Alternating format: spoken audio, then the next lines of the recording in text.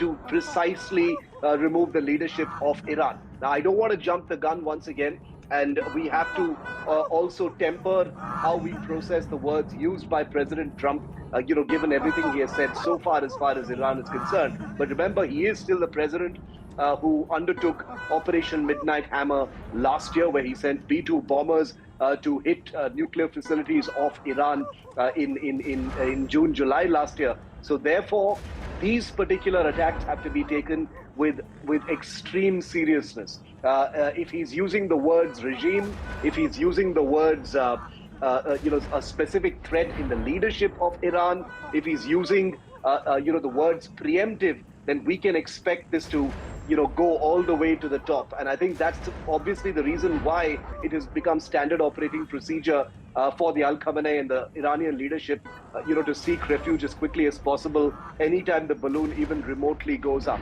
What we are looking at right now playing out in Iran is still in the early stages. I want to still exercise caution as to where this is going. But if Trump and Netanyahu have basically decided that this is the window and opportunity, let's listen to President Trump. The United States military began major combat operations in Iran. Our objective is to defend the American people by eliminating imminent threats from the Iranian regime, a vicious group of very hard, terrible people. Its menacing activities directly endanger the United States, our troops, our bases overseas, and our allies throughout the world.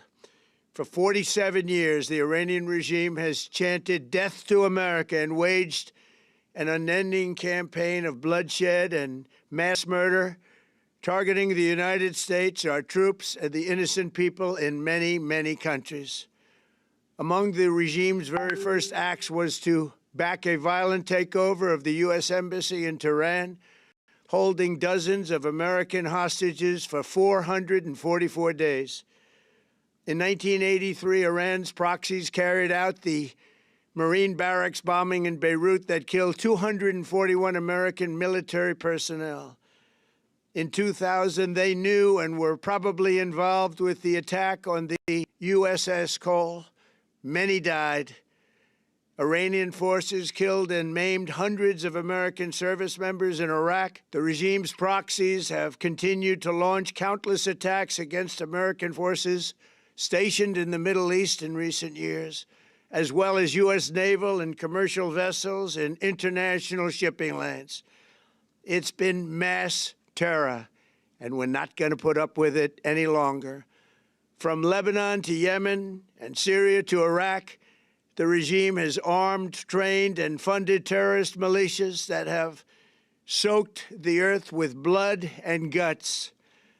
And it was Iran's proxy, Hamas, that launched the monstrous October 7th attacks on Israel, slaughtering more than 1,000 innocent people, including 46 Americans, while taking 12 of our citizens hostage. It was brutal, something like the world has never seen before. Iran is the world's #1 state sponsor of terror and just recently killed tens of thousands of its own citizens on the street as they protested. It has always been the policy of the United States, in particular, my administration, that this terrorist regime can never have a nuclear weapon. I'll say it again, they can never have a nuclear weapon. That is why in Operation Midnight Hammer last June, we obliterated the regime's nuclear program at Fordow, Natanz, and Isfahan. After that attack, we warned them never to resume their malicious pursuit of nuclear weapons, and we sought repeatedly to make a deal. We tried. They wanted to do it. They didn't want to do it. Again, they wanted to do it. They didn't want to do it. They didn't know what was happening. They just wanted to practice evil. But Iran refused, just as it has for decades and decades. They've rejected every opportunity to renounce their nuclear ambitions, and we can't take it anymore. Instead, they attempted to rebuild their nuclear program and to continue developing long-range missiles that can now threaten our very good friends and allies in Europe, our troops stationed overseas, and could soon reach the American homeland. Just imagine how emboldened this regime would be if they ever had and actually were armed with nuclear weapons as a means to deliver their message. For these reasons, the United States military is undertaking a massive and ongoing operation to prevent this very wicked, radical dictatorship from threatening America and our core national security interests. We are going to destroy their missiles and raise their missile industry to the ground. It will be totally, again, obliterated. We're going to annihilate their Navy. We're going to ensure that the region's terrorist proxies can no longer destabilize the region or the world and attack our forces and no longer use their IEDs or roadside bombs, as they are sometimes called, to so gravely wound and kill thousands and thousands of people, including many Americans. And we will ensure that Iran does not obtain a nuclear weapon. It's a very simple message. They will never have a nuclear weapon. This regime will soon learn that no one should challenge the strength and might of the United States Armed Forces. I built and rebuilt our military in my first administration, and there is no military on earth even close to its power, strength, or sophistication. My administration has taken every possible step to minimize the risk to U.S. personnel in the region. Even so, and I do not make this statement lightly, the Iranian regime seeks to kill. The lives of courageous American heroes may be lost, and we may have casualties. That often happens in war. But we're doing this not for now. We're doing this for the future, and it is a noble mission. We pray for every service member as they selflessly risk their lives to ensure that Americans and our children will never be threatened by a nuclear-armed Iran. We ask God to protect all of our heroes in harm's way, and we trust that, with his help, the men and women of the armed forces will prevail. We have the greatest in the world, and they will prevail. To the members of the Islamic Revolutionary Guard, the armed forces, and all of the police, I say tonight that you must lay down your weapons and have complete immunity, or, in the alternative, face certain death. So, lay down your arms. You will be treated fairly with total immunity, or you will face certain death. Finally, to the great, proud people of Iran, I say tonight that the hour of your freedom is at hand. Stay sheltered. Don't leave your home. It's very dangerous outside. Bombs will be dropping everywhere. When we are finished, take over your government. It will be yours to take. This will be probably your only chance for generations. For many years, you have asked for America's help, but you never got it. No president was willing to do what I am willing to do tonight. Now you have a president who is giving you what you want. So let's see how you respond. America is backing you with overwhelming strength and devastating force. Now is the time to seize control of your destiny and to unleash the prosperous and glorious future that is close within your reach. This is the moment for action. Do not let it pass. May God bless the brave men and women of America's armed forces. May God bless the United States of America. May God bless you all. Thank you. From American President Donald Trump, even as these strikes have been launched on Iran by America and Israel together, very clearly saying, Gauri, that for the people of Iran, this moment of reckoning is here. This is your chance to seize your freedom. We are striking at the Iranian regime. Maral Golampur, correspondent of NDTV, is live with us from Tehran, the entire NDTV team. But let's just dissect what has been said. Just hold on for half a second, because I think what I'd like to just repeat for our viewers for half a second is the key message of Donald Trump over there was right at the end. He stole the Iranian Revolutionary Guard. Immunity or death, lay down your arms right now, number one. Number two, to the people of Iran, take over your government.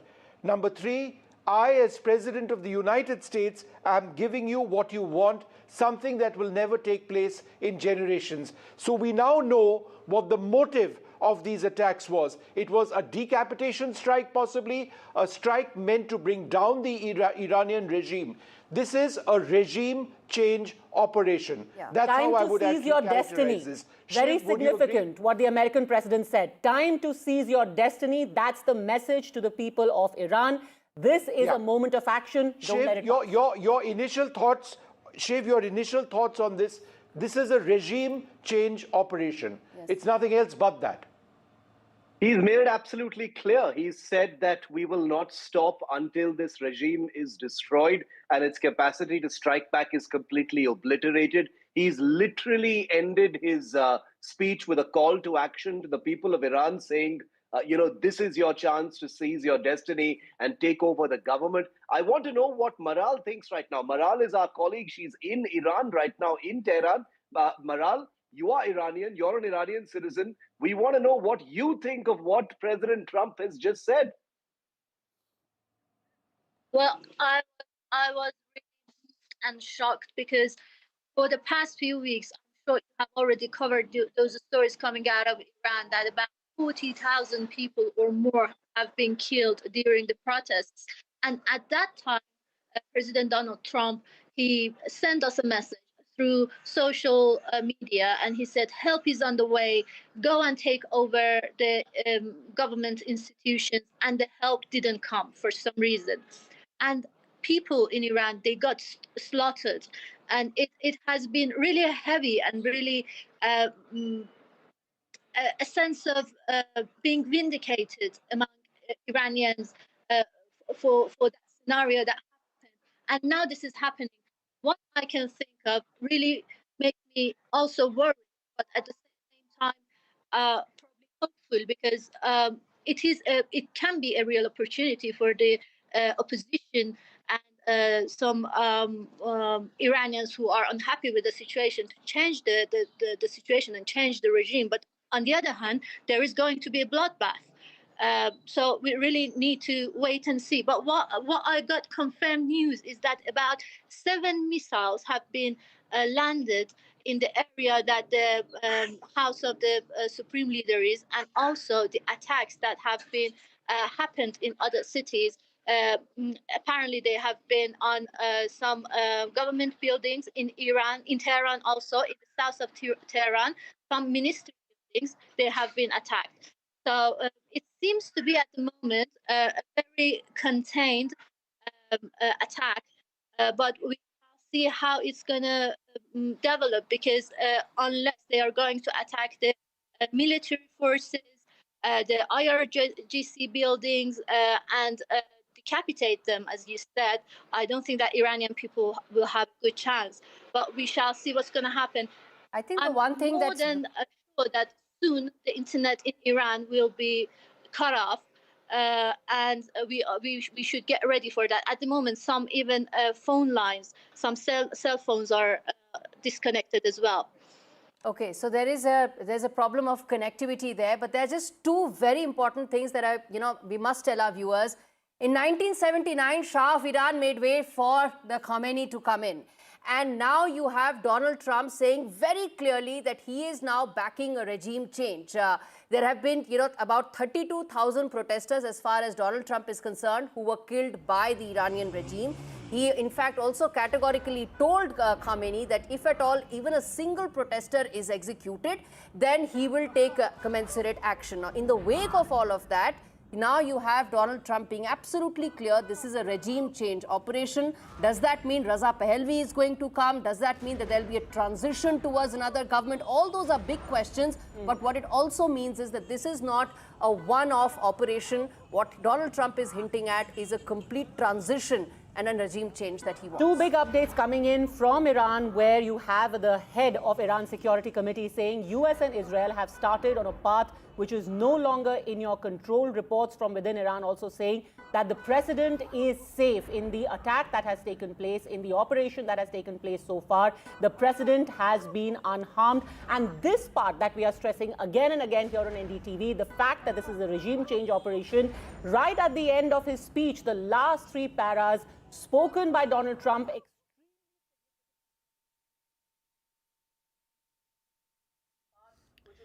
Okay, so if you're just tuning in, we are now live coverage of the Iran and United States attack, or Israel and Iran attack, Israel and United States attack.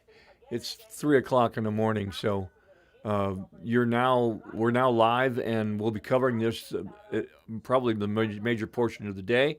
Don't forget tonight at 8 p.m. Eastern Standard Time. We will be live with our Birth Pains Report with Matthew Miller of Maranatha Ministries. That they can push for regime change, then it comes despite any observable movement by American ground forces. They believe that airstrikes alone, possibly decapitation strikes, can result in a regime change. This by itself is, gives you an idea of their thinking. But this is a high stakes and a very dangerous move. Never in military history, to the best of my understanding, has something as large as this sort of decapitation strike taken place by the use of air power alone. No boots on the ground, just air power. That becomes extremely, extremely complicated. Padmaja. In fact, there is more reactions coming in. The exiled Iranian Raza Pahlavi, who Gauri was just talking about, Gauri, has also now reacted, saying that Iranians should take their country back. My dear compatriots, moments of destiny lie ahead of us. The aid that the President of the United States promised to the brave people of Iran has now arrived. This is a humanitarian intervention, and it's... When it comes to travel, you're a winner. That's why when you sit behind a crying baby, it stops being such a baby. And that's why you rent with National, where you can choose a car and go. Multi-pronged, basically call to the people of Iran that this is your moment. You are getting the assistance of the people of the United States, the government of the United States, and Israel. Seize the moment. Indeed, that is what it's now going to be. It also means that, you're talking about a politico-military operation. That is what it is. The military aspect, as Vishnu was clearly pointing out, how it can pan out.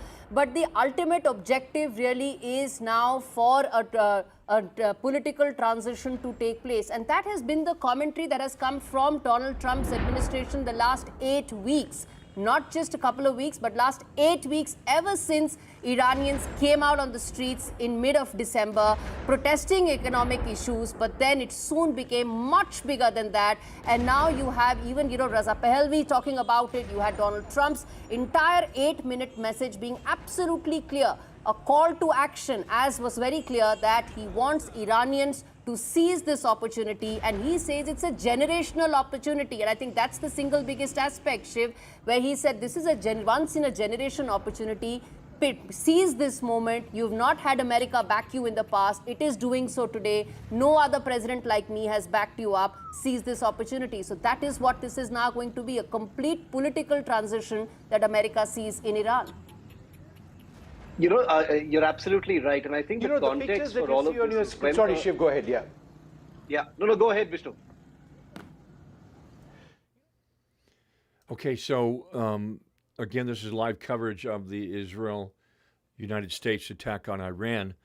One of the things we'll be covering tonight on our live stream with the Birth Pains Report at 8 p.m. It'll be live right here on YouTube and also live on our Facebook page, is the planetary alignments, the parade of planetary alignments, which begins today. It started about 2 o'clock this morning. And as if you get up, you hear Eastern Standard Time. If you get up this morning about 7 or 8 o'clock, before sunrise, and look towards the it'll be towards the west.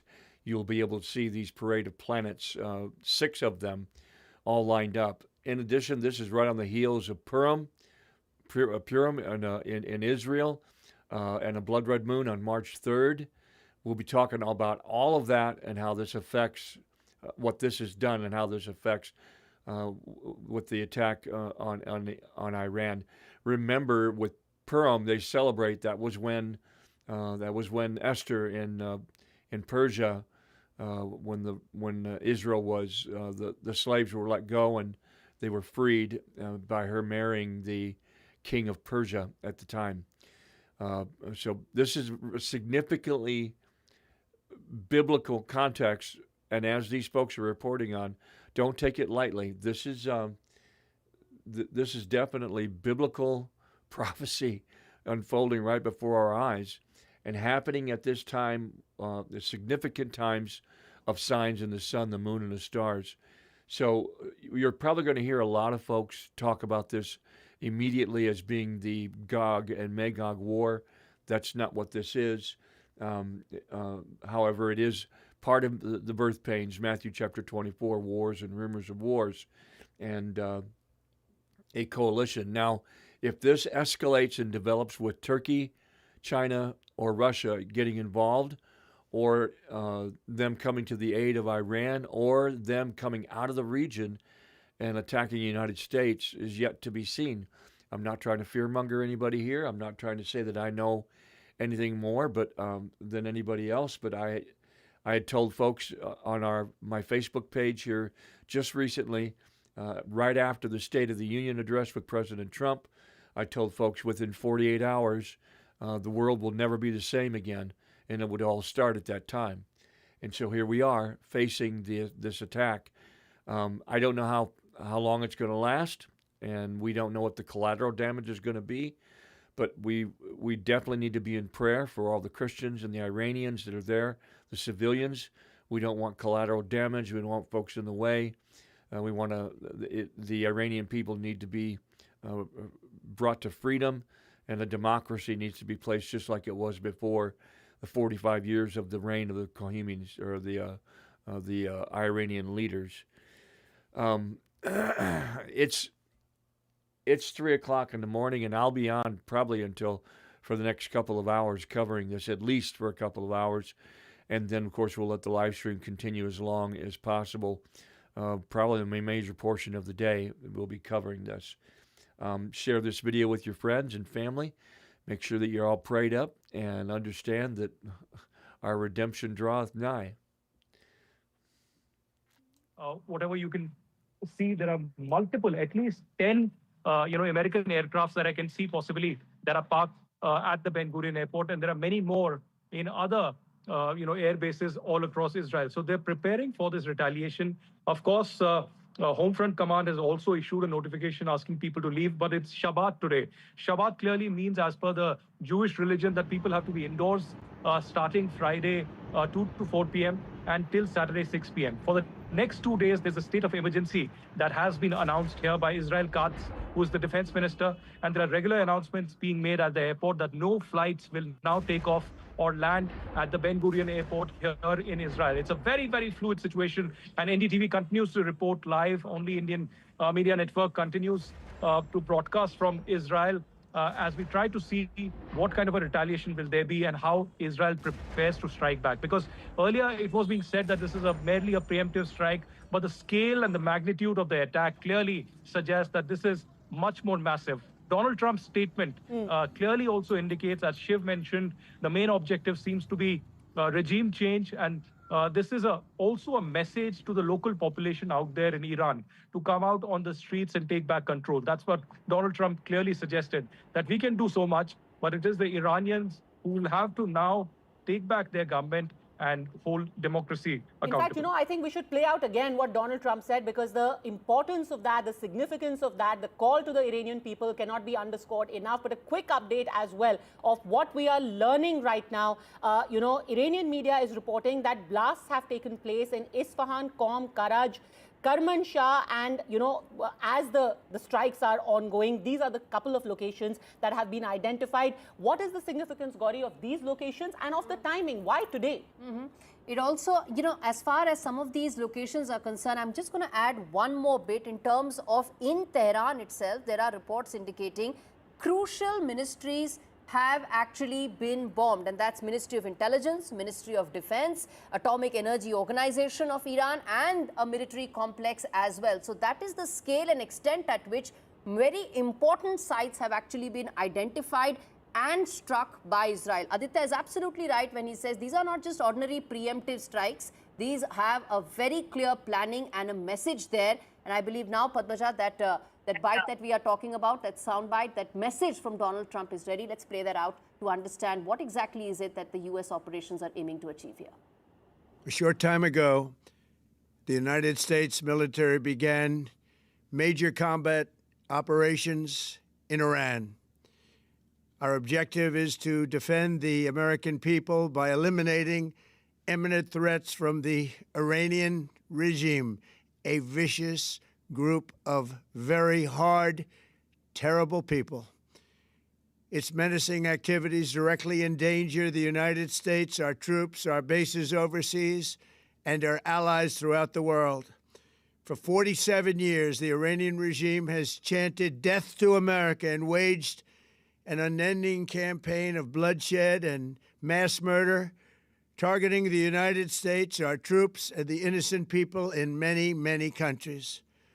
Among the regime's very first acts was to back a violent takeover of the U.S. Embassy in Tehran, holding dozens of American hostages for 444 days.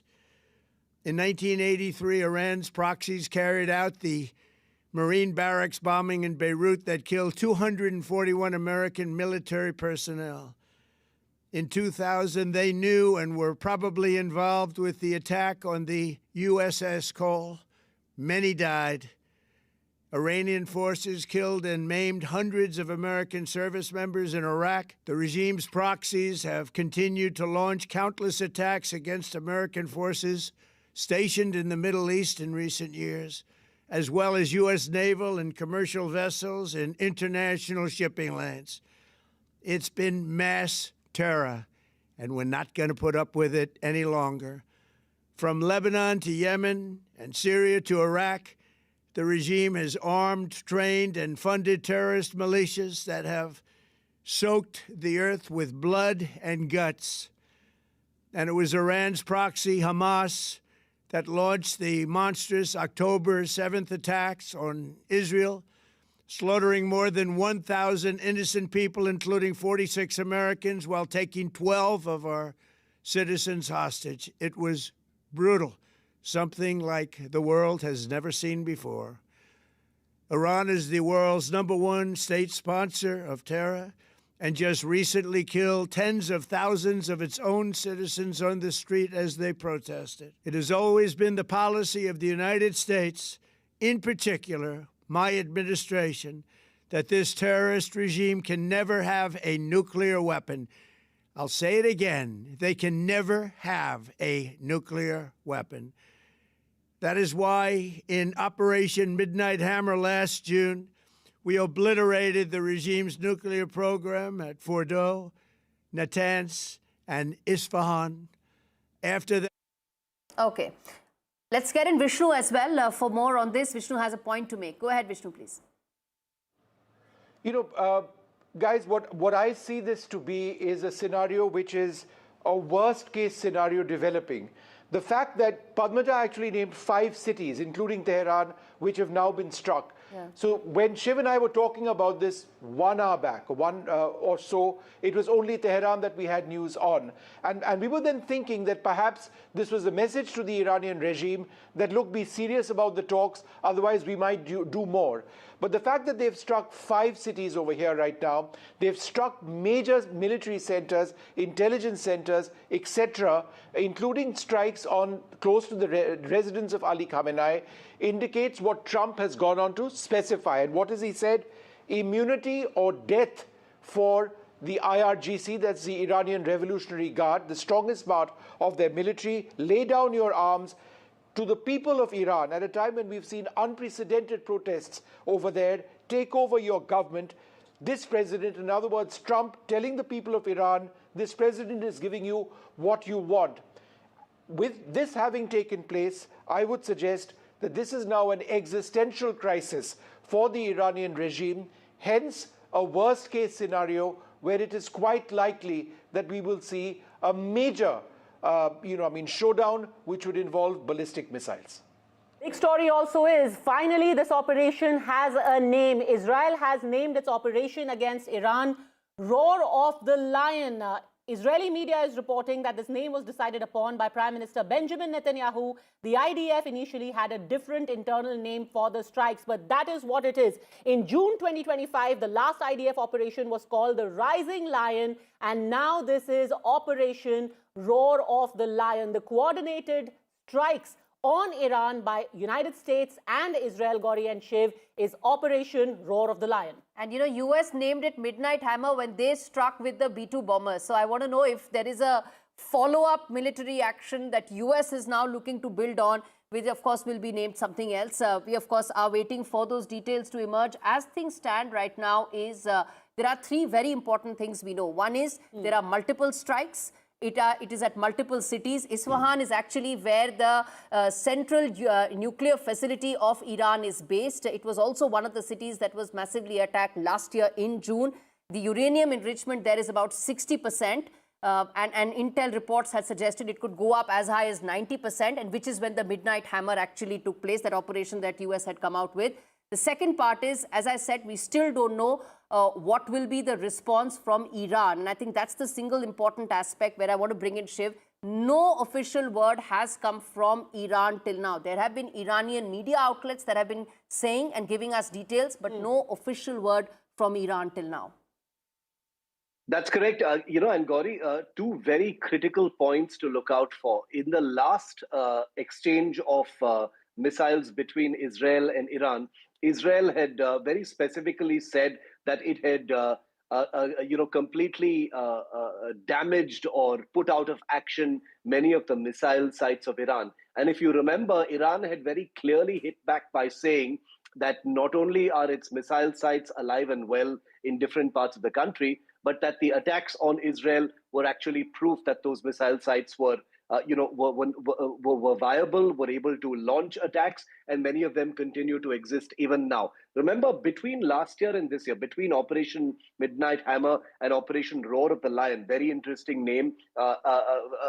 I'm not surprised at all that it was Benjamin Netanyahu that's come out with his name. That's totally in keeping with the kind of imagery that he wants for Israel's combat operations. This is something that remains to be seen as to how Iran actually plans to hit back. Okay, so we're going to cover.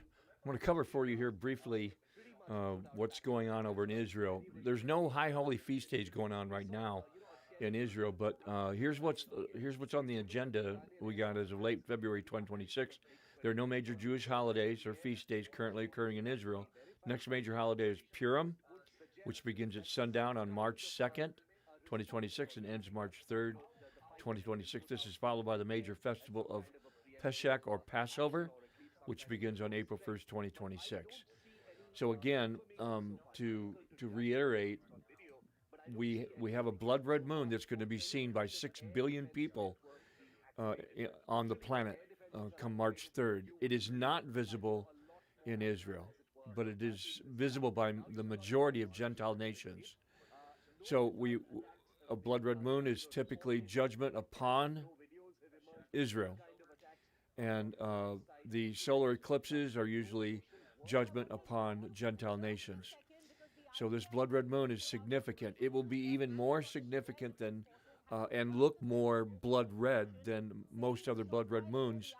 Recently, there has been a volcano that's been erupting back in 2022, and it pushed so much ash and high water content up into the atmosphere that's still floating around above our atmosphere and or in our atmosphere. And so it's going to give the blood red moon a much more darker red color. So be watching for that.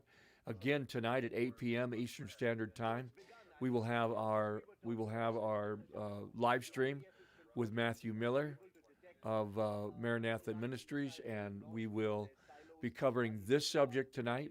We'll be also covering birth pains, also be covering the recent things that have been taking place with this with this lunar eclipse that's coming, the blood red moon.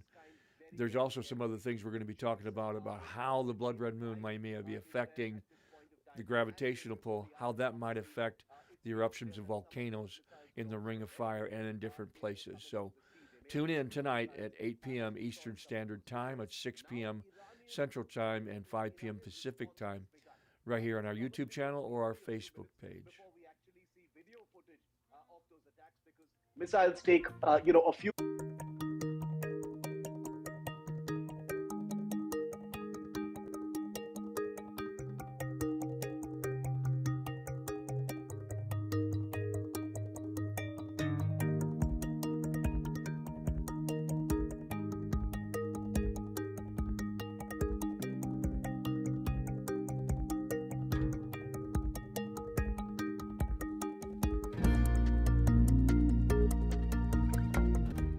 This is going to be an escalation of the kind that will be even more than what we saw the last time. And the fact that this is existential, as Vishnu pointed out, that this is about regime change, it's about decapitation, Trump leaving nothing to the imagination as far as what he wants as the outcome of this operation, means that this is a very cornered and wounded Iran that has just begun its response. So two things I want to ask, and which is what our viewers should before also that, I want know. to give a quick update. A couple of things that we are getting to know from Iran, and largely, like you said, attributed to the media there, because officially there has been no reaction so far. Again, they have reiterated that the president and the Khamenei are both in perfect health. They are in full health. The president was targeted in strikes. The ceremonial home of the Ayatollah was also targeted, but he was not there at that time. So he is safe. He has been whisked away. He is probably underground. That's point number one. The second, the US Embassy in Bahrain has issued a shelter-in-place order for all of its personnel. Missile fire detected from Iran.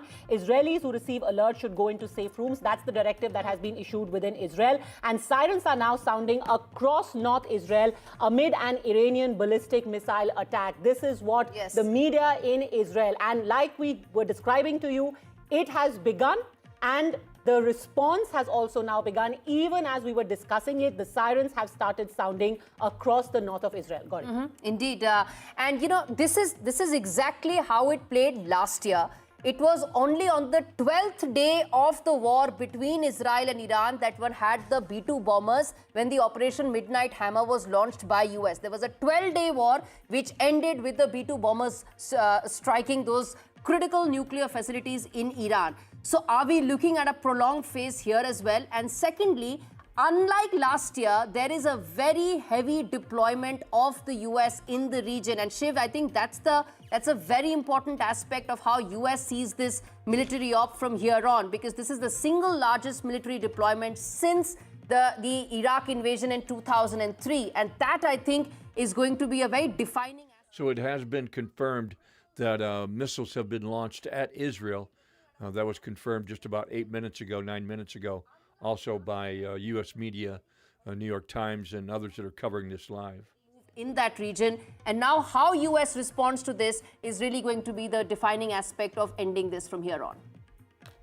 Gauri, we have to be very clear about one thing. One single carrier battle group is more than sufficient. It carries more than enough firepower, and weapons, including weapons of mass destruction, to completely obliterate large parts of Iran. So we've got the Trump administration sending 2 carrier battle groups, including the Gerald Ford carrier battle group, one in the Mediterranean and one in the Persian Gulf at this point of time, which means you have Iran facing American carrier battle groups, which are the sort of the pinnacle of military projection and strength of American power, on 2 flanks of Iran as we speak. And what this basically means is, and I can, I'm willing to put my money where my mouth is, Gauri and Padmaja, and say that at least some of the strikes that we've seen, captured in these videos in Tehran and elsewhere, some of these strikes have to have been cruise missiles from one of these carrier battle groups. They couldn't have only been from Israel. They must have been some from the carrier battle groups as well. That's the reason why you've seen Trump weighing in and sort of taking ownership of Operation Roar of the Lion so wholly. But I think at this point of time, the retaliation is going to be the key area of focus. Okay. Remember that, and we'll have a map on our screens in just a short while. Vedika is going to be plugging in a bit as well. There is no shortage of American military asset power in this region. Should the balloon go up even further, should things escalate even further, and it's very unlikely that they will beyond a point, because Iran has a large conventional military, but even its reserves are going to be difficult to actually assess at this point of time. America has Iran completely surrounded, whether it is Qatar, whether it is Bahrain, whether it is Kuwait, whether it is Iraq itself, whether it is allied units within Syria, whether it is obviously in Israel, whether it is the Persian Gulf, the Mediterranean, Central Europe. Iran is completely surrounded. And remember, the Trump administration has also got friendly accommodation from Pakistan, which is a large neighbor of Iran. So don't miss that piece in what kind of combat we're about to see in case it comes to that point. All right, let me also bring in Anjana Shankar, who joins us live from Abu Dhabi. Anjana, how long do you see this going on now that we are already seeing a response from Iran? The latest that we are hearing is that missile fire has been detected, at least in the north of Israel. Thank you for having me. See, this is something which we have been expecting for weeks, if not months, and the military build-up, the threat, the diplomatic talks on one side.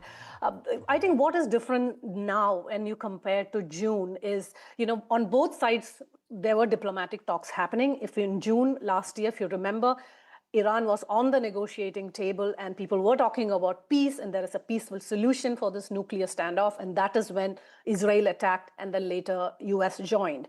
And I think it is the same playbook that is happening now. The third round of negotiations got over. And for this time, yesterday, the Oman foreign minister, he spoke on CBS News and said, now there is light at the end of the tunnel. That's what everybody was hoping. But I think what is different now and which we have to look out for why this is a very dangerous confrontation at this time is both sides got enough time to prepare for a long, sustained conflict. As Shiv said, we've seen that in the last few weeks how the US built up an armada of fighter jets and carrier ships were already trigger ready. But Trump kept talking about, I want a peace, this is what I prefer. Anjana, just stay with me for a quick moment. I apologize for interrupting you. I have a piece of breaking information coming in. Group Captain Augustine Vinod, an Indian Air Force veteran who was in the air nearby when flights began being diverted from Iranian and Israeli airspace, is live with me right now. Group Captain Vinod, tell us what happened. You're saying you were in the air nearby when these diversions began taking place. What did you see? What happened? At exactly 0637 UTC is when the closure NOTAM was issued. And I'm sure that the NOTAM is right now live on the websites of the Indian NOTAM website as well. The closure happened extremely suddenly, and aeroplanes which were transiting from west to east, especially from east to west, transiting over Iranian airspace were asked to go via Afghanistan and go north hook. If not, then probably land at the closest base. So some of them diverted, and some of them who didn't have adequate fuel probably had to either land in Pakistan or in India. But that said, a couple of points quickly, taking a leaf, Shiv, from what you said. The long drawn-out war possibility looks like a remote possibility. What is of importance for us to understand is this 90% enrichment, did it reach 100% A? B, with the kind of delivery mechanism which adequately demonstrated by Iran, if any one small, including tactical nuclear weapon, flies towards Israel, Israel is done for good for a long time to come, and I hope that doesn't happen. But fact still remains, conventional attack is like extremely, extremely likely. And like you said, from the carrier battle group, for the sake of viewers, I'm saying a carrier battle group is the carrier-borne ship as well as the 20 to 30 to 40 ships go together, like a pack. In that pack, you have a couple of, this is the first time, the couple of guided weapon frigates were also included. Earlier in the carrier battle group, you didn't note, post-Second Gulf War, there was no guided weapon munition frigates included in the CBG. This time there were two guided weapon frigates included, and those were the ones, in my opinion, fired the first shot. The ones across Hormuz, and I've written about it also. Hormuz holds a very important gateway, and if you notice, no U.S. ship is entering Hormuz except a submarine which is going to Bahrain. So Hormuz, securing Hormuz, Strait of Hormuz becomes absolutely important for any further. I'm going to come back to you, Group Captain Vinod. Once you've, once you're in a place where you can join us live, I'm going to patch you back in. But I just want to remind our viewers, and we've got, the country's finest conflict reporting team live here, both in Israel. Aditya is on the ground there. In Iran, we have Maral, my colleague, who's live with me from Iran, with the only network that is reporting live from both Israel and Iran at this point of time. Very experienced war reporters and conflict crew in the studio. Myself, Vishnu, Padmaja, Vedika, and Gauri are fronting this story. And I promise you that we will bring you only authentic information. There are sirens blaring in Haifa. That's the image you see on the bottom half of your screen right now. The other half is what's happening in Israel. Netanyahu, the Prime Minister of Israel, has just issued his first statement on Operation Roar of the Lion and has confirmed what NDTV told you first, that this is a joint operation, a joint offensive strike by both Israel and the United States. That had become pretty much clear once Trump had spoken. But Operation Roar of the Lion in full force. Listen into these pictures coming in from Haifa in Israel.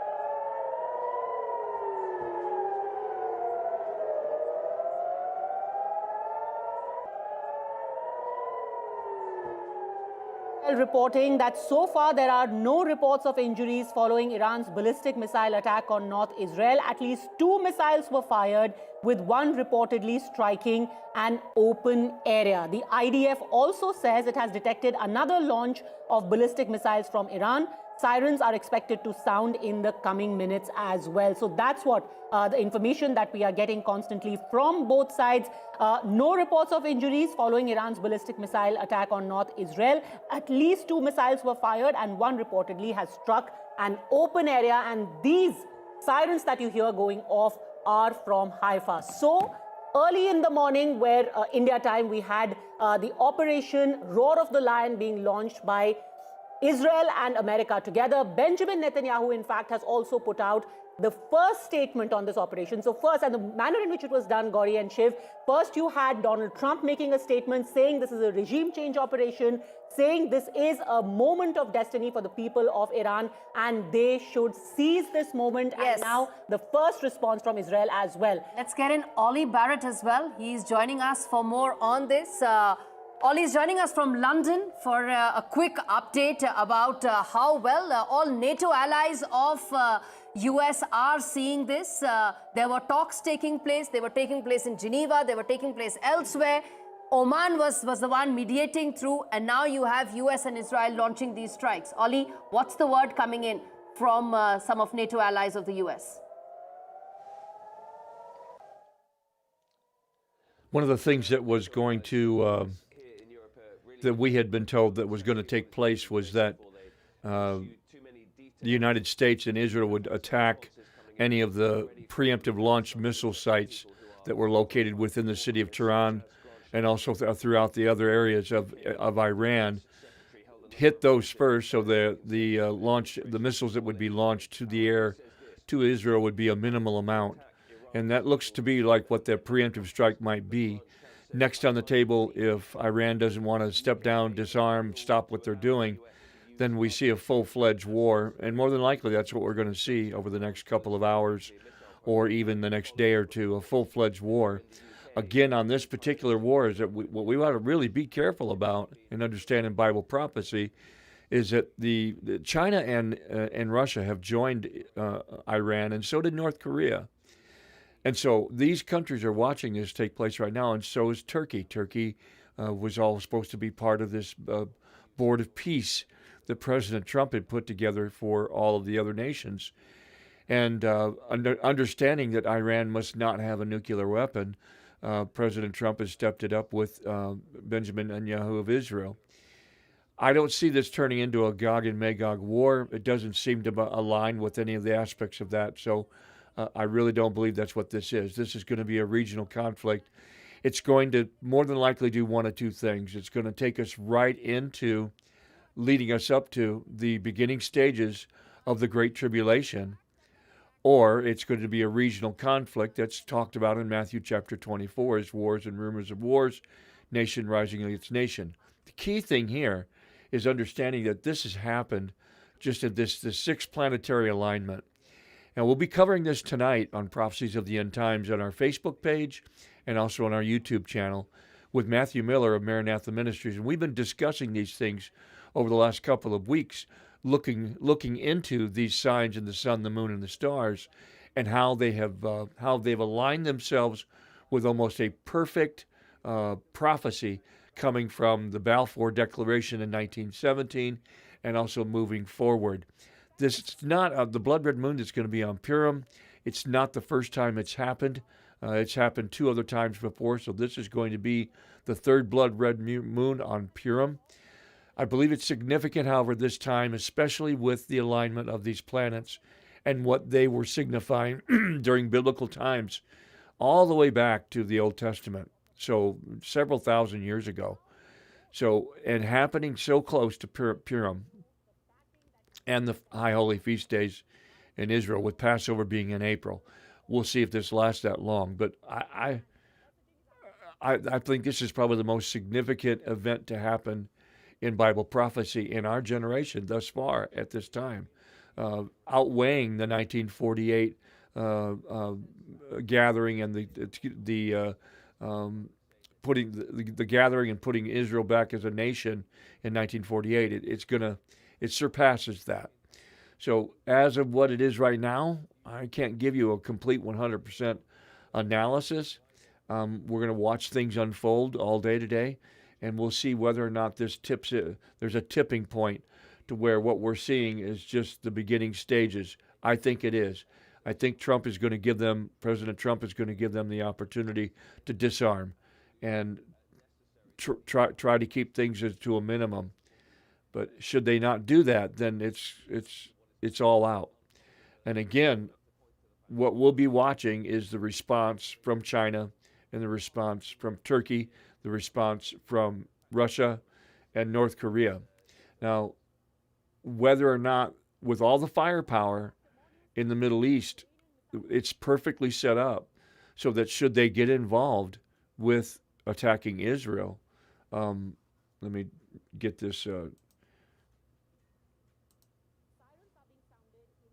Should they be involved with attacking Israel, we have 60% of our assets right now in the Middle East.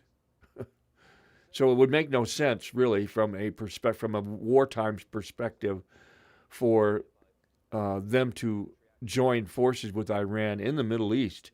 It would make more sense for China or Russia to come to the United States and the shores of our country to attack our military installations here. So I'm not trying to fear-mongering. I'm not trying to say that I know anything up and beyond biblical aspects of this, but I have had a gut feeling this was going to take place. Everybody knew it was coming on. we've been watching in prophecy corners and speaking amongst ourselves as Bible students, waiting for this to happen. And it didn't, for a while, it didn't look like President Trump was going to go through with it. After the State of the Union address, it was almost confirmed that it would happen. And so that was Tuesday. Here we are Saturday morning. So several days, 3-4 days have passed, and here we are with it taking place. So once again, I can't emphasize enough. Tune in tonight, 8 p.m. Eastern Standard Time, right here on our Prophecies of the End Times YouTube channel, and then our Facebook page at facebook.com/Prophecies of the End Times. If you would like to participate in commenting, we share your comments on screen. If you have any questions, we answer your questions live on live stream too. Let's listen to Benjamin Netanyahu here. ועשרות אלפי טילים שנועדו, כפי שהוא הגדיר את זה, למחוק את ישראל ממפת העולם. הוא חימש גם את שלוחות הטרור סביבנו, בעזה, בלבנון, בסוריה, בעיראק, בתימן, ביהודה ושומרון. והוא הקיז את דמנו. אבל אם מישהו היה צריך הוכחה נוספת, לגבי טבעו הרצחני של משטר... Basically, it's the first statement from Benjamin Netanyahu where he said, my brothers and sisters, citizens of Israel, just an hour ago, Israel and the USA launched an operation to remove the existential threat posed by the terror regime in Iran. I thank our great friend, President Donald Trump, for his historic leadership. For 47 years, the Ayatollah regime has been shouting, death to Israel, death to America. It has spilled our blood, murdered many Americans, and massacred its own people. This murderous terror regime must not be armed with nuclear weapons that would allow it to threaten all humanity. He then goes on to say, our joint action will create the conditions for the brave people of Iran to take their fate into their own hands. The time has come for all parts of the Iranian people to cast off the yoke of tyranny and bring about a free and peace-loving Iran. That is the statement which has been released now by the office of Benjamin Netanyahu. The leader of opposition had spoken in the morning that all of Israel stands as one in the face of aggression by Iran. What's happening right now? In Tel Aviv, let's go straight across, in fact, to the report sent by the only journalist from India on the ground currently in Israel, Aditya Rajkot. Well, yes, the Ben Gurion airport has been completely shut. The security is asking people to leave immediately. Air India has also cancelled their flight now. And it's important to mention here that the Air India aircraft is stranded now at the Tel Aviv's Ben Gurion airport. So whatever imminent strike will happen first perhaps near the Ben Gurion airport, because that's where the important and strategic American and Israeli aircrafts are parked, apart from other locations where there are, iron domes and other, important equipment that have been kept. There are iron dome batteries in different locations all across. But here, there is a crisis that is unfolding. People are almost, the entire population is indoors right now. There's nobody on the roads here in Israel. They're possibly looking at a strike from Israel in the next 2 to 3 hours, from Iran in the next 2 to 3 hours. All right, so the situation is fast developing. Iran has now fired missiles at north and central Israel. Israelis in the area have been told to go to safe rooms. Trump has already declared major combat against Iran, and the ultimate goal is to topple the current regime there. Ollie continues to be live with us from London. Help us understand, how do you step back from something like this? Clearly now the time for diplomacy, for any kind of negotiation, is over. Again, entreaties are being made to the people of Iran to throw away the current regime. What if that doesn't happen? What if there isn't a spontaneous civilian uprising? Ollie.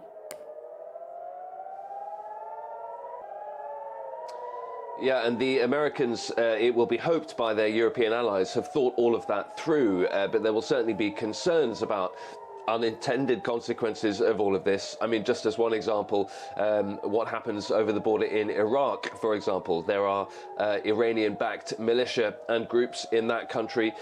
What will we see in terms of regional overspill? That will certainly be one of the real concerns for allies of the United States at this point, but also European countries, of course, have citizens in the region that they will be very worried about. They will be having to advise on an almost hourly basis in the hours and potentially days to come, because it is all so unpredictable exactly what happens inside Iran, but also exactly what happens in the countries that surround it and in the wider region.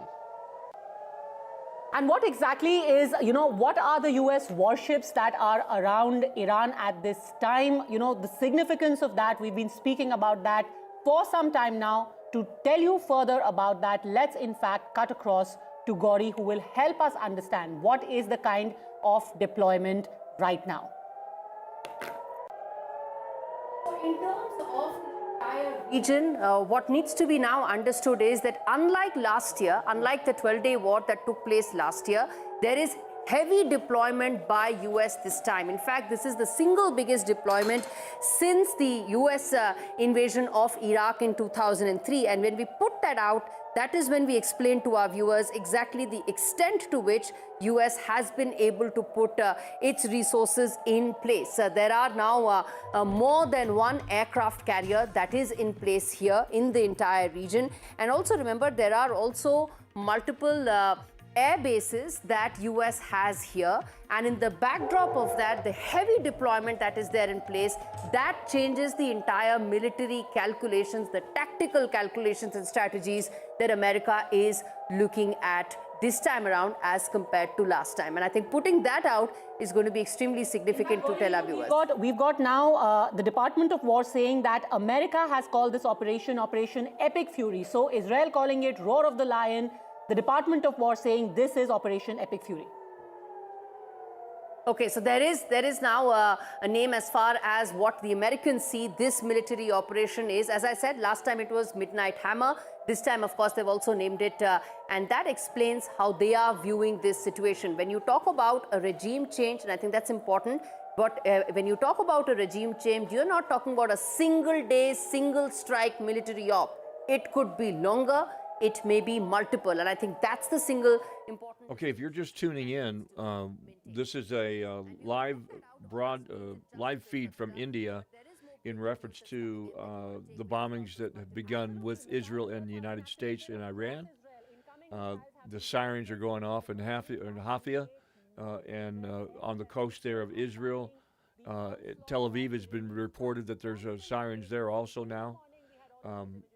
All major news outlets are finally covering this. We came on roughly about an hour ago with live streaming this. The Lord woke me up out of bed and said, "You better check and see what's going on," and here we are with it. So it looks very serious, folks. This is. I'm not here to fearmonger you, and I'm not here to proclaim anything outside of what we know. This is definitely not the beginning stages of Gog and Magog. We do know that Iran will be involved in an attack with Israel with that. So will Turkey. So will Russia. Perhaps China too. And that leads into the Battle of Armageddon, typically happening during the book of Revelation. However, leading into all of this is going to be wars and rumors of wars that Jesus spoke of in Matthew chapter 24. So we're way into the birth pains and way into seeing things take place in a future event. The significance of all this is what's going to be discussed this evening when we go live at 8 p.m. Eastern Standard Time, 6 p.m. Central Standard Time, and 5 p.m. Pacific on our Facebook page and also right here on our YouTube channel. We're going to discuss two things: the blood red moon that's happening on Purim. This is the third one, and then that's happened on Purim, and the significance of that with what's going on now, and the planetary parade of planetary alignments, which is occurring as of we speak, started today on the 28th. It's 3:40 a.m., and it will extend all throughout the day and tonight. So right now, wherever you're at, starting right around 7:30 in the morning, If you get out before the sun rises and you look towards the west, you'll be able to see this parade of planets. There's 6 separate planets that are all aligned. We're going to cover not astrological, but astronomy and biblical history of when these things have taken place and what it meant back then, and what we can expect on how history and God's double portion is poured out on our generation now. So as Bible prophecy unfolds, we're going to stay right on top of it. Make sure you subscribe to our channel and tune in to our Facebook page, and follow our Facebook page along with that also, so that we can give you up-to-date information, and you can be on top of it with us. Tonight you'll be able to comment on any of the information that we've got. You'll be able to comment through Facebook and also through YouTube. All right, let's go back to this broadcast.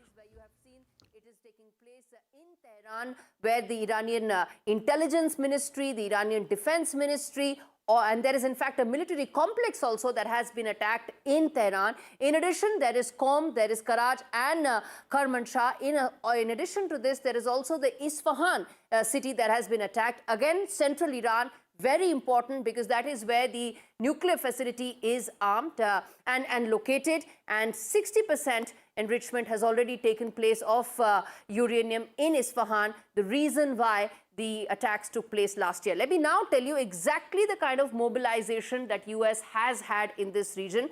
Middle East is a place where US does have very large presence. Whether you take the Fifth Fleet in Bahrain, whether you take Qatar Air Base, it has a very large presence. In addition to that, Donald Trump has actually mobilized massive amount of additional resources. So if it were to look at cornering Iran, then from the Mediterranean Sea, there is the Gerald Ford, that is the aircraft carrier that has been mobilized. In addition, there is the Roosevelt, and then there is Durban Black as well coming in from the Red Sea. On the other end, from the Persian Gulf, there is USS McFaul, and the other aircraft carrier, that's Abraham Lincoln, that is going to be all the way from Arabian Sea. So if you were to talk about the military might, the mobilization as far as America is concerned, they actually have Iran covered from several areas. Do not forget, you have Frank Peterson and Michael Murphy as well coming in from Arabian Sea. So Arabian Sea, Persian Gulf, Mediterranean Sea, all the way till Red Sea. So if US were to look at complete mobilization, I think this is the picture that it emerges. This is the armada that we were speaking of that on previous broadcasts that Matthew Miller and I of Maranatha Ministries were talking about. This is the armada. It was a huge buildup prior to, and I mean, just based on what we saw in reference to all of that happening ahead of time, it was common sense what was going to happen. President Trump was flexing his muscles, but we had discussed between ourselves, between Matthew and I, that Iran wasn't going to agree. They would never agree to reducing their nuclear weaponry program. So as I spoke about earlier, we're seeing the United States attack several facilities where they can launch their missiles. They want to take that capability away first, and then from there move forward on the ground as far as what else they're going to take. If they can remove those missiles and they don't have a minimal amount of missiles, I can foresee intelligence trying to find where Khomeini is, and perhaps more than likely trying to take him out, where another Venezuela type of attack on the leadership. Open source intelligence at this point of time that Israeli air defenses have been able to knock out Iranian missiles in 3 places. There are 2 places where Iranian missiles have hit in some open areas, which is very much like the last time. Remember, the last time missiles were exchanged, Iran had said that it was deliberately firing missiles into open areas so as not to cause civilian casualties. But at that time, as things escalated, Israeli cities were also hit, and there were some casualties there. At this point of time, the imbalance as far as military power is going to be hugely stark. It's not even worth comparing, because Iran, while it does have a reasonably good conventional capability in terms of missiles, in terms of long-range rockets, also drones and loitering munitions, Padmaja, it is no match against Israel alone, and it is most definitely no match against Israel supported by the United States which it always is. And if you've got two carrier battle groups, and let me just describe a carrier battle group. A carrier battle group is an aircraft carrier which itself has, a fleet of F-18 fighter aircraft, F-35 fighter aircraft, which are capable of launching long-range missiles. These carrier battle groups also have ships which have cruise missiles and long-range weapons. So you've got floating airfields, you've got the Israeli military, you've got cruise missiles, you've got submarines in the Mediterranean as well as the Persian Gulf, armed with long-range Tomahawk cruise missiles, which have been used in the past. So Iran, if Iran is going toe-to-toe with both these countries as far as a military confrontation is concerned, it will come very, very quickly to an end. Iran, remember, does not have nuclear weapons, and that's what this entire issue has been sort of pinned upon, that Israel cannot allow Iran to have nuclear weapons. But at this Now, this all stems on whether or not China and Russia and North Korea would interfere with this, or they would join forces, and especially Turkey. Turkey has already vowed its hatred towards Israel and will be a major key player in the Gog and Magog war. And so will, of course, China, Russia, and perhaps North Korea. But it does remain to be seen as to whether or not Iran will even attempt to try to fight back, because the firepower that's there with Israel and the United States combined, they're toast. Political reactions to what is happening even as we speak have started. The Congress party is saying Modi's friend Benjamin Netanyahu has launched an attack on India's old friend Iran. This comes barely 2 days after Modi returned, after all the grandstanding about stopping the Russia-Ukraine war. Why did Modi not use his Israel trip to de-escalate tensions between Israel and Iran? Or worse, does he endorse this war? Jairam Ramesh also saying 2 days after Mr. Modi celebrated his visit to Israel, Israel and the US have begun their joint assault on Iran. This was fully expected given their military buildup in the last few months. Mr. Modi chose to go to Israel. Very, very hot button issue, by the way, because if you remember, even as the build-up, Gauri, was taking place, there was a lot of reservation expressed about India taking a stand, or seemingly taking a stand, by the Prime Minister. So it looks like there might have been reports of here on the NTDV report that it looks like there might have been a possible attack against U.S. naval base. And it's saying that the Houthis warned of fresh Red Sea attacks too. So the proxies of Iran, Houthis, Hezbollah, Hamas, all those may be called up to arms with troops on the ground in Israel to fight there. So, and then to attack any of the attempt to attack any of the ships that are in that area that are on the left-hand side, which would be in close to the area off the shores of Iraq. If I seem a little slow, folks, it's almost 4 o'clock in the morning, so please forgive me. Again, make sure you tune in tonight at 8 p.m. Eastern Standard Time, 6 p.m. Central Time for our Birth Pains Report with Matthew Miller of Maranatha Ministries. Escalate. Marab. Yes. Fortunately for now, we don't hear any more explosions. It's not really clear if those explosions were just some limited attacks on particular buildings and organizations, or if they're going to expand to more areas in the coming hours. But we are basically ready for everything and anything. It's really difficult to say what's going to happen next for the Iranian people, but we've been preparing for this day for at least past few weeks. Everyone has been gathering foods and necessary items to keep them for at least a week or 2 weeks of war in the case it's going to happen. But now that the attacks have started in the bright daylight, we're just waiting to see if it's going to expand more, or we can just continue our daily lives. But unfortunately, I haven't found time to just go on the news and check the news yet. You guys over there probably have the better sense of everything happening, because everything just happened very quickly. I was just at the market. I saw a jet passing through the sky, and everyone was looking at the sky, not really shocked because we somehow were prepared for it, but everyone is waiting to see where the bomb's gonna land, when it's gonna hit. At the moment, currently, we don't really have the news about the exact location or the name of the buildings, but the idea is that, as they have previously mentioned, it is going to be probably locations related to IRGC, to the Basij, probably to the heads of the state, the formal state, which we call Pasteur Street. Pasteur Street is where the house. Well, actually, I was just checking to see if I can show you the explosion from my rooftop, but unfortunately, you cannot see it from here. I'm located in the north of Tehran. But what's happening? People right now in Tehran are evacuating the buildings and locations that are close to IRGC buildings and also government buildings.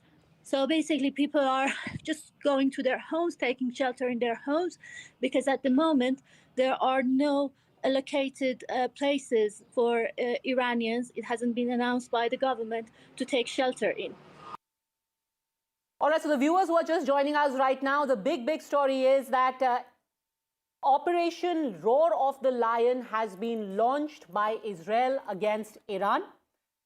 The idea is very simple. You have a regime change operation underway. It has been made amply clear by the President of the United States.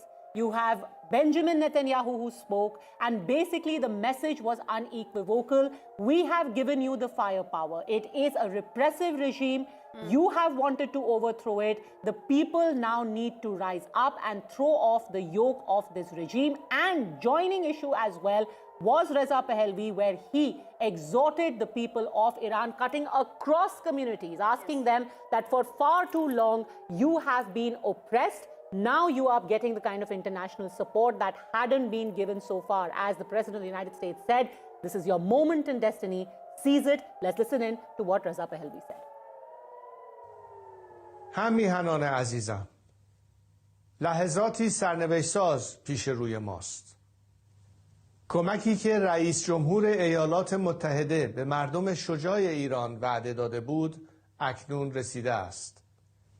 این یک مداخله بشردوستانه است و هدف آن جمهوری اسلامی دستگاه سرکوب و ماشین کشتار آن است، نه کشور و ملت بزرگ ایران. All right, so they're basically saying, my dear compatriots, in fact, let's just quickly translate for you what is being said over there. He says moments of destiny lie ahead of us. The aid that the President of the US promised to the brave people of Iran has now arrived. This is a humanitarian intervention, and its target is the Islamic Republic, its repressive apparatus and its machinery of slaughter, not the country and the great nation of Iran. But even with the arrival of this aid, the final victory will still be forged by our hands. It is we, the people of Iran, who will finish the job in this final battle. The time to return to the streets is near.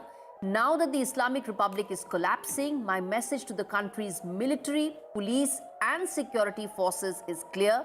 You have sworn an oath to protect Iran and the Iranian public, not the Islamic Republic and its people. Your duty is to defend the people, not a regime that has taken our homeland hostage through repression and crime. Join the people, help bring about a stable and secure transition. Otherwise, you will go down with Khamenei's sinking ship and his regime. And my message to the President of the United States, President Trump, is this: that the noble people of Iran, despite the savage repression and massacres of this regime, stood firm with courage for nearly 2 months. But, you know, Gauri, that begs the question. He is issuing these statements from exile. But if there is a regime change operation, will he then subsequently take on a role there? What happens to Iran after that? Is Reza Pahlavi going to be the next figure in authority. You know, Padmaja, Raza Pahlavi became the face of those protests which rocked Iran for about 2 long months. Hundreds of people were in fact attacked. And when it happened, it seemed like Raza Pahlavi was the face of the transition. He continues to be in exile. But it didn't happen because there were many sections within the American polity who felt that is it still good to back Raza Pahlavi, or should we identify a new person who could really essentially be the new Iran post the transition? That's the reason why Raza Pahlavi has been important. Yeah. But is he really that change agent? That's the larger question. And you know, everyone's talking about a transition, and I want to bring you in on that, Anjana. But before that, the fresh statement that has been issued by the Israeli Defense Forces. They've said the public is requested to continue to follow the instructions of the Home Front Command. The public is requested to stay in protected places. Until official notice, the aerial defense array is currently identifying and intercepting threats. Everyone, Anjana Shankar, is talking about a transition, but transition to what?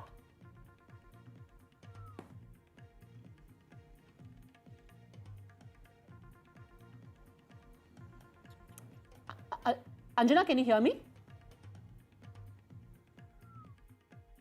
All right, we'll try and go across to Anjana in just a second. We also have Rachel Lester, former IDF spokesperson's unit soldier. Rachel, thanks very much for speaking to us. First, can you tell us about what you see right now? Okay, I want to get with you on an article that was written by historian, Professor PhD Cam Ray out of Kendallville, Indiana. Cam Ray happens to be my nephew and a very successful published author. His analysis of what war would look like with Iran. This was published on February 25th. I'm going to read excerpts of it to you real quickly. You can find the link of this article in my personal Facebook page at facebook.com/michael.parker.coldwater. And that will, in my personal Facebook page, it's public. You can go on there and you'll find this article linked. Just scroll down. It's a little ways down, a few 5 or 6 or 7 articles down. Cam says, so what would war with Iran look like? I have no idea, but I have a rough idea. Like most, I think the first thing we have to establish is that the real objective isn't destruction, it's controlled escalation. Before the first bomb, the core operational question is what political outcome is being forced. Nuclear rollback, missile rollback, regime destabilization, deterrence by punishment, and how do you stop once the first rung of the escalation ladder is climbed? The Pentagon's reported worry, stocks, defenses, time, basically comes down to this. You don't get to control the length of the war once Iran is firing back. This is according to the Wall Street Journal, which had an article called Pentagon Flags Risk of a Major Operation Against Iran, February 23rd of this year, and rightfully so. So what would the war look like in phases? This is probably the best way to approach it. Here's his analysis. Phase 0 or 1. If we looked at phase 0 or phase 1, we would have to call it shaping and positioning. Quietly building the kill web, I don't think there's any other way around it. The reality is that part of this is the most people miss is because it's non-climactic, anti-climactic. So what would this look like? Cam says, pictured forward basings, dispersal of aircraft, often outside of Iranian missile range, and obviously tankers and AWACS positioning. We would probably see a rise in intelligence, surveillance, and reconnaissance. He includes with that satellites, RC-135 type aircraft, MQ-9 remotely piloted aircraft, which drones. Overall, these allows for building and coalition in layers. So in other words, overflight, base access, and maritime corridors. This takes us to cyber and electronic preparation, which would include mapping networks, identifying choke nodes, and rehearsing deception. Even not publicly acknowledged, this is the standard practice in modern planning regardless. Recent reporting describing large aircraft movements and posture outside of Iran missile range fits the shaping logic, according to the Washington Post on February 24th. The purpose of all this is to set conditions so the opening blows land as a system shock and not just a few good strikes. So phase 2 The first night would probably be about integrated air defense systems and command coherence, not the nuclear sites. The U.S. doctrine terms the first operational imperative is counter-air gain, enough control of the air to operate and reduce inbound threats. So what gets prioritized early? Iran's integrated, like I said, it's 4 o'clock in the morning. Iran's integrated air defense system, sensors, C2 links, KeySAM nodes, or surface-to-air missiles. Also, battle management and communication systems that allow Iran to coordinate a coherent air defense picture. So possible runway and airbase denial if needed. That doesn't necessarily mean catering or crating to everything just enough to complicate sortie generation. The reason why is simple. If you cannot operate in or near Iranian airspace with tolerable losses, everything else becomes slower, more expensive, and more escalatory. Which brings us to Phase 3.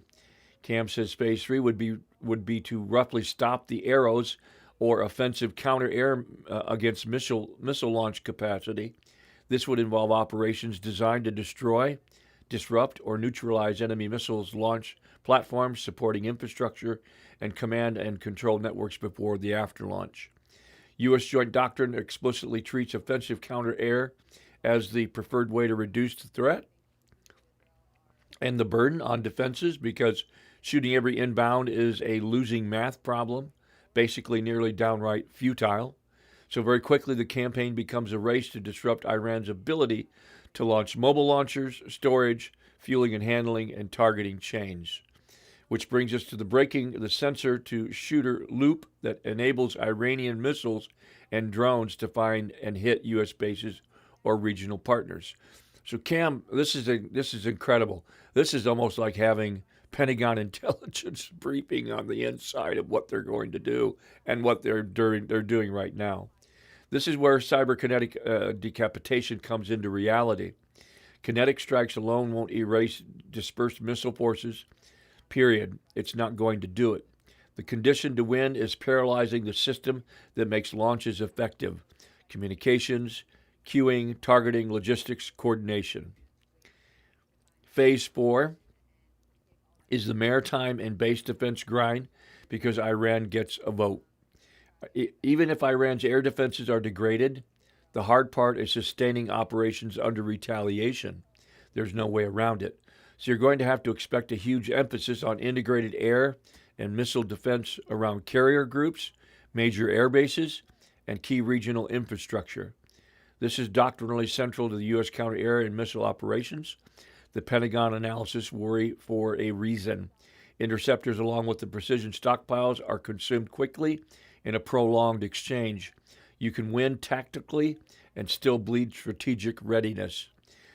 This was pointed out by the Pentagon's concerns about a major operation against Iran. Phase 5, what would this look like? Strategic pressure strikes, energy, industry, and regime levers. This is controversial. This is the controversial part. For if the goal shifts from limited coercion to regime compliance, escalation moves forward. Then we're looking at the critical infrastructure, the industrial nodes, national level command structures, regime security organs, the Islamic Revolutionary Guard Corps, and so on. This is where wars either end because the opponent yields or metastasize because the opponent escalates asymmetrically, regionally, and politically. So in other words, the beast takes on a life of its own. It is also where coalition support often fractures because humanitarian and political costs spike. And the question is, why are we doing this becomes much louder, not only in the legislatures, but in the streets. Eventually, everybody catches on. Phase 6. This phase is where we may see the termination of off-ramps because this is where the most plans are weakest. A serious plan has to be pre-baked. It doesn't matter what is. It just has to be pre-baked. What success looks like in measurable terms, not vibes. What concessions end the campaign. How to prevent uncontrolled regional widening. How to handle Iran's proxies and how to handle maritime retaliation if the main air war pauses. This reflects the current public debate. Officials reportedly weigh options ranging from limited strikes to prolonged campaigns, with concerns over the cost and blowback. So in other words, what is our exit strategy once we get in there? So what makes this opening air campaign any different from the 2003 Iraq campaign, operationally speaking? Even without getting lost in platform details, the key differences are structural. Geography and depth make it harder to see the entire battle space. Dispersed missiles and drones make it harder to eliminate and easier to regenerate. Undergrounding and redundancy or slowing decisive effects. Regional vulnerability of U.S. bases and partners. Iran can impose costs without prevailing, and that is why the campaign's center of gravity tends to become missile suppression, base defense, and endurance. So not quick decapitation. So why would the cyberkinetic decapitation look like in real terms? It would mean hack everything.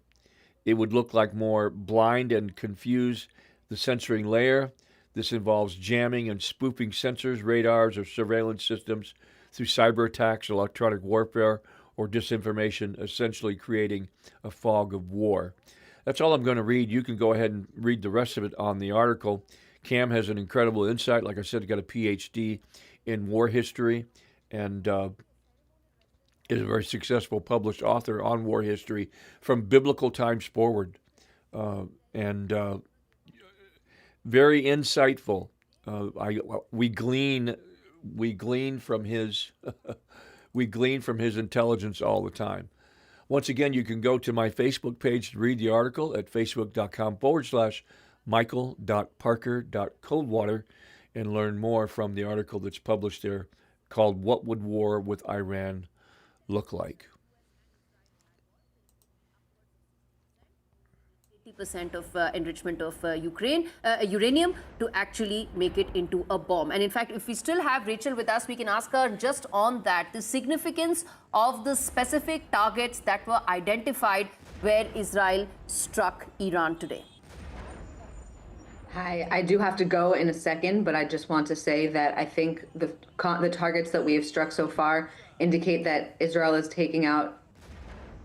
the U.S. are taking out Iran's nuclear capabilities, and they're targeting key leaders of the nuclear operations.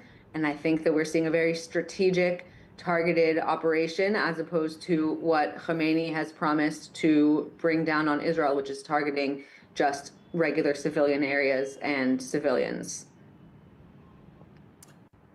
All right, that of course was Rachel Lester, former IDF spokesperson's unit soldier, speaking to us about how things are unfolding right now, even as the latest update that we have is that Iran has hit back. So the retaliatory strikes that we've been talking about on the broadcast, Padmaja, they have begun. Iran is striking back. Donald Trump may be saying about, regime change, everybody should come on the streets. That isn't happening now. What is happening right now are those 30 to 75 missiles being fired by Iran coming towards Israel. I want to just point out that Rachel possibly had to leave because she herself would have to go to a bomb shelter. The sirens are going off across now, on a map of Israel, you see red everywhere now from the north to the center to south. But it has to be said that over time, I think you get so used to conflict that you're still very calm, even if you've got the sirens going off outside. There is a very real possibility of a missile strike, and people quietly then take shelter. In fact, we've got a report also from inside a bomb shelter in one of the cities in Israel. We'll play that out in just a second. Let's also listen in. And for the viewers who are just trying to get, a sense of how things stand as of right now.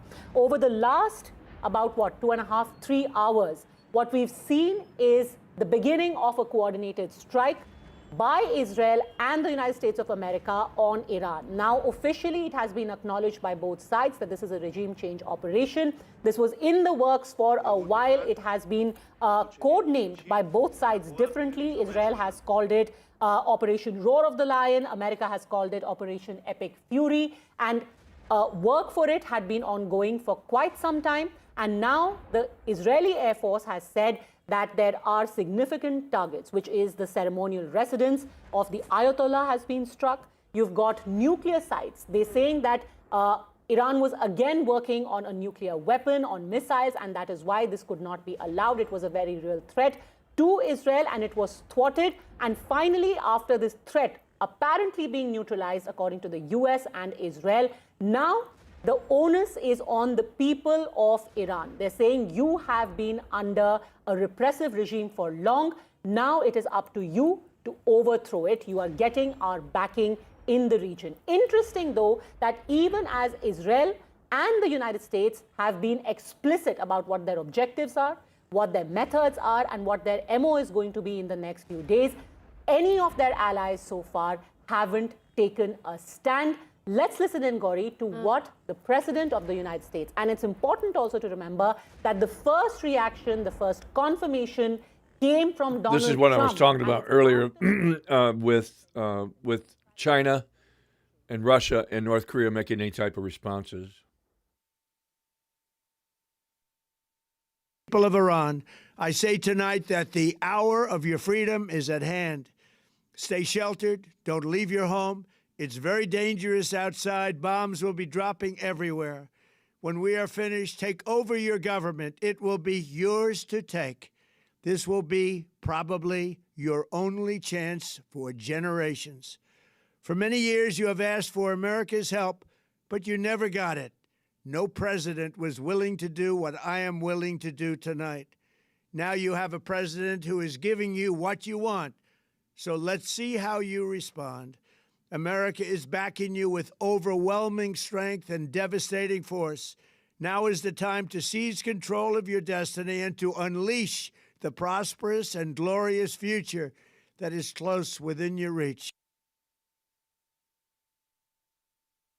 More news coming in, and in fact a very important set of update coming in that loud explosions have now been heard in Bahrain as well. This is not just only about a single country. You can see this now spreading across the region. It has now spread to Bahrain, where loud explosions are being heard, even as there are updates coming in about strikes also taking place in Lebanon as well. So the entire region on the edge, Padmaja, even as... Yeah, with loud explosions in Bahrain, this could easily implicate that they have found Iranian leaders there hiding, and they're going after them wherever they're at.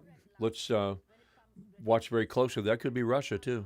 Israel to prepare for what is coming. In the wake of that, you can see this volatility, this current tension spreading to Bahrain as well. Absolutely, and it's home to the headquarters of the U.S. Naval Forces Central Command and the U.S. Fifth Fleet. So you had Iran saying a while ago that anything in the region that belongs to U.S. and Israel is now going to be a legitimate target. It's going to be fair game, and now multiple explosions being reported from across Bahrain. And I believe Anjana Shankar, journalist joining us live from Abu Dhabi. And there as well, Anjana, you are hearing the sirens go off? Hi, see, I am based in Abu Dhabi and I cannot confirm anything without there is any official word on what is happening. But it is true, I was just standing close to my balcony and I suddenly heard there was like a few big bangs and I could feel it on my glass window, and a few people did send me some videos saying, you know, they did feel something, but we don't know exactly. The only confirmation that we now know is that there were blasts heard in Bahrain, where there is the US Fifth Fleet and their headquarters is there. And you know, if we go back to what Iran has been consistently saying during this weeks of diplomacy, that if there is a confrontation, they will strike, and they will not spare the US bases in the Gulf countries, that it will be a legitimate target. So I think we have to wait and see whether that is exactly what we are seeing now, that they are targeting the US bases in the region. The whole region is on edge, and as you know, in West Asia, there are millions of Indian expatriates living there. Any kind of escalation that happens in this region will have a direct impact on millions of Indians and their families. Indeed, and that's a very important aspect that I want to bring out as well, because, you know, when you talk about this entire region, there's a very large presence of the Indian community. When it comes to Iran, want to see your dream outdoor kitchen brought to life in a stunning 3D rendering for free? At Barbecue Guy, helpline numbers where people can call and expect some help to come in. But Anjana, walk us through what is it that the entire region stands to get impacted from the Indian community point of view. In Abu Dhabi also there's a very large Indian community, likewise also in Iran, in Iraq, parts of it in Lebanon as well. So the entire region actually houses a very large number of Indians. Yeah, that is the point I'm making. But before that, I just want to point out, in case if you haven't seen it, there is a warning issued by the US mission to UAE. It's a security alert asking the US embassy officials and also the US citizens that they recommend all Americans in the UAE to do the same, that is to shelter in place. So we have to put that in context. I don't know when was the last time that the US mission in UAE has sent an alert like that, which is a clear indication that there is an escalation and the region is on edge. Coming back to the question of Indian expatriates, we have seen that anytime there is some kind of conflict or an escalation in the region, whether it is in Israel, whether it is in Iraq, whether it is in Yemen, there are Indian expatriates, and we have a lot of investment interests here, the families, people-to-people connection. It's not like we can quickly airlift a few thousand people the way we have done it in other conflicts, but we are talking about hundreds and thousands of people, like millions, more than 3 million Indians in the UAE itself.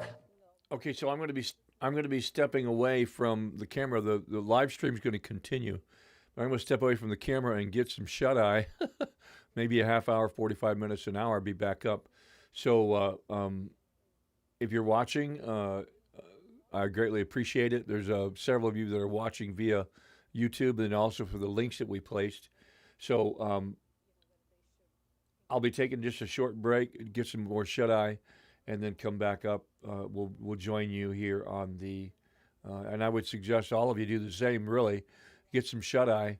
We'll just continue with the live stream, and I'll have my phone next to the bed in case something goes off and tells us that there's been more escalation. I anticipate what they're talking about right now. I anticipate the regional conflict to spill over in several different locations. India being a really not a non-proliferate partner or player in any of this could join in too. Who knows? We'll be watching and seeing. All right, so thanks for tuning in. I'm going to sign off for at least 35, 40 minutes to an hour, and then I'll be back on later on.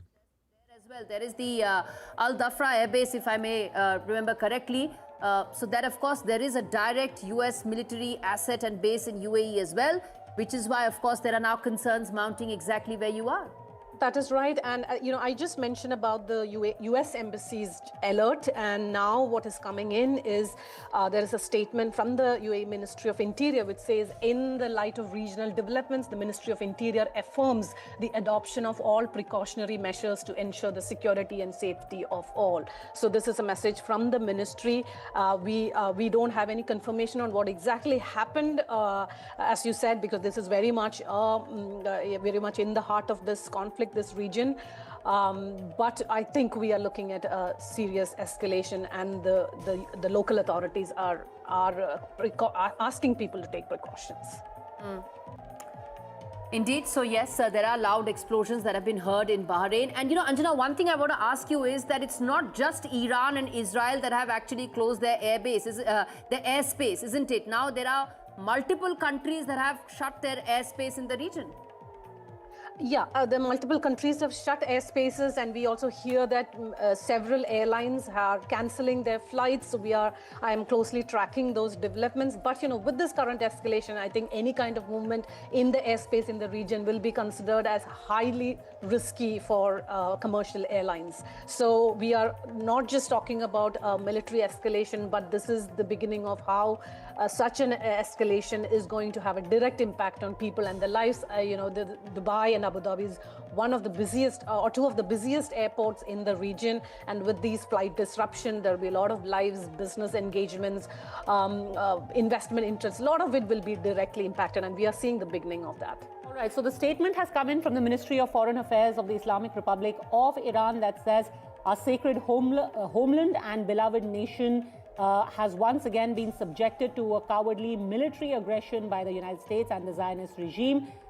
This morning, the US and the Zionist regime flagrantly violated Iran's territorial integrity and national sovereignty and targeted a number of objectives and defensive infrastructure as well as non-military facilities in various cities of our country. The renewed military aggression by these two countries has taken place under circumstances in which Iran and the US were engaged in a diplomatic process, and that really is something that they keep underlining, that even as a diplomatic process was underway, this has been done. It is being portrayed as some kind of betrayal, and which is why all options now, Gauri, are on the table. And like we've been saying, they've said, look, we had come to the table, we were willing to talk to you, those talks were actually underway, and then you go and do this in the midst of a diplomatic engagement, which is why now even US military deployment that is there in the area is going to be a fair target as far as Iran is concerned. Correct. And the reason for that also is that because there was such a divergent view with regard to whether or not there is any possibility of diplomacy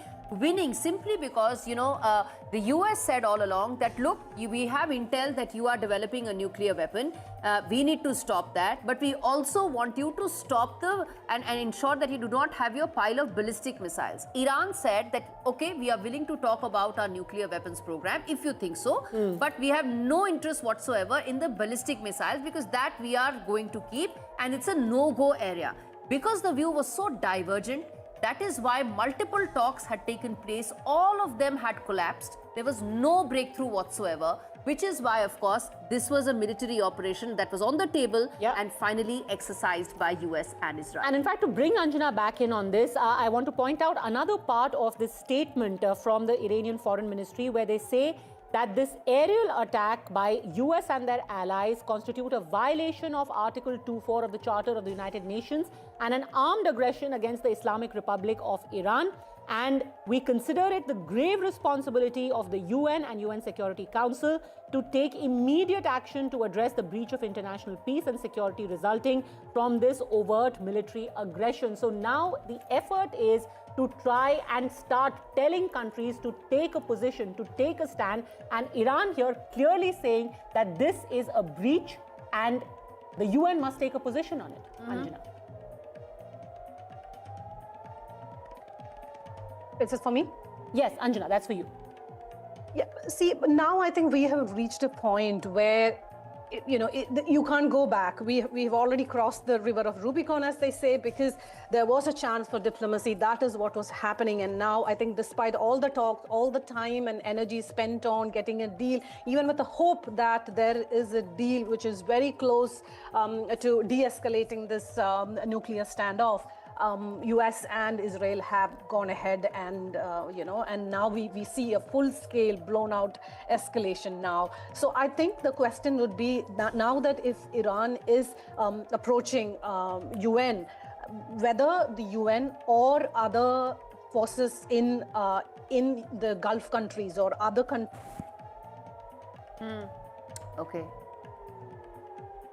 All right, I think there's a connectivity issue because let's not forget, even in UAE, because there have been some, blasts that have been reported, which is why they are also on high alert. And that input that is coming in right now that you see on your... Well, just when I was going to go back to bed and get some sleep, it's coming in live just about 28 minutes ago. There was a live video feed of Ayatollah Khomeini's residence where he normally stays when he is not being under threat. I'm sure he's either in an underground or he's out of the country, but his residence has been completely demolished and destroyed by a missile. So just wanted to report on that for you. So the Ayatollah Khomeini's residence has been destroyed. That may continue for some time before we see any of this leading to a longer permanent resolution. Absolutely, and Bahrain, in fact, has said that the headquarters of the Navy's 5th Fleet, the US Navy's 5th Fleet, has been targeted by a missile attack. UAE has closed its airspace as the Israel-United States have conducted strikes on Iran. In addition to that, Here's what open source intelligence is saying, that Iranian missiles have reportedly targeted the Ali al-Salem air base in Kuwait and the Kuwaiti national security agencies. So a lot of information there, but the target is absolutely clear, Gauri, that US military deployments, US military targets anywhere in the vicinity of Iran. And in fact, you also have an Iranian official being quoted by the media there to say that energy facilities are not off the table. Iran has announced that all US bases in the Middle East have become legitimate targets for retaliation, and Iran will actively target them. You've got energy facilities, you've got US naval bases. All of these are going to be fair targets, simply because when Iran was willing to engage at that time, in the middle of that diplomatic exchange, this unprovoked aggression, that's what Iran's foreign ministry has called this, an unprovoked aggression was unleashed on them by the US and Israel together, and now there will be consequences. Indeed. And US has been talking about some sort of a military op ever since that Iranian protest started in mid of December. So to that extent, US has been saying, and in fact, Donald Trump has actually got support from several Republican senators as well, including Lindsey Graham, who've said that, this is something that should have been taken, and now it has been done. So in fact, we also have Ollie Barrett joining us for more on this. Ollie, you are in London. Before I get into the aspect about, why isn't that you see word coming in from some of the NATO allies, I want to understand from you the extent, the scale at which these strikes have taken place indicate a fair amount of planning between the US and Israel. It also indicates that US kept out all of its NATO allies who probably were betting on diplomacy instead of, strikes leading to resolution.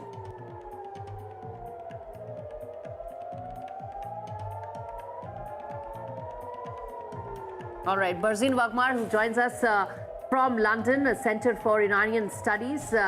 Barzin, let me start by asking you, how do you see this unfolding right now? Iran has said it's going to respond back, and it says that it's going to hit back with what Israel never thought is going to come its way.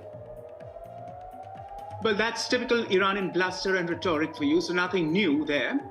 But what they have done and fulfilled their word is this scattergun approach by roping in all other GCC members into the fight. And this time they would do it.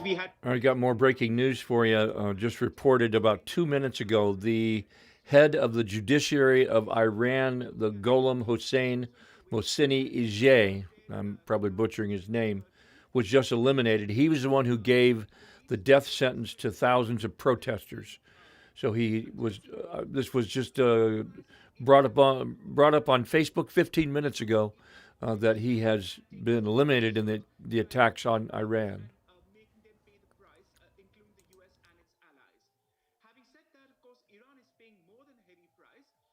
Since unconfirmed reports now mention what has happened in the last few hours, that the Interior Ministry has been hit and has been relocated from Fatemi Square in central downtown Tehran. Khamenei's Supreme Leader complex, the Beit-e-Rahbari in North Tehran, has been severely hit. Not that he would have been there in any case, because he's been subterranean for quite a while. The Intelligence Ministry has been hit. And also the Iranian official news agency IRNA, along with Tasnim news agency and others, have been hacked in the last few hours, putting out pro-reformist, anti-regime propaganda. But I suppose that will be showed over in a few hours' time. And of course, attacks have taken place southeast of Tehran at Parchin in the suburbs, where of course the military ballistic complex is located and where testing of mounting nuclear warheads has been undergoing and has been on for quite a while. Which brings us to the question of the ballistic missiles, because Iran has refused to talk about it, maintaining that these so-called talks in Geneva and elsewhere, and which was supposed to now resume on Monday in Vienna, were only about nuclear enrichment and of curtailing. But that has never been good enough for President Trump, and quite rightly so, because Iran has been fudging and fidgeting for all this time, and he has been patient with them, more than patient, thinking that they can procrastinate. But that's not good enough, and clearly it has come home to roost for them. Barzin, The media in Israel is reporting that several senior Iranian figures have been targeted in these strikes, and they're saying there are indications of direct hits. Can you tell us something about this? Have there been some casualties among the leadership? Major General Ali Shadmani, who is the head of the Khatam al-Anbiya headquarters in Tehran, the commander in question. The Khatam al-Anbiya is a nodal agency which oversees liaison work between the Iranian tri-services, the traditional forces, and the Pasdarane Enkilab, the Revolutionary Guards. So it's a nodal in-house clearing agency, the Khatam al-Anbiya, and he has been taken out, it is allegedly reported.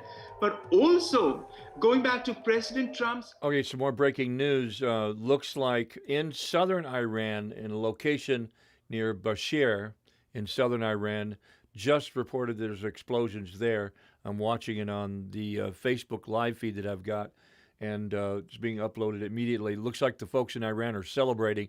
As soon as they see something, they publish it. Internet is being disrupted, but some of the folks still have 5G.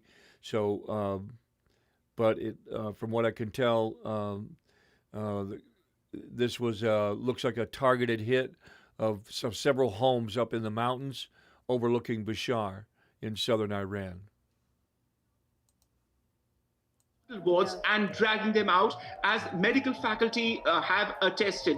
They've been taken out for either execution or for imprisonment. Yes. And he's a dreaded figure, and you can be sure that Iranians will be loading his departure, and nobody will be shedding a tear on that. All right, just to clarify for our viewers that in Abu Dhabi right now, there are no sirens going off. It is only an alert that has been issued. But across the images that you see right now, in fact, are from Bahrain, where Iran has launched an all-out attack. But I think the really big story that we are breaking over here, what Burzeen Bagmar just told us, the fact that two very senior figures in the leadership in Iran, right now there is no direct confirmation, but local media or local open source intelligence is suggesting that these two senior figures, one from the judiciary, other who was coordinating between the tri-services, could have been taken out in those strikes by America and Israel early in the morning. I think we also have Aditya Rajkol joining us live now from within Israel. Network extremely patchy there. But where are you, Aditya, and what can you tell us about what's happening? Aditya, I'm currently inside a bomb shelter. This is in Tel Aviv. Even as we can hear, loud explosions. I can give you a glimpse of people, who are stranded here right behind me. These are ordinary people here in Tel Aviv who, were marking Shabbat and did not expect these explosions to take place. But even as an attack has happened from Iran against Bahrain and Kuwait, the Fifth Fleet of the US Navy has been attacked in Bahrain. There are explosions that I can hear even today, right now. There are explosions that are taking place, right now, above the sky right now. These are missiles that are being intercepted, and the Iron Dome is working its own magic. And there are no casualties or any explosions that have been that have happened on the ground right now. But what I can tell you is that the situation is very, very fluid. All across Tel Aviv, it almost looks like a ghost town right now because people are inside. It's Shabbat, as well as there are emergency warnings. Since morning, there have been three different explosions, that have been marked here on the sky, even as the Iron Dome intercepts the missiles. And there have been three alerts that have been issued by the Home Front Command here in Israel, asking people to be vigilant and near bomb shelters. So every time there's an alarm, people are rushing inside the bomb shelters all across Israel, from northern to central to southern Israel, but particularly in central Israel, where Tel Aviv is. The Ben Gurion airport is completely shut. There are no operations currently underway. The Indian flight that was on way to Tel Aviv was, sent back to Bombay. But currently, even as I speak, the Iranian retaliation against the US and Israeli attacks is currently underway.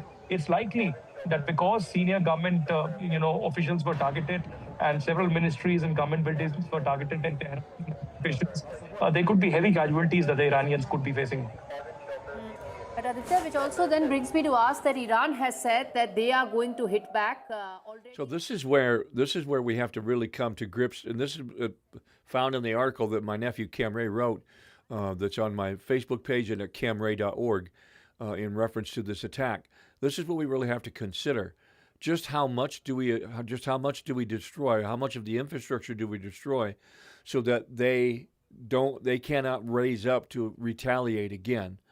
And that means, once a new regime is in place, making sure that the old regime can't infiltrate, assassinate, or get in there. That means taking out the National Guard and anybody else who would have been loyal to the Ayatollah Khomeini. So this is really a long haul type of thing. I am seeing things are start to escalate even outside in the southern and northern parts of Iran. And when that information comes in, we'll report it to you. War that we are expecting that is happening, unfortunately. There are several areas, more than 5 locations in Iran that have been targeted, multiple government buildings that have been targeted in Iran. And Donald Trump also came out with a very strong statement that this is certainly a call for a regime change. And he's asking the people, common Iranians, to come out on the streets and take back control of the government. Whether that will happen or not, we'll see in the next. More breaking news. It looks about an hour ago it was posted that Amir Hatami, Iran's defense minister, has been eliminated. Amir Hatami has been eliminated, the defense minister. From Bahrain, where military targets of America have been struck by Iran, right now NDTV is the only channel which is getting you the coverage from all sides. The view from Iran, the view from Israel. Aditya Rajkal, the only Indian journalist who is right now present inside Israel. This picture is of a plume of smoke rising from one of the targets that Iran says it has struck in Bahrain. Of course, significant American naval assets present in the entire region. And already the Foreign Ministry of Iran has said that this is going to be fair game. We were the victim of an unprovoked aggression by Israel and America, and now we are going to retaliate. Every American asset in the region is going to be on our radar. And these pictures are from Bahrain. Aditya right now, in fact, is in a bomb shelter because we are learning that sirens continue to sound in Jerusalem area across the north of Israel. Blasts are heard, and the IDF is currently working to intercept any of the missiles that are coming in their direction. But so apparently, from what she's reporting on, this looks like this was in Bahrain.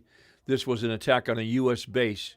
We're hoping that our fellow soldiers were in place and were safe at the time of the attack.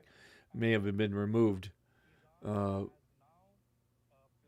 That's what it looks like that she was reporting on. I may be wrong, but it looks like Iran is attacking within its own country or off the shores of Iran any of the U.S. bases that might be placed there in retaliation of the attack. In the United Emirates. So there are 5 locations that we are talking about right now where Iranians are targeting. Not all 5 locations is where the blasts have been heard till now. There are 2 locations in Bahrain and Kuwait where blasts have been heard, but Qatar and UAE are also on the radar of the Iranians. That's what we are being told. And perhaps there could be an imminent attack because these are the locations where the U.S. air bases are currently. And there's a strong deployment of the U.S. Navy, the U.S. Air Force, and of course the U.S. Army in these locations. So we are looking at a full-scale kind of a conflict that is developing at this stage. Earlier, it was being said that this was a preemptive strikes to convey a strong message to Iran, even as the dialogue was underway. Remember, we had a dialogue take place yesterday in Geneva where no commitments were made by Iran, as per Donald Trump. And now we are expecting dialogue to take place in Vienna, where the technical details in Austria would have been discussed. But before that comes this full-scale kind of an attack where the nuclear arsenals and, of course, the missile technology and, of course, the government buildings are the main target of the Americans and the Israelis in Iran. The government here in Israel is very much prepared. That's what they're saying. They've been preparing for this day since weeks together. While the message from Donald Trump is that they're looking at a regime change, but will that be possible? Because the regime in Iran is also in a very, very strong position. They have pledged retaliation, which is underway right now. On your screens, there are visuals coming in from Bahrain, but there could be possibly visuals coming in from Kuwait and Qatar also, where possibly there could be, U.S. bases under attack by the Iranians. Well, we haven't seen the most lethal attack from U.S. yet. These are just a first wave of attacks that are taking place, but a more brutal, a more lethal wave of attacks could possibly come in the next few hours. Even as NDTV continues to report from Israel, I'm inside a bomb shelter, staying safe because of the missiles that are coming underway. There are explosions taking place right above the sky where I am right now in Tel Aviv. But situation very, very fluid, very dramatic out here. People are not taking precaution. People are taking precautions and not, staying outdoors here in Tel Aviv. You know, Aditya, while we are talking about the big picture, you are, inside a bomb shelter on a day like today, Shabbat. What it's like to be an Israeli on a day like today, inside a bomb shelter, looking at probably a long-drawn conflict. Have you been able to speak to anybody behind you? What are they saying about what's happening right now? Well, I'll try and speak to someone out here. Avi, if you can join me for 2 minutes. I have a friend, Avi, here inside a bomb shelter. Just to explain, briefly, Avi, what is it for a common Israeli to be inside a bomb shelter? How difficult is the situation? You're used to it, perhaps for years together since your childhood. But what is going through your mind right now? It's not just because what you said, practice, but it's not from childhood. It's like only recent times. Yeah. We did not have bombings towards Tel Aviv. I'm used to that. Yeah. What goes through your mind now that there are attacks against Iran and Iran is launching these missiles? What would a common Israeli, you or a common Israeli, want? My opinion is that we shouldn't have joined on the first, like with the American. Sorry, I was just actually looking at some of the questions in our chat room too here on YouTube.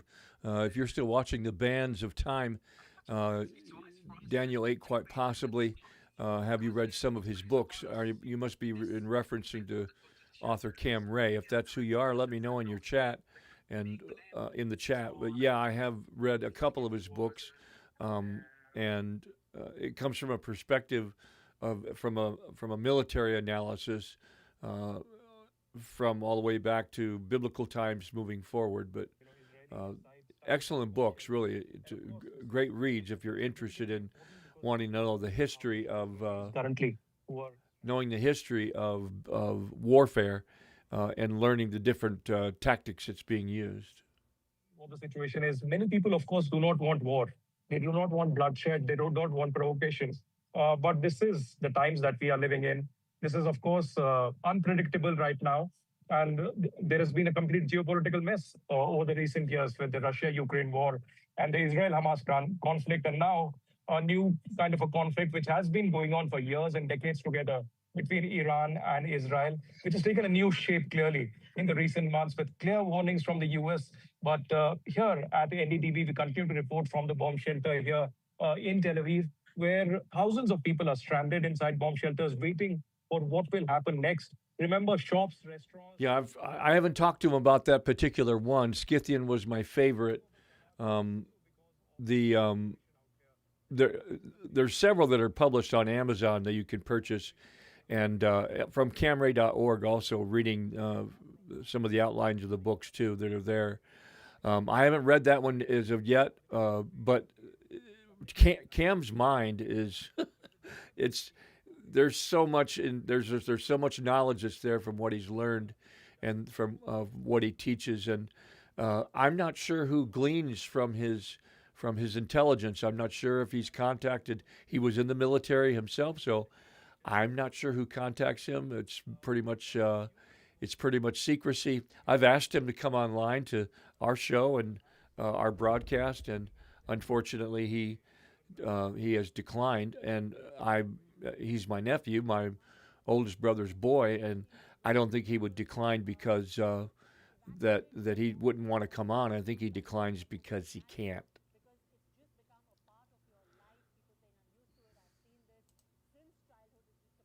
Of something that we are used to for a while now. Qatar's defense ministry, in the meantime, has said that it has successfully intercepted all the missiles targeting the country.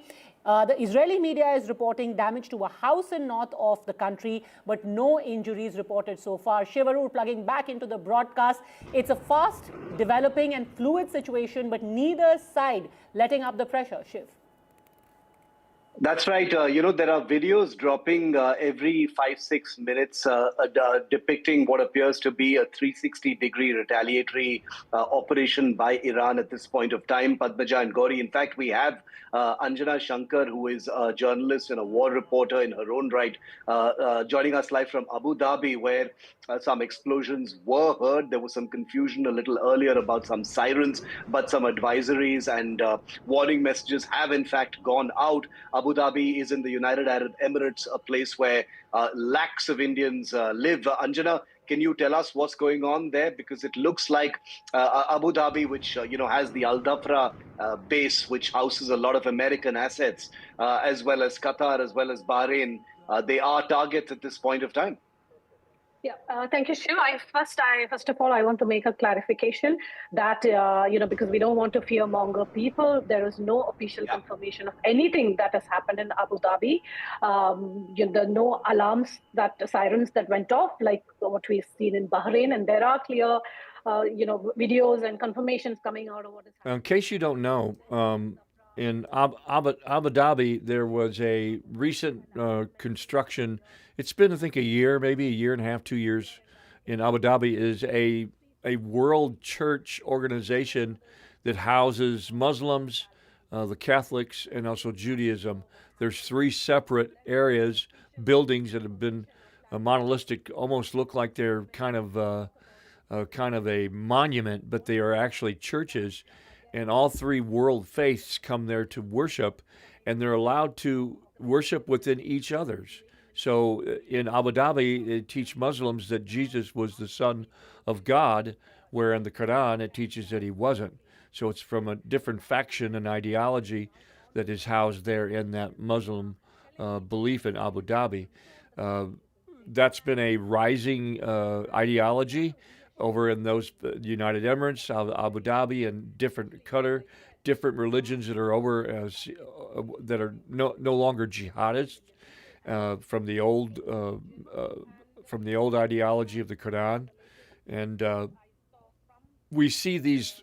We possibly could see these 3 religions actually come together in some type of a world religion where they show the world that their ideologies and their differences have been worked out.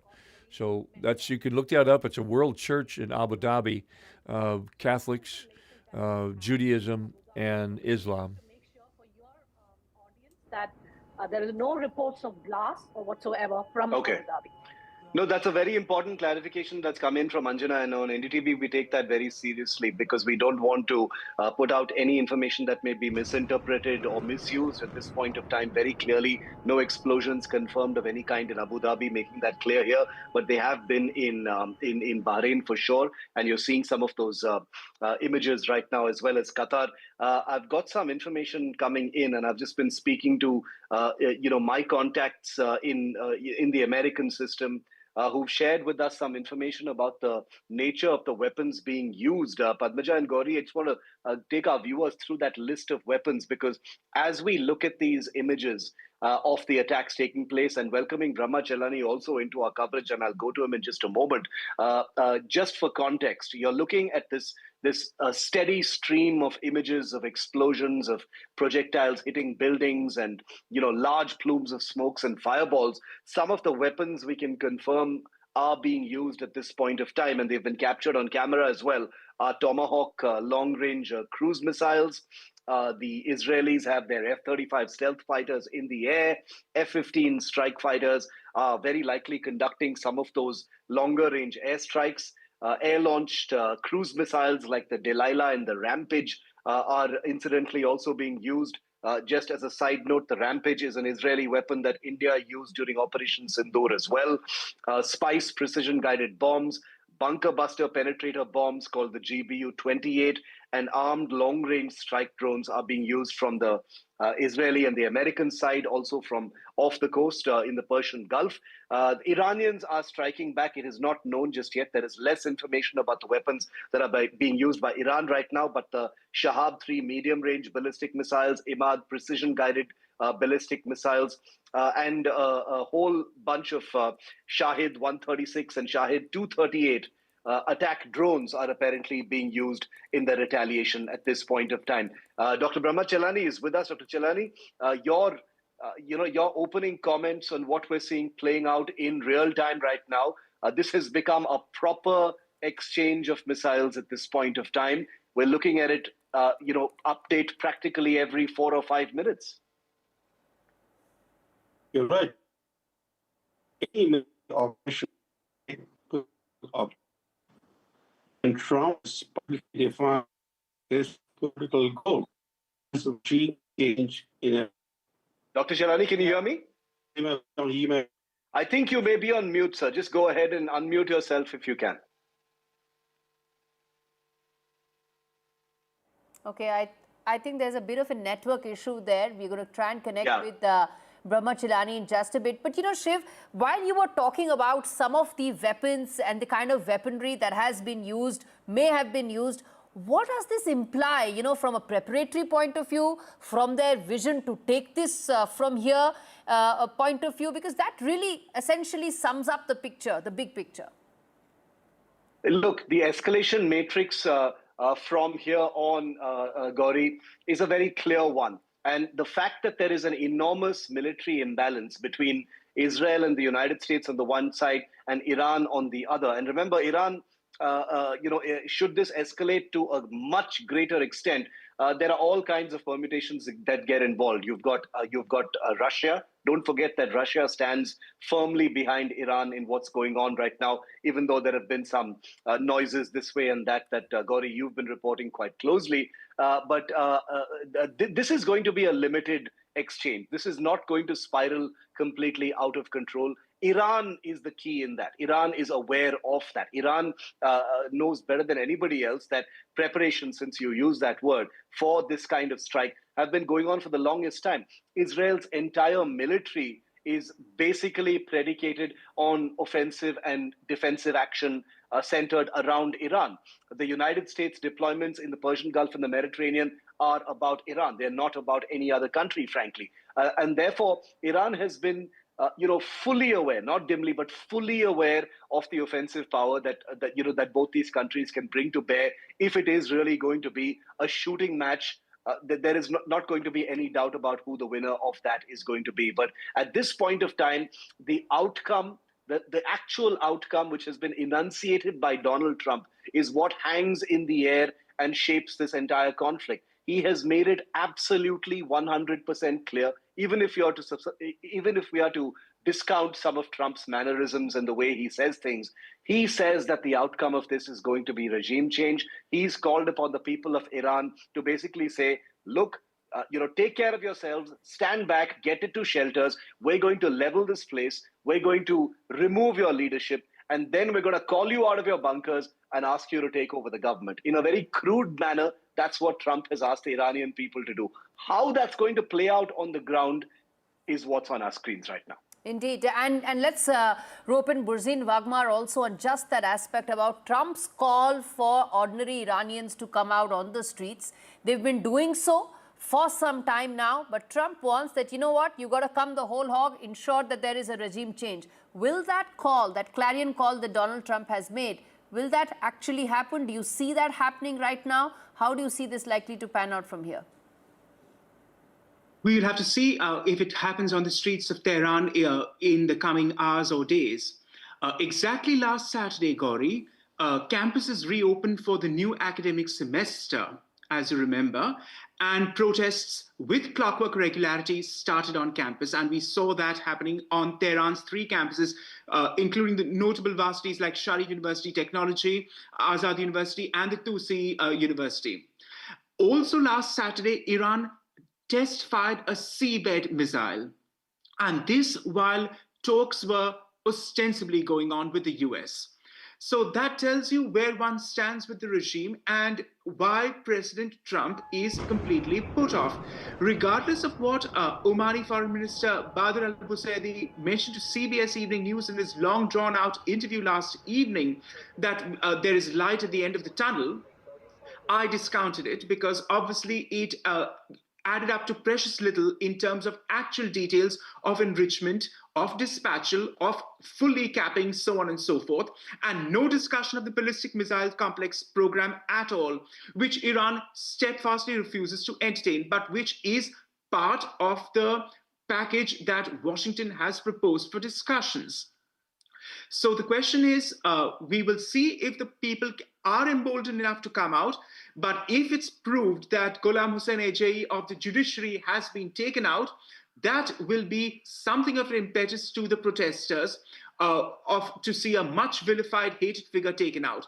And it only once again confirms to ordinary Iranians in Iran, never mind those in the diaspora, that this is a paper tiger regime, that it can barely survive. I mean, the fact that its radar complexes have been fully exposed with these incoming aircrafts and these early morning strikes, to think that they never got around to doing anything in terms of repair or damage control after the 12-day June war from last year.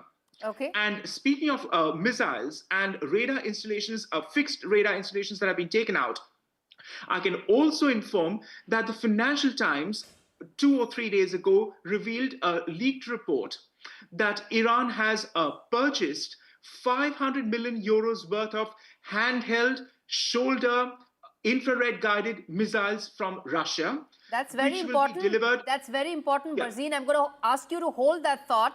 And I want to get in, Shiv, on just that aspect. What we were talking, Shiv, about, you know, the Russia-Iran military collaboration. And as Barzeen is saying, that there has been a purchase that has taken place in the last fortnight. So you could see this escalating, becoming not just about US, Israel on one end and Iran on the other, but spreading to the other countries as well. And remember, those supply chains that Barzeen is talking about, they've been significantly squeezed for obvious reasons in the last few months and years progressively. So the fact that Iran has been able to get its hands on significant amounts of defensive armament, for instance, the infrared shoulder-fired air defense systems of a short-range variety, are the kinds that the Iranians would presumably be able to use against, aircraft and low-flying helicopters, perhaps even drones, expecting, there to be some kind of a swarm attack, means that Iran is all in as far as a defensive posture is concerned. Iran, remember, has large stockpiles of ballistic missiles. Exactly how large these stockpiles are, how many waves of ballistic missile attacks it can actually sort of execute against Iran has been the subject of conjecture for a long time, especially if you consider that Israel has claimed to have destroyed some of these missile depots and manufacturing sites in the last two exchanges. But the fact that Iran continues to have some measure of this supply chain that Barzeen mentions very correctly means that Iran obviously has been wargaming this for a very long time. They don't see this as a is this or if this is going to happen. It's always been about a when this is going to happen. And that's what we're seeing play out right now. I don't know, for instance, whether any of these airstrikes, whether any of these missile attacks, have been challenged at any level. It doesn't look like it. I wonder what Barzeen thinks. It doesn't look like Iran's air defenses have worked at all, Barzeen. What does that say to you? It hasn't, because it's abysmally destroyed, as it were, but not completely. Having said that, Gauri, I wanted to just finish my thought before Shiv's intervention. The said leaked report of the export deal from Moscow to Tehran will see the tranches of these Weber unit missiles delivered between 2027 and 2029. They've not yet started.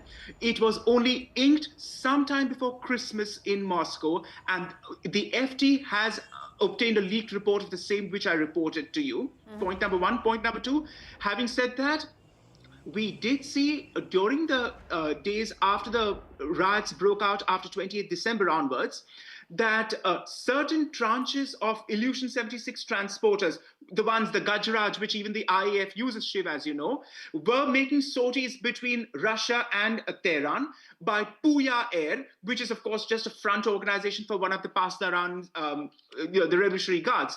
And they have been bringing in some equipment, not that we've been privy to what has been coming in, but videos do attest to that. They would not have necessarily been these Weber units because, of course, Russia itself is reeling from an arms shortage with the Ukraine war.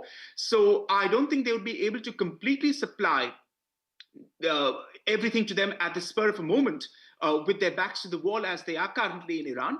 But some supplies have taken place. But it is slightly distinct from what I just mentioned of this scoop that the FT carried, that this arsenal is supposed to be delivered. And you quite rightly mentioned, Shiv, because if fixed radar installations are destroyed, which clearly Israel has been taking down like 9 pins, the Iranians are going to have recourse to these portable rapid action force units that can fan out anywhere with these missiles on their shoulders to take out low-flying aircrafts and other drones as such. So that is what they've signed up for, but they haven't yet received them, so to speak. You know, Burzine, even as all of these visuals, very dramatic from across the Middle East with Iran, very clear that they're going to target every single American base in the region.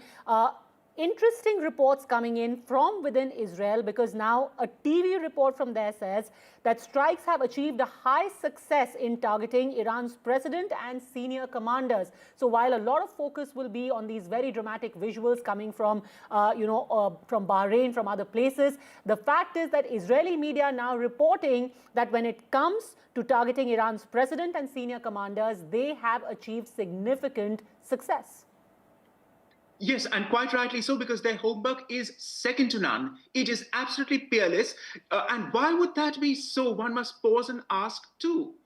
It is because of excellent ground intelligence from Tehran itself that is being fed to the Israelis by disgruntled Iranian local elements. Who are obviously fed up with the discredited regime. It is one thing to talk about Israeli stunning military success, but never forget the human intelligence aspect.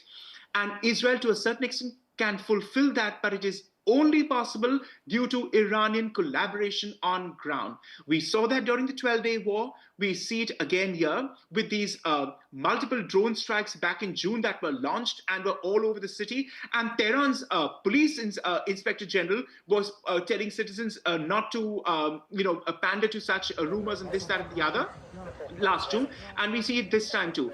And Gauri, if I may, although Anjana rightly mentioned about no air warnings in Abu Dhabi, Al Dhafra base, which is 20 miles south of Abu Dhabi, there has been some alleged attacks according to certain Persian news channels which I've been following, like Shafaq Monitor and others. They say that there has been allegedly, I repeat, allegedly an attack at Al Dhafra base, which of course it should be known to your viewership, because that's where the ill-fated Indian Airlines also landed the Christmas Day hijacking back in December 1999 before making its way to Kandahar. I just thought I'd throw that in too. Okay.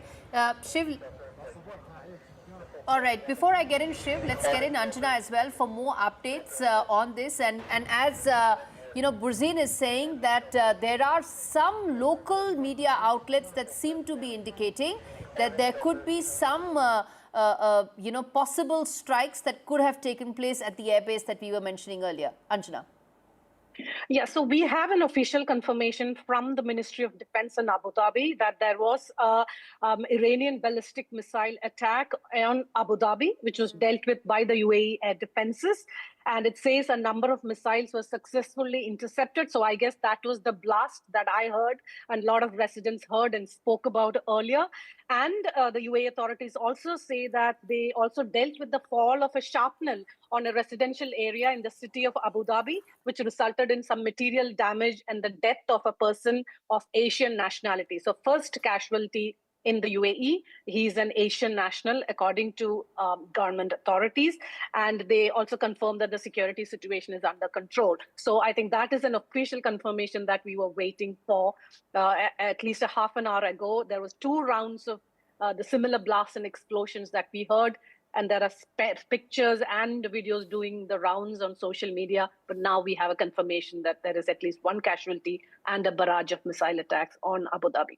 And Shiva, I want to bring you in on just that aspect. Till now we've been talking about strikes, but the human toll of any war is now beginning to finally be seen. First casualty that Anjana is talking about, we have now reported. It's confirmed.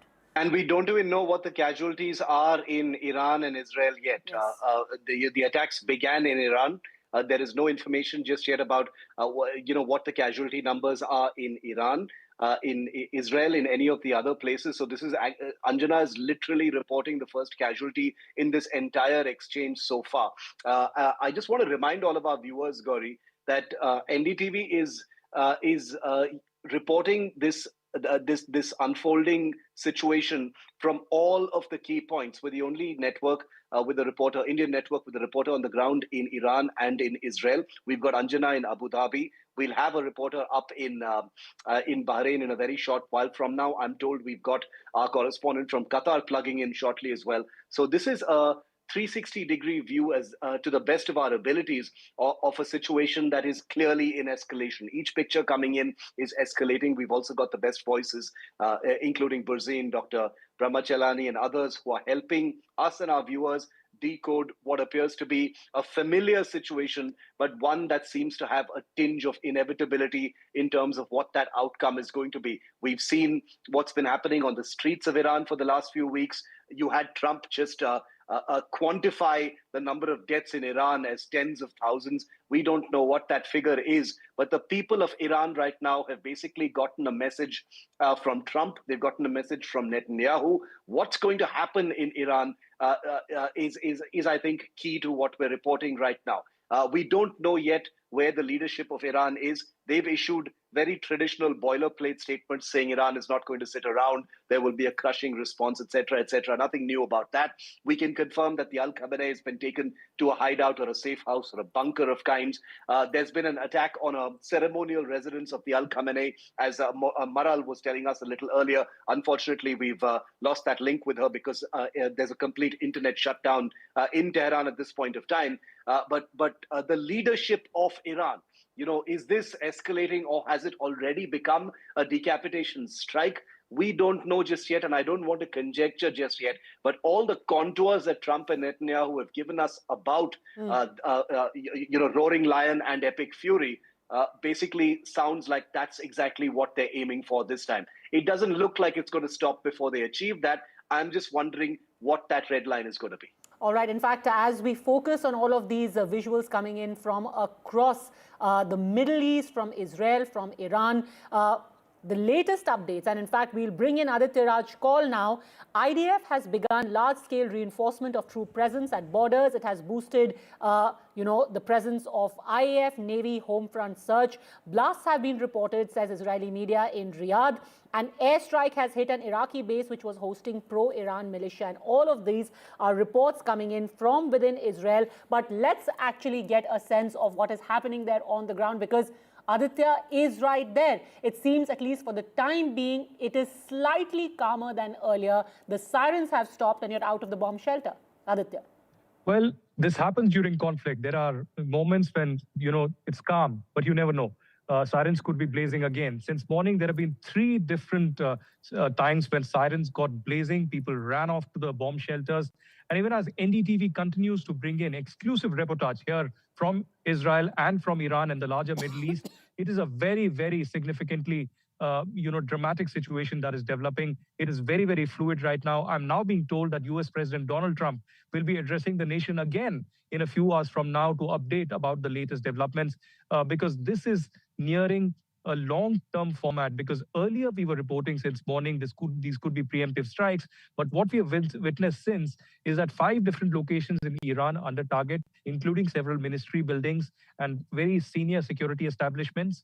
We do not, of course, know, as Shiv was pointing out, the fate of the leadership of Iran at this point in time. There could be some casualties, possibly, yes, high casualties because of the kind of the magnitude of the attack that happened. As of now, here in Israel, there hasn't been any kind of damage that has been reported as such. There are multiple missiles that did come in, but the Iron Dome did its work. It intercepted most of those missiles above the sky. I heard those explosions while I was at the bomb shelter here. The airport, as I said, is completely shut. People are inside their homes because this is Shabbat as well, and they are not outside. I'm standing right now in one of the neighborhoods of Tel Aviv, where people are completely inside. They are, focused on news channels here in Israel. as well as the Homefront Command app, because they are keeping us updated about the latest developments that are coming in. But it is a huge regional conflict that we are looking at, which is being witnessed right now. What I can also tell you, Padmaja, Shiv, and Gauri, is that multiple air bases have come under attack. There are no official confirmations from Iranian side right now, but apart from Bahrain and Kuwait, we are hearing reports of Qatar and UAE also under attack. We are waiting for official confirmations on that front. But all these are US bases, basically, in these countries, and the US bases have come under attack. Whether there has been any damage on ground or not, again, no official confirmation on that. I'm being told that Netanyahu, the Israeli prime minister, is keeping a very, very close watch along with the IDF chief and the Mossad chief about the latest developments that are coming in. But we are likely to see more action in the next few hours. In fact, Aditya, that update has in fact come. Go ahead, Shiv. That's what we're talking about. That Aditya, I just had one question. Iran's missiles that have either landed or been intercepted over Israel have been in open areas. Are you hearing any reports from the ground in Israel of any targeting of cities? The last exchange that happened, when the escalation took place towards the evening, cities were targeted as well, including where you are right now, Aditya.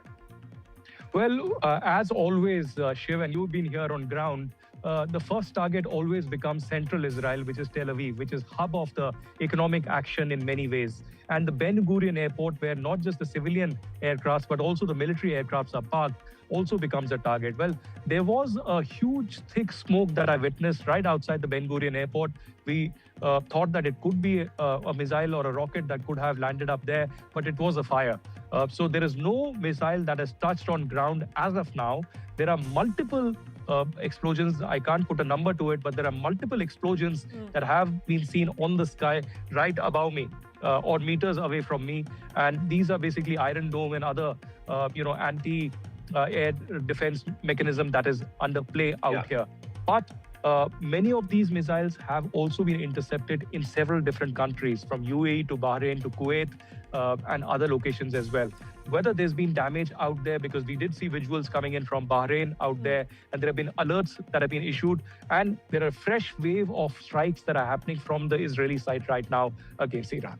In fact, Iran has attacked US base in Abu Dhabi. UAE has released a statement saying it's a blatant attack by Iranian ballistic missiles. Iranian missiles successfully have been intercepted successfully, and these visuals first broken to you on NDTV. These explosions reported not just in the UAE, but Kuwait and Bahrain as well. The military operation against Iran has spilled over into a much wider region, and these dramatic pictures coming in from Bahrain, from UAE, and from Kuwait.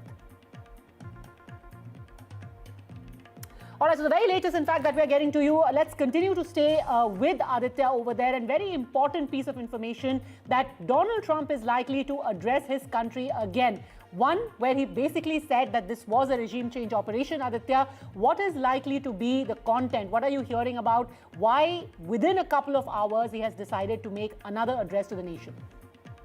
Well, we'll have to wait and watch what exactly is at play, because there is a message that Donald Trump has sent out through the military action and the strikes to the common people in Iran, but that sees this moment. This is the moment for you. Do you want democracy to be restored? Then you will have to certainly physically snatch that democracy away, and we can only aid in this entire process. But will that happen? Because there's a significant population that also is behind Ayatollah Khamenei, Pezeshkian, and several other Iranian leaders right now. We do not know the status of the top leadership, but we do know that they are all in hideouts right now, keeping safe away from these attacks that are happening in Tehran. It is certainly a regime change operation that Israel and Iran have been planning for a very long time. But I've been speaking to Israeli diplomats as well as intelligence who tell me that it's not easy.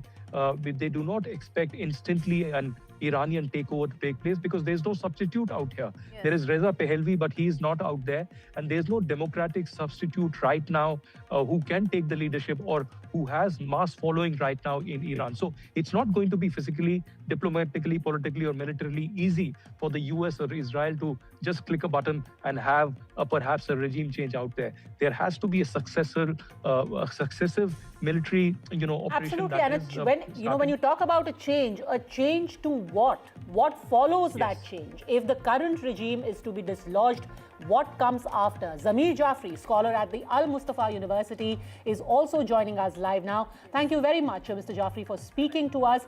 How do you see this panning out over the next few hours? Donald Trump has told people of Iran the hour of your freedom is at hand. What happens after that hour of freedom?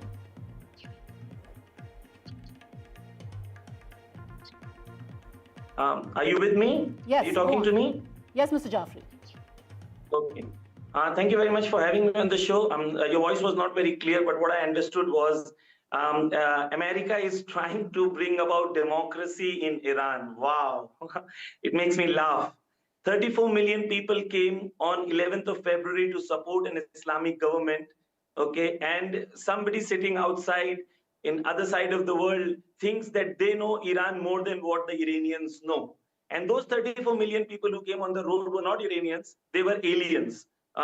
Secondly, they want to bring about democracy in Iran, but they want to establish a terrorist in Syria as the head of the state.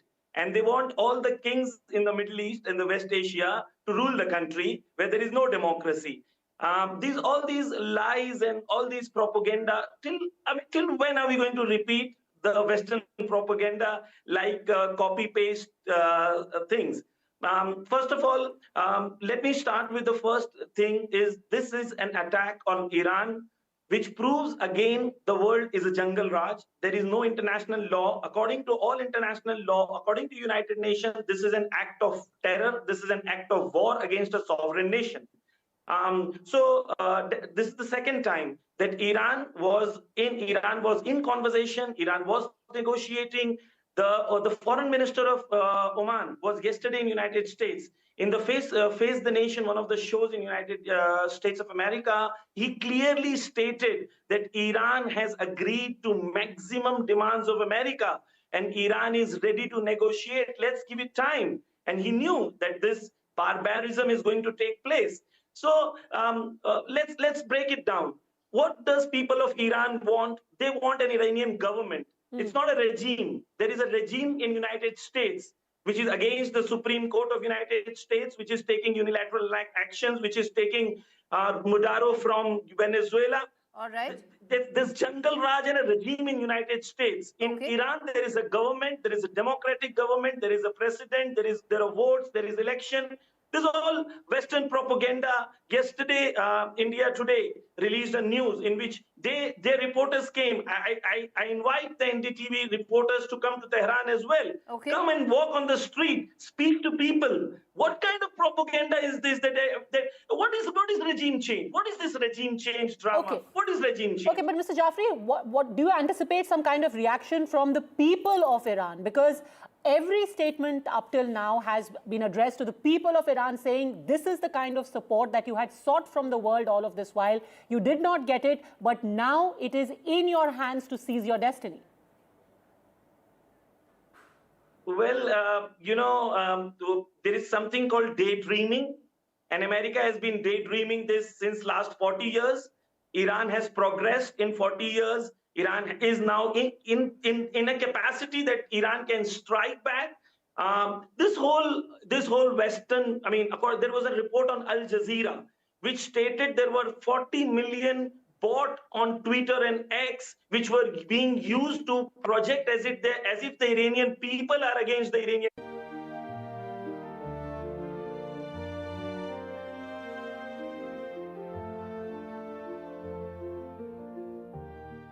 Thinking that, Iran is about to collapse, Tehran has collapsed, Mashhad has collapsed. This is all nonsense which is going on in the Western propaganda, multi-million propaganda. Mr. Jafri, which are trying to portray Iran is about to collapse. It's absolute nonsense. No, we haven't said any of that. Yes.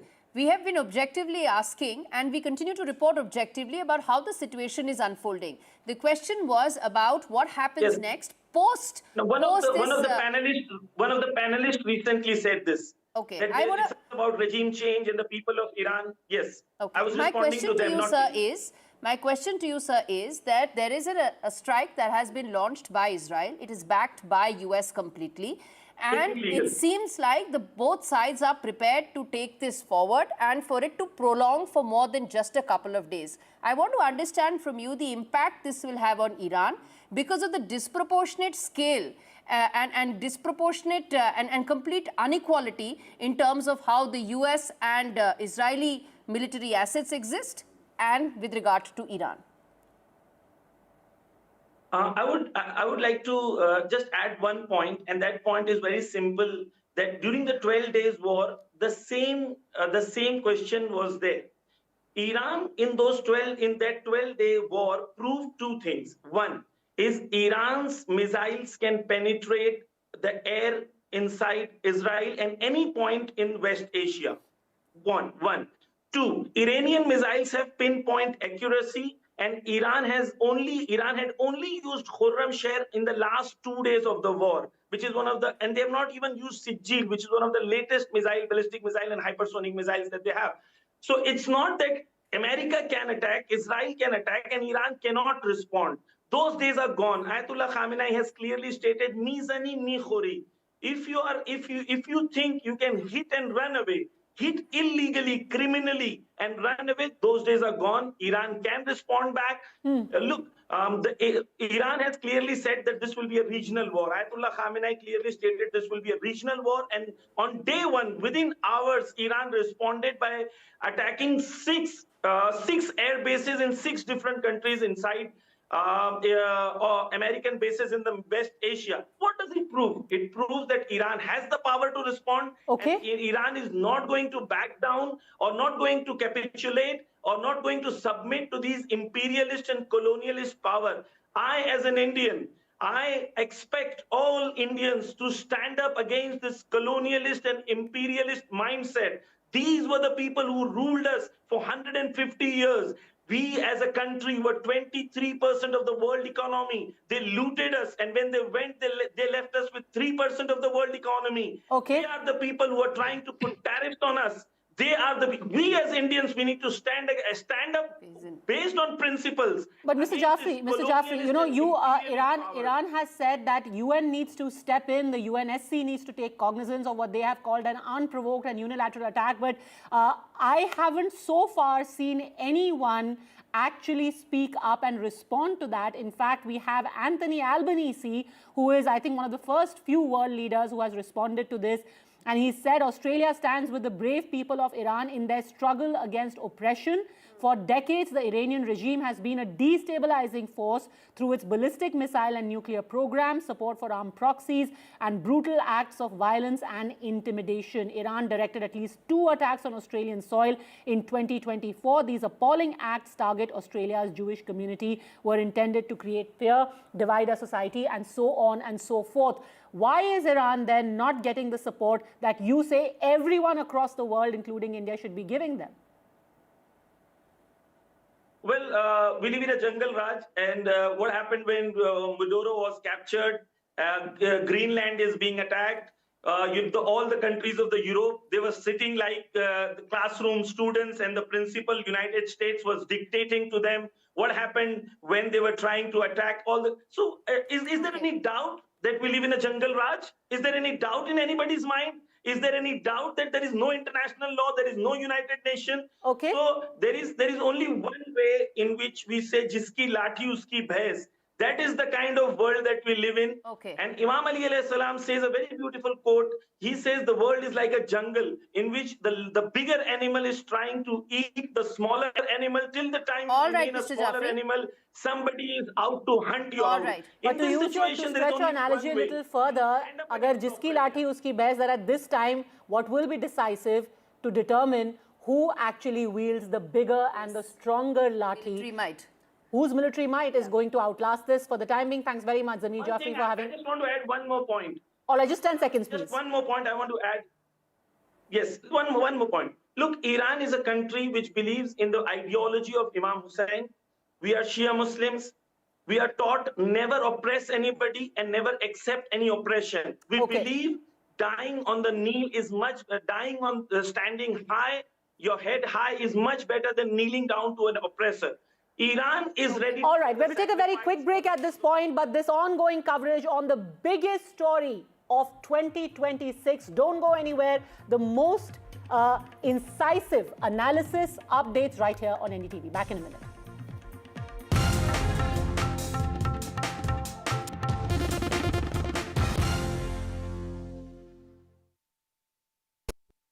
Across the country. He has tracked the pulse of power from Washington to Korea.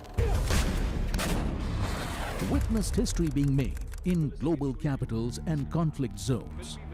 Brought clarity to complex issues of national security and international affairs.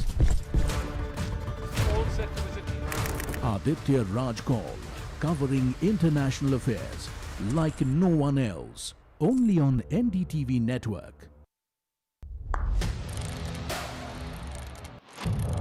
What seems settled for me is unfinished business. So I rewind, I pause, I reflect, I dig until what's buried stands up to be counted. Breaking ground, not just headlines, the meaning behind them. This is Breaking Ground with me, Vedika Sood. The front lines of Kargil. The fury of Operation Sindhu. So many attacks. The chaos and cries of disaster zones. To fighter jet cockpits. And the world's most defining interviews. It's incredible. He has seen history break. Live. Unfiltered. 20,000 hours of live broadcasting. Welcome to Left, Right and Center. Hard facts. War-struck country. Hard questions. In the Ukraine. 30 years of trust. In the Kargil area. North Ukraine. In France. In Italy. At Srinagar. And Vikrant. Vishnu Shom for NDTV. Vishnu Shom. Only on NDTV.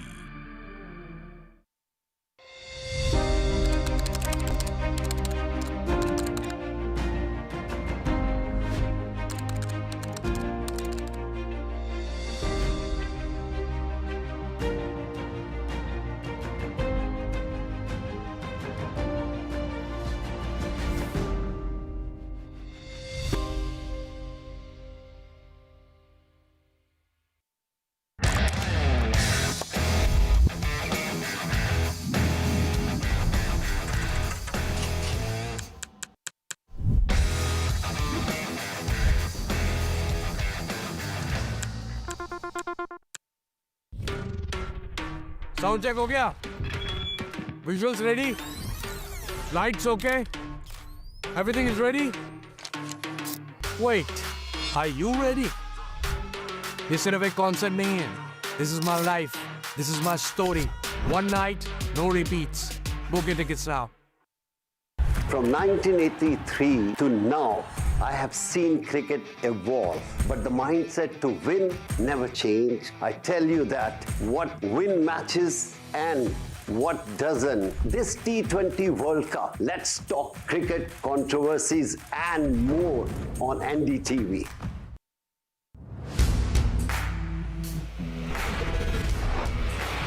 All right, team, our new order show is ready. Now we need a promo. Something cool, something sharp. Well, I'm sure we'll be having outstanding reviews, solid suggestions. Expert advice. The latest trends. It's a lot simpler. We'll help people make the right auto decision. It's got the cool stuff, geeky stuff, serious stuff, all of it, so that you can discover, decide, and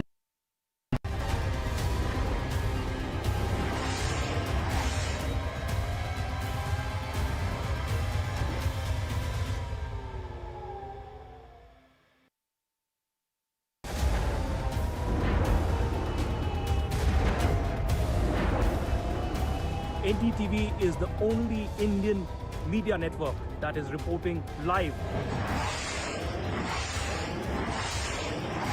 Fighter jets and transport aircrafts that are actually lined up.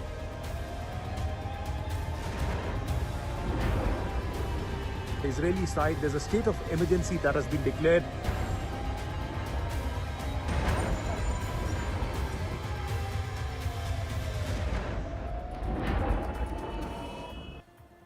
Good afternoon. We begin with fast-moving and deeply consequential developments in the Middle East. Israel and the United States have carried out coordinated strikes on Iranian targets, describing them as preemptive and necessary for security. Iran now has responded with missile and drone attacks and has warned that American assets in the region are now legitimate targets. President Donald Trump has spoken of major combat operations. Prime Minister Netanyahu says Israel acted to neutralize an existential threat. Tehran calls it aggression and promises retaliation. Now, the critical question is not just what happened earlier today, but what happens next. Does this remain contained, or are we looking at a widening regional confrontation involving proxies, Gulf states, and global energy markets? We'll break it down for you. I'm Vedika Sood, and here are the headlines we are tracking at the top of 4 p.m. Big escalation in West Asia war. US-Israel strike Tehran. Top Iranian officials and Khamenei residents targeted. Trump says aim of strikes is regime change in Iran. Happened from US. NDTV reports from Ground Zero, Israel. Iran retaliates by launching missiles. Sirens go off in Tel Aviv. Aditya Raj Kaul brings you all the updates from Ground Zero. West Asia war theatre expands. Iranian missiles hit Bahrain, Abu Dhabi and Kuwait.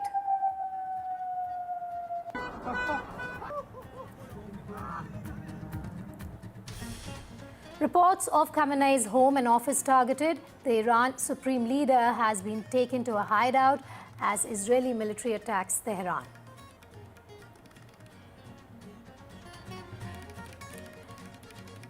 Israeli Prime Minister releases statement, says that Israel, together with the United States, launched a military operation against Iran to eliminate what he described as the existential threat posed by the Ayatollah regime.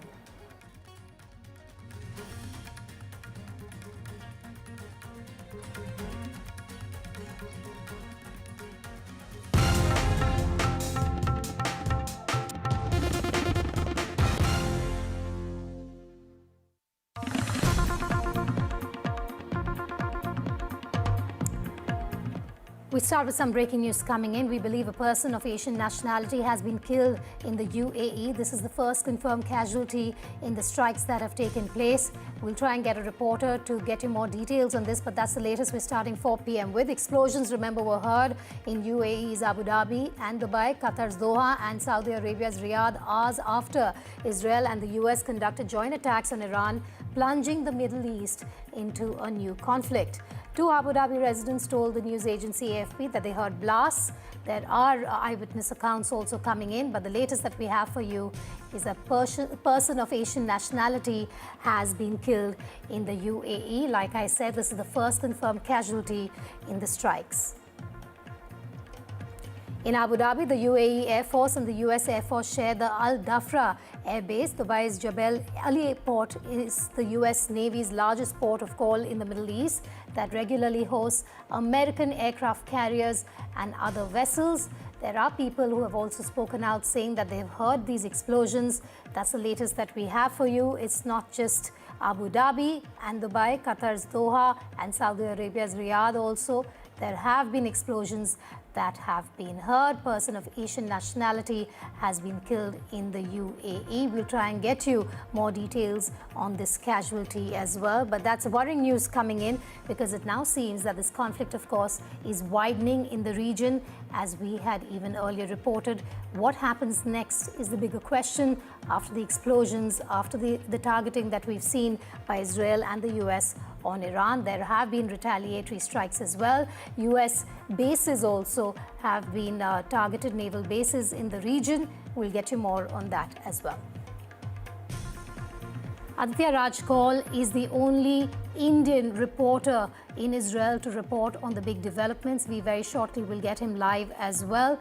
The US reportedly, let's also just tell you, has several air bases around the area. We'll also bring maps up for you in a moment from now to show you where the strikes have taken place, both in Iran as well as Israel. A lot of the US Navy vessels have also been docked in and around the region. I have Aditya Raj Kaul live with me at this point. Aditya, we're getting news that there has been a casualty in the UAE, but where you are, from where you are, First, I want an update. And of course, Aditya, at this point, you must remember, if you feel at any point that you are in harm's way, you need to pull out. I will have to pull out. Actually, there is a fresh siren that has just... Yes, please go ahead, Aditya. The equipment with me, and as you can see, there is a siren that has just gone on. And this is the fourth siren of the day that has just gone in. And people are actually rushing into the bomb shelters. This means that there are incoming, missiles that are coming in. So, of course, this is the fourth siren across Israel. Right now, I'm reporting from Tel Aviv. This is a neighborhood out here, and people are actually rushing into the bomb shelters. There are fresh incoming Iranian missiles that might be just coming in. So I'll head towards the bomb shelter as you continue the broadcast. All right, Aditya, we'll come back to you in a moment from now. I need you to be safe. That's priority at this time, Aditya. Aditya reporting there that the fourth siren of the day has gone off in Tel Aviv. He's been reporting from there. This is not the first time he's hearing that siren. He was at the Tel Aviv airport when the first strike took place. When he heard the sirens go off in Tel Aviv, he's trying to get to a safer location at this point. And of course, we don't want him to come in harm's way. What you see on your screens are also the smoke emanating from Bahrain some time back. But smoke on distant Doha skyline as Iran launches counterattacks over Israel-US strikes. More and more videos are coming out at this point. This one is from Bahrain. But let's also just take you through some of the most important videos that we have put together for you today on this story. We're also getting information obtained from two regimes that their operations will continue in Tehran and some other cities. That's some news also coming in at this point.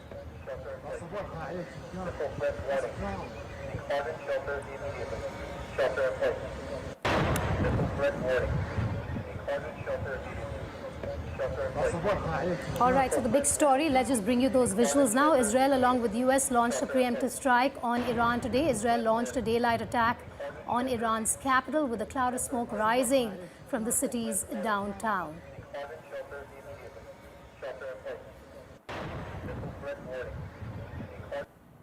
An explosion was heard in Tehran, the capital of Iran, at a time when tensions between Iran and the United States of America were already rising over Tehran's nuclear program.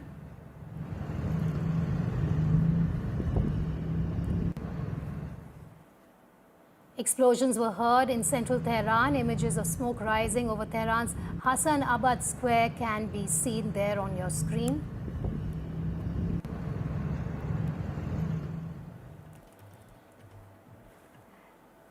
Also in Tehran's Pasteur Street was also one among the multiple explosion spots in the capital city of Iran.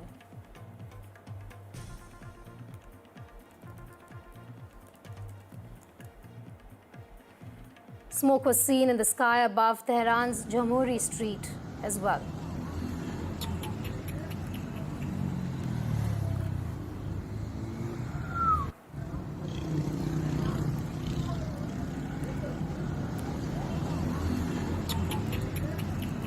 I'm going to go back to Aditya Rajkol, who I believe is in a more secure location. Aditya, over to you. Just tell us what's going on. You say this is the fourth siren you've heard since this morning.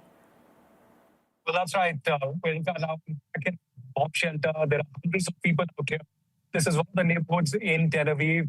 Remember, this is the fourth time that sirens have gone off blazing all across Israel.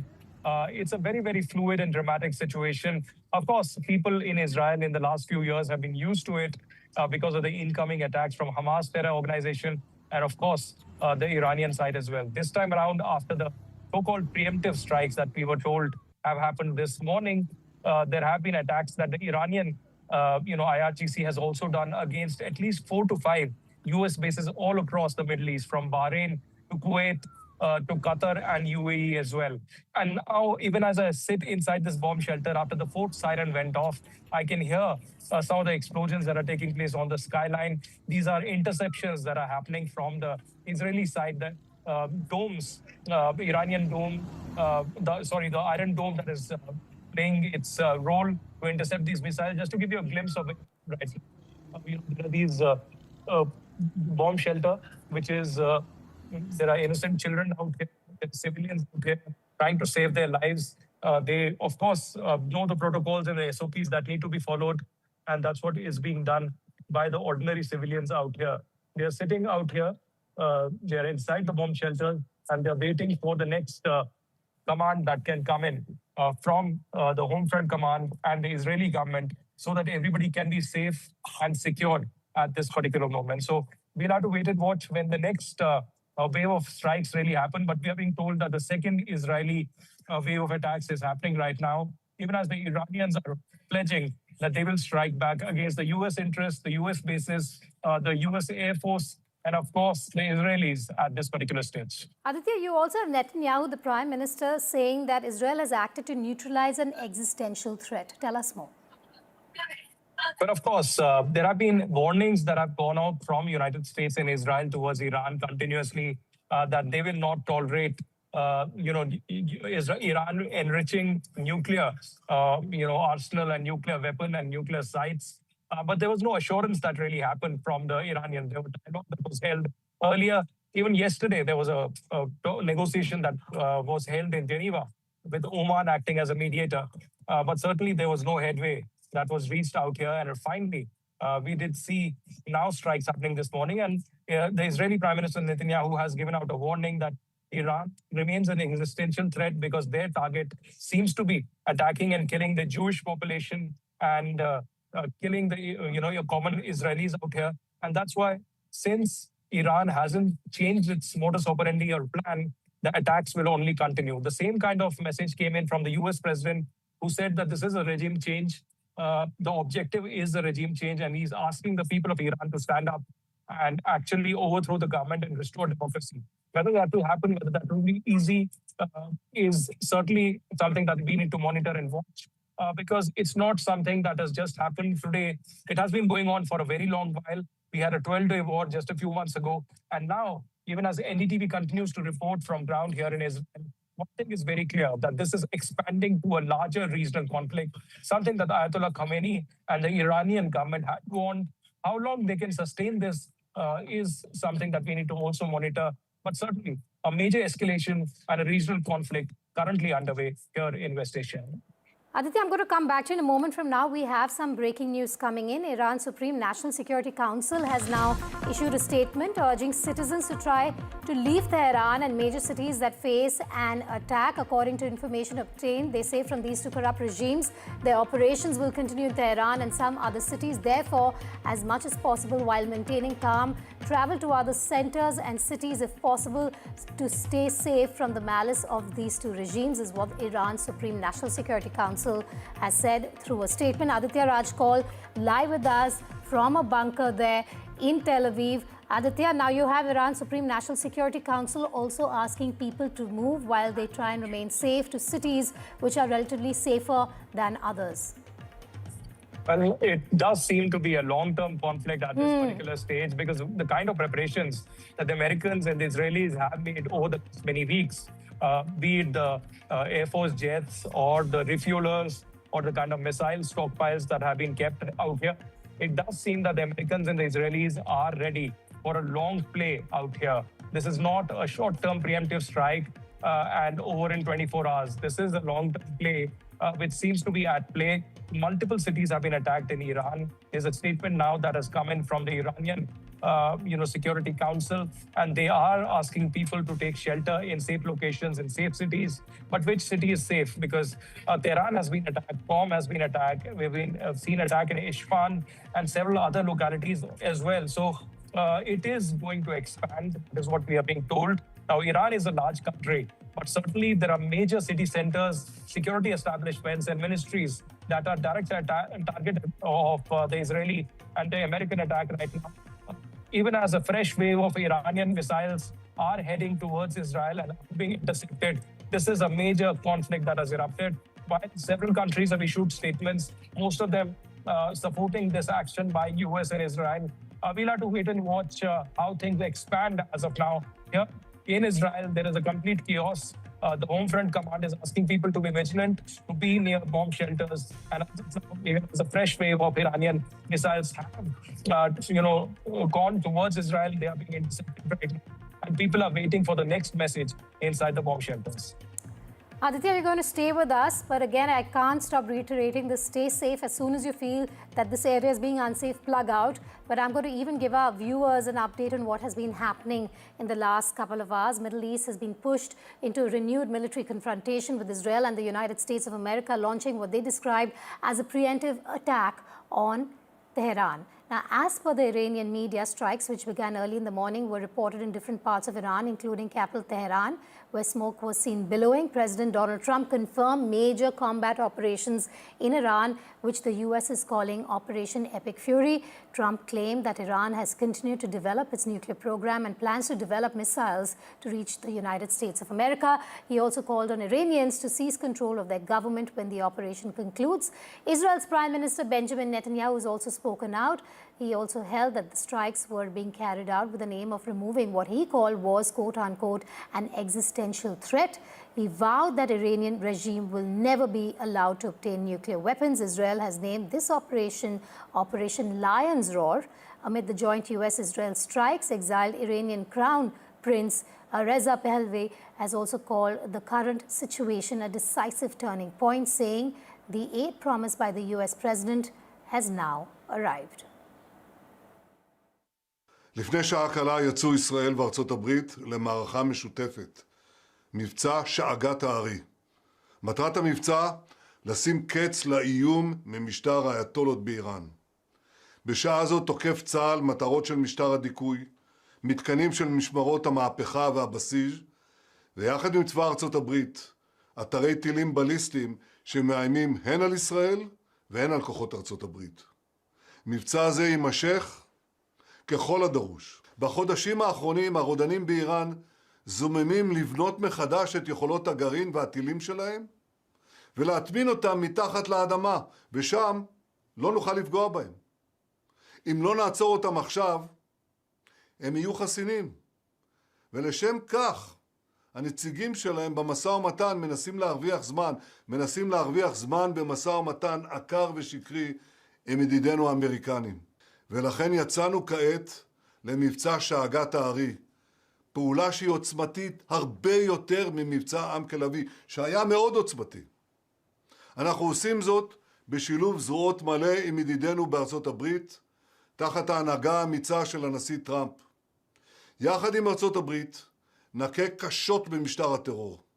ניצור תנאים שיאפשרו לעם האיראני האמיץ לפרוק מעליו את עול המשטר הרצחני הזה. כל מי שיניח את נשקו, כולל בקרב כוחות המשטר, יבטיח את שלומו ויבטיח את עתידו.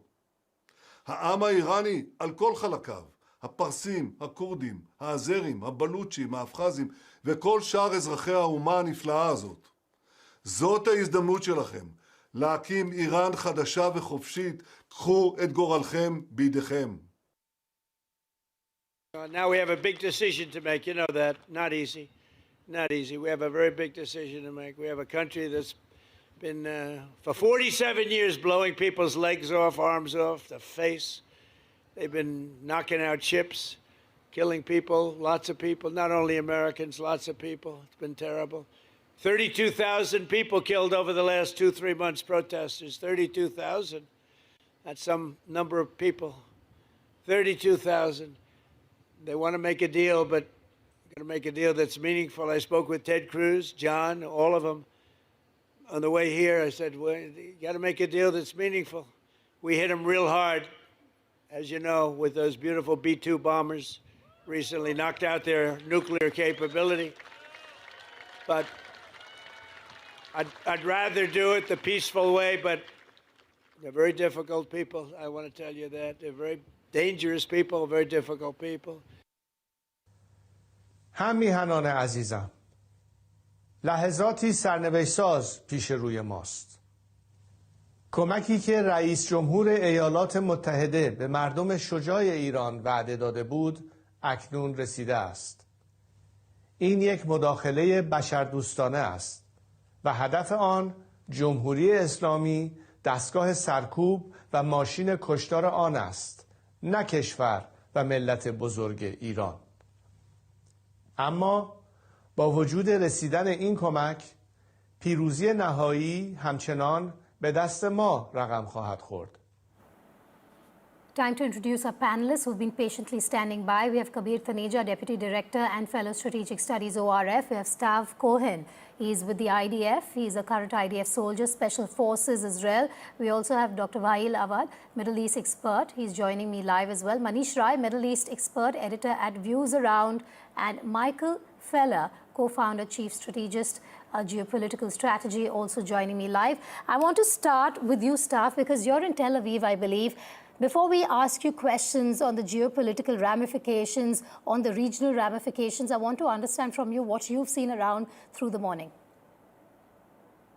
I'm outside of Jerusalem, ma'am. Thank you for having me, first of all. And what I've seen since 8 a.m. this morning is ongoing sirens, enormous explosions taking over all over across Israel. I've seen elderly that are trying to make their way into safety. I've seen women who are holding their babies and running towards shelter, seeking shelter, because the Iranian terror regime is targeting indiscriminately 10 million people, 10 million Jews, Hindus, Christians, Muslims. Israelis, tourists, they don't care who is it that they'll get as long as they're hurting someone. This morning is a turning point for the West, not just for Israel and the US. This is a turning point that the Western world is telling jihad enough. In 2026, there is no more room for your 7th century mentality. There is no more room for terror. There is no more room for indiscriminate targeting civilians with ballistic missiles. All right. I want to go across to Kabir Taneja as well at this point. Kabir, we have crossed from shadow war into open interstate conflict. Correct me if I'm wrong, but does what we're seeing on our screens from this morning indicate that? Yeah, definitely. I think the movement towards that started a while ago. So we are just seeing a continuation of that progression that had been taking place since last year, specifically when both Israel and US targeted Iran's nuclear program. But I think, the bigger story that we are witnessing right now is not just that the strikes have taken place in Iran. I think there was a level of expectation that is an eventuality in the near future. I think it is Iran's response has been to target American bases in neighboring Gulf countries. And that I think there could be multiple reasons for that, but the immediate reason that comes to my mind is that within their missile capabilities, considering Israel is still a little bit further out, they have to cross the Iraqi airspace and they have to cross the Syrian airspace and so on and so forth. But targeting American bases in Gulf countries is sending a bigger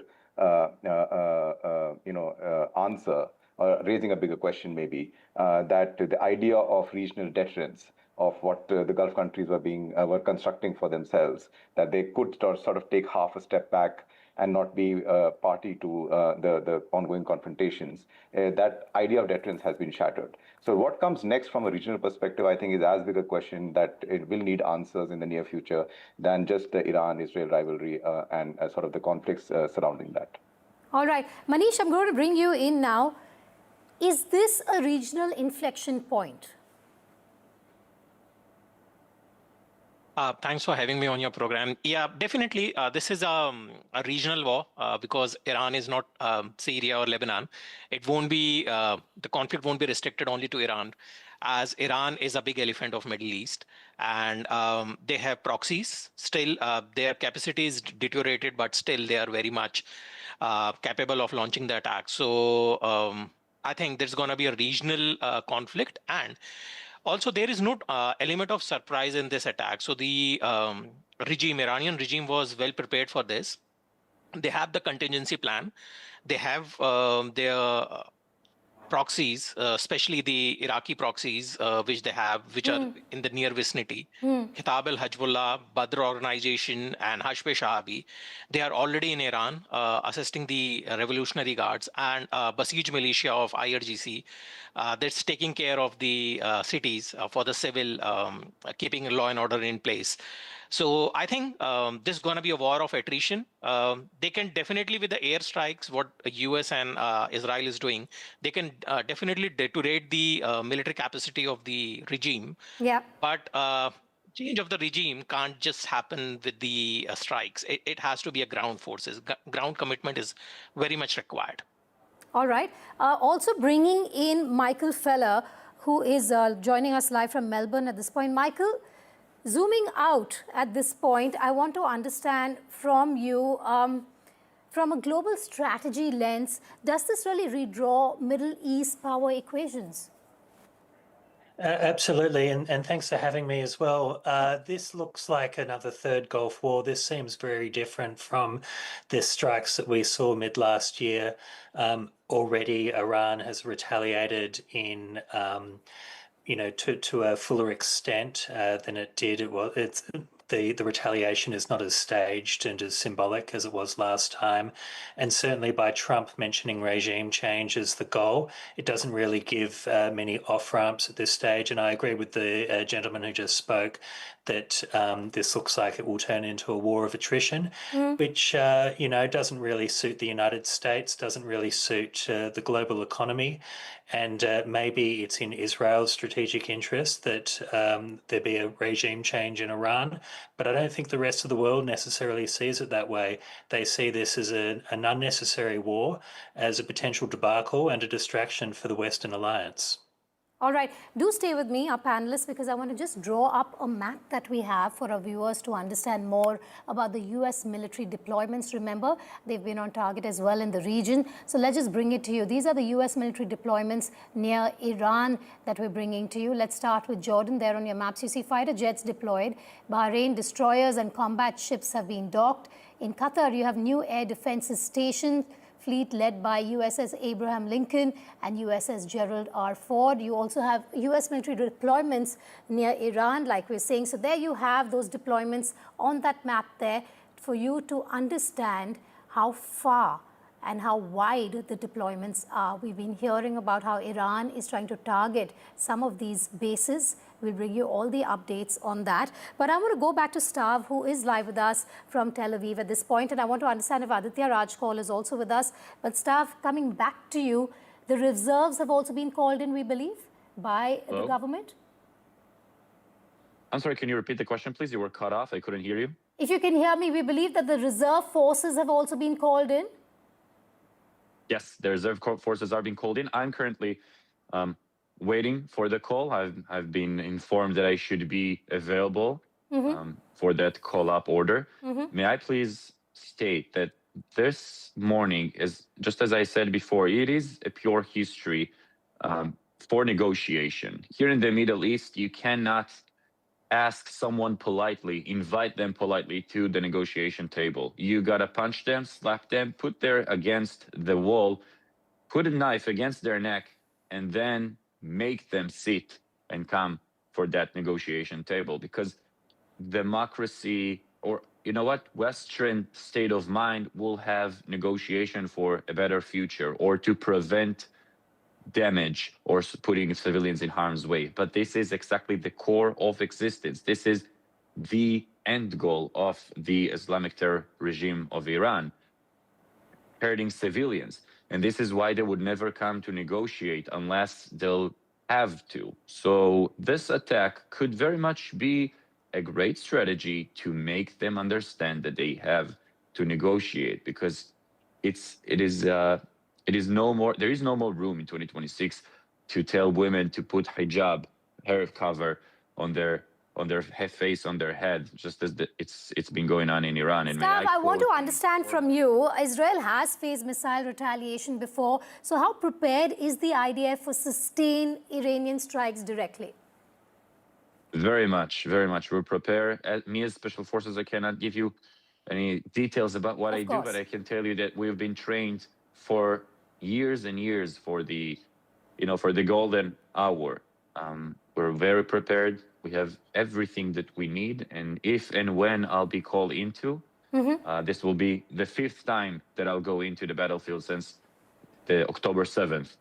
Basically, I fought all of the proxies of Iran in the different fronts, and all they seek for is damage, murder. And I have no problem with, I'm actually eager to fight them, because the only solution that we can have is to take the terror regime out of power, and negotiate with the new, All right. the new person that will take that throne. All right, so Sav is a current IDF soldier. He is speaking from his point of view clearly on the show right now. But before we move ahead, my personal opinion. Yes, absolutely. We're going to go back to a panelist in a moment from now. But before that, let's bring you more visuals also. A U.S. Navy headquarters in Bahrain has been struck. Iran has reportedly struck U.S. Naval Support Activity Base in Bahrain, which is the U.S. Navy's headquarters in the Middle East, home to U.S. Navy's 5th Fleet in Manama. That's the latest that we have for you. Several missiles have reportedly struck the U.S. Navy Support Activity Base in Bahrain. Huge plumes of smoke were seen rising over the skyline and even confirmed by the Iranian embassy in India. A barrage of Iranian missiles in Bahrain could be seen. Residents also caught on camera the impact of these missiles from Iran. Remember, at standoff range, Bahrain is only about 300 kilometers away from the Iranian coast. Now, captured from multiple angles for the first time, Iranian missiles have struck a U.S. facility in Bahrain, which is the headquarters of their naval command in the Middle East for the 5th Fleet.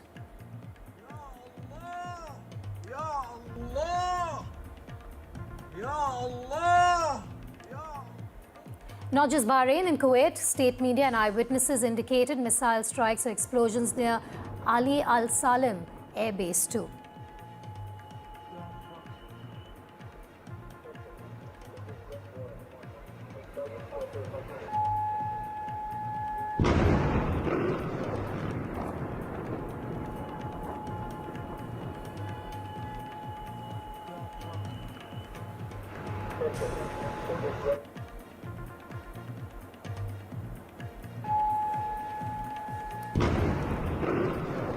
All right, I'm going to go back to Michael Feller, who joins us live from Melbourne at this point. Is this escalation something in the days to come that can be contained, Michael, or do you think this is structurally now destabilizing? Definitely destabilizing. I think the words regime change say it all. It makes it much harder for either side to back down. And as we heard from the IDF soldier, if there is a sense in Israel that Iran needs to be punished before talks, well, like the logic of that just doesn't stack up. You're just going to get into a protracted war that way. The time for diplomacy is before war, not after war, and I think history bears that out. We saw that during the period when the JCPOA was intact, there was relative calm. We saw after the initial strikes in mid-2025 that there was calm. I really just don't understand the logic of the strikes today. I know that they weren't surprising, but they're still shocking, considering that, at least from the perspective of the US government, there doesn't seem to be a real day after plan here. I know that there is the son of the former Shah waiting in the wings, but that's a big if that he can take power. Ayatollah Ali Khamenei is almost 86 years old. You would think that regime change would be coming anyway, and you don't need to force it at the barrel of a gun, but here we are. Breaking news also coming in that you can see on your screen right now. We're being told that the Iran Revolutionary Guards commander has been eliminated. Mohammad Pakpour eliminated in Israeli strikes is what we're being told. We'll try and get you a report on this as well. But he's a top commander who has been killed in the strikes. And this claim has been made by Israel. I'm going to go back to Kabir Taneja as well. Kabir, I want to talk about the wider question here. You've had the U.S. naval bases also in the region being targeted. Now, with this happening, fundamentally, does this really change the escalation ladder? I think it changes the escalation ladder immensely. But if you see President Trump's video that he posted online sort of announcing this operation, I think he's at some level prepared for it. Some of the co-panelists mentioned that it may be a war of attrition. Seems to be going that way, and seems to be that at least President Trump is prepared to sort of push this for weeks or months. If required. The larger problem is, when we're talking about an alternative political system coming into play when it comes to post-Islamic Revolution Iran, there are no inclinations or sign of how that will happen. If let's go back to this sort of similar tactics being used on a much smaller scale between Israel and Gaza. Hamas is still in Gaza, and it is much less smaller and much less powerful. It's just using military might hasn't really worked out the way that it has been envisioned. The Taliban in Kabul, just next door to Iran, is a damning example of that. So I think a little bit more clarity on what are going to be this, what is this war of attrition going to lead to politically? I think that needs equal amount of thought right now, along with the military power that is being displayed. All right, I do believe I have Fleur Hassan joining me live. She's the current Deputy Mayor of Jerusalem. Thank you for joining me on the show right now. We want to understand from you what you can share with our viewers currently on the situation there in Israel. Well, since 8:30 in the morning, we have been in shelters. I just got out of a shelter now 10 minutes ago and have been able to have a shower and get dressed because we've been literally running to the shelters since we woke up early this morning.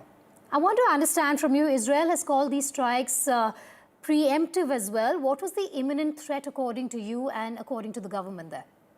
Well, the imminent threat is that Iran has capabilities to throw very nasty rockets, as we have experienced a number of times in the last 2 years.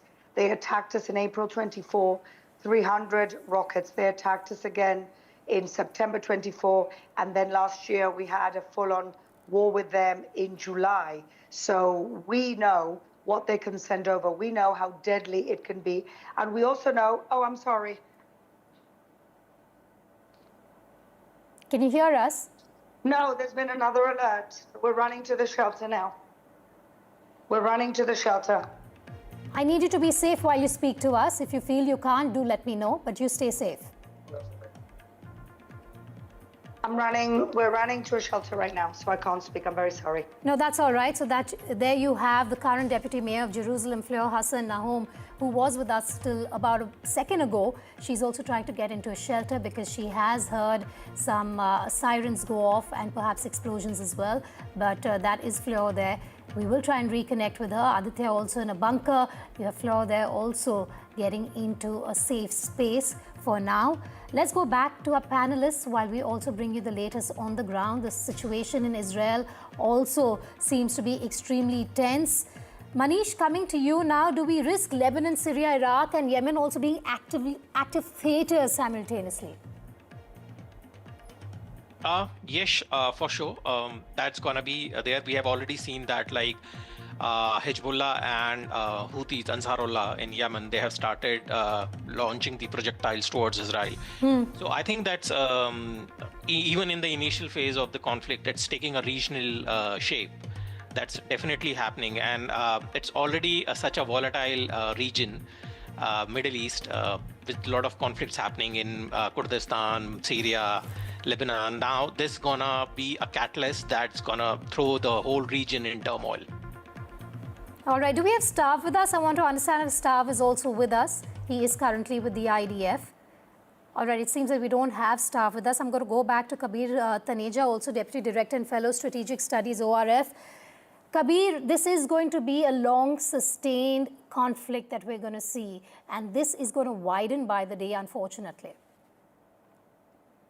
Yes, seems so. I mean, that's what we are gathering with the kind of, as mentioned before, the kind of military power that has been amassed across the Middle East, but also now that it is being utilized. I mean, I think, as I said, before, the bigger problems now are what are the Gulf countries going to do? Because I think they spent a lot of political capital over the past couple of months to try and stave off this eventuality. They, if you see the UAE, Qatar, they all sort of thrive. Their economies thrive on the concept of security. That they are not embroiled in these kind of conflicts, and sort of the waves have changed in the Middle East over the past couple of years, and it's not about just conflict. Now we have sort of entered a similar stage once again, where we don't know where this is going to take us and how long will it be. If you remember the 2003 Iraq War, it was announced soon after 9/11, and it was announced as finished or mission accomplished in May 2004. So technically, it did not run that long. But of course, as we know, it ran for almost 2 decades. So, it's now it depends of how much stomach does President Trump have and the U.S. have to go into another sustained conflict. As my co-panelist said, without boots on the ground, the sort of the old term of having soldiers on the ground, installing a regime change doesn't function that way. Because right now what the US is saying is that we have this immense air power which we are utilizing, and they have given the onus to the public on the ground to come up with a new political leadership. As they try to eliminate the older one. That's unsustainable. I don't think anyone from the street can just walk in and try to become president or prime minister. So, what is the long-term game? I think the lack of clarity of that is probably more concerning right now than just the immediate military implications taking place. All right, I'm going to now put up a graphic for our viewers to understand, after which we'll go back to our panelists for you to know how the shrinking circle of Khamenei now looks. You have to understand this with the help of those graphics. We're going to start with Ayatollah Mohammad Beheshti, the Chief Justice of Iran, killed in 1981 in the IRP headquarters bombing. Then you have Qasem Soleimani, commander of the IRGC force, killed in 2020 in the US drone strike in Baghdad. Then you have Khamenei's most trusted military lieutenant, Mohsen Fakhrizadeh, senior nuclear scientist, assassinated in 2020 near Tehran again. Considered the architect of Iran's nuclear program, which also seems to be one of the main reasons why you have Donald Trump also coming out and making that speech today on this attack on Iran, this conflict that is taking place along with Israel. Then you have Hassan Tehrani Moghadam, founder of Iran's missile program, died in the 2011 explosion. You then have Syed Khudai, the IRGC colonel, shot dead in Tehran in 2022. Then you have Ali Shamkhani, senior advisor to the Supreme Leader. He was killed in 2025 in the airstrikes. And then you have Brigadier General Amir Ali Hajizadeh, the commander of the IRGC Aerospace Force, head of Iran's missile and drone program, killed in Israeli airstrikes in 2025. So that's what it looks like, viewers. This is the shrinking circle of the man on your screens. A lot has been happening since this morning. We're going to recap that for you in this report.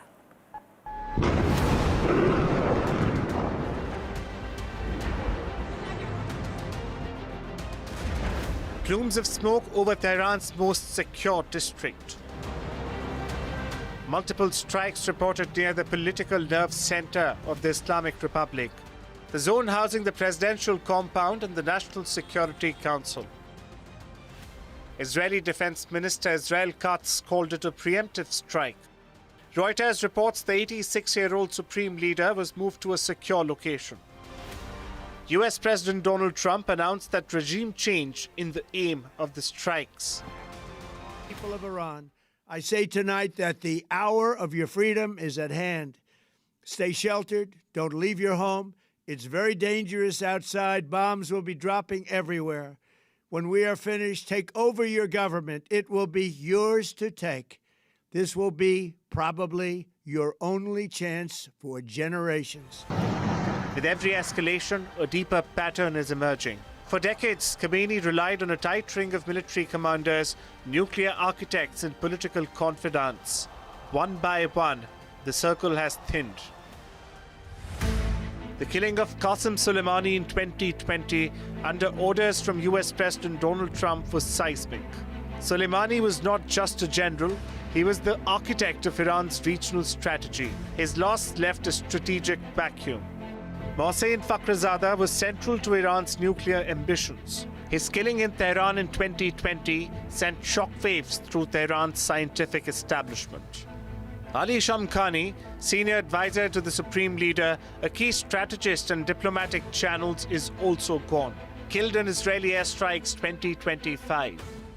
The man overseeing Iran's missile and drone arsenal was also eliminated last year amid intensified conflict. The men who formed the very backbone of Khamenei's power structure have been systematically removed through bombings, drone strikes, assassinations, and air raids. Now, as Israeli strikes edge closer to the very heart of Tehran, the question is no longer just about retaliation, it's about survival. Bureau Report, NDTV.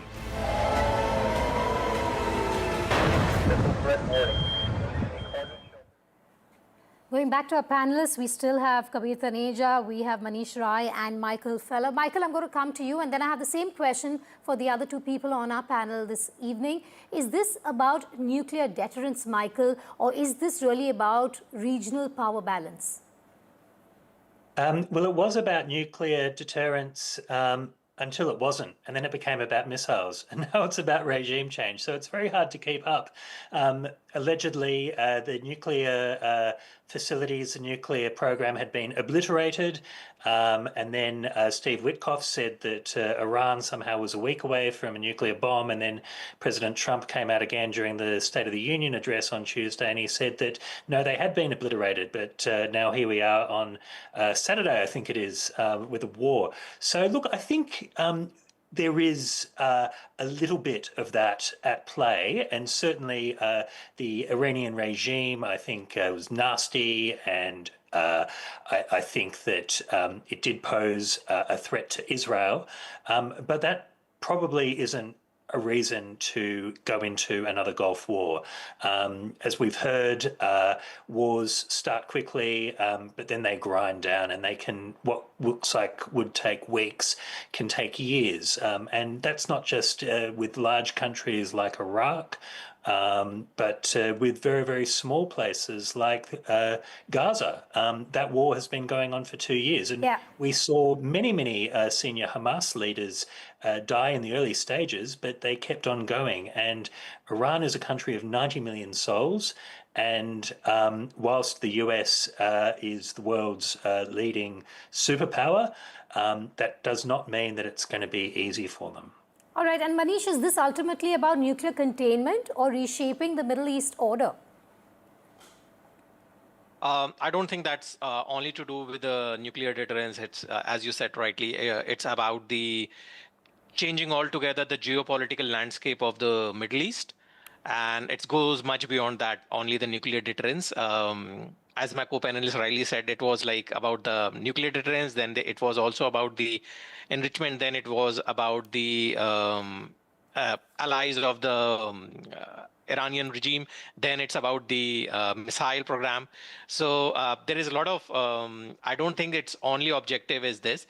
It is one of the things that it has to be told to the domestic audience, both in US and Israel. And this regime is, if it's not depending on an individual, it's not only about Ayatollah Ali Khamenei, it's a theocratic regime. It's being governed by a sort of a ecosystem.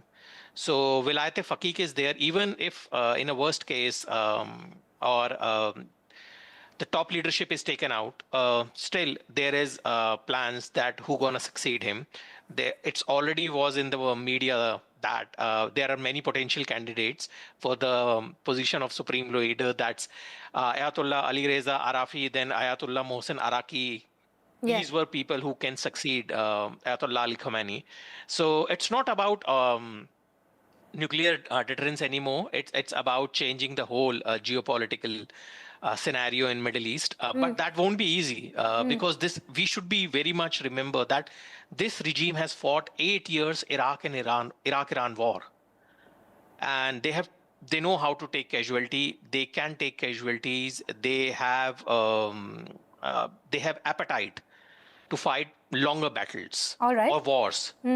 So that should be taken into the account as well. Michael, my question to you before we go ahead and get more news on the channel and a ground report. If Iran activates proxy networks fully, how does the West respond without perhaps an overstretch? So it looks like some of those proxy networks already have been are in theatre, are in play. Hezbollah in Lebanon is the big question mark, though, because the Lebanese government really can't tolerate any more hits, and that to me is the big thing to watch. But you know, Iran at this point doesn't need its networks. It has already, it's gone beyond a proxy war. Let's put it that way. This is a direct war now. So we're beyond that sort of grey warfare under the threshold type of conflict now.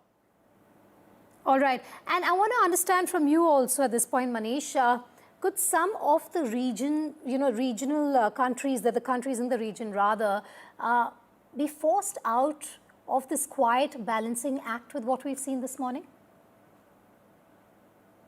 I think so. There will be repercussions in the region, and the countries again going to recalibrate what their strategy going to be. Yes. Because some countries, most of them, they don't want to be part of this conflict. In Middle East, except from Israel, there is no other country which want this conflict to be happening at this point in time. So everyone in the region want this conflict to stop or be of less calibration, but that won't happen. So the countries, they're gonna again relook what should be done. And I think that as there is a very imminent threat, it's not only gonna be about the Israel. If IRGC has a capability, especially the naval force of IRGC, that they can stop or blockade the Strait of Hormuz. All right. Strait of Hormuz is one of the very important commercial artery of the world. 20% of the oil passes through Strait of Hormuz. This is going to be a pain point for the whole world. So I think there are a lot of apprehensions, a lot of worry, and countries, regional countries, and also the global powers soon going to intervene. Or again, they're going to, I won't say pressurize, but they're going to throw some weights on either side to have the temperature lower down. All right, Michael and Manish, thank you so much for joining me here. I'm going to slip into a short break. The fourth siren was heard in Tel Aviv. Our correspondent there on the ground, Aditya Rajkol, has been bringing you updates. He's right now inside a bunker with others. We'll bring you all the updates here on NDTV in moments from now.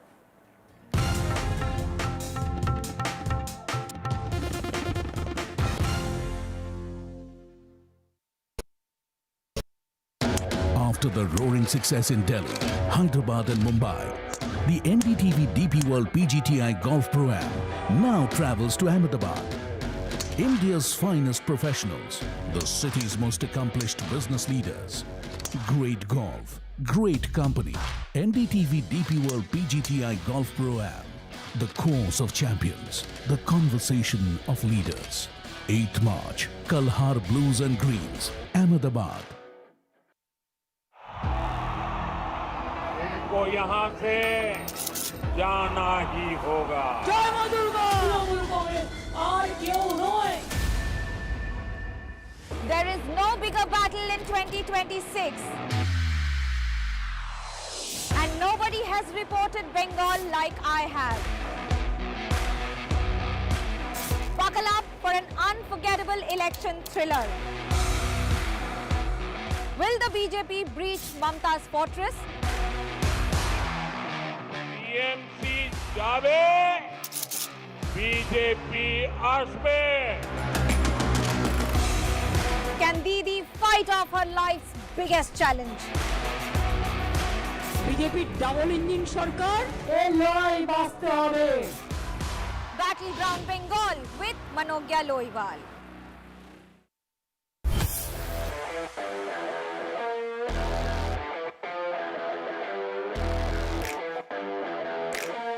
First India tour in your city.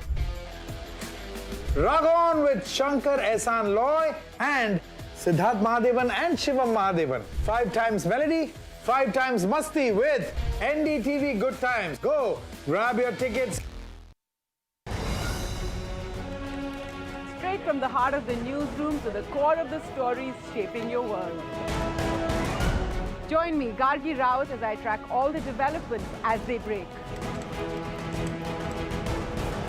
Live from the NDTV newsroom, weekdays at 4 p.m. Across the country, he has tracked the pulse of power from Washington to Korea. Witnessed history being made in global capitals and conflict zones, brought clarity to complex issues of national security and international affairs. Aditya Raj Call, covering international affairs like no one else, only on NDTV network. What seems settled for me is unfinished business. So I rewind, I pause, I reflect, I dig until what's buried stands up to be counted. Breaking ground, not just headlines, the meaning behind them. This is Breaking Ground with me, Vedika Sood. The front lines of Kargil. The fury of Operation Sindoor. So many attacks. The chaos and cries of disaster zones.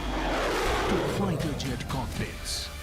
And the world's most defining interviews. It's incredible. He has seen history break. Live, unfiltered. 20,000 hours of live broadcasting. Welcome to Left, Right and Center. Hard facts. War-struck country. Hard questions. In the Ukraine. 30 years of trust. In the Kargil area. North Ukraine. In France. In Italy. At Srinagar. Vishnu Shom for NDTV. Vishnu Shom. Only on NDTV.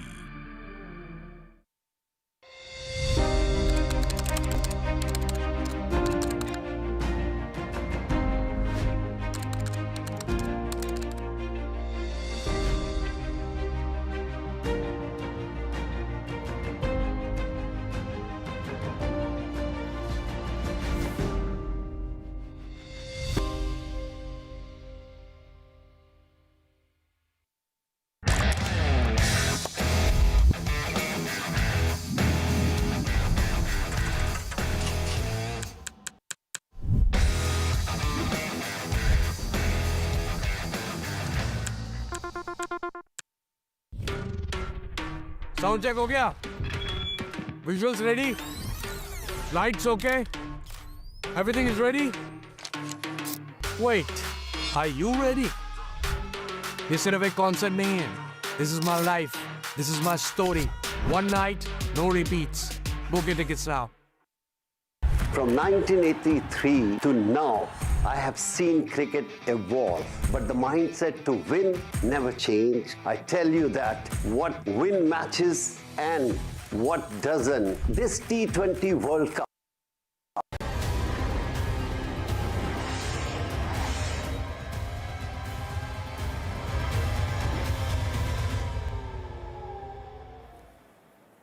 Good afternoon. We begin with fast-moving and deeply consequential developments in the Middle East. Israel and the United States of America have carried out coordinated strikes on Iranian targets, describing them as preemptive and necessary for security. Iran has responded with missile and drone attacks and has warned that American assets in the region are now legitimate targets.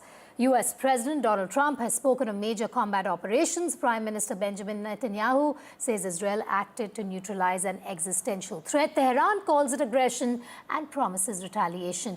The critical question now is not just what happened earlier today, but what happens next. Does this remain contained? Are we looking at a widening regional confrontation involving proxies, Gulf states, and global energy markets? I'm Vedika Sood. We'll be breaking this down with our panelists and with our reporter in Israel on the ground, Aditya Raj Kaul. But first up, a quick check on the headlines at 5 p.m. Big escalation in West Asia war. U.S.-Israel strike Tehran. Top Iranian officials and Khamenei residents targeted. Trump says aim of strikes is regime change in Tehran. NDTV reports from Ground Zero. Iran retaliates by launching missiles. Sirens go off in Tel Aviv. Minute-by-minute update from the man on your screens, Aditya Raj Kaul, reporting live from Israel. West Asia war theatre expands. Iranian missiles hit Bahrain, Abu Dhabi, as well as Kuwait.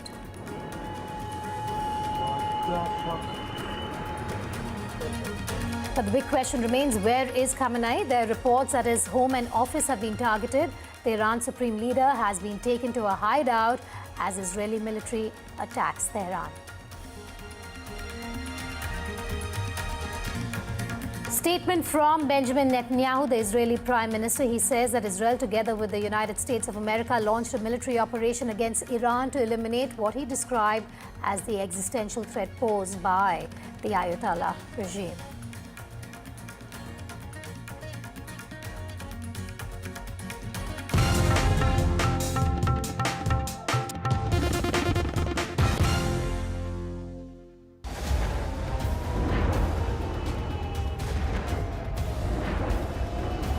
NDTV is the only Indian media network that is reporting live.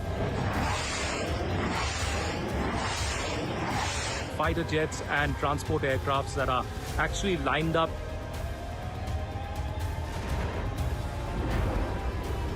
The Israeli side, there's a state of emergency that has been declared.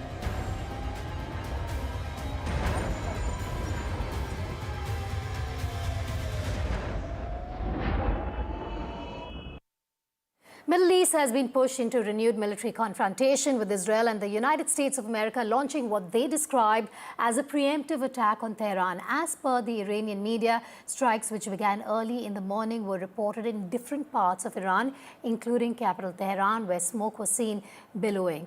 You have all those images on your screens, viewers, where you can see the huge spread of this attack. Tehran, where smoke was seen billowing, is one of them. President Donald Trump confirmed quote-unquote major combat operations in Iran, which the US is calling Operation Epic Fury.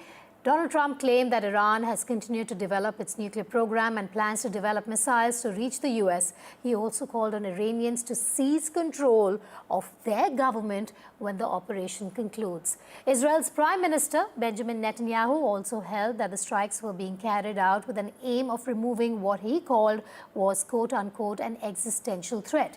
He vowed that Iranian regime will never be allowed to obtain nuclear weapons. Israel has named this operation Operation Lion's Roar. Amid the joint US-Israel strikes, exiled Iranian Crown Prince Reza has called the current situation a decisive turning point, saying the aid promised by the US president has now arrived. לפני שעה קלה יצאו ישראל וארצות הברית למערכה משותפת, מבצע שאגת הארי. מטרת המבצע, לשים קץ לאיום ממשטר האייתולות באיראן. בשעה זו תוקף צה"ל מטרות של משטר הדיכוי, מתקנים של משמרות המהפכה והבסיס, ויחד עם צבא ארצות הברית, אתרי טילים בליסטיים שמאיימים הן על ישראל והן על כוחות ארצות הברית.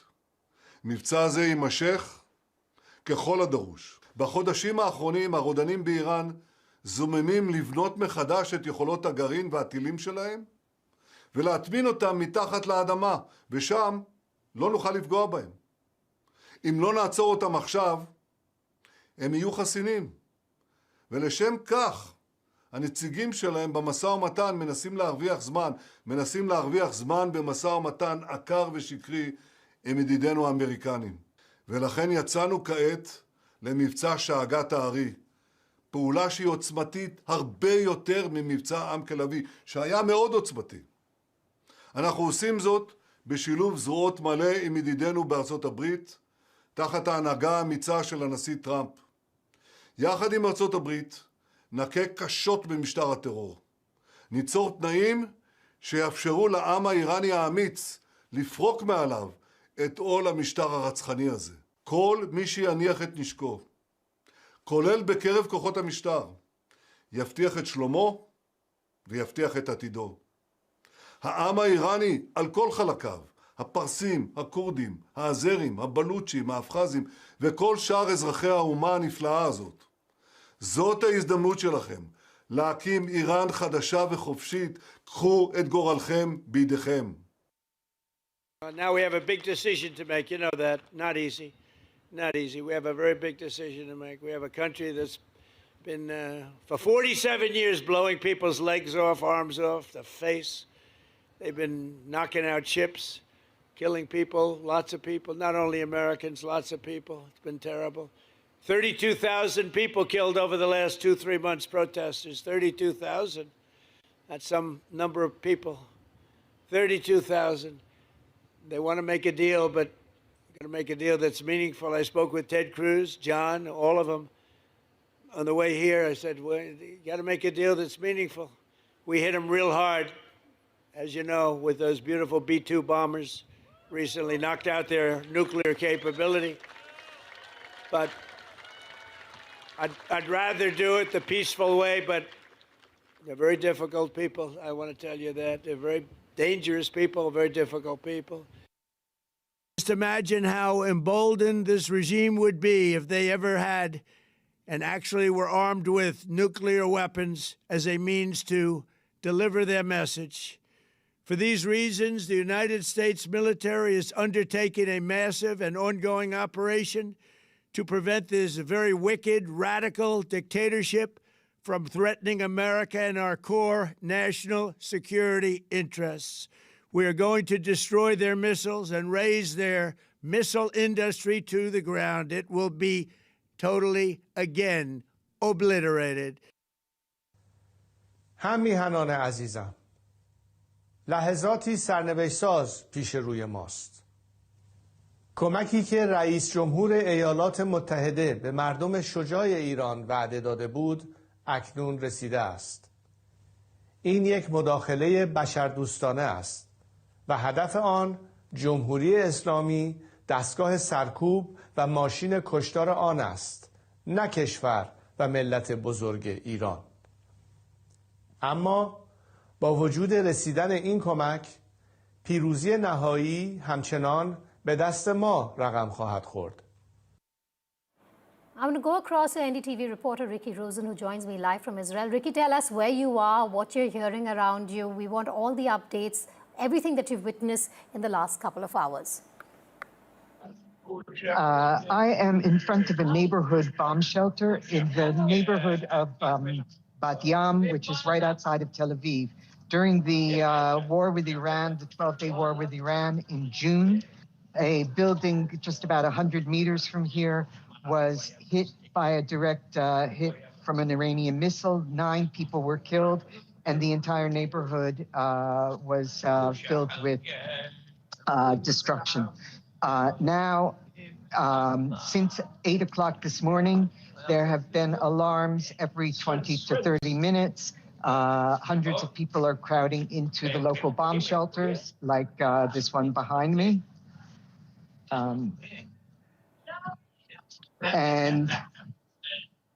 And right now there's a slight lull, so we're just waiting for the next round of alarms indicating that an Iranian missile is on its way to this area. Most of the missiles have been shot down by the Iron Dome system. There is word of one man who was injured moderately in the north of the country. I want to get a sense from you, Ricky. Also, you've been speaking to people around that area in Bat Yam. I want to understand what they're sensing, feeling right now. Of course, they would be nervous. There's also this, it's unpredictable when you're going to hear the next siren go off. Tell us more about the people around you you've been interacting with.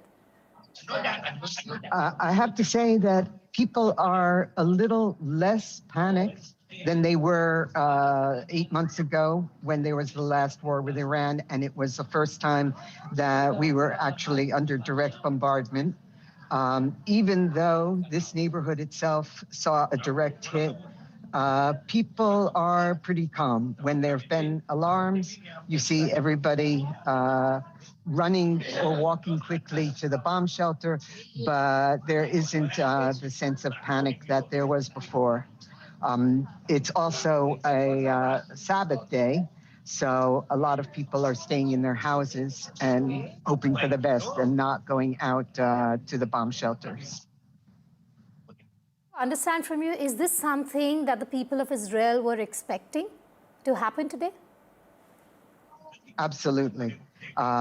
Everybody was calling each other because yesterday the American embassy announced that their staff should leave immediately yesterday before waiting for today. So everybody knew that something was probably coming in the next 24 hours. Luckily this time it started at 8 o'clock in the morning rather than 3 o'clock in the morning, which was the norm in the last war when everybody had to get in their pajamas and run down the street to the bomb shelter.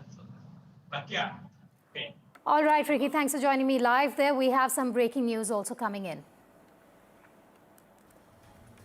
The news coming in is that Iran has claimed that Israeli missiles have struck a school. Around 30 students have been killed in the Israeli strikes is what we're hearing. Iran has said that around 30 students have been killed and 60 injured. This is a school in southern Iran that was hit in the strikes, according to Iran. Iran's IRNA news agency has reported this. And about 30 female students have been killed in that unfortunate strike in a school in southern Iran following a US-Israeli airstrike, and 60 have been injured.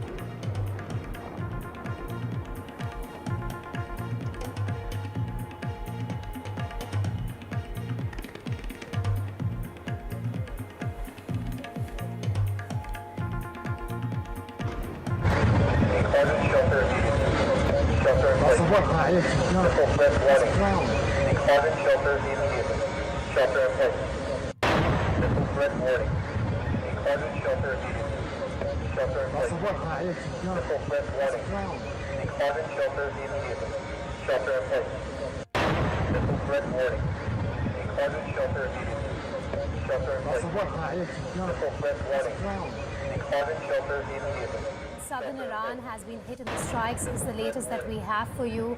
Reporters on the ground telling you about the situation since this morning. Multiple sirens have gone off inside Israel. We've also tried to get you all the reports possible from Tehran on the big story. This is now, of course, blowing up into larger regional tension, if I may say so, in midst of this conflict. But I want to bring to you some of the strongest images that we've put together for you. Let's just start with Iran striking US's Naval Support Activity Base in Bahrain, which is the US Navy's headquarters in the Middle East, home to US Navy's 5th Fleet in Manama. Also, several missiles have reportedly struck the US Navy Support Activity Base in Bahrain. Huge plumes of smoke were seen rising over the skyline and even confirmed by the Iranian embassy in India.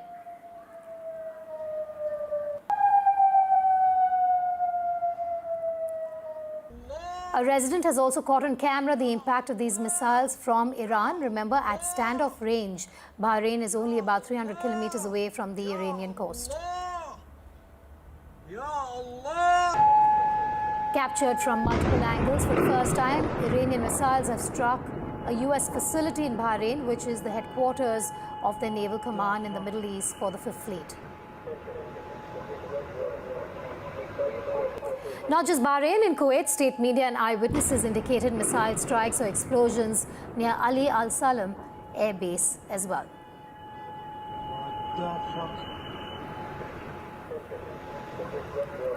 Explosions were heard in Iran's capital, Tehran, early morning as Israel, along with the US, launched a preemptive attack, pushing the Middle East into renewed military confrontation, further dimming of hopes for a diplomatic solution anytime soon.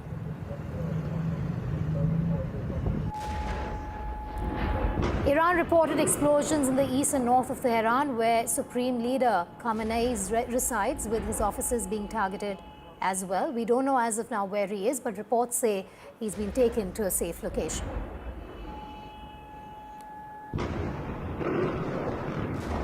Israel is calling its strikes on Iran Operation Roar of the Lion, as people were seen running for cover in several parts of Tehran. Mobile phone services have been cut in eastern and western Tehran.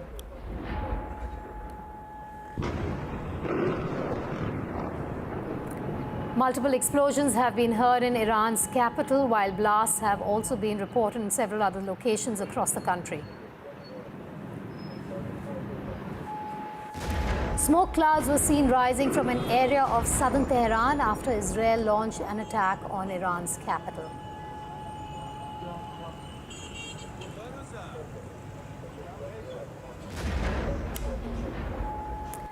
Following a major Israeli-US military strike in Iran's territory, some more visuals coming in that we're bringing to you. As tensions with Iran increase, many Israelis have moved to bomb shelters inside the country. Visuals have come in from a bomb shelter in Israel with citizens singing and dancing. Remember, that is also the Shabbat morning, which is essentially a religious day for them. Visuals also coming in from Galilee, Israel, where Iranian missiles have reportedly reached. Galilee is a region located in the northern part of Israel and is seeing attacks from Iranian missiles. With reports emerging of Iran retaliating and hitting out Israel, visuals have come in from areas inside occupied Palestine. The occupied Palestine area is seeing a barrage of missiles as Iran hits back sharply.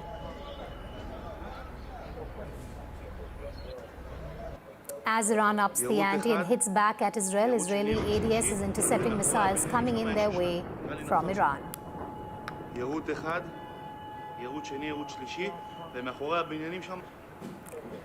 One of the areas that Iran has struck is Haifa in Israel, where you can see plumes of smoke billowing out after the airstrike in the region.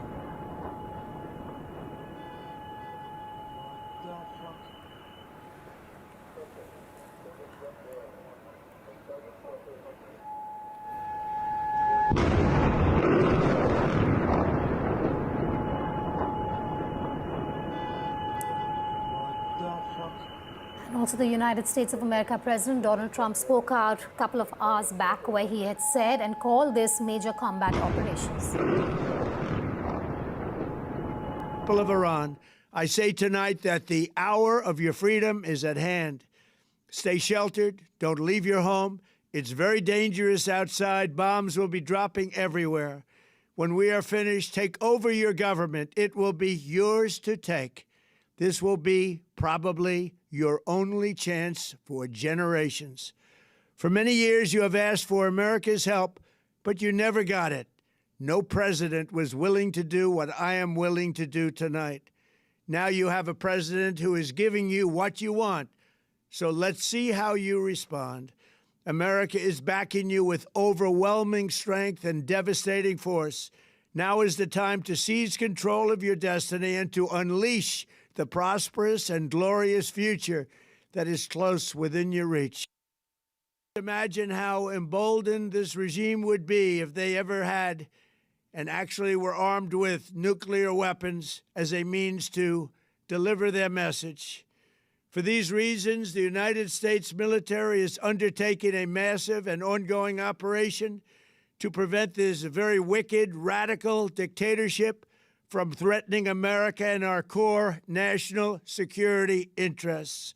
We are going to destroy their missiles and raise their missile industry to the ground. It will be totally, again, obliterated. It's been mass terror, and we're not going to put up with it any longer. From Lebanon to Yemen and Syria to Iraq, the regime has armed, trained, and funded terrorist militias that have soaked the earth with blood and guts.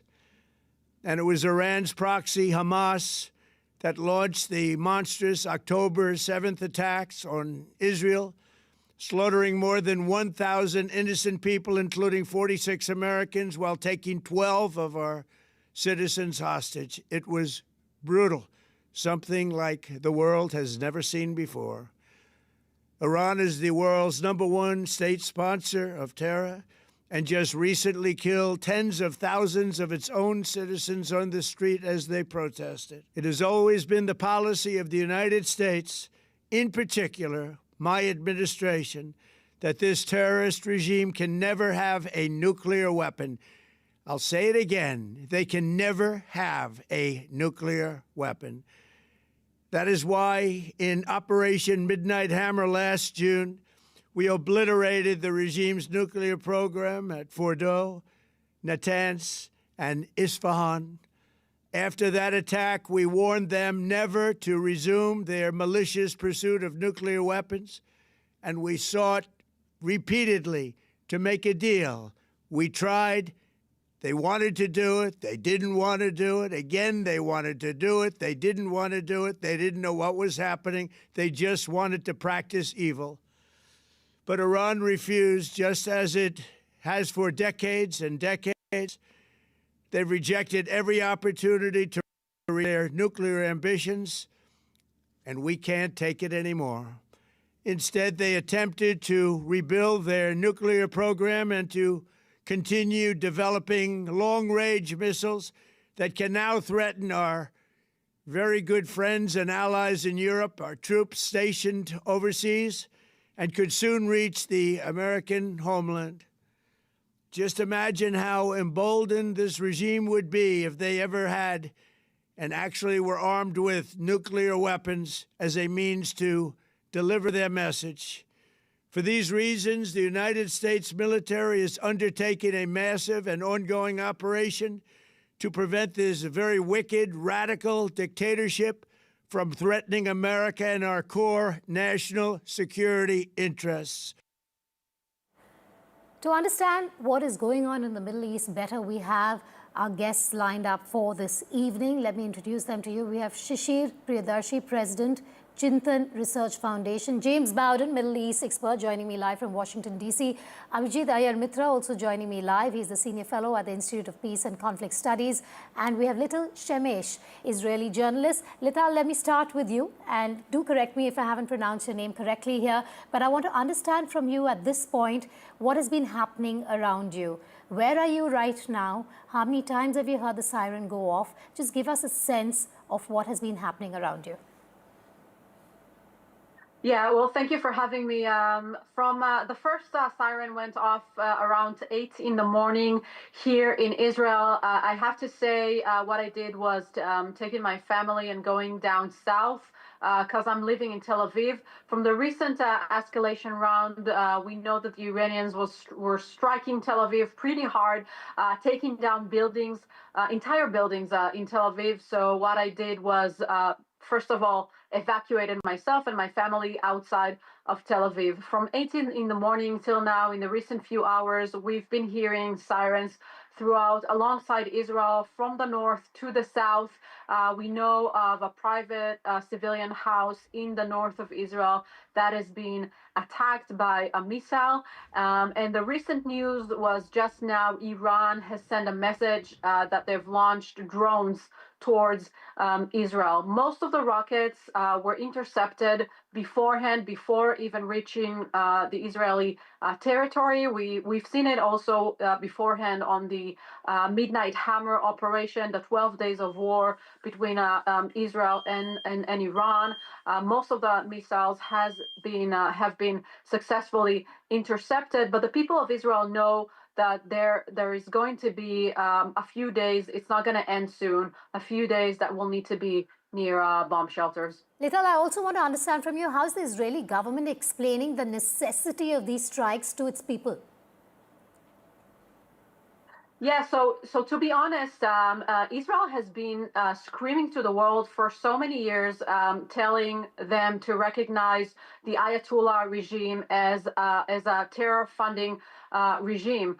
Only now, in the recent few years, after the enrichment of the uranium of Iran, only now after 3 rounds of negotiations between America and the U.S., and only now, after seeing the Iranian regime killing tens of thousands of its own civilians, I think the world has started to understand that this Ayatollah regime just cannot stay in power over the Iranian people. So it's not just a problem of Israel, it's a worldwide problem. It's a Middle East problem. The Iranians is the #1 terror funding country. They're funding Hamas down south in the Gaza Strip. They're funding the Houthis in Yemen. They're funding Hezbollah.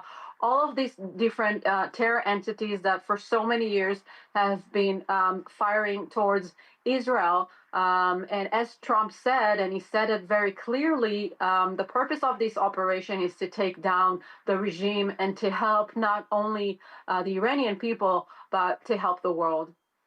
Stay with me, all our panelists, because we have some breaking news coming in. I'll come back to you in a moment. But the news coming in is that there's been a strike on missile launchers in Iran. Israel has struck Iran ballistic missile launchers.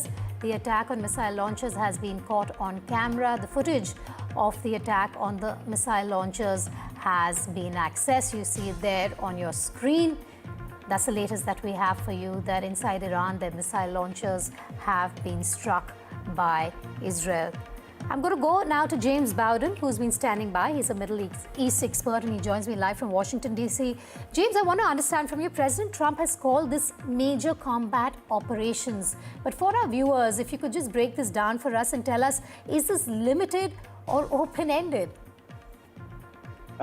Well, that will have to be seen in how long this lasts. So far, everything that we have seen fits perfectly with the opening phases of an operation, of a strike.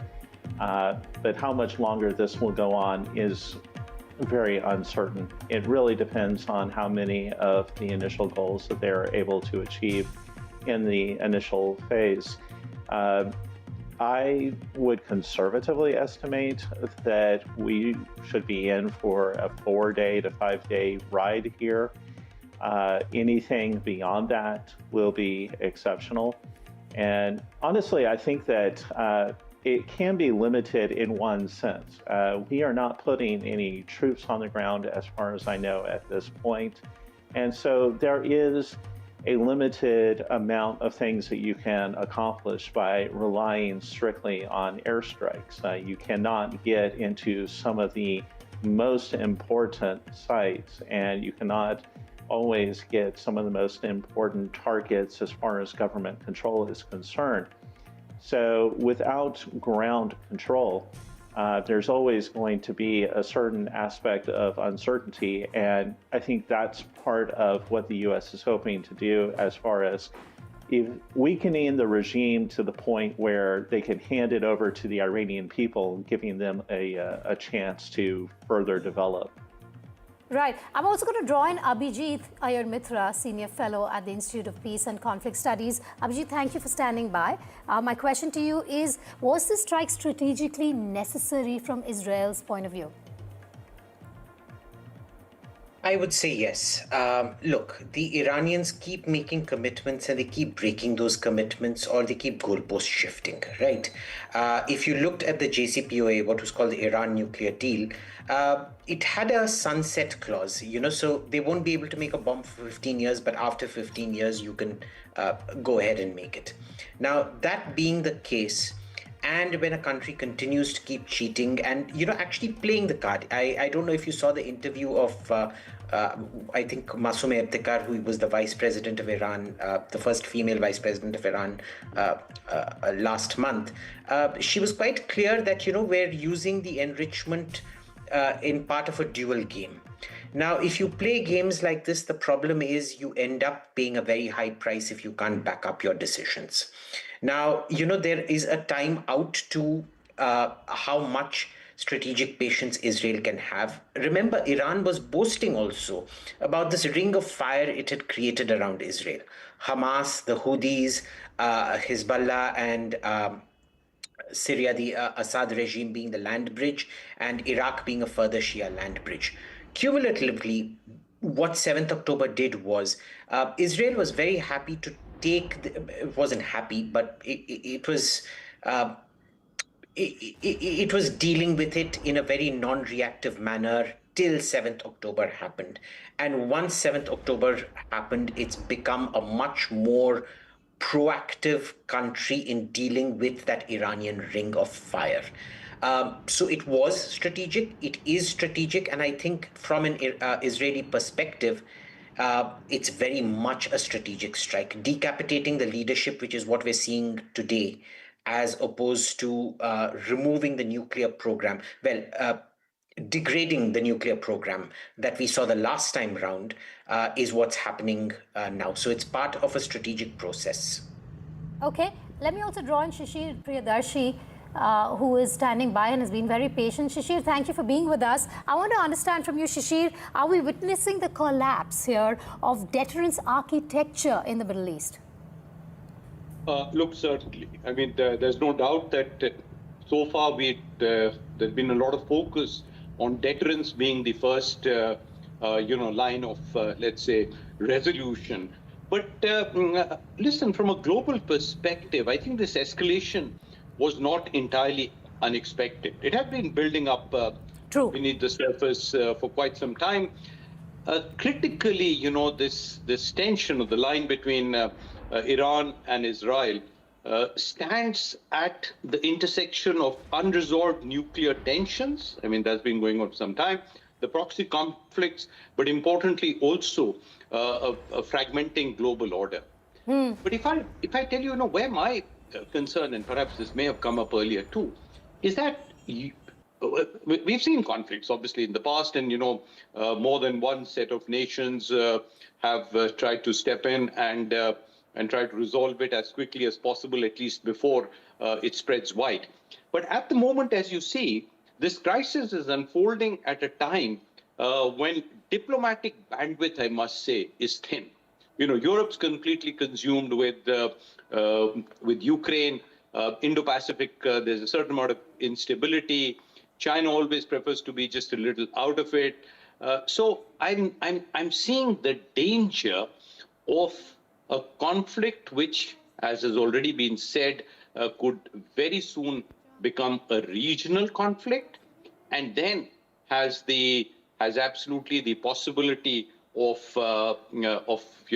perhaps a retaliation too strong, Yes. A miscalculation too wide, and just subsumes a lot of global trade and economy too. All right, I have Padmaja Joshi also joining me on the broadcast. Before I even hand over to her, I want to ask James a very important question. James, we've been hearing about how these US naval bases have been targeted in the region. Now, what will this lead to in terms of Washington, D.C.'s perspective? Will they escalate proportionately or overwhelmingly? We will see is a proportional escalation at this point. I don't see any reason for it to go into overwhelming force.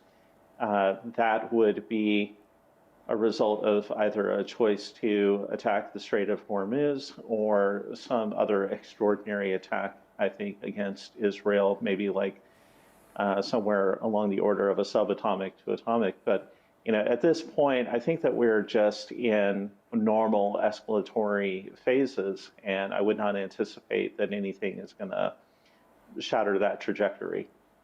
All right, so the people joining us right now, the big news we have at this moment is that U.S. Defense Secretary Pete Hegseth and Chairman of the Joint Chiefs of Staff, General Dan Kane, are monitoring Iran operation from Mar-a-Lago in Florida. This is what is being broken right now. 3 military sites in Isfahan have been targeted. Iranian media has now confirmed that at least 3 military sites in Isfahan have been targeted. In a while from now, we are expecting the US President Donald Trump to speak yet again. So a close eye is being kept on this entire operation, even as it unfolds so far. And we'll take this across to our guests also, James Bowden, Middle East expert, Abhijit Iyer Mitra, along with Shishir Priyadarshi, all live with us right now. But if we are expecting the US president to speak again, what do you think, Mr. Priyadarshi, we can expect from his fresh speech? A first image also now of the compound of Khamenei. This is the fresh image that we are going to get to you. Satellite images that show the full extent of the damage at the house of the Iranian Supreme Leader's house that has been targeted in that strike. Let's put out that satellite picture. There you can see the extent of the damage. So they're really going after the top leadership. How successful are they? Still remains a topic of debate, because there are at least 3 to 4 prominent figures in the Iranian leadership that Israel says they have either taken out or they have managed to successfully target. But at least one thing is for sure, that substantial damage has been caused to the compound of Khamenei. However, Iranian reports say he wasn't present there. And let me put that question to Lital also, who's still with us live from Tel Aviv. Lital, what are you hearing about this, about Khamenei's hideout, where he is, about his compound being targeted from the Israeli side? Yes, so we still haven't got a confirmation about the death of Khamenei. But looking on the picture, looking on these footage, if Khamenei was indeed inside that house, I doubted if he would survive such an attack. So it had to be a combination of a really good intelligence and a successful airstrike in order to take down Khamenei. So I think if he indeed was in that facility, the chances for him to survive is really low, and we're just waiting to get some sort of confirmation from the Iranian side on that matter. What do you think, Shishir Priyadarshi? Where is Ayatollah Ali Khamenei? There's still a lot of suspense about his actual whereabouts. Was he present at the residence when this strike was carried out? Because conflicting reports are emerging from both sides. Look, it's very unlikely he would be there. This is not a sudden preemptive strike. There's been enough saber rattling on both sides, literally. And I'm fairly certain, given what the US asked its embassy nationals in the region to do yesterday, it was very clear. So he's not there. But, you also asked, what are we likely to see President Trump stating? And I think you'd have to relate this to what we should not lose sight of, the fact of what are the US objectives as far as this conflict is concerned. And I think that is what President Trump will continuously either, kind of talk about, even oversell, or very strongly show success to the domestic and international constituency. And the first clearly is the annihilation of all nuclear capabilities as far as Iran is concerned. I think this is something the United States had wanted to do last June, but clearly it had not succeeded, because if it had, then you wouldn't have President Trump also saying now very recently that in this interim period, Iran has, continued to stockpile. But the second also very clearly is that the US wants a regime change. This is where I think there's the possibility of a prolongation of the crisis, because the regime change by these kind of strikes is rather difficult. I mean, if you look at it, and again, probably as an analyst, you probably need boots on the ground for that kind of a thing to happen, and I don't think the US is putting in that. So you think you have to watch out for these two things. And sorry, apologies. Just let me add one more thing.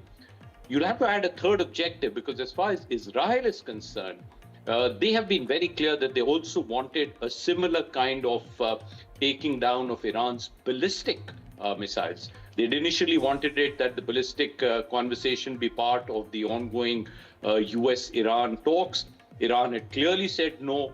So you're going to have an added dimension of the conflict related to the objective of Israel wanting to take down the ballistic force within Iran. Ali Khamenei may have escaped, Abhijit Iyer Mitra, but what about the others? Because there are military figures, there are senior commanders of the army, which Israel is claiming were in their crosshairs and that they have been eliminated. Right. Remember, they took out a whole bunch of military figures. Almost the entire Air Force command structure was taken out the last time round. This time I have Barak Ravid, a Israeli journalist who's quoting senior leadership sources saying that they are taking out the entire political and judicial and religious leadership, current, past, and future. That's an exact quote. So basically what they're trying to do is get rid of the leadership and get rid of anyone that can step in to a governance vacuum and control the different parts of the armed forces. Personally, I don't feel that's going to work, because, you just need AK-47s to control the ground. It's not like they need tanks or anything to control the streets of Tehran and so on and so forth. But look, I expect that if a large part of the leadership goes, what you are going to see is very significant social strife, may not be a complete removal of the government. All right, and let me bring in James Bowden once again. James, I want to understand from you at this point, is this really only about Iran's nuclear program, or is this about the broader regional dominance as we're seeing the explosions, we're seeing the attacks and the counterattacks? Well, it's been my position from the very beginning that this has been a solution in search of a problem. The way that the Trump administration has sought to justify this, we've seen three major issues floated, in the last, month and a half. I mean, it's been regime change, then it was suddenly to the nuclear program, then it was ballistic missiles. Now we're kind of going back to the ballistic missiles. You know, it's all very fungible, and it reflects a lack of clear strategic thought and clear goal setting. I was immediately concerned when I heard that Netanyahu was going to speak to President Trump on the ballistic missile issue in January. I was like, uh-oh, here we go again. I've been through a lot of conflicts in my lifetime now, and I have seen just a very few that had a very strong, settled justification. And this has not been one of those. And when you start hearing so many possible things to accomplish, then you really ought to get afraid.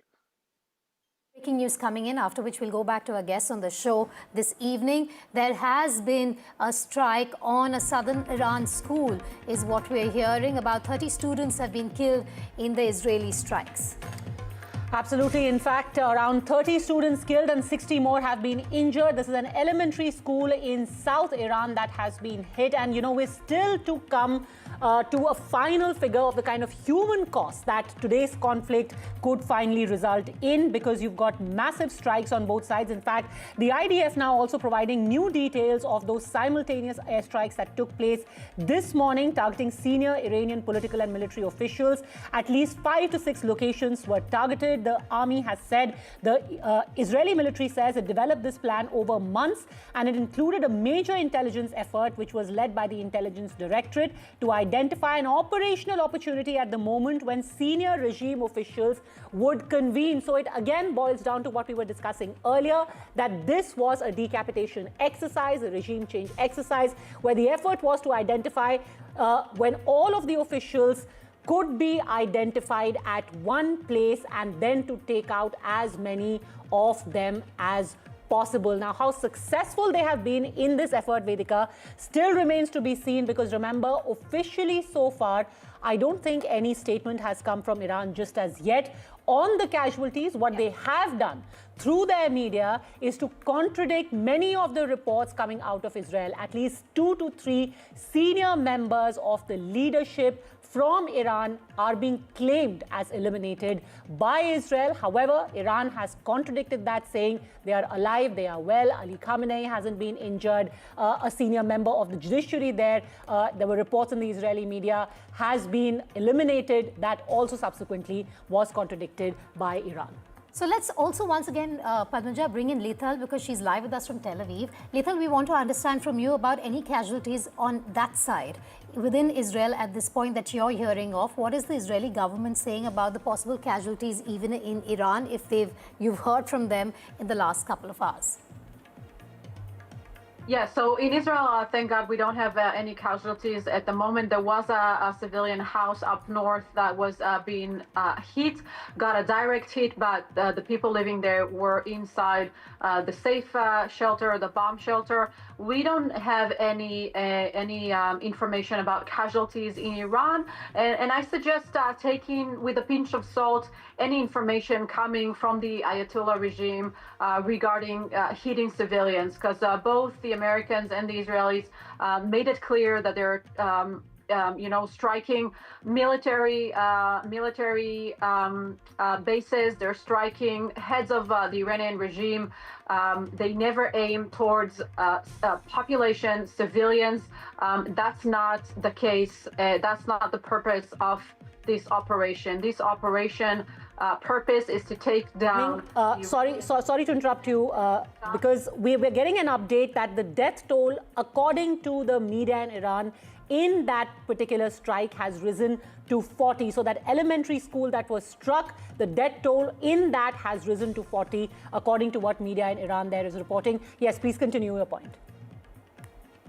Yeah, again, the media in Iran was also spreading lies when the Iranian regime were butchering people on the streets of Iran.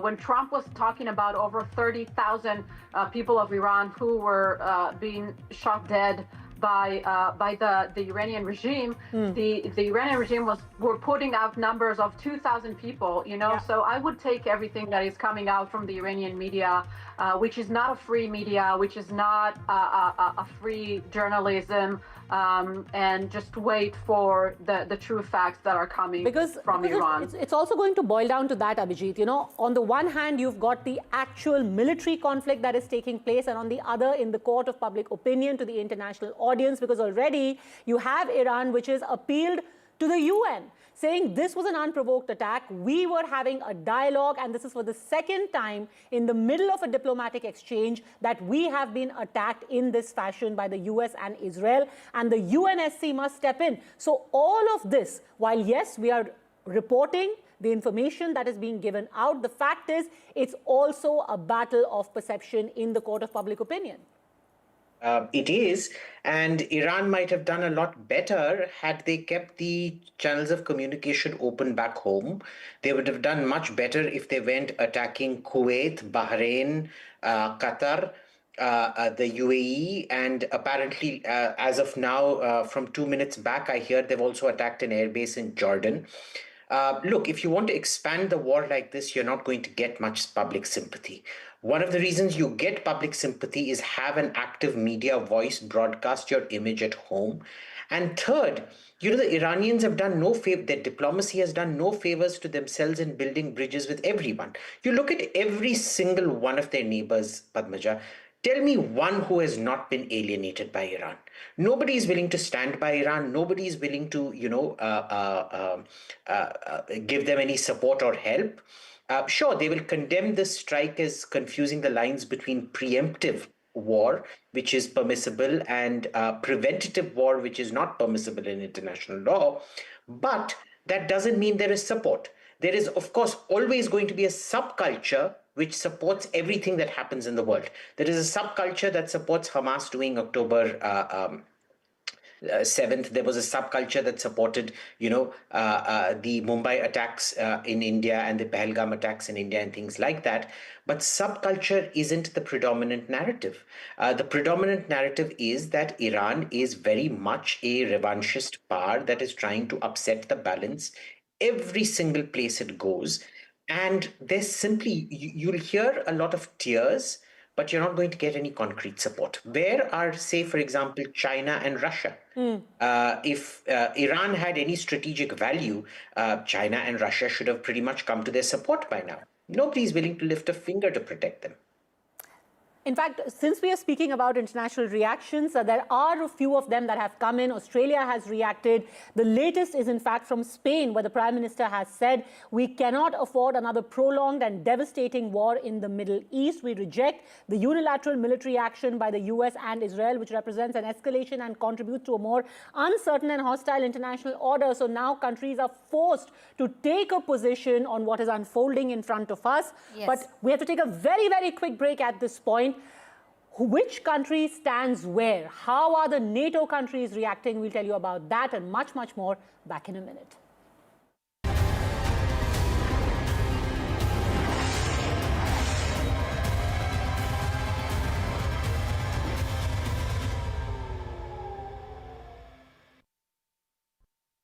Career से early retirement हो या नए career की शुरुआत, रहो दोनों के लिए ready. PNB MetLife retirement plans के साथ लॉक करें 10.2% guaranteed annuity rate for life. PNB MetLife, always ready for life. After the roaring success in Delhi, Hyderabad and Mumbai, the NDTV DP World PGTI Golf Pro-Am now travels to Ahmedabad. India's finest professionals, the city's most accomplished business leaders. Great golf, great company. NDTV DP World PGTI Golf Pro-Am. The course of champions, the conversation of leaders. 8th March, Kalhar Blues and Greens, Ahmedabad. इनको यहाँ से जाना ही होगा। जय मां Durga! Are you knowing?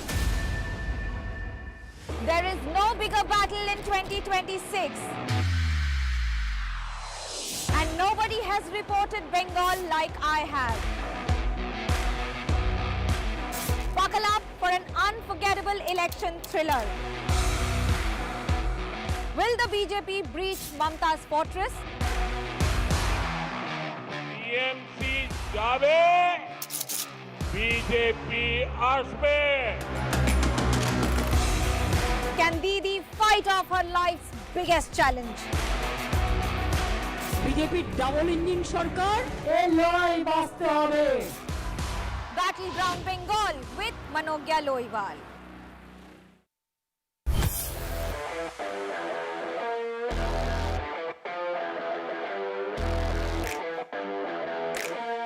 First India tour in your city.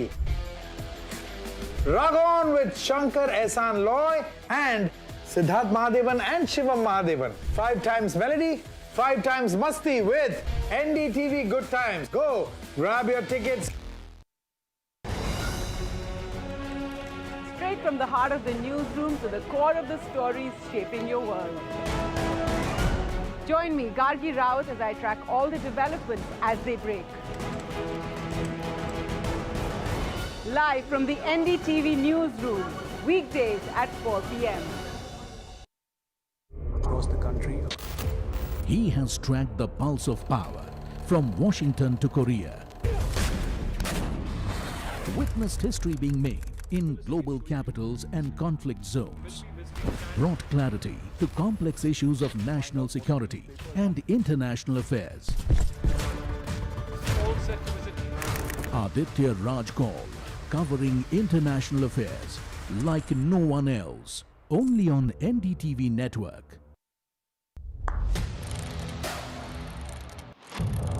What seems settled for me is unfinished business. So I rewind. I pause. I reflect. I dig until what's buried stands up to be counted. Breaking ground, not just headlines, the meaning behind them. This is Breaking Ground with me, Vedika Sood. The front lines of Kargil.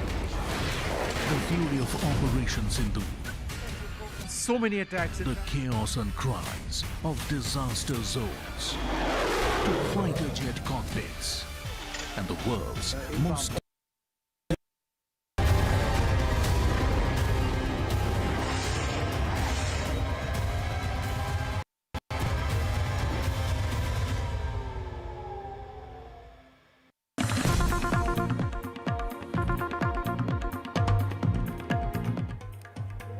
Welcome back. News just coming in. Iran has launched a drone attack at Israel. This is a large-scale attack, we're being told. Iran has launched that large-scale drone attack at Israel. We'll get you more details on this, but also we had got to you just some time back also images, satellite images that we had seen of the supreme leader of Iran's house and residential area that had also been targeted, but these are fresh visuals that we're getting to you. The damage there can be seen on your screens. This is inside Israel.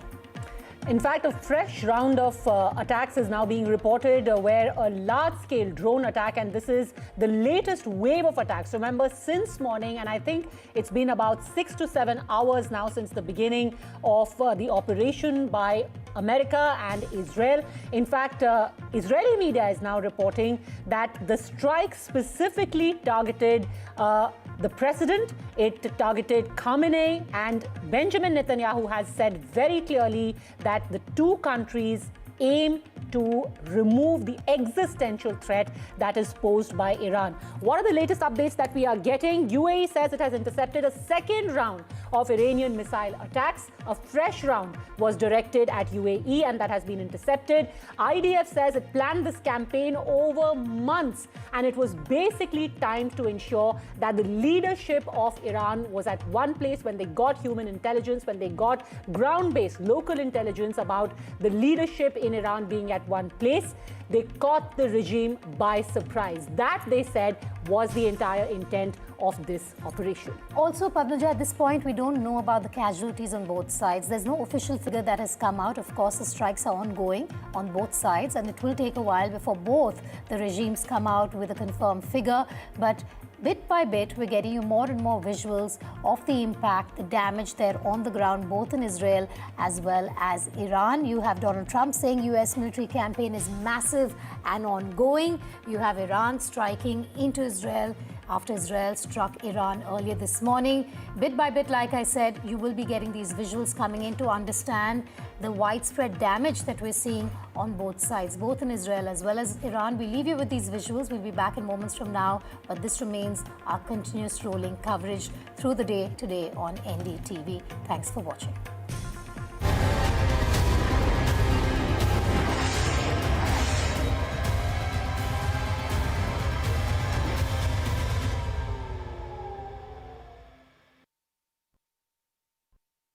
Career से early retirement हो या नए career की शुरुआत, रहो दोनों के लिए ready. PNB MetLife retirement plans के साथ लॉक करें 10.2% guaranteed annuity rate for life. PNB MetLife, always ready for life.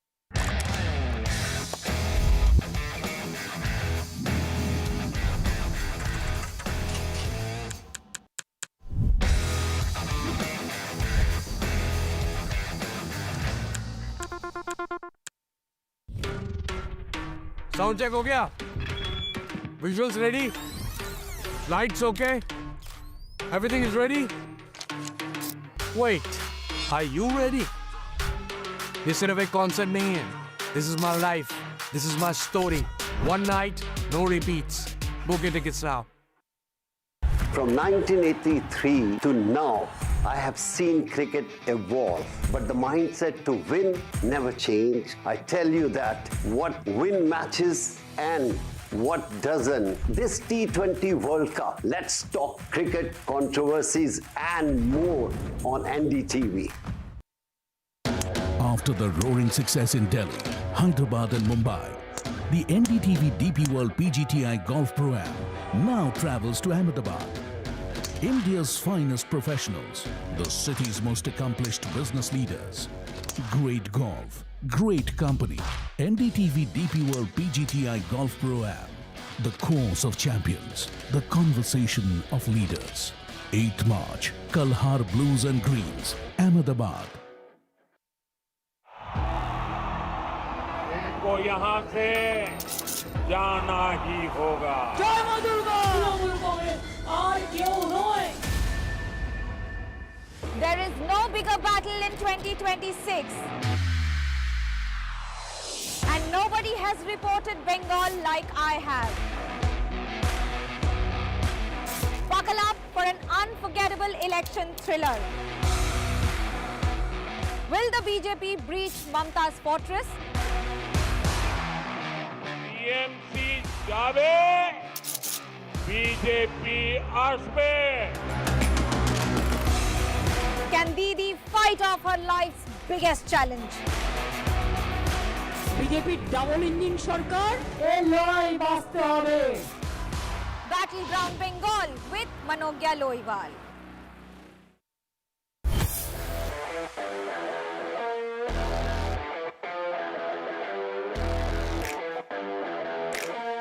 First India tour in your city. Ragon with Shankar Ehsan Loy and Siddharth Mahadevan and Shivam Mahadevan. 5 times melody, 5 times masti with NDTV Good Times. Go grab your tickets. Straight from the heart of the newsroom to the core of the stories shaping your world. Join me, Gargi Raut, as I track all the developments as they break. Live from the NDTV newsroom, weekdays at 4 p.m. Across the country, He has tracked the pulse of power from Washington to Korea.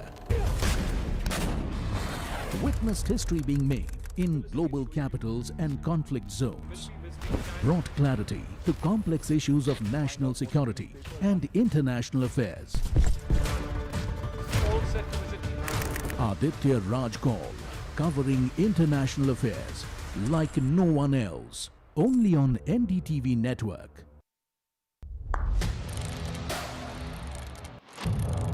What seems settled for me is unfinished business. So I rewind. I pause, I reflect, I dig, until what's buried stands up to be counted. Breaking ground, not just headlines.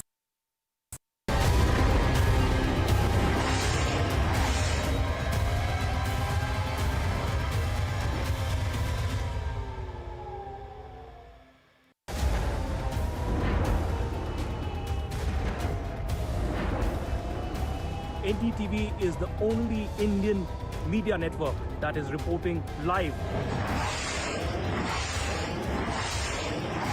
Fighter jets and transport aircrafts that are actually lined up.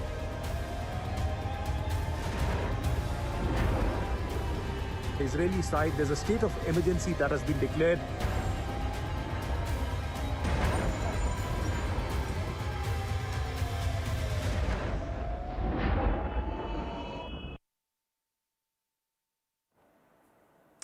Good evening and welcome. Thanks very much for tuning in to this special broadcast on NDTV. I'm Padmaja Joshi, with me Gauri Dwivedi, and on NDTV we've brought you the most comprehensive 360-degree coverage of Operation Roar of the Lion, Operation Epic Fury.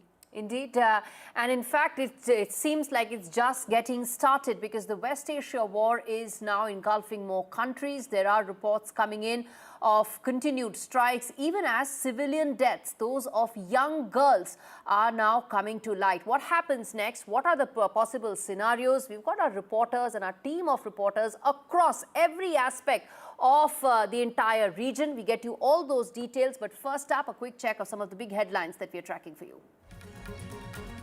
Big escalation in the West Asia war as US-Israel strike Tehran. Top Iranian officials and Khamenei residents have been targeted.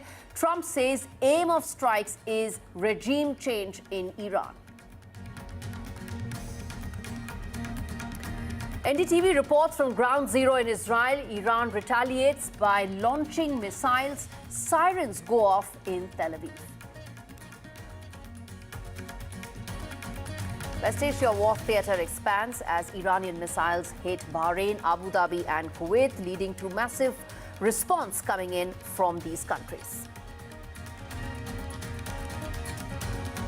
Reports of Ayatollah Khamenei's home and office being targeted are coming as the Iranian supreme leader has been taken to a hideout as Israeli military attacks several areas in Tehran. Israeli Prime Minister Benjamin Netanyahu releases statement, says that Israel, together with the US, launched a military operation against Iran to eliminate what he described as the existential threat posed by the Ayatollah regime.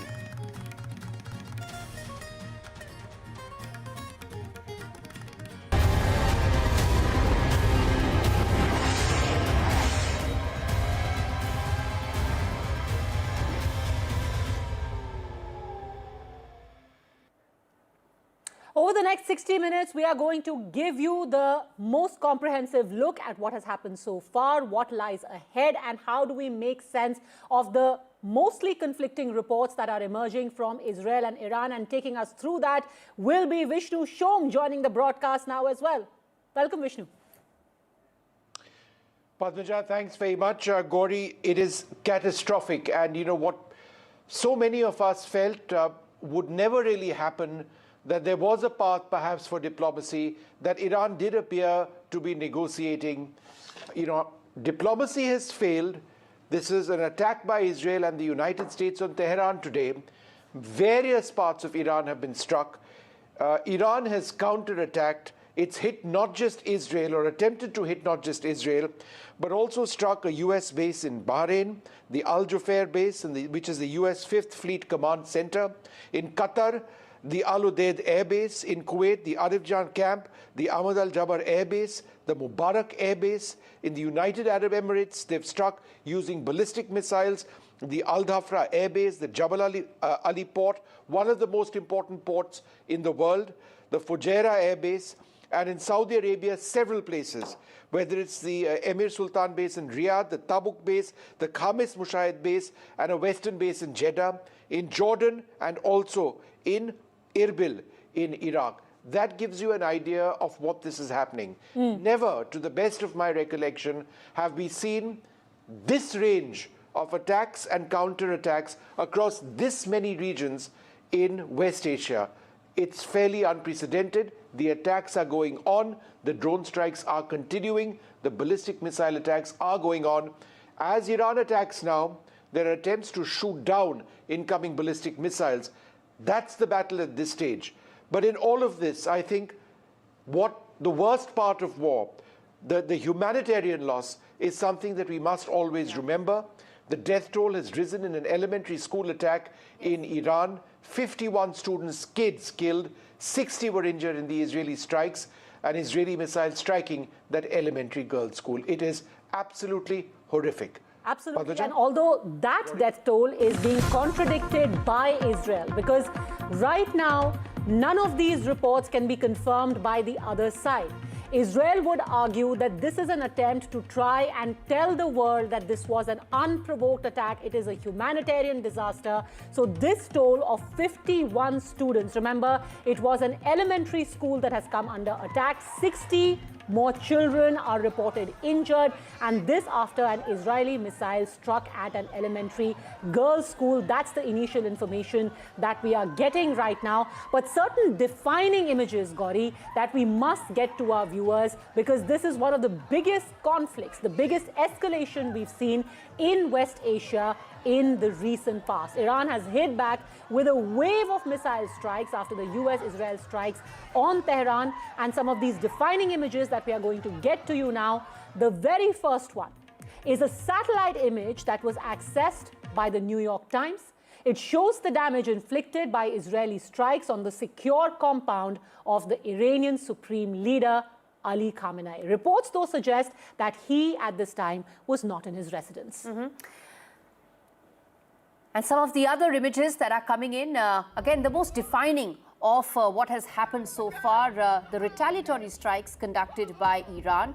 US Navy's 5th Fleet at Naval Support Activity was struck in Bahrain today. Earlier, those are videos of exactly the moment when a ballistic missile struck the US naval base in Bahrain. It is a very large presence there, and it has been impacted and hit. Oh my God, oh my God, oh my God, oh my God. Okay. And you can imagine, with a strike that big, massive fires continue to rage in Bahrain after a wave of those missile strikes took place. Multiple targets across Bahrain. Dramatic images coming from across the country.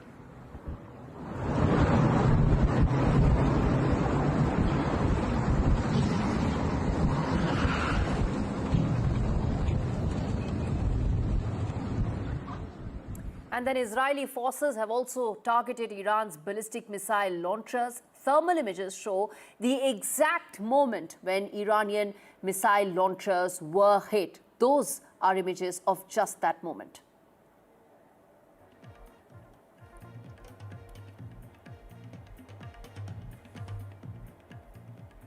While considerable success is being claimed right now by Israel, they have received plenty of pushback, the backlash, the retaliatory action from Iran. A bus station in Tel Aviv was engulfed in flames following missile strikes, retaliatory strikes by Iran. Israeli media reported that the fire did take place, but so far no further details of whether there was any human cost, whether there were any casualties suffered. But let's bring Vishnu back in on this. And that very first image, Vishnu, that of the compound of Ali Khamenei. Where is Ali Khamenei? Where is the supreme leader?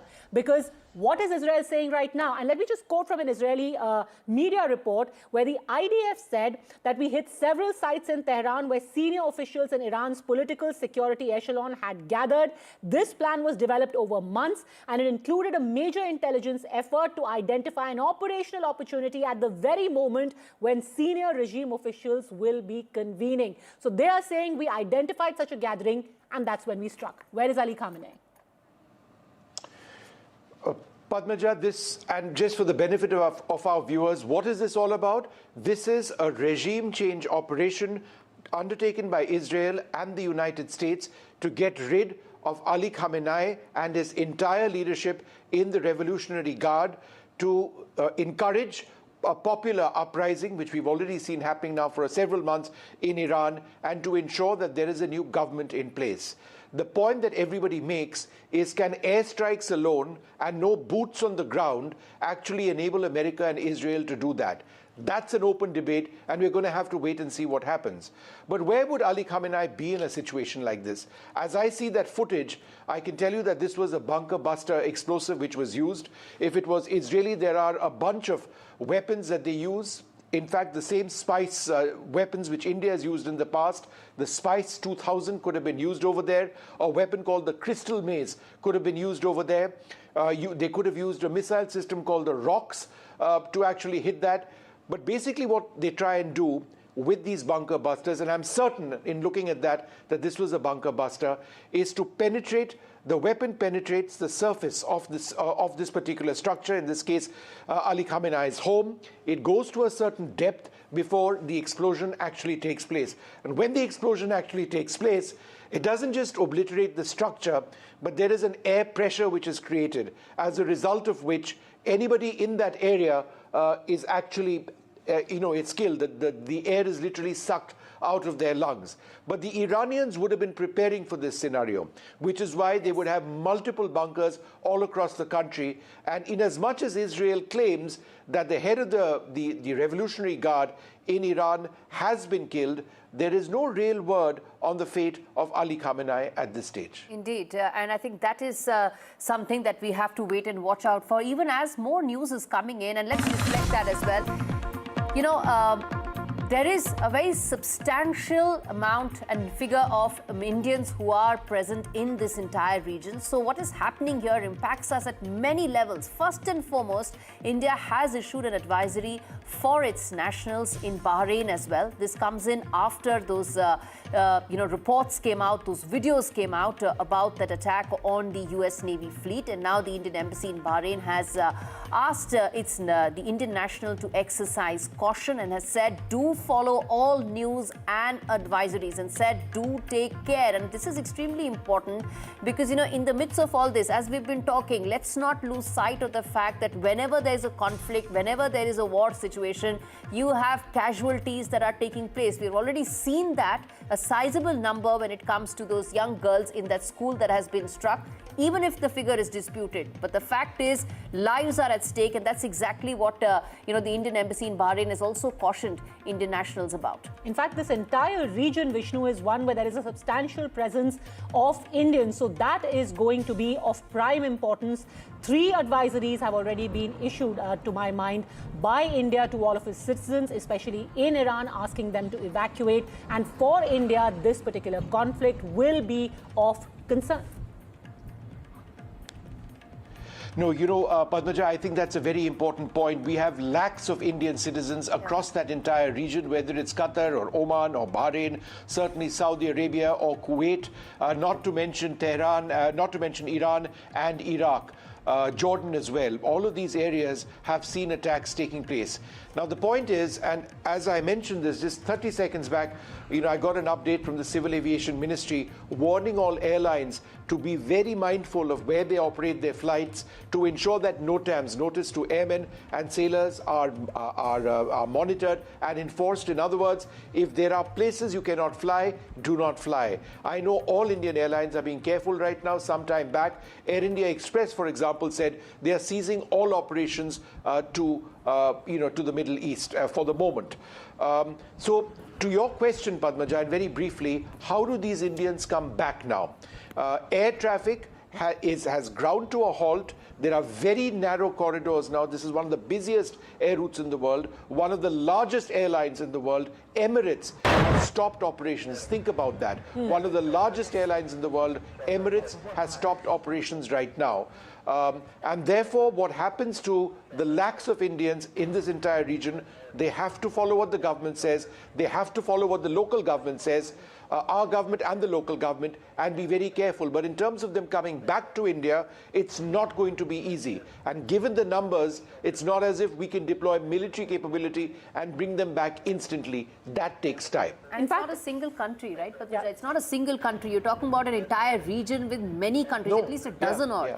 So it's not going to be a simple, you go in and, you can get your people out. So it's a complicated situation and it may last for some time. But, we've covered this on NDTV, and in the recent past, whether it was Ukraine, whether it has been Iran, India has carried out a number, scores of such operations where in the toughest conditions possible. I remember when the entire face-off was taking place in Ukraine, the manner in which Indian citizens, Indian students were taken out, plenty of sneering about that, about how there was actually a pause for a couple of hours. But the fact remains that, yes, they got out, and along with them, plenty of students from our neighborhood as well, Pakistani students from Bangladesh, Nepal, all of them also evacuated by India. Let me bring in... Padmaja, I'll never forget that. Yes, Vishnu. As those Indian students were getting out, I was getting in. But that's part of the job that we sort of end up doing. But I think, you make in fact, I was interviewing the people going home thinking I've left my home to come here. But I think to the point that you're making, Padmaja, India holds a record in terms of numbers of the evacuations that it's managed. That was during, I believe, Gulf War I, when all sorts of things were done to bring back Indian nationals. We aren't yet in that stage, but we'll have to see how long will these military operations be sustained? Because a couple of points. Number one, Iran has only a finite number of ballistic missiles. They've got hypersonic missiles as well. When the strikes took place, Iranian strikes on Israel last year and the year before, the most successful weapons they had were hypersonics, but they don't have that many of them. So does this essentially ground to a halt? And who wins in that sense? How many ballistic missiles does Iran have versus how many interceptor missiles do the US and Israel have? It is an and you can't just build these overnight. They take months to be built and deployed in the scale that you want. That's what it's going to boil down to. And what adds to the complexity of this is that when you have drones, and each drone might cost $15,000, $20,000. In fact, you can get drones which are just a few $100s, but they'd be using larger drones. So, that is what's going to deplete surface-to-air missiles as well. How long can this be dragged out? I think Aditya Rajkol is joining us live from Tel Aviv. Aditya, over to you. What's happening right now? Well, again, this is the 6th round of siren that has just come in. It's buzzing all across the central region of Israel. This is Tel Aviv. This is always the first target, really. It's been a drill since morning. It's the 6th time that I'm rushing towards a bomb shelter now. And, we've been told that most of these missiles have been actually hit. There is some report that in Haifa, perhaps one missile did hit ground. But most of the missiles that came in, rockets that came in towards Tel Aviv have been intercepted. Clearly, as of now, this is a fresh wave of missiles that have come in from Iran. That's the message from the Home Front Command. It's not just Israel, but several other countries in the entire wider region that have been targeted as well. Most of them have been intercepted, but there have been some that have hit the ground in several other US bases or around those areas. So obviously, it's a very, very fluid situation right now. We've been reporting continuously since morning, and the siren is off, but I'm being asked to go inside the bomb shelter. Aditya, any word yet of any casualties? Because Iran is now saying that close to 51 to 55 people may have been killed, at least just in one particular strike on an elementary school.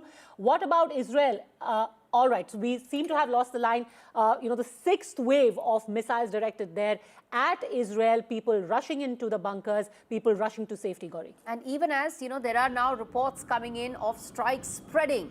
Iran has struck several other countries in the neighborhood. I believe Aditya is back with us. Let's get in a word from him on the fact that several other areas, several other countries nearby have been struck, and they've all responded. They've condemned Iranian efforts to enter their airspace, whether it is Bahrain, whether it is Qatar, several others. What is it that, you can tell us and add on to what we have so far? Well, the unfortunate development is that there are casualties, not in Israel, but in several other locations like UAE. The formal confirmation on the exact number of the casualties is not clear yet, since this is a very fluid situation. Remember, many of these missiles have been intercepted over the skylines of UAE, over Saudi, over Kuwait and Bahrain, but many have hit many civilian areas also. In UAE, we had reportedly development about one missile actually hitting on ground, and there was some kind of a chaos. And unfortunately, one person lost the life there. But the exact nature would be clear in the next few hours when an analysis would be done of the kind of damage that has been done overall. But as of now, there are reports of a fresh wave of the Iranian ballistic missiles that have been launched from Iran towards Israel. And as of now, as I speak, there are explosions going in the sky every few minutes because these missiles are being intercepted now. So it's a very fluid, very dramatic situation coming at this hour. Most of the locals here are used to it, but they didn't expect this to happen too soon because the talks were underway in Geneva, and now they were saying that talks will happen in Austria. So it is a very dramatic situation out here. People are taking precautions because of Shabbat also, are mostly inside in their neighborhoods. But it looks like a long haul because of the kind of dramatic developments that have come in and the kind of statements that have now come from the Iranian regime that they will not stop, and the fresh wave of revenge is coming. There seems to be some high-level casualties also that we are reporting from Iran, not just in Tehran, but other cities as well. So slowly and steadily, it seems that this is heading towards a regional conflict completely. Even as I continue to report from this bomb shelter, NDTV is the only network. And while you do that, I want to interrupt you for just a second because we've got the first response from the foreign minister of Iran, where he has said, and I quote, Netanyahu and Trump's war on Iran is wholly unprovoked, illegal and illegitimate. Trump has turned America first into Israel first, which always means America last. Our powerful armed forces are prepared for this day, and they will teach the aggressors the lesson they deserve. So you've got the foreign minister of Iran speaking for the first time ever since the beginning of this Operation Roaring Lion. Official word coming in on exactly what the operation has been so far. That Iranian foreign minister saying that this is America last, and they're very clear that this is unprovoked, illegal, illegitimate, and they will fight. When they say that they will teach the aggressors the lesson they deserve, you're looking at retaliatory strikes coming in from Iran. There have been several drone attacks. Vishnu, there have been several drone attacks that have taken place. Israel has said that. And this messaging from the Iranian foreign minister indicates that they are, of course, going to push the pedal, so to say. You know what, Padmaja and Gauri, the key point over here is that one should not underestimate the capability of Iran's ballistic missile forces. They have refined ballistic missiles to a point where a lot of these missiles, as video clearly shows, are hitting their targets. This means that this is a much more deadly sort of war that is taking place, and by no means, I repeat, by no means is it one-sided at this stage.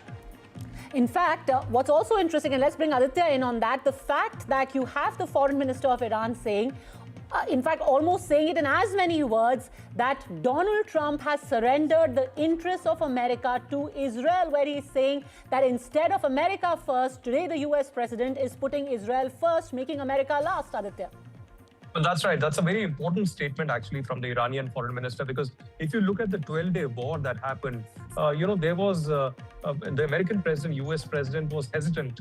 He did not want to enter the war. He repeatedly said that there need to be negotiations and talks. And, while the threats came in from the US repeatedly, during that 12-day war, he was not interested, at least the narrative was that he was not interested to enter a kind of a conflict. But then came the attacks from the US B-2 bombers that came in during that 12-day war. Yeah. And this time around as well, while the talks were underway, while the talks were happening, there was no conclusion. There was no defining conclusion that had really happened. Again, we have a similar situation that in midst of the talks, after the Geneva talks ended, and they decided to hold the talks in Austria, in Vienna, now we have these attacks taking place. Now, the Oman foreign minister who was mediating in this has also sent in his questions on this. He's upset, he's outraging, and he's saying that this undermines the entire effort of the talks process that the US has chosen to attack at a time when talks were still underway. So certainly, I think talks have gone for a toss as of now, and it is a military conflict that we are looking at. All right, and for our viewers who were wondering what is the pictures that we are playing out, that basically is a home video, a video being recorded by a man in Qatar, even as a missile flies overhead. That's the picture that we were showing. If you can go back to that video, I think that was the one. Okay, this is the one from Qatar. Let me bring in our guest also joining us now. Vishnu, of course, will help us decode that in just a bit. Natasha Hosdorf, British barrister and lawyer, joins us along with Varun Krishnan, who is stuck at the Doha airport. Rabinder Sachdeva, Director of India Affairs at US INPAC, and Sierra Claire, foreign policy commentator. But I want to start with you first, Natasha. Talks are over. Where do we head next? Because this cannot be infinite. This exchanging of missiles or this firing of missiles at each other, how long does this go on? Well, I think the statements from the President of the United States and the Prime Minister of Israel were very clear. This is to deal with the threat that the Iranian Islamic regime is posing, not just to Israel, not just to the United States, but frankly, the entirety of the civilized world. And Iran's response across the region, including with respect to Qatar, Saudi, the UAE, underscores that issue even further. So in light of the statements, the clear statements that we've had from the United States and from Israel, this is dealing with the existential threat that is posed by the Islamic regime in Iran, and it is opening up, if you will, the opportunity for the people of Iran to free themselves from that regime also. Okay. I don't anticipate that this will be a matter of today. This is going to continue, I'm sure, over the next few days and perhaps even weeks, in light of the enormous buildup of US military infrastructure in the region and the careful planning around this. The suggestion, though, that negotiations were progressing, I think is perhaps somewhat overly optimistic. We need to be able to take statements from the Iranian Islamic regime in their proper context. And those protestations of illegality are not based in a proper analysis of international law. The suggestion that negotiations were bearing some fruit is flatly contradicted by Iran's, this is the Iranian regime, its refusal to abandon its nuclear ambitions. And many other allies of Israel and the United States have been perfectly clear that Iran cannot obtain a nuclear weapon. Okay, Natasha, I want to talk about exactly the video that we see, and I want to bring in Vishnu on just that part, which is that there is that rocket attack that has taken place in Qatar, the earlier video that we were showing, which is the latest set of visuals coming in. And to that, Vishnu, this is something that I'm sure everybody watching this broadcast would be wanting to know. How long can Iran fire these rockets? How many does it have? What's the effectiveness of this kind of a military strategy? So I think those are questions that, if we sort of put some sort of a, perspective to, would help everybody understand Iran's response that they say it's going to be formidable. All right, so I'm just going to explain this in as quick a way that I can. Number one, Iran operates a whole series of ballistic missiles. They have various ranges, but they now operate missiles which cover large parts of the Middle East and all of the American air bases, which are significant, all of Israel as well. As I mentioned, some of these are more sophisticated than others. What exactly do I mean by that? They are more accurate for starters. They are more difficult to be intercepted. But those are ballistic missiles. Ballistic missiles have a ballistic trajectory. They basically go up and then they come down. And they have a predictable trajectory in most cases, and it makes intercepting them much easier. That said, intercepting a missile with a missile is like shooting a bullet with a bullet. It's extremely difficult. But where Iran now has an edge, and we've seen this over the last couple of years, is in what are called hypersonic missiles, which have a skip-glide trajectory. So instead of going up and coming down, they actually go like this at extremely high speeds up to Mach 8, Mach 10, 10 times the speed of sound, and they maneuver in their terminal phase, which means hitting them, right, bullet for a bullet, becomes that much more difficult. And in many cases, as we've seen in the last couple of years, it's these hypersonics that are able to penetrate Israel's missile shield, which is the most sophisticated in the world. Now, the others, Qatar, Saudi Arabia, Bahrain, Oman, Kuwait, have their own missile shields, but it's not as sophisticated as the Israeli one, and it relies almost exclusively on American systems like the Patriot. All right, before Gauri takes us through the scenarios of what happens next, I also want to bring in Varun Krishnan, because He is stuck at the Doha airport. Varun, first tell us what happened. Where are you? First of all, I hope you're safe. People around you are safe. Tell us what's happening. So yes, I am safe right now. I'm in empty Doha Ahmad Airport. So what happened was it was a normal day, and I took a flight from Chennai to Doha, and after that I had a connecting flight to Barcelona. I'm traveling for Mobile World Congress, and I just had a layover, and everything seemed normal. And we took off from Doha on time, a little bit of delay actually. And suddenly I noticed that the plane started circling. And then the captain came on board and said that we are actually returning to Doha due to security reasons. And that's when I figured out that, okay, maybe something is brewing in this region. And thankfully, there was internet on the aircraft, so I could see Twitter and see, okay, what was happening. And we took a lot of time, almost 2 hours of circling, and then we finally landed. And even after we landed, we couldn't get out of the plane because of some stay-in-place measures which were in effect. So we had to wait for almost 30 to 40 minutes on the ground inside the plane before we could be let into the terminal. And yeah, so we have no idea what's going on, and all flights in Doha airport are at a halt. Are there many people from India at Doha with you? Yes, there are a lot of, in fact, I met a couple of friends as well, yeah, who are also stuck. And yeah, so there's no idea as to when the operations will resume and when we would actually, I'm just wondering if I should head towards Europe or head back home. So I'm in two minds as to what next, because... Any word from the authorities? Anyone reach out to you? How are you placed in terms of food, connectivity, mobility? Yes, there is Wi-Fi and there is food options as well. And I believe they are going to be giving hotels or figuring out the stay, because this is not going to be resolving in a few hours, or I think it would probably take a few days to resolve from what it looks like. So, but the authorities or even they themselves, even the flight crew aren't aware of what's happening. Indeed. Because everything is unprecedented. And yeah, so hopefully the things calm down a little bit and we could have some connectivity resuming. Indeed, and there are multiple airspaces that are shut. You have Dubai airport, which is shut. All airlines have issued advisories. Vishnu, you wanted to come in there? Yeah, just a key point, Gauri. I'm looking at Flight Radar 24 right now, and here's the problem for Indian carriers, Air India Express, Air India and Indigo. If they are to travel west to the Middle East, most of not all the airports are operational.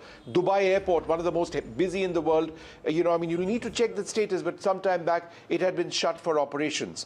Air India faces a rail problem because the flight routes across the Persian Gulf, which they used to follow, they used to fly south of Pakistan, south of Afghanistan, and then steer up over Iranian airspace, over Turkish airspace, right? And then carry on to the west. They can't do that right now because that entire Persian Gulf has very few active aircraft operating because there are missiles flying overhead.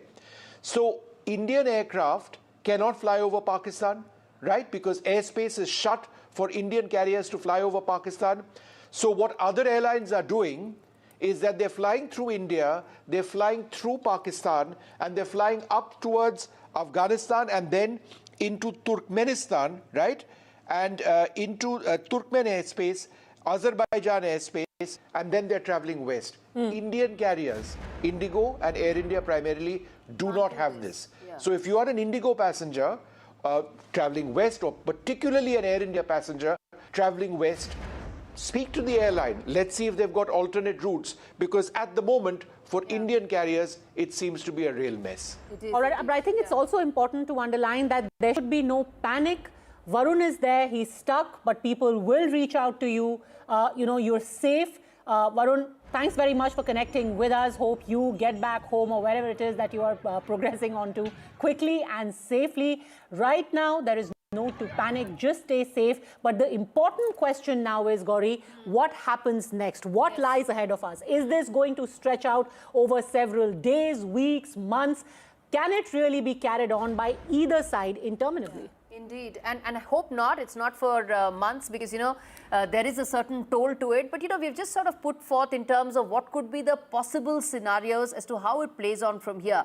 The first scenario that could be is that America is able to strike at the heart of some of those military targets, whether it is IRGC. There are some reports indicating that the IRGC commander-in-chief has been killed, but we don't know that for certain. But probably eliminate several other highly prominent military targets, ensuring that the regime actually collapses. And the best case scenario could be that it leads to minimal civilian casualties and a possible transition to democracy. I mean, the fact that it could happen is something that we are putting out. Its likelihood is a separate issue altogether.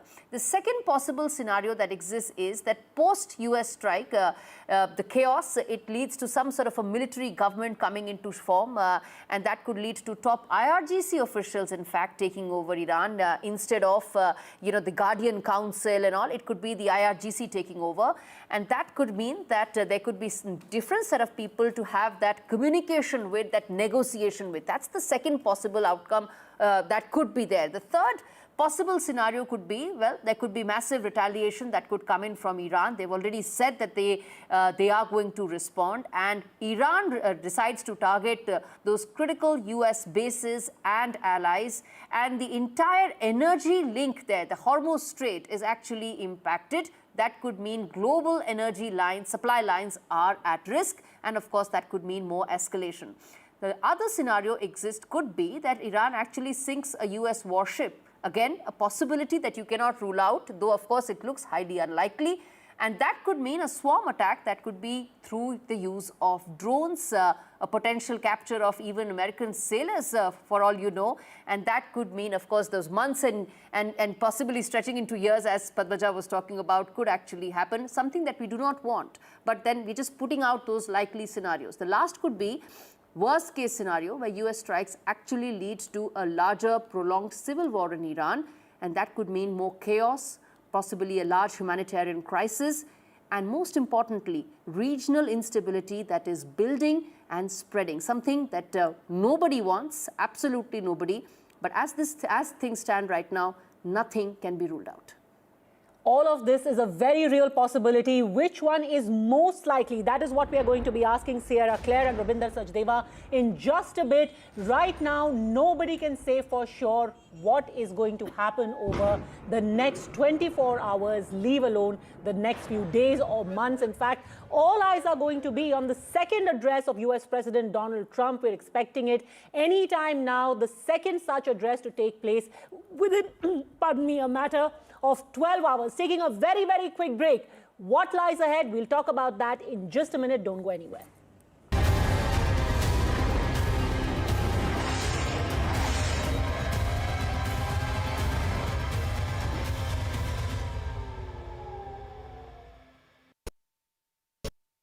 Career से early retirement हो या नए career की शुरुआत, रहो दोनों के लिए ready. PNB MetLife retirement plans के साथ लॉक करें 10.2% guaranteed annuity rate for life. PNB MetLife, always ready for life.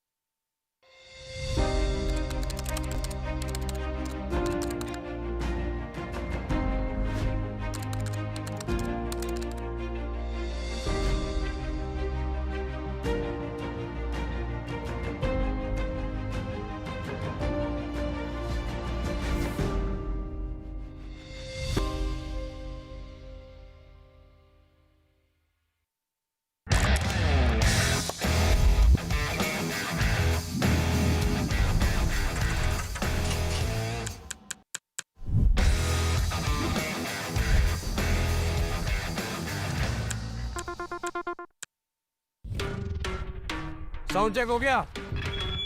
Visuals ready? Lights okay? Everything is ready? Wait, are you ready? ये सिर्फ एक कॉन्सर्ट नहीं है. This is my life. This is my story. One night, no repeats. Book your tickets now.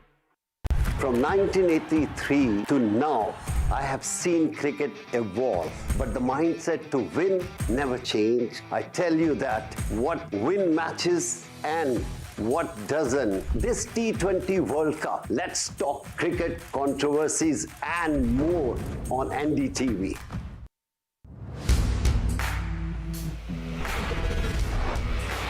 All right, team, our new auto show is ready. Now we need a promo. Something cool, something sharp. Well, I'm sure we'll be having outstanding reviews, solid suggestions. Expert advice. The latest trends. It's a lot simpler. We'll help people make the right auto decisions. It's got the cool stuff, geeky stuff, serious stuff, all of it, so that you can discover, decide, and drive. I'm Siddharth Sharma, and I am your Automate.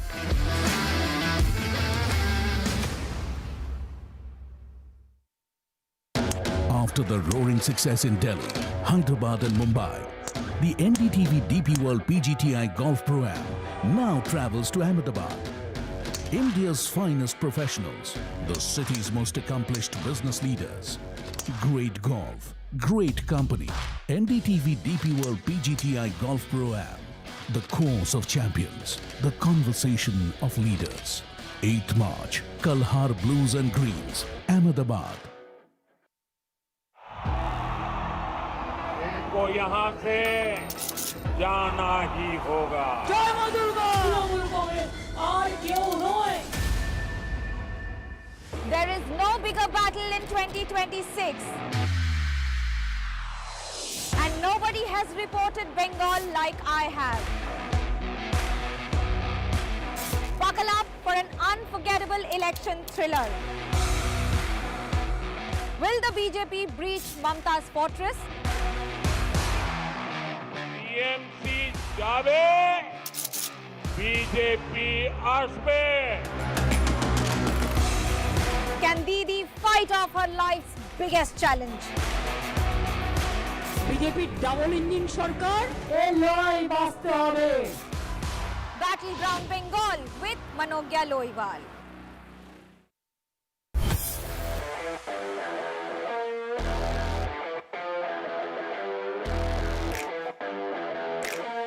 First India tour in your city. Rag on with Shankar Ehsan Loy and Siddharth Mahadevan and Shivam Mahadevan. 5 times melody, 5 times masti with NDTV Good Times. Go, grab your tickets. Straight from the heart of the newsroom to the core of the stories shaping your world. Join me, Gargi Raut, as I track all the developments as they break. Live from the NDTV newsroom, weekdays at 4 p.m. Across the country, he has tracked the pulse of power from Washington to Korea. Witnessed history being made in global capitals and conflict zones. Brought clarity to complex issues of national security and international affairs. Aditya Raj Kaul, covering international affairs like no one else, only on NDTV network.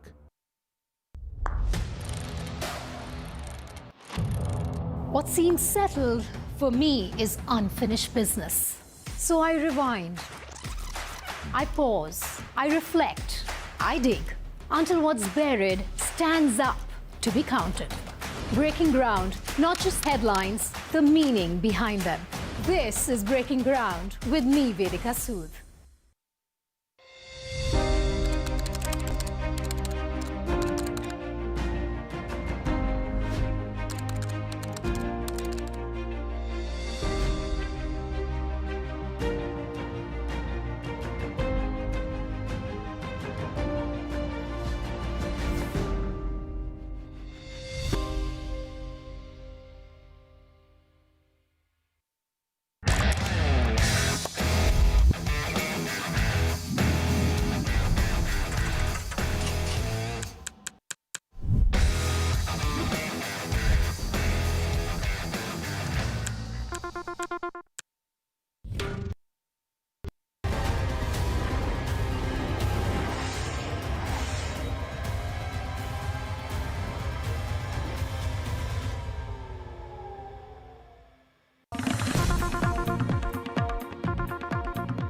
More updates coming in. Donald Trump has spoken out. Even as we wait for his second full address, he's come out with a statement to a media outlet where he has said freedom for Iran is the operation's goal, essentially saying it's regime change and nothing else. That's what Donald Trump has told a news outlet. freedom for the people of Iran. Padmaja, I think the Trump administration is absolutely clear that they want it to be regime change and nothing else. All I want is freedom for the people of Iran. I want a safe nation, and that's what we are going to have. That's what we are going to give them. But Ravinder Sachdeva, when and how? So far, whoever has spoken out from Iran, they are saying that this is an effort by a Zionist regime to try and foist their own narrative upon the people of Iran. There is no spontaneous uprising. There is going to be no revolution. So this regime change, where does it go? Of all the scenarios that we've spoken of, what do you seem is going to be the most likely? As you and Gauri and Vishnu have highlighted, I think that to a good extent, the days ahead will depend on how much havoc Iran is able to cause in the Arab countries where there are American interests. See, Israel is too far, okay, for its missiles, and even if it sends them off, the Israeli air defense is much, much more, ironclad. These countries, be it Qatar, Emirates, Saudi, are comparatively nearer Bahrain. So instead of, let's say, firing 100 missiles towards Iran, out of which only in Israel by Iran, Iran may be, from a pure cold calculation point of this thing, would maybe achieve better returns if it targets only these regions, if not only most of these regions or these bases. Also, the air defenses, though, have been beefed up, but would not be to the scale at which Israel has. And if Iran targets, of course, the army bases, if it targets also the oil facilities, it has been talking that oil facilities owned by Americans. So if there is Chevron and Exxon in Iraq and Qatar and downstream in Saudi, etc., if Iran starts striking them, then that would be a little bit of a game changer, because then these nations would feel either they will have to retaliate, they should also attack Iran because Iran has violated their sovereignty. Okay, or these nations, that is what Iran would be, I think, banking on, these nations would exert pressure on Trump to stop or pause the war because they are getting hurt. So that would be one game Ravinder plan. Sachdev, even in the midst of the hostilities last year, global oil supply lines were not checked, were not disturbed, they were not hit, because that leads to a very serious level of escalation that frankly involves the entire world. Are you saying those bets are off this time around? I do think those bets are off this time around. What else would be more this thing when your supreme leader is being targeted for killing, when, let's say, the head of the Revolutionary Guard or the chief of defense of the army has been killed, what else is remaining? So for Iran, this may be the moment when they realize it's a existential moment for them, and they have to go down all fighting. Okay. Otherwise, Iran can keep on taking the hits, let's say the Israeli bombings or the American bombings, because Iran does not have any air defense system to say. All it has is drones and missiles. And these drones and missiles can be directed at Israel, sure, but their strike rate would be less. Iran could achieve a much better strike rate, shorter range drones, shorter range missiles towards these Arab countries where American interests are there. You got American embassies also there. Iran could say that, okay, American embassy is America, and America is attacking us, we are attacking them back. That could be the only thing which could give Iran some game in the play. Otherwise, Iran will keep on taking the hits and go down the various scenarios that we can anticipate. Okay. The regime today morning, Donald Trump... A couple of points to what Ravinder is saying. Go on, Vishnu, A couple of points to what Ravinder is saying. I just, I disagree somewhat in terms of, Ravinder's assessment of Iranian ballistic missiles. They've got missiles which can target any part of Israel. They've had them for the last 7 to 8 years. The question is the number of missiles, and I agree with Ravinder over there that the number of missiles that Iran has left is what is going to determine the outcome of this battle. But I would also like to stress that this entire American and Israeli belief that airstrikes alone is going to result in regime change is something that we need to wait to see if that's actually going to happen. Yes. Because I think it's important to mention that in as much as people on the ground in Iran have been protesting against the Ayatollah and the regime, it's not as if they've gone completely pro-America and said America is our greatest sort of help. Not at all. So therefore, they could be feeling, and quite rightly so, that where is America coming into this? Why are they taking away our sovereignty? Why are they hitting targets on the ground? But that calculus of airstrikes without boots on the ground, taking out an entire country's regime, that's something that America has staked a lot on. So we're going to have to wait and see how that works out. We'll take a short break at this stage, come back with the very latest.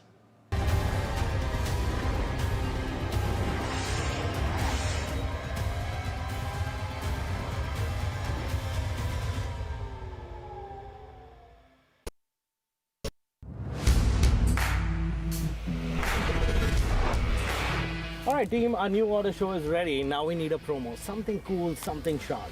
Well, I'm sure we'll be having outstanding reviews, solid suggestions, expert advice. Career से early retirement हो या नए career की शुरुआत, रहो दोनों के लिए ready.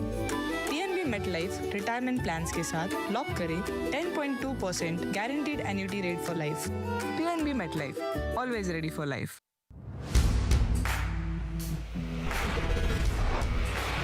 All right, team, our new order show is ready. Now we need a promo. Something cool, something sharp. well, I'm sure we'll be having outstanding reviews, solid suggestions, expert advice, the latest trends. It's a lot simpler. We'll help people make the right auto decisions. It's got the cool stuff, geeky stuff, serious stuff, all of it, so that you can discover, decide, and drive. I'm Siddharth Sharma, and I am your automate.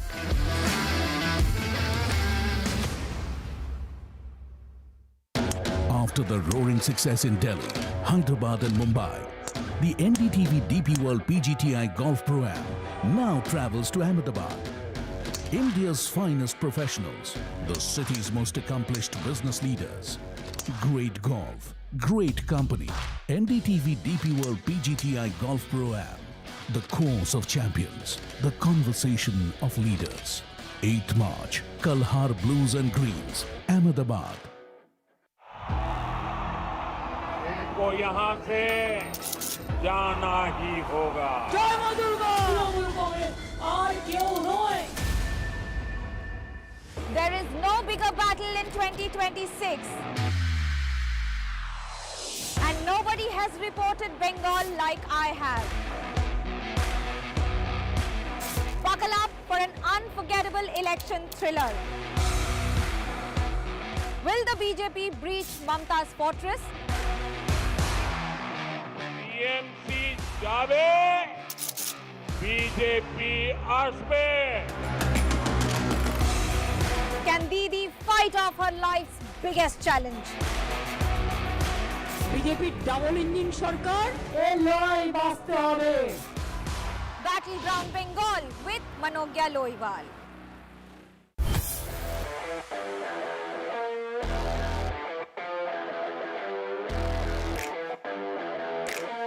First India tour in your city. Rag on with Shankar Ehsan Loy and Siddharth Mahadevan and Shivam Mahadevan. 5 times melody, 5 times masti with NDTV Good Times. Go, grab your tickets. Straight from the heart of the newsroom to the core of the stories shaping your world. Join me, Gargi Raut, as I track all the developments as they break. Live from the NDTV newsroom, weekdays at 4 p.m. Across the country, he has tracked the pulse of power from Washington to Korea. Hi, good morning, and thanks for tuning back in with me. We started live streaming about 6 hours ago in reference to Iran and the United States attack, and just got word on a few things. Would like to read to you some of the latest information. It's been probably repeated indefinitely right here on the Indian channel that we're on, NDTV. This is straight from reporting from Doha. We continue to hear explosions in Doha, and they are being reported around the region. The Qatars, the United Arab Emirates, Kuwait, Bahrain, and Jordan say they are intercepting missiles fired from the Iran at U.S. military bases on their territory. So Iran was before I went, took a break and got some sleep, that's one of the things that Iran was doing then, was attacking the bases, the United States air bases. Some of them have been said to their reserve the right to respond, but they would almost certainly calculate the move very carefully. This is exactly the outcome that regional leaders have been working very hard for to prevent over the past weeks, throwing themselves into efforts to mediate between Iran and the United States. It's clear now that the Trump administration took advice from Israel rather than that of its Arab allies. The Arabs are concerned that the U.S. and Israeli airstrikes will destabilize the region and draw it into war. They fear that Iran could strike not only the U.S. targets on their soil, but also infrastructure such as gas and oil facilities, or possibly close the Strait of Hormuz through which oil exports are shipped. In a worst-case scenario, they worry that the Iranian state could collapse, leading to a flow of refugees and weapons across their borders, especially as Trump has made it clear that aim of the operation regime is change. So I don't see Iran collapsing to the point and being damaged to the point to where Iranians can't stay there. And I don't think that's going to be that's not going to be the aim of Israel or the United States. They've taken out several of the political and leadership of the Khomeini, the Ayatollah. They've taken out several of those leaders with him, and keeping the civilian casualties down low is one of the things that they've been that they're targeting at doing.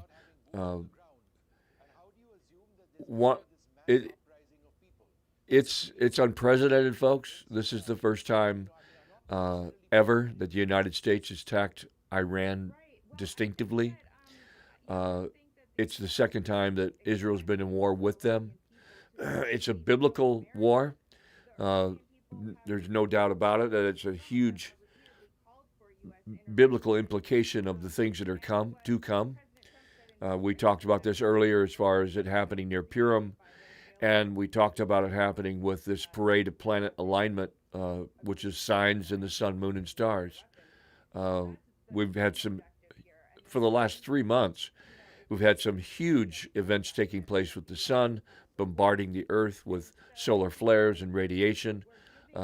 We've bit the bullet a couple of times with solar flares passing us or shooting off to the left or the right that could have caused some major damage to the earth and our atmosphere and to the planet itself. And as far as the moon is concerned, we have a blood red moon now that's going to be on Purim near that time frame, and will be seen by 6 billion people around the world. It will not be visibly seen over in Europe or over in Israel, but it will be seen by 6 billion people on the planet, which is the Gentile nations. And this could be an indication of Gentile nations being pulled into war with the conflict that's going on in Iran. So I would suggest strongly that you continue helping watch with me. If you got anything that you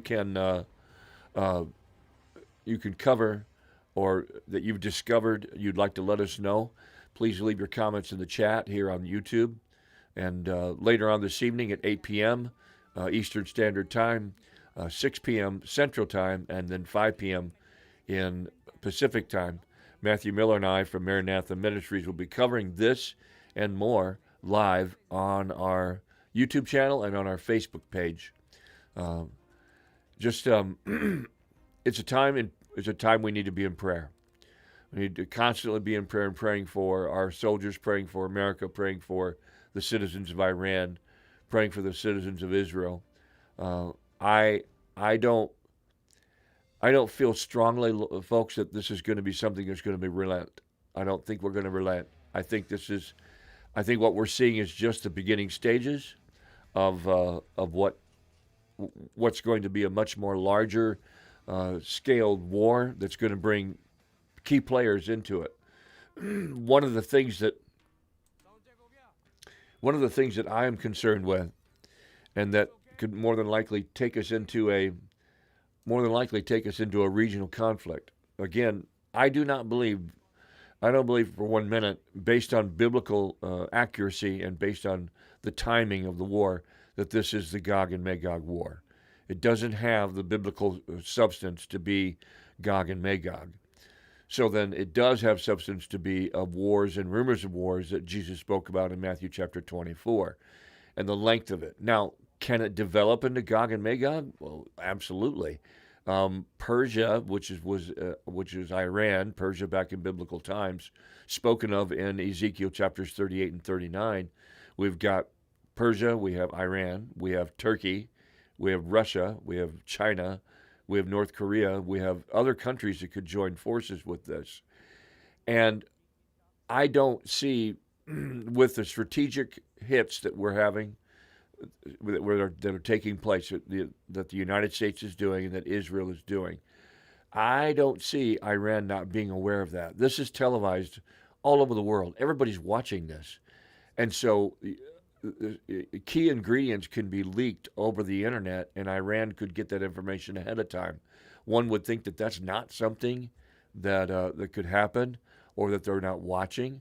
But with as many people like myself and others that go live and then talk to their viewers in reference to what's taking place, not for 1 minute I don't think Iran is not involved with gathering intelligence from the internet, and or from live streams, or from other news organizations for that matter. So we got to be careful about some of the things that we say. Following in a biblical narrative, this war could turn into a regional conflict. This war could be also part of everything that brings us to the culmination of the Antichrist being introduced, the great falling away, the apostasy. All these things have happened all at one time. I mean, let's touch base a little bit on the great falling away, the apostasy. The great falling away, there is an event that either culminates or takes part of or takes place with people losing and walking away from their faith. This is something that will be a phenomenon that will happen worldwide. Now, although we're seeing revival really in a lot of major countries and places all across the world right now, this great falling away means that people will turn their back on their faith. And if you're a born-again believer and you love the Lord and you've been a Christian, it would take something significant, something very significant for you to walk away from your faith. And so all this happening at the same time, and then they were going to release these UFO files, and then it's been called back. Pete Hegseth, Secretary of War, stated that they decided, and so did J.D. Vance, they've decided to hold off on releasing them because of the spiritual implications that it could have.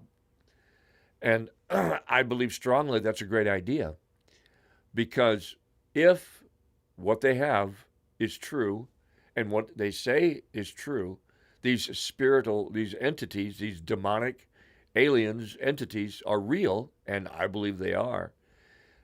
If you unleash that and give that information to the world, and you back that up and say that it's true, if you tell the world that demonic spirits have been giving the United States technical information as far as weaponry, if you release into the world that there is an intelligence that's been around that claims that they have been around longer than we have, then, or they're from a different planet, then that throws the narrative of Christianity right out the window. It makes the Bible a book of, or can allure to making the Bible a book of fiction, stories. So then a great falling away would come from an event that happens when people say they look at one or the other. I've been waiting for Jesus to come for 2,000 years. All my life been waiting for him to come, and he hasn't come for 2,000 years. I know there's places all over Israel that say that he was here, here, and here, and that he did this, but none of us have never seen it.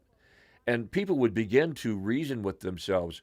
They would begin to ask themselves, is this real? Is Jesus and the Bible real? Or is it just some great big scam and story that we've been told, and that here the real Messiah, the real thing that happened with us as human beings, is now returning, has come.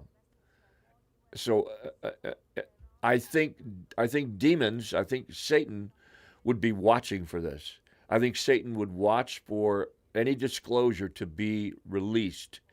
And while that disclosure is being released, would seize the opportunity to be able to get into the minds of people and convince them that it's a false Messiah, a false hope, change the narrative a little bit.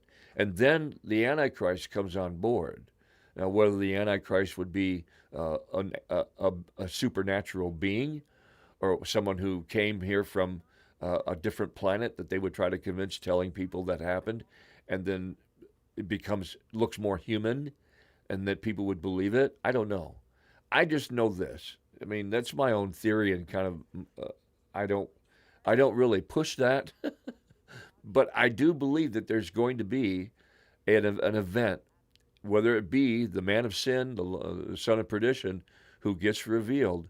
There's going to be an event that's going to cause people to mass apostate themselves, leaving by masses, and quickly, not just something that happens overnight. So this all could lead into many things with that. We are at the precipice of seeing so many different things take place. The birth pains would be ramped up to the point to where the woman who's in travail is ready to give birth. That's really how close we are. We don't have to look for anything else that's happened.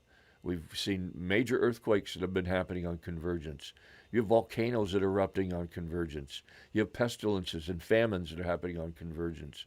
We have chaos, and as it was in the days of Noah, violence and chaos and lawlessness. It's all happening in convergence.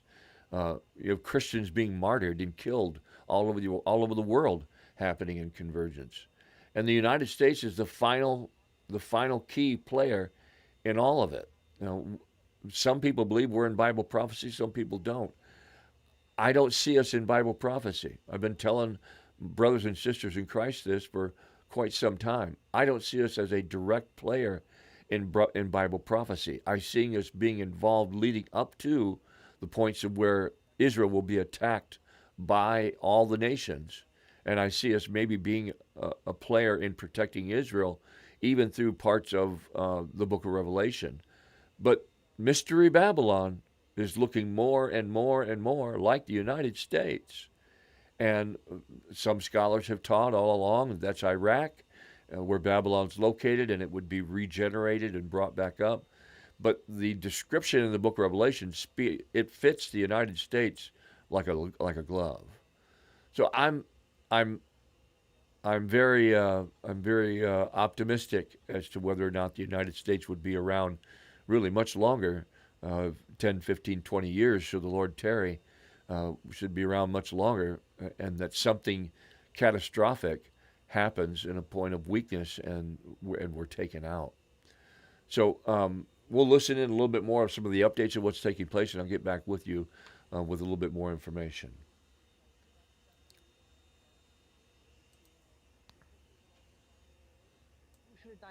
Time in the season where it's also quite understaffed with the Ramzan season, where after post-afternoon a lot of people take breaks, etc. But despite all the chaos, whatever is possible is being done with food, water, drinks, etc. being provided as people stand here in lines for long hours. Dubai International Airport is actually a very large airport, a huge connectivity hub for the entire region. Any word on how long before any of these situation is brought under control? Any word coming in from the authorities right now? For the moment, what we've been told is that we'll have to wait for at least 11 p.m. today before they'll take a decision on whether the flights can be moved on. They're also looking at alternate routes through which airplanes can be taken through. In fact, our plane did make 3 rounds to try if they could fly over Afghanistan or Pakistan and try and still make it forward, because we were probably the last of the flights that had set off before all of the flights and the no-fly zones actually came up. It's also during that time when a couple of missiles were kind of intercepted in Dubai, and post which the entire air traffic was controlled, and all of the planes were asked to be grounded back in Dubai. Reporting live from the Dubai airport, where because of the airspace being shut, thousands of people are left stranded over there.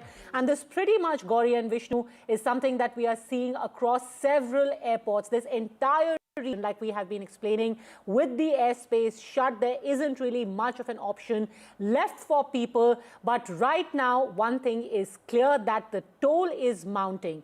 Iran has said that when an elementary school was struck, at least 50 children have been killed there, many of them girls. At least 60 more are left injured. Israel, on its part, has said that they have struck at a meeting where the top leadership of Iran was gathered, that Ali Khamenei was there, that you had the Iranian president present there as well. And Israel and US have jointly said that they want to remove the existential threat posed to them and to the entire neighborhood by Iran.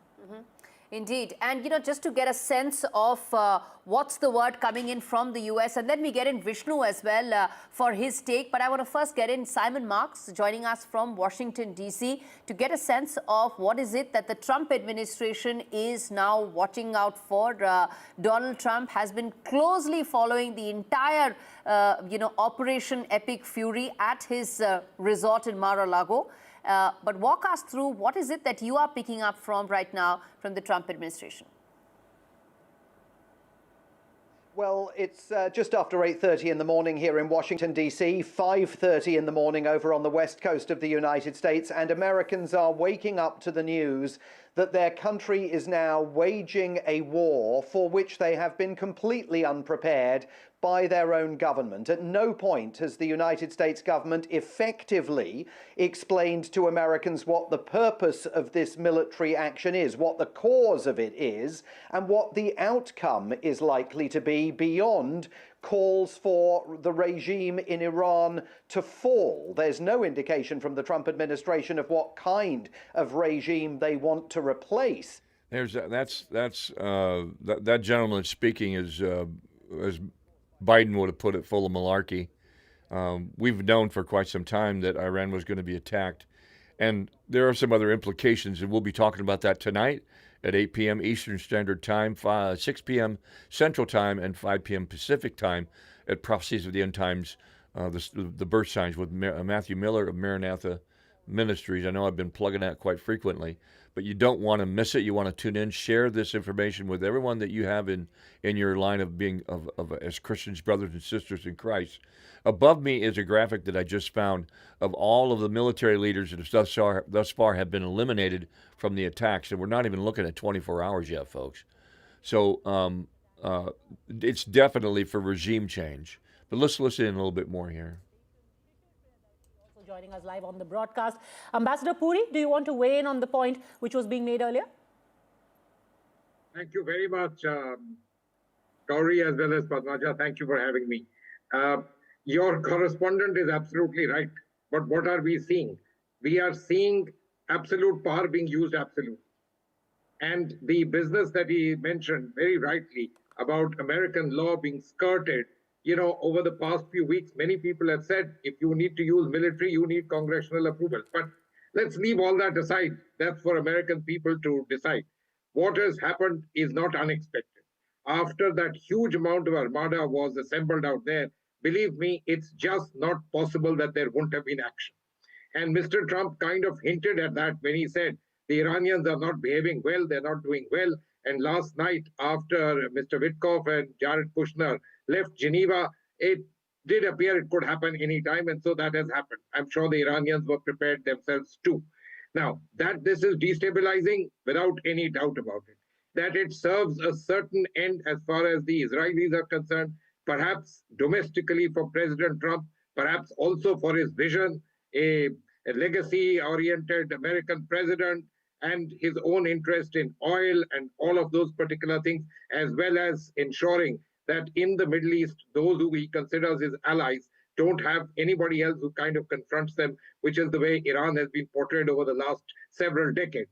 So this is power, actual power play in action, and you're seeing it. It has lots of impacts. I think your correspondents covering the aviation sector, this is the first shot itself that the flights can't go, they can't move across. And with Pakistan airspace being closed over us, it's a very tough call for Indians trying to go westward. Absolutely. We haven't yet heard about what may happen on oil movements. That may take a few days, etc., for all of that to come around. But all in all, certainly a very serious situation evolving in what we should consider and what we do consider our extended neighborhood. Ambassador Puri, I wanted to come to just that aspect. While we keep a very close watch on how things are unfolding, and on this I'll get both Mr. Shishir Priyadarshi and also get in Vishnu as well, which is that, the direct India impact factor. And I think there are three very direct impacts here. You're talking about the Chabahar port, you're talking about IMEC connectivity projects, you're talking about 50% of our overall oil imports coming through the Hormuz Strait and that entire region, which is going to be under tremendous turmoil, and the fact that we have a very large diaspora that actually resides in this particular region. Shishir Priyadarshi, to you first, and then I want to get in Vishnu also on this. I think the two biggest concerns that India would have, one would be energy security. I mean, it's going to weigh heavily, and the impact of, the smallest of price rises is very significant on the economy. So energy security. Second, the fact that we have a huge diaspora. I was hearing Vishnu a little while ago when he was talking about India, having successfully evacuated its citizens in the past. But Vishnu, look at the numbers we are talking about. Now that the conflict is across so many of the Middle Eastern countries, it's about 9 million. But one point I want to kind of introduce, especially because I have two wonderful colleagues also from the Foreign Service here, does this open up the possibility of an opportunity for India's leadership? Because we are obviously close with Iran, Israel. We've just had the Prime Minister come back after a very successful trip. But more importantly, also in the context of the fact that we've just started our BRICS presidency. Now, I don't know. It's a very, very tough call. You've already started getting reactions from Europe, which are clearly saying that, this is absolutely against international law, etc. So that is one of the things we're going to be looking at, and you want to watch real closely. This war there's more to this war than what meets the eye, especially when it comes to the United States and Israel. In this. Yes, before Vishnu comes in on that, let me also quickly get another view in from Washington, where Simon continues to be with us. We learned a while ago that you had Pete Hegseth and the chairman of the Joint Chiefs of Staff. All of them were monitoring the Iran operation. Is that meeting still on? And now fresh word is also in, Simon, that Donald Trump is not going to address the country again, as was being reported earlier. Monitoring of the military operation, that will be ongoing. I mean, President Donald Trump himself has said that this is a massive ongoing operation. And it's not just going to be Pete Hegseth and the chairman of the Joint Chiefs of Staff monitoring in real time what is taking place. There are also battlefield assessments that will have to be carried out that could take days. As to the president's messaging of all of this, first of all, to the American people, this is a president who last July claimed that the United States bunker-busting bombs had obliterated Iran's nuclear facilities, and is now asking the American people to believe that Iran was within 1 week of posing an imminent threat to the United States. He has never explained how he deals with that contradiction, and there's going to be pressure on him to do that in the days ahead. It's also worth just... Well, Simon Marks there in Washington, D.C. obviously must be a hack or a political left-wing hack explaining this kind of thing, because President Trump doesn't do something like this unless he's got a good reason. Politically, financially, historically, and aligning itself with biblical prophecy for the Christians in Iran. So you could expect the left to run with this. There's going to be interviews that'll be taking place all over CNN, MSNBC, the Democrats condemning it, saying there was no congressional approval, and one right after another. You can expect it if it's not already happening. But don't do it just yet. You need to stay at home because bombs are dropping everywhere, all of which further communicates the extemporizing that is taking place in American foreign policy at a time when Donald Trump is suffering from record low approval ratings and is deeply concerned about the outcome of November's midterm elections. Simon, what's the strategy, even as we break these... Record low approval ratings. His approval ratings are the highest they've been thus far. See, this is what I'm talking about, the propaganda that's going to come out and hit us with this. So we want to be cautious about what we listen to, especially coming out from this guy Simon Marks out of Washington, D.C. Airport authorities have put out this statement, but like you said, this is rife with contradictions. What are you hearing about the strategy ahead? Sure, this operation has been launched jointly with Israel, but Simon Marks, what next? What if this, exhortation to the people of Iran is not reciprocated? There's no strategy. I mean, the strategy is get rid of the regime and then we'll see what comes next. They have said nothing, for example, about Reza Pahlavi, the crown prince who lives in exile in the United States, the son of the late Shah. He has been kept at more than arm's length by... I mean, what does this guy expect or think that we're going to do? President Trump has become much more stealth in revealing to anyone what he plans on doing and why he's doing it. This is why the left just goes nuts every single time he makes a decision. Negotiations have obviously come to an end. The Omani foreign minister, who was engaged in that shuttle diplomacy, has taken to X over the course of the last hour to say, I am dismayed. Active and serious negotiations have yet again been undermined, he says. Neither the interests of the United States nor the cause of global peace are served by this. And he says, I pray for the innocents who will suffer. I urge the United States not to get sucked in further. And of course, America's regional allies have been warning the United States government for weeks not to spark a war that could spiral out of control in the region. You know, Vishnu, there are two aspects that Simon has pointed out which are very important. One is there, across the aisle support for what the Donald Trump administration is doing right now in Iran? Secondly, the fact that has US thought this through? Essentially, that's what Simon Marks is saying. What after, if at all, a regime change happens? Has Donald Trump thought this through? And the fact that all allies of America in the region right now, how are they likely to back it if this escalation were to continue, if hostilities were to continue from here on? Well, at this stage, even if you believe the reports that 3 top Iranian officials have been taken out, Mahmoud Pakpur, the commander of the Revolutionary Guard, Aziz Nazirzadeh, the Ministry of Defense, and Saleh Assadi. Looks like it's more than 3, buddy. There's nothing to suggest that Iran doesn't have a line of succession in play. The fact of the matter, as I've been saying over and over again, is that people who've been protesting on the ground in Iran are opposed to Ali Khamenei and his regime. They're not necessarily supporters of America. And therefore, America, in having struck militarily without any sign of boots on the ground, which is what you actually need to physically depose despots and leaders you don't like, as in the case of Saddam Hussein in Iraq many years ago, it just seems that it just seems very difficult to achieve. Now, there is a technology angle in this. The level of surveillance which is now available, the level of the technology that you have using various weapons which are designed for decapitation efforts, those all exist. But as of now, it does seem that Iran's regime is intact. And I dare say you will not hear very much in the West on the success of Iran's ballistic missile strikes. The fact of the matter is there is a whole bunch of videos which have now come in from Bahrain, from Qatar, from other regions as well, from Kuwait, from Israel, from Jordan, on Iranian missiles striking targets. What does that show? It shows what I've argued for a period of time.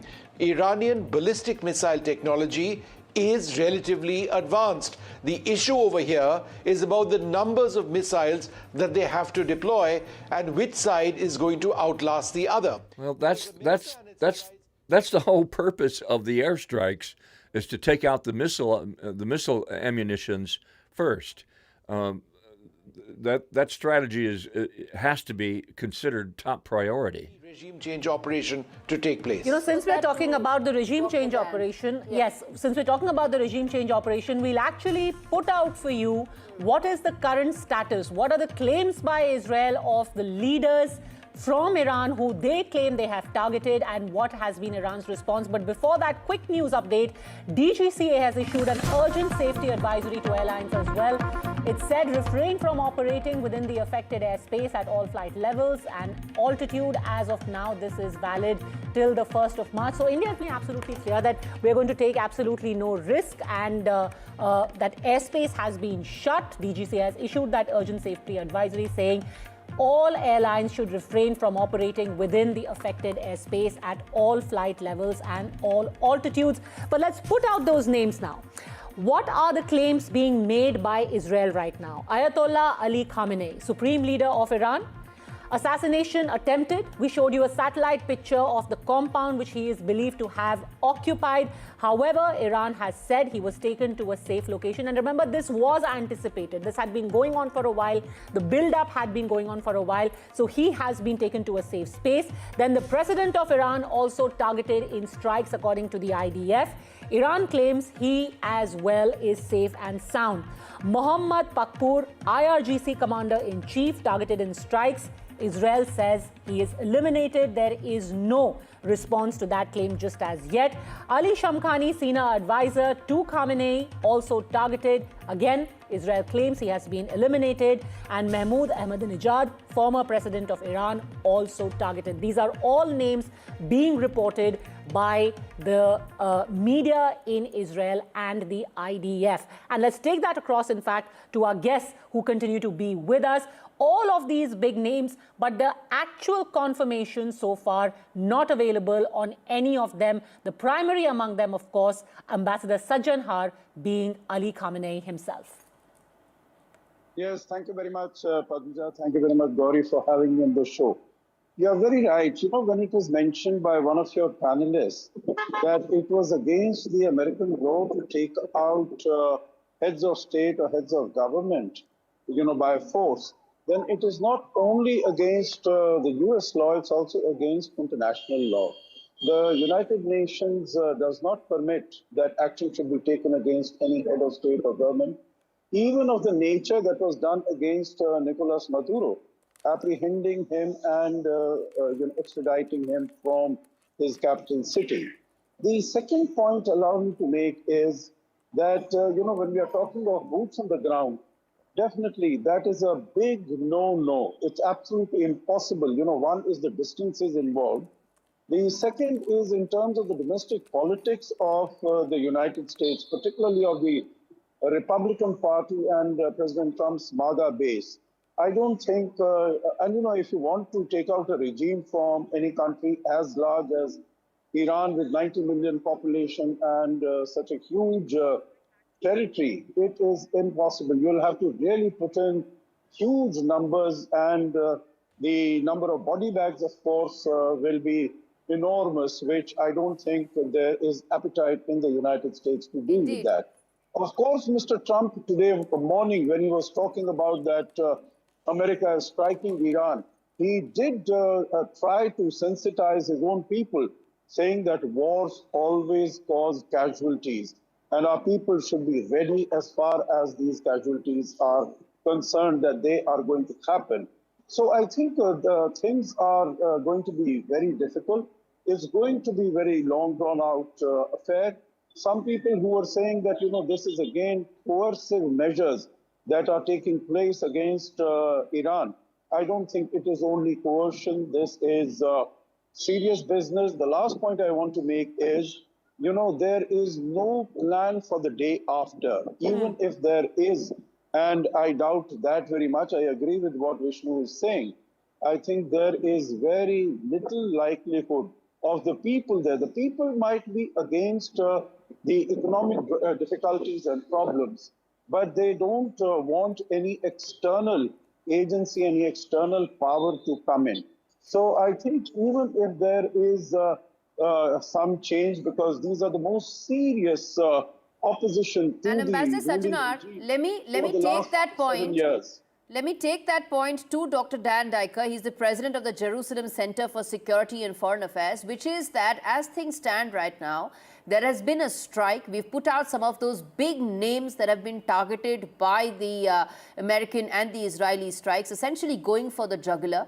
But with the fact that as things stand, there has been a retaliatory strike from Iran, where does this take American commitment from here on? Because we've been talking on the show the fact that it cannot happen till the time there are boots on ground, and the fact that there is not bipartisan commitment to back this up to the hilt. I think we'll have to get Mr. Diker back. In the meantime, the MEA has issued a statement, Gauri, on the Israel-Iran war, saying we urge all sides to exercise restraint. So the first official statement has come from India, Vishnu, which says we urge all sides to exercise restraint, avoid escalation and prioritize the safety of civilians. Dialogue and diplomacy should be pursued to de-escalate tensions and address underlying issues. Vishnu. You know, Padmaja, what I'd like to say over here as we read the MEA statement, it is par for course for India to call for both sides or all sides to actually settle down, bring down tensions. It's something we've seen statements like this in the case of Ukraine as well.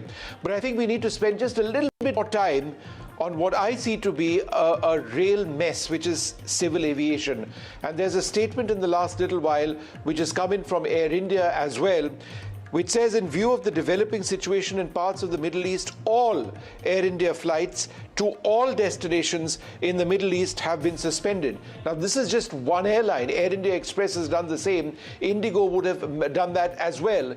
So here we are, where we've got approximately 8 to 9 million Indians in the Middle East who are stranded over there presently with no opportunity of coming back. And it's not just airlines. Dubai, which is one of the most important aviation hubs anywhere, is shut down at the moment to flights. In fact, if you look at Dubai itself, the Burj Al Khalifa, one of the most iconic buildings in the world, was reportedly evacuated because there was a sense that it could be struck as well.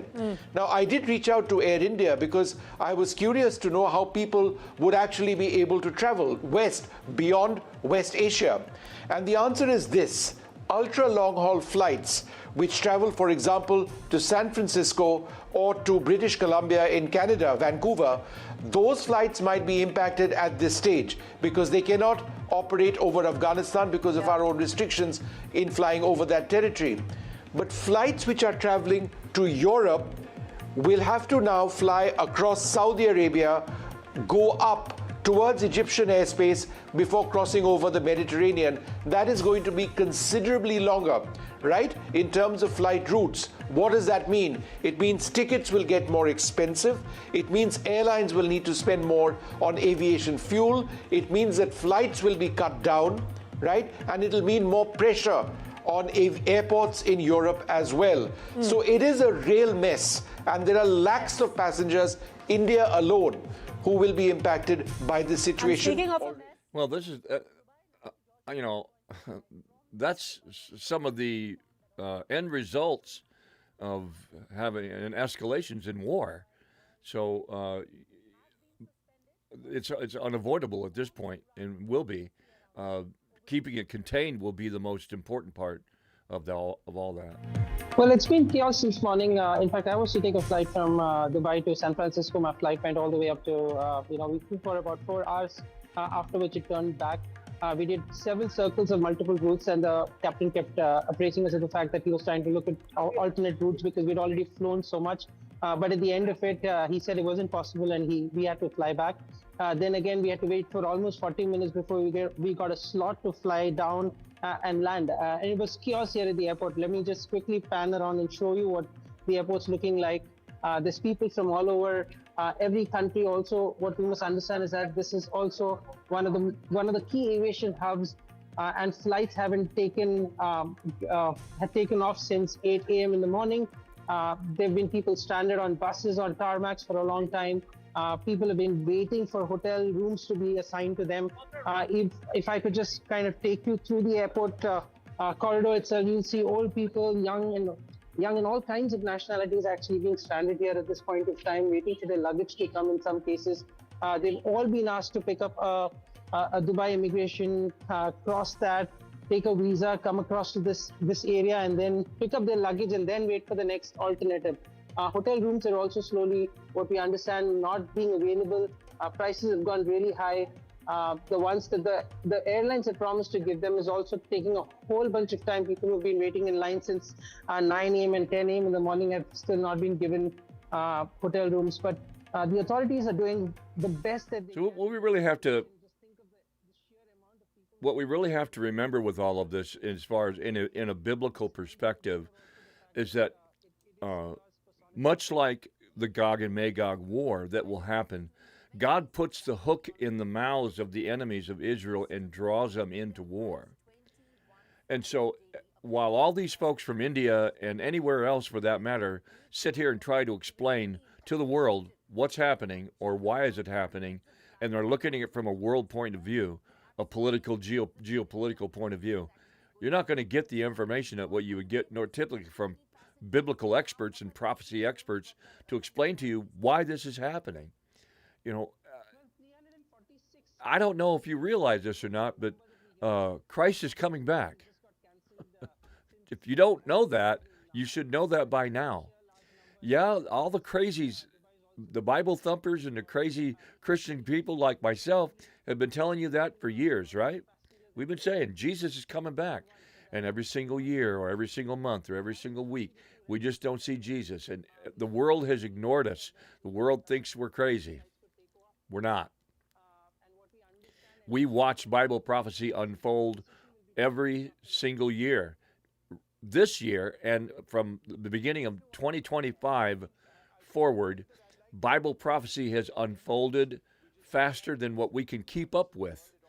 I would be on the air for 24 hours, 7 days a week, to report all of the Bible prophecy that's coming to pass that fits directly in what the Bible says would take place.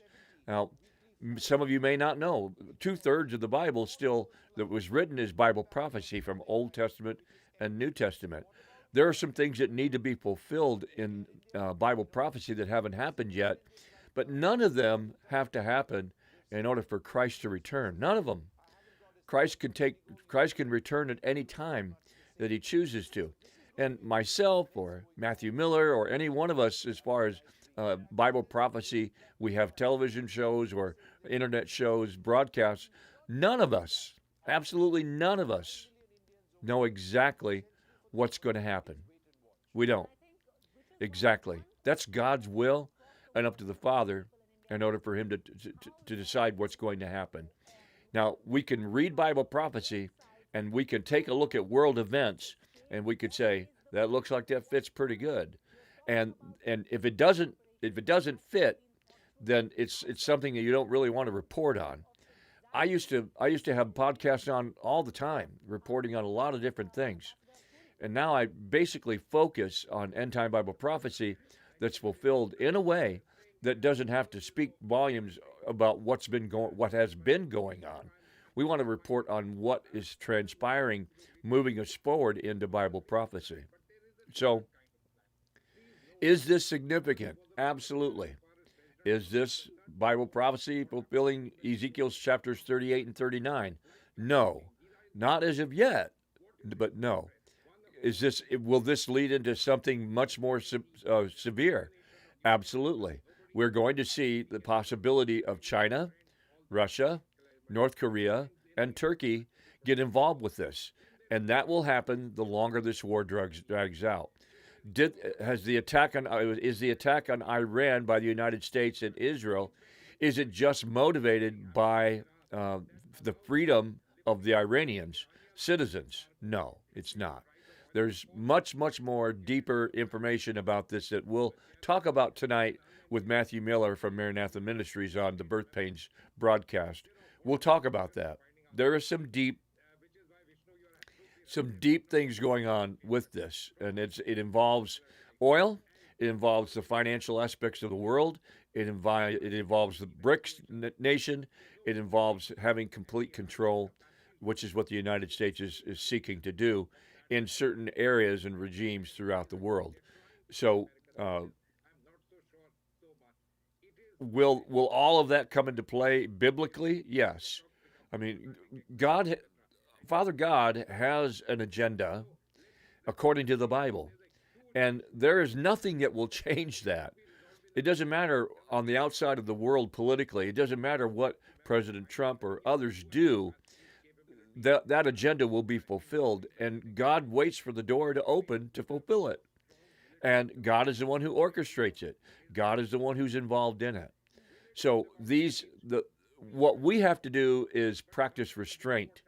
We have to practice being able to understand and realize the signs of the times and practice restraint.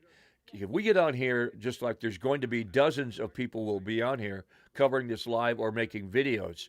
They've already been made. They're already being uploaded. There'll be dozens more, if not hundreds of videos uploading, calling this the Battle of Armageddon, calling it Gog and Magog, calling it all kinds of different things of what's taking place. And that would be wrong to do, because once this conflict does settle and the regime change is conquered and it's successful, and more than likely, if there are troops that have to be put on the ground, boots on the ground, to take out the mobilized army of Iran, which is not small. They number in the hundreds of thousands. This is why regional India and other countries would be concerned with this. They are all looking at this and analyzing this and saying, what is the firepower from the air going to do? Is it going to stop the regime? And they believe that it's not. As you see on the screen, we have tons of people that have been eliminated so far in the military side of Iran. And that's leverage. That helps us get leverage in controlling the regime. And if the Ayatollah was found and taken out, that's huge leverage. That drops the entire psyche of the entire country, including the Iranian military. So that's more than likely the head of the snake. That's more than likely where the United States and Israel will be going for. So this is all theater right now. Unfortunately, lives are being lost, and I don't mean to play that down. But this is all theater right now, and it's going to get worse. Trust me. So, again, tune in tonight, 8 p.m. Eastern Standard Time, 6 p.m. Mountain Time or Central Time, and 5 p.m. Pacific Time, right here on our YouTube channel and our Facebook page to Prophecies of the End Times for a live stream with Matthew Miller, and there'll be some more commentary. I've been in touch with Cam Ray, who has a PhD in military history. He's my nephew. I've been in touch with him earlier and read one of his articles in regards to what war would look like with Iran, and he's made some other comments. In fact, let me see if I can't find those real quick, and I'll bring them on for you. That neither Iran nor America can or will expect to sustain this level of military attacks or defenses for more than 4 to 5 days. Neither America or Israel or Iran have the ability of sustaining this volume of ballistic missile launches, that volume of surface-to-air missile interceptions. The military part of it will end. Now, does it end with decapitating strikes which have removed the Iranian leadership? And if they do succeed in doing that, right, will people on the ground bite? Will they move to a revolution, a change? That is unanswered at this stage. But I cannot imagine that this level of military attacks can be sustained by anyone indefinitely. Mm-hmm. And since we're talking about how long this entire face-off is going to continue, my question is, for the US president and for Israel, are they going to be looking at some kind of trophies to claim, Ambassador Sajjanhar, and say, we've taken out or we've eliminated X person, Y person, and hence we think the larger objective has been achieved, because everyone will now want a way out. You're saying we want a regime change. What if it doesn't happen? How long will you wait for the Iranians to rise up, supposedly rise up? A day, a week, a month? How long will you keep going on? What if they never rise up the way you want them to? Yeah, thank you very much, Padmaja, for that question. Excellent question. Let me put it two ways. I think over the last 47 years, for the adversaries, for powers that are hostile to Iran, to have a regime change there, because it is, from outside, from the United States, Israel, etc. There is attacks coming. There have been protests in Iran over the last several years. We saw this Masa Amini thing in 2022, before that 2009, 2019. But this is the most serious challenge to the Iranian regime over the last 47 years. So I think if there is a change that has to come, it will come now. But as we've been talking, there is no plan for the day after as to what happens, who takes over. And Reza Pahlavi has not got any support either from Europe or from the United States. Even Mr. Trump had sort of, not taken on this idea, although he is trying to project himself and say that, he is working with the American authorities, etc.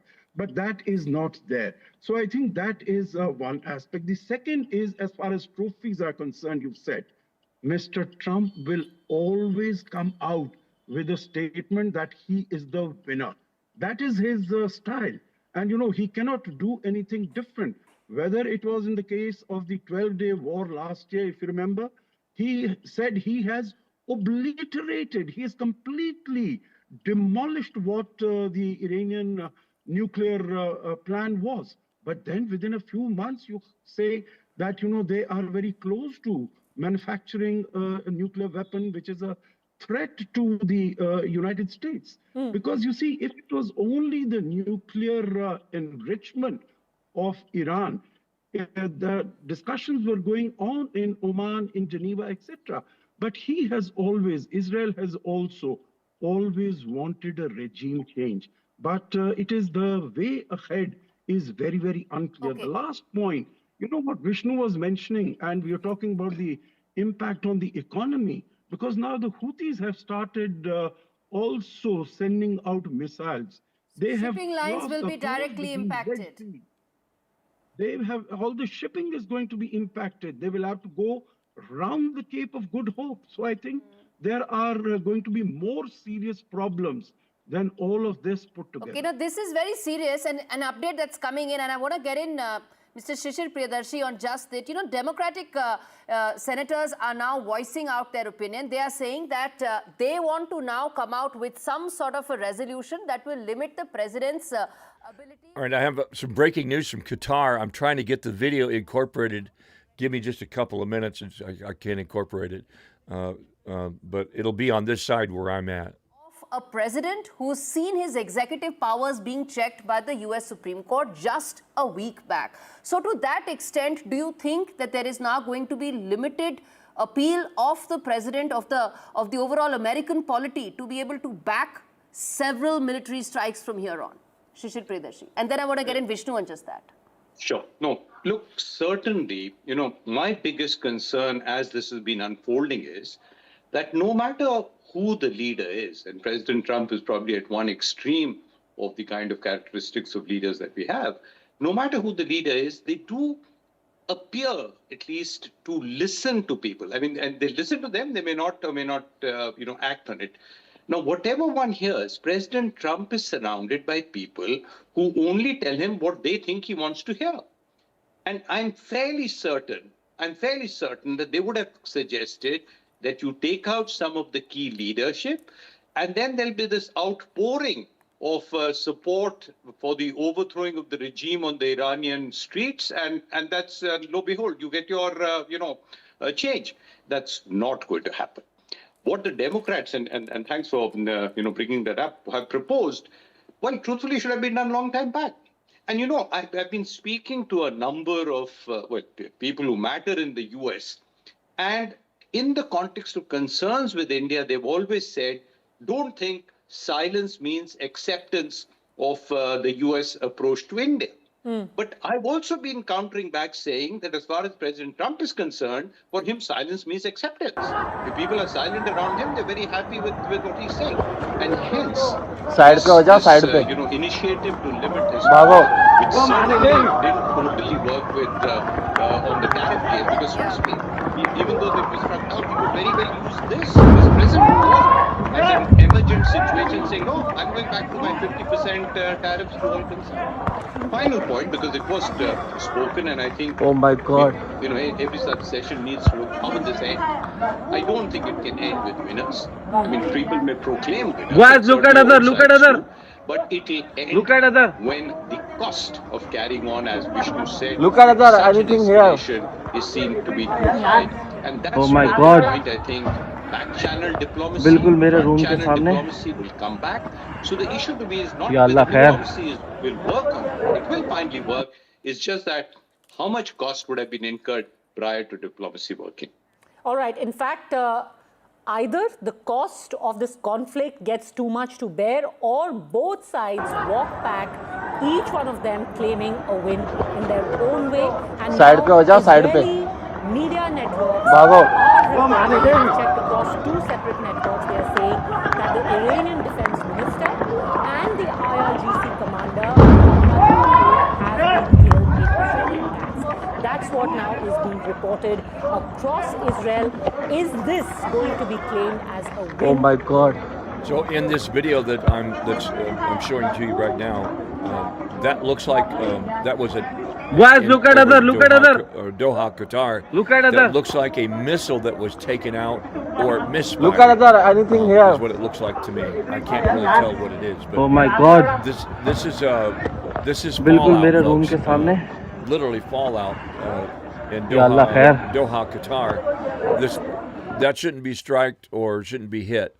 So we got to be cautious about what's taking place, because with the peace process that President Trump put together and the investments from these other nations, these Middle Eastern nations, boy, all that could be laid on the table, and the hands off could come immediately from these countries. So be careful. I would not think that President Trump would not do this without discussing the investments and everything that everybody's got with the United States. I don't think he would do this just haphazardly. So I mean, it's a well thought out process of why it's being done. And again, too, for the benefit of the United States, financially is one of the reasons why this is being done. That's from a world point of view.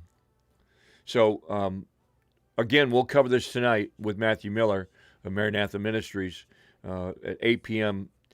Eastern Standard Time, 6 p.m. Central Time, and 5 p.m. Pacific Time. या नए career की शुरुआत, रहो दोनों के लिए ready.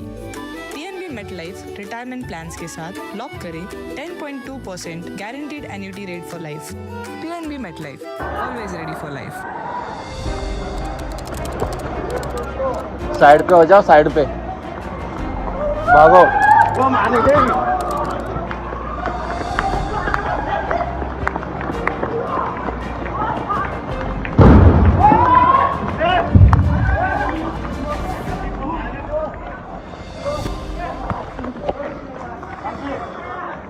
Oh my God.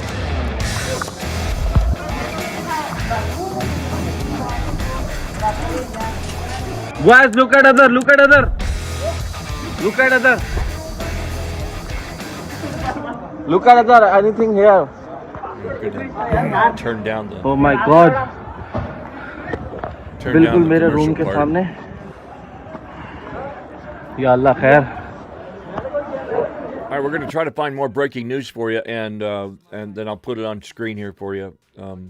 Just stay put and don't go nowhere. From 1983 to now, I have seen cricket evolve, but the mindset to win never changed. I tell you that what win matches and what doesn't. This T20 World Cup. Let's talk cricket, controversies, and more on NDTV.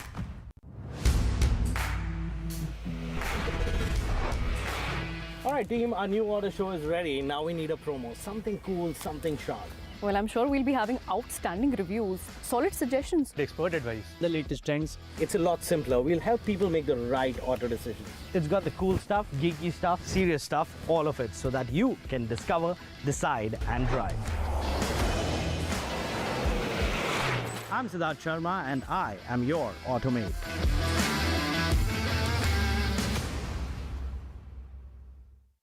After the roaring success in Delhi, Hyderabad and Mumbai, the NDTV DP World PGTI Golf Pro-Am now travels to Ahmedabad.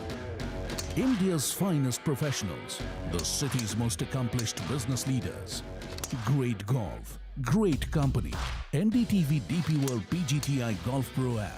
The course of champions, the conversation of leaders. 8th March, Kalhar Blues and Greens, Ahmedabad. को यहाँ से जाना ही होगा। जय मां Durga! There is no bigger battle in 2026. And nobody has reported Bengal like I have. Buckle up for an unforgettable election thriller. Will the BJP breach Mamta's fortress? TMC जावे, BJP आसमे. Can Didi fight off her life's biggest challenge? BJP double engine সরকার এই লড়াই বাঁচতে হবে। Battleground Bengal with Manogya Loiwal.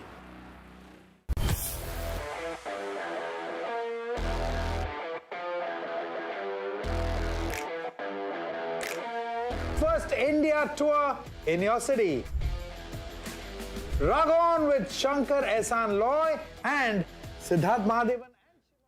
Okay, so I did find some information that our PhD professor of military war, Cam Ray, you can visit his site at camray.org. That's C-A-M-R-E-A, camray.org, and read different articles. Successful author on Amazon and successful author in the United States and around the world with his books on military war and the appeasement and or the cause of those. Cam wrote earlier, it's been about 4 hours ago, but he wrote earlier, Iran has now struck Bahrain, Qatar, Kuwait, the UAE, Saudi Arabia, and Jordan. This response looks like surgical saturation, widening the conflict geographically and politically to relieve pressure on itself and force the enemy to fight many fires at once, while allowing Iran to concentrate against its main peer. Now, this is sort of like the strategy that Saddam Hussein used during the Gulf, when they started igniting all of the oil rigs on fire in different locations, trying to cause the United States and other countries that were there to try to take out the regime of Saddam Hussein. In my opinion, I don't think that's what's taking place here. I believe that Iran knows they're isolated. Iran knows that there's those countries that are listed are against them, and they were listed to be against them. Those are countries that President Trump has got investments from. Qatar, Kuwait, Qatar, Saudi Arabia, and Bahrain, United Arab Emirates, all have trillions of dollars of investments that are coming to the United States. And to see that Iran has struck them is because, of course, there are military installations from the United States that are there. So it's definitely a regional conflict. There's going to have to be restraint that's going to have to be given to each one of these countries so that they don't get involved themselves. Jordan, I find that really surprising that they would attack Jordan.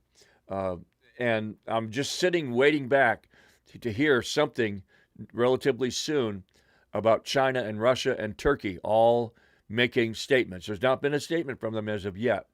So I'm waiting to hear what kind of statements they've got to say in regards to this. Now let's listen to what back to NDTV. Yep. It's been a long night, folks. Let's get back to them and see what they've got to say. PNB MetLife retirement plans के साथ lock करें 10.2% guaranteed annuity rate for life.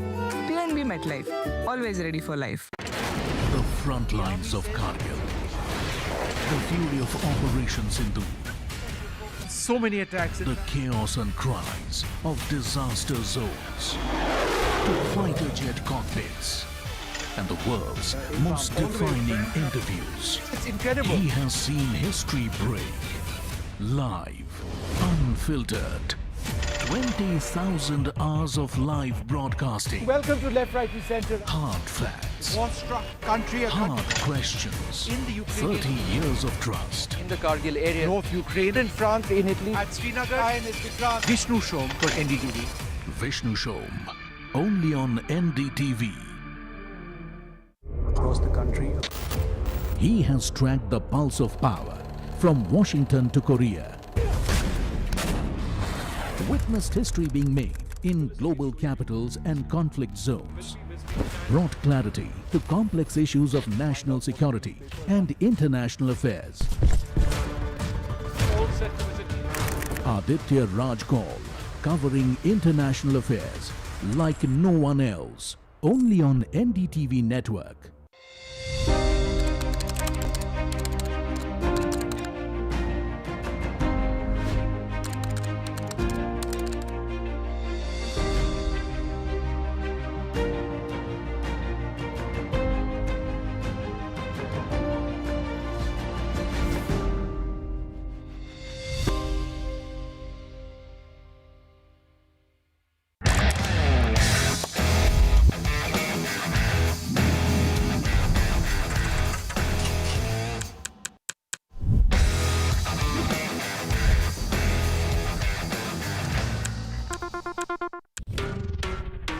Sound check हो गया visuals ready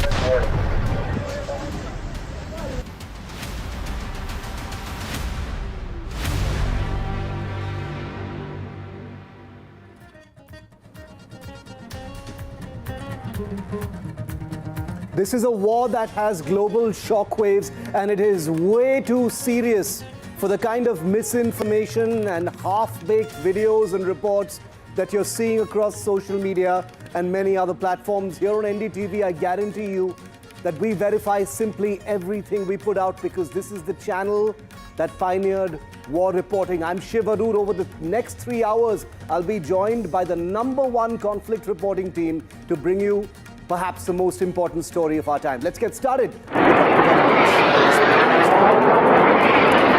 escalation in the Middle East war. US-Israel strike there at the capital of Iran.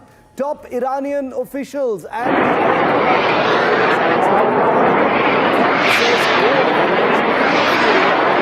regime change and freedom for all Iranians. People of Iran, I say tonight that the hour of your freedom is at hand. Stay sheltered. Don't leave your home. It's very dangerous outside. Bombs will be dropping everywhere. Iran's foreign minister warns Israel, and the US says Iranian forces are prepared to teach aggressors a lesson. Terms strikes unprovoked and illegal. Iran has begun hitting back. NDTV reports from Ground Zero, Israel, the only Indian TV crew on the ground.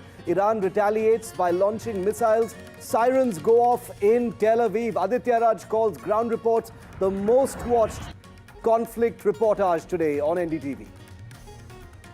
Chaos unfolds at the Dubai airport. It has shut down operations, and the Al Maktoum airport as well. Thousands of passengers remain stranded as the UAE airspace is temporarily closed. 3 million Indians live in the United Arab Emirates. We are tracking them. Reports of the Ayatollah Al Khamenei's home and offices targeted in Tehran. The Iranian supreme leader has been taken to a hideout as Israeli military attacks Tehran and Trump promises regime change and a possible decapitation of the Iranian leadership. Israeli missiles strike an elementary school in Iran's Minab area. Iran claims that around 51 students have been killed, 60 injured in this attack. These claims are not verified just yet.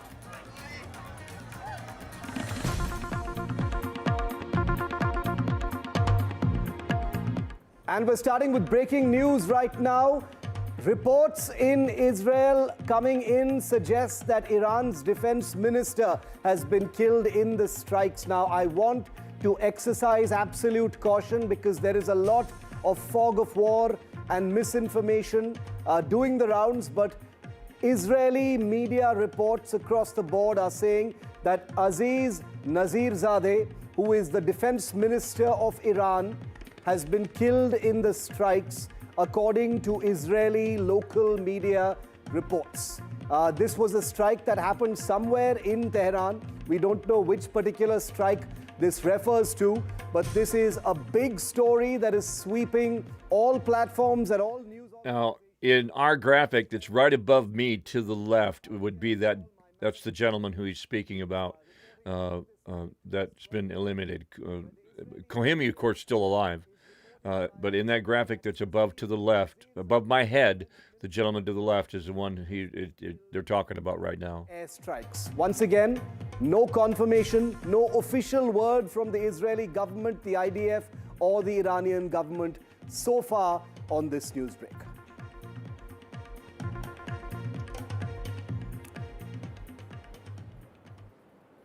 Okay, a shrinking circle. I want to show you about the Ayatollah Mohammad Beheshti, the shrinking circle of the Khamenei and the leadership of Iran that is being targeted directly as part of the attacks that are taking place. Remember, President Donald Trump has specifically said that regime change is the outcome that he desires. I want you to take a look at all of the people you see on your screen because these are considered the circle around the Khamenei right now, who, remember, has been taken to a safe house after his ceremonial home was targeted in a missile attack. You've got Ayatollah Mohammad Beheshti, Chief Justice of Iran, killed in the 1981 IRP in the headquarters bombing.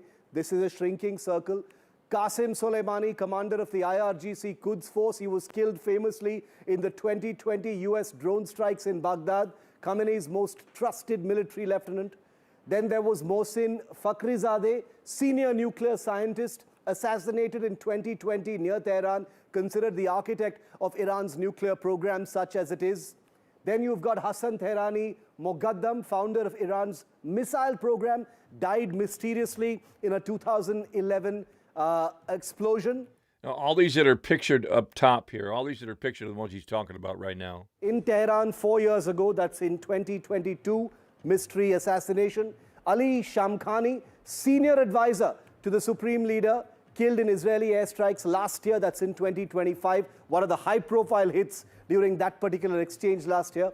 Brigadier General Amir Ali Hajizadeh, commander of the IRGC Aerospace Force, the head of Iran's missile and drone program, killed in Israeli airstrikes last year in 2025 as well. The second high-profile killing that took place last year. Mohammad Pakpour is an IRGC commander. Israel claims that he has been killed. He has been killed in strikes today, that is the February the 28th, 2026. We've got more breaking news coming in. Big suspense over where the Ayatollah Khamenei is at this point of time. Remember that there are stray reports suggesting that he's been taken to a safe house, but that safe compound where Iran's Khamenei has been safe has been struck. Now, Iran's foreign minister has just put out a public statement saying Khamenei is alive as far as I know. Very telling words. As far as I know, the Khamenei is alive, says the Iranian government. Reports say that Khamenei has been taken to a hideout now. Just seen some of your comments on the YouTube channel and on my laptop here in front of me, and so I was reading them. we're going to highlight one. John Justice. John is always watching our program on Wednesdays, Saturdays, and Sundays. Faithful watcher. Thanks, John, for being on today and watching. Here's one of his comments. I'm reading. All the devil's puppets are playing the blood game. The slaughter of innocent people is just sad. I pray for all sides. Yes, we do.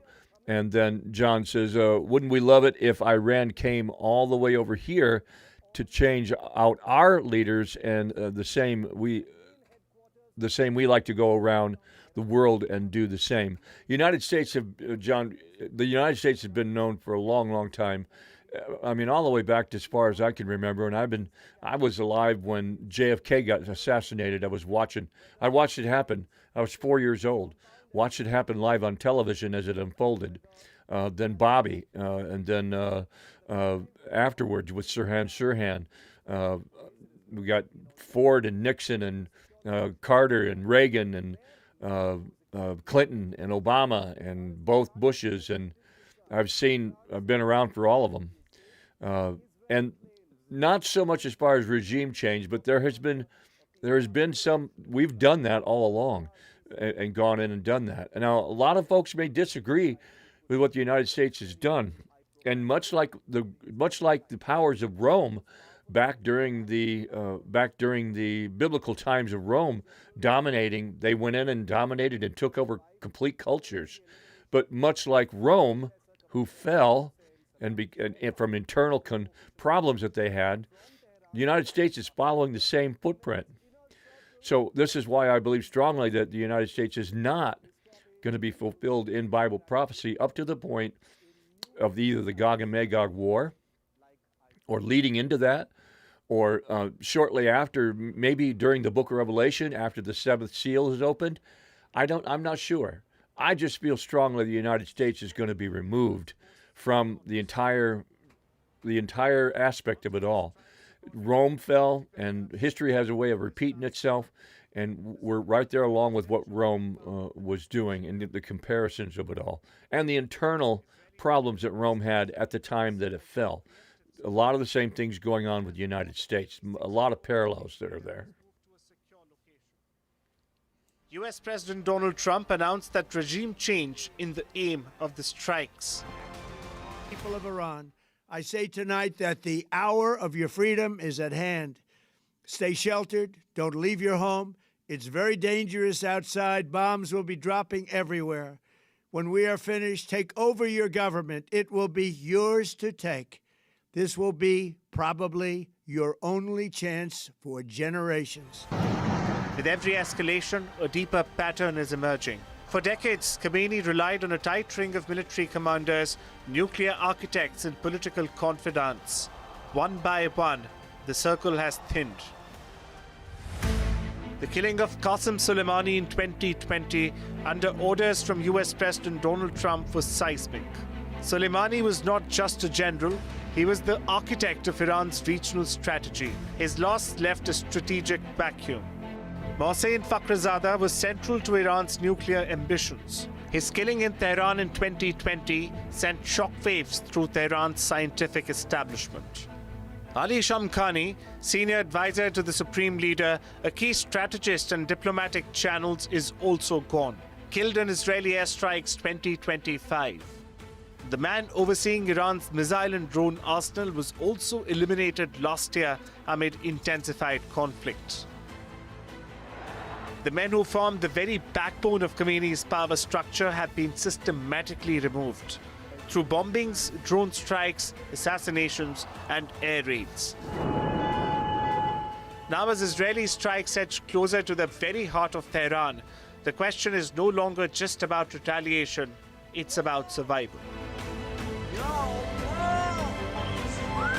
Bureau Report, NDTV.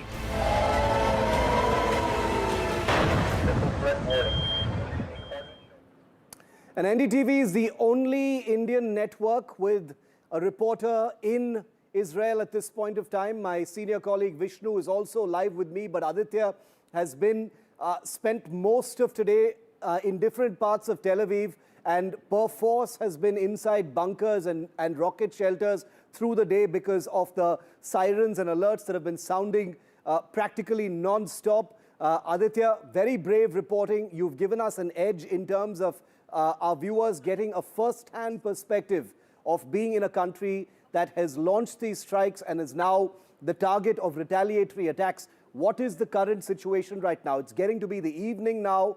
What is the current situation? Well, I can confirm through my own eyes that it is the 8th time now, Shiv, 8th time that Iranians have now retaliated with fresh missiles. In fact, I am inside a bomb shelter right now. And for the benefit of our viewers, I'll just give you a look of where I am right now.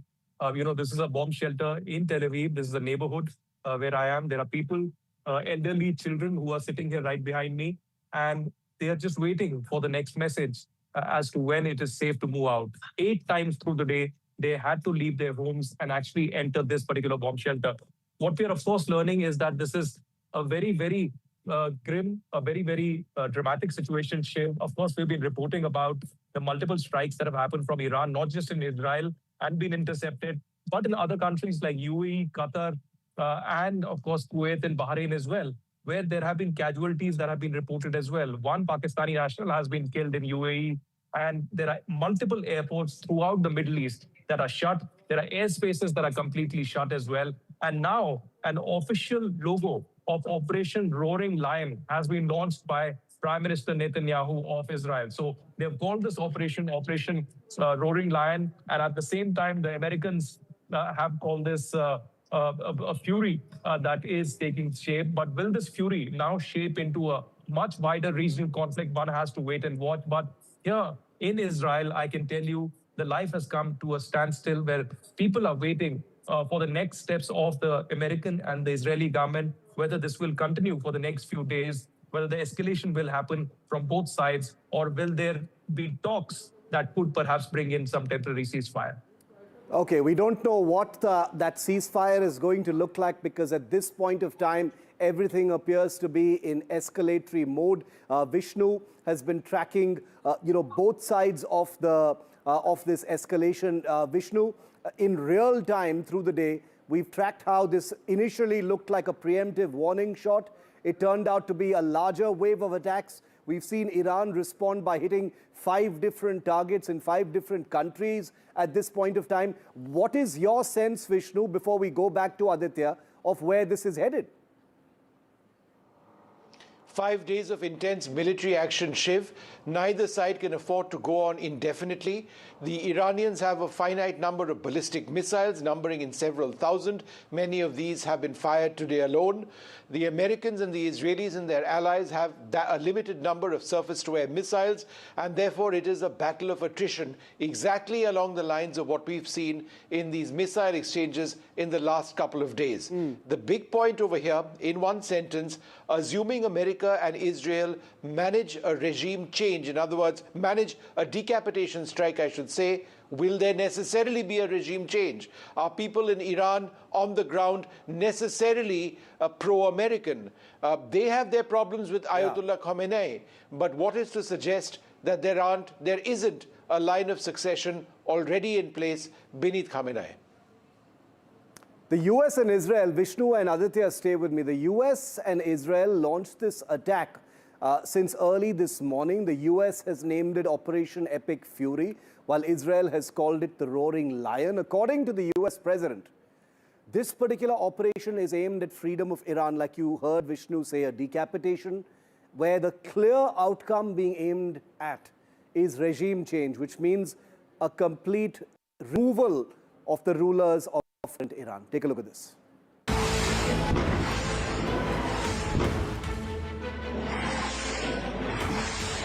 11:30 a.m. Explosions erupt across Iran's capital, Tehran. Buildings go up in smoke. Early reports say it's an Israeli strike on Iran. Less than an hour later, US President Donald Trump confirmed the American-Israeli joint operation. They attempted to rebuild their nuclear program and to continue developing long-range missiles. For these reasons, the United States military is undertaking a massive and ongoing operation to prevent this very wicked, radical dictatorship from threatening America and our core national security interests. Called Operation Epic Fury, the preemptive strikes were meant to send a clear message to the Iranian regime. When we are finished, take over your government. It will be yours to take. This will be probably your only chance for generations. For many years, you've asked for America's help, but you never got it. No president was willing to do what I am willing to do.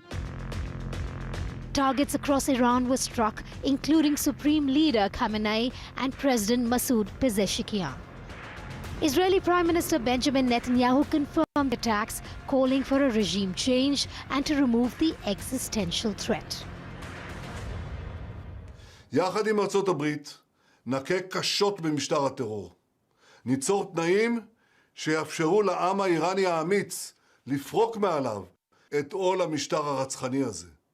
Shortly after Iran retaliated, a barrage of missiles on Israel, the conflict expectedly escalating. Since morning, it's the 7th time that we are now moving towards a bomb shelter. It's a regional conflict now. It's developing into 7 times Iran has launched retaliatory missiles against Israel, but also several other countries. In UAE, we saw Dubai airport has been completely shut after the Ben Gurion airport in Tel Aviv was shut. And we, of course, also know how the situation has developed in Dubai. One Pakistani national has been killed. You can see the siren that is buzzing. I'm going inside a bomb shelter. But several other countries, US bases attacked, but residential areas have been attacked in Qatar, in UAE, and several other areas. Iran then struck US bases across Bahrain, Kuwait and Qatar. The rapid escalation made West Asia airspace shut down. Iraq, the UAE and Bahrain closed their airspace while Israel declared a state of emergency. So I'm just moving inside the Tel Aviv airport. You can see the sirens that have just come in. We're trying to get inside the airport. You can see all these people are also trying to rush in. But we don't know if this is some kind of a missile or rocket that has come in. But this is the latest that we are picking up. We are getting inside the airport, even as the sirens have come in of an incoming rocket at the Ben Gurion airport of Tel Aviv, Israel. This amidst the geopolitical tension between US and Iran and some kind of a preemptive strike that can possibly happen against Iran. Iran claims over 35 girls were killed in an attack on a school. In Tel Aviv too, civilian areas were struck. West Asia is on the brink again. Bureau Report, NDTV. Now, there's a great deal of suspense over where this war is actually going, what the next escalation is going to look like. We've already seen missiles fly into Iran. We've seen missiles fly out of Iran. But I want to show you just how prepared America and Israel are currently at after a day of attacks on Iran. Just take a look, for instance, at the number of warships from which many of the cruise missiles that hit Iran today were actually launched. The United States has 2 carrier battle groups in the Persian Gulf and the Mediterranean. And I want to name some of the ships that are there. You've got the USS McFall, which is currently in the Persian Gulf at this point of time. You've got the USS Abraham Lincoln aircraft carrier that's in the Arabian Sea and has been for a while now. You've got the USS Frank E. Peterson, heavily armed Frank E. Peterson, which is also in the Arabian Sea. It's part of that carrier battle group. The USS Michael Murphy, same carrier battle group. The USS Delbert D is in the Black Sea. It's in the Black Sea and in the Red Sea. The Delbert D Black is in the Red Sea, I beg your pardon. The USS Roosevelt is in the Mediterranean.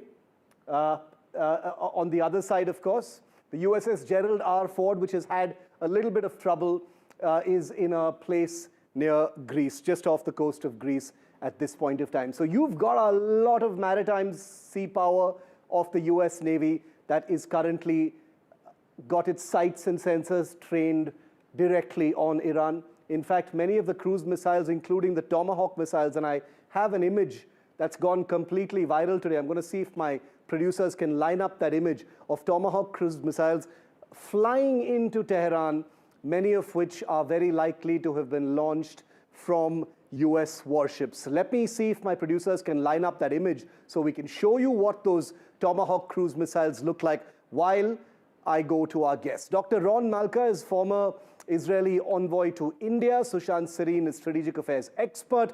And Glenn Carl is live with us from the United States as well. Thanks very much to all of you. Glenn Carl, I want to come to you first to get your sense of where this is headed. The US president has made it very clear that he wants the outcome to be regime change. He wants the people of Iran, to rise up and take what's theirs in his own words. Do you see that as the outcome? Well, I don't know if any of us can see the outcome yet, but I think Vishnu put his highlighted a very important point, and that's the resources that the belligerents have to use. And for the United States, they are vast, but they are constrained. There will be a time in the not too distant future, we're talking days or possibly weeks, when missile strikes and the ordnance start to reach their limit and run out. And then the prospect, if it were necessary, of a military occupation of a country of 90 million people with a vast multi-layered apparatus, inefficient and weakened as it may be, is a daunting one. And one of the few things that Donald Trump has been consistent about in his public life is his hostility. And for once, his actions have actually confirmed what his statements have been, his hostility to an invasion and a major foreign war, as Americans would call it. So it only makes sense, what's happening, if it is an attempt to so destabilize the regime that there would be then a clash inside Iran, and hopefully, from the American or White House's perspective, someone would seize power who is not in a Revolutionary Guard faction. Other than that scenario, this could be yet again a dramatic kind of semi-kabuki intended to so destabilize the regime that it will agree finally to the nuclear restrictions that everyone in the world has been trying to have Iran adhere to, or to stop its various capabilities militarily. But quickly this is becoming a actions box in the future opportunities, and a polarized, a binary choice seems to be more and more likely with each hour, which is either regime change or failure.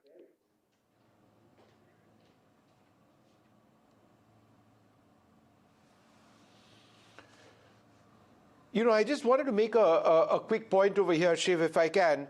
And my point is this, and you will not read a great deal about this in the Western media at all, but if you actually assess Iran's military performance today, the fact that there is copious footage of ballistic missile strikes from Qatar to Kuwait, to Jordan, to Bahrain, to Israel, the Iranians have actually evolved. There was always a sense that the ballistic missile program was becoming stronger. They have been using hypersonics in the past, and the fact that they're hitting targets, including with drones, the footage is absolutely clear, taking out radar sites, for example. It just goes to show that this is not, as of today, a one-sided battle.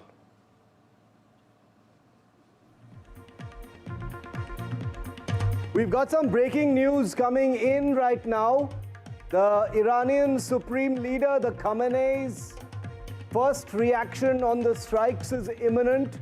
He's about to address the world, the nation, very, very shortly.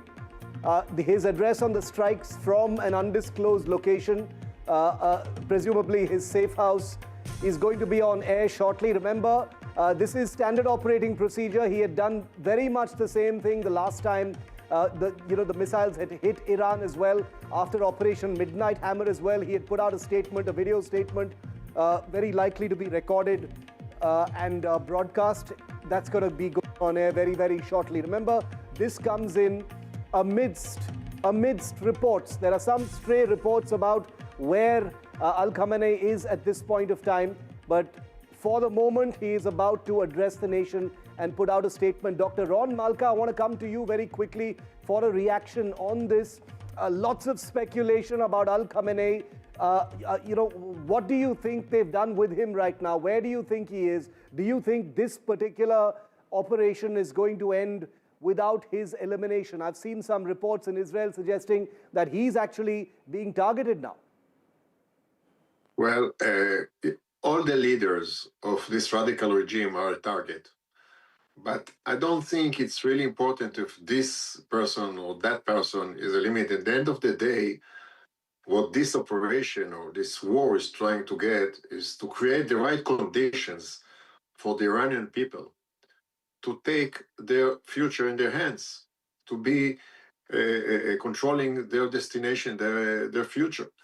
And I think this is what it's about. And it doesn't matter if the one or two or others will survive. In the end of the day, we want to see the end of this regime, and hopefully the Iranian people will choose their leaders and will strive as they should be, because they have all the conditions, all the ingredients to be a striving country.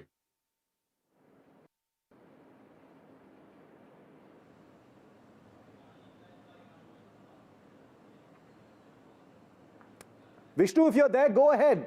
Vishnu, you can hear us, right? Go for it. I'm now in I just wanted to ask Glenn Carl a question. I just wanted to ask Glenn Carl a quick question. I just wanted to know what the end game over here is likely to be. All right, a couple of days to a couple of weeks going forward. That's understandable that militarily there would be fighting taking place. But what happens after that? Because there is this assumption that people in Iran are pro-American. I don't necessarily see that happening. They may be anti-Khamenei, but they're not necessarily pro-American. Well, there are two critical points. No one has any sense. This records conversations better than taking notes ever could. This is Pocket, an AI note taker that records conversations so you don't have to. I use it for meetings, phone calls, even doctor visits. And it captures everything clearly up to 49 feet, even phone calls without even using the speaker. Once a conversation really is other than, quote, regime change, unquote. Now, it could be logically consistent. One can argue that it might be lunacy or wise to say, well, we will break the regime, and then, as Trump said, that the people will figure it out. Now, that would imply a power struggle. And who holds all of the weapons in Iran? It's the Revolutionary Guards and not the population. No one is going to go gently into the good night. No one has ever given up power willingly, in particular, the thugs and the murderers and the Revolutionary Guards. So that implies there's likely going to be terrible strife, and strife is a euphemism for a lot of death and fighting, unless somewhere there is an alternative power, individual or faction. One normally would look to some element of the military. There could be a general someplace who is a liberal. There's no indication that that's the case whatsoever. And then who knows? But that seems to be the only logical explanation for what the U.S. Is seeking to do, other than to break the China of the leadership, as it were. Now, on the Iranian population, American attitudes, here I differ from you a little bit, Vishnu. Polls have shown for decades that the most pro-American Muslim population in the world is Iran. Up to 80% wish have favorable feelings and so on. That's sort of irrelevant, though. I mean, what that really means, I think, is they aspire that the powerful hand of the U.S. will come and save them from the horrors they've lived for decades, and that they all wish to have a modern life where individuals have some rights and they can pursue their own destinies as they wish. It's also true, though, that any population tends to become nationalistic when a foreign entity goes around killing people in your country, whether you hate the regime or not.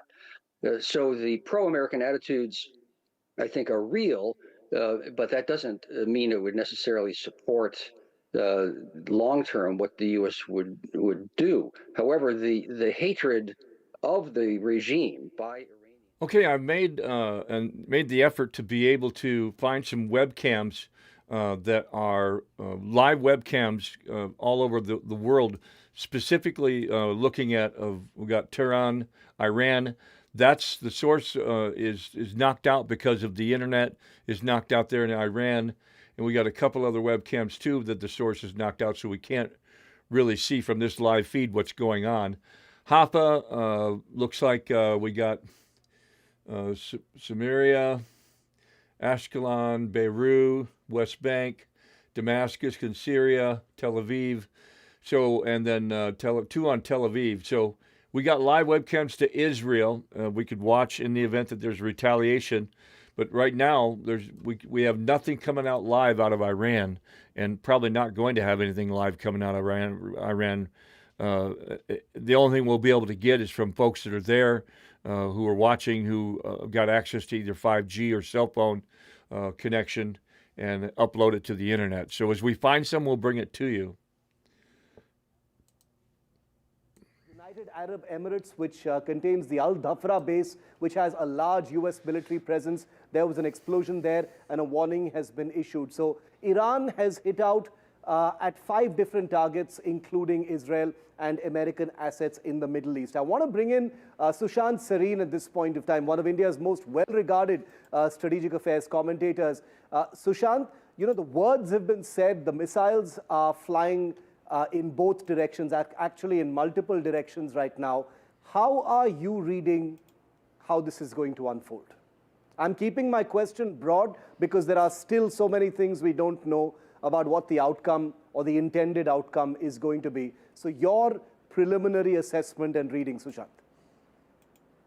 So Shiv, first, it's not very clear how much damage is being done on either side. Okay, yes, the Iranians have managed, and their missiles have managed to slip through some of the air defenses of the countries around and American air bases, but how much damage have they actually done? First. Second, it's having an impact on many of these countries which otherwise were taking a kind of hands-off approach. The kind of comments that have come out from some of the... All right, I'm going to take a short break here for the next 15, 20 minutes. We'll leave the live stream going live for you, but we're going to take a short break. Got any questions or comments, leave them there in the chat room on our YouTube channel, and we'll get to them as soon as we can. But I'm going to take a short break, and we'll be right back. Regardless of whether the regime change operation works or it doesn't work, what we are looking at is a kind of a larger regional destabilization. And allow me to explain in a minute or so. See, if the regime change does not work, if the Americans are supposed to, give up this operation maybe in a couple of days because of the kind of losses being undertaken, because of the kind of pressure being put, it kind of emboldens Iran and some of the other countries to say that, okay, fine, we can do many things and there's very little that the Americans can do to us or any other country can do to us. And if they are successful, I don't see how the regime of change operation will work without putting boots on ground. So if the idea is to decapitate the leadership, if the idea is to completely degrade the entire security structure that has been built up over the last 40 odd years, and virtually leave, and I'm not making this up. This is what Donald Trump said today morning. Literally leave Iran defenseless. Then what you might be looking at is a kind of a civil war situation. The best case scenario would be an in-house regime change. A somewhat more moderate leadership within the same bunch of people takes over and starts bringing in reform. Some kind of smooth transition takes place. And the worst case scenario is a kind of civil war with separatist forces taking over, a complete destabilization of the country.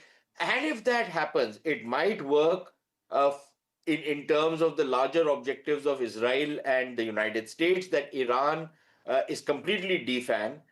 But what does it do in terms of the kind of instability it radiates from Iran? Iran is in a very pivotal place geographically. And what does it do to the larger regional stability, the kind of forces it unleashes.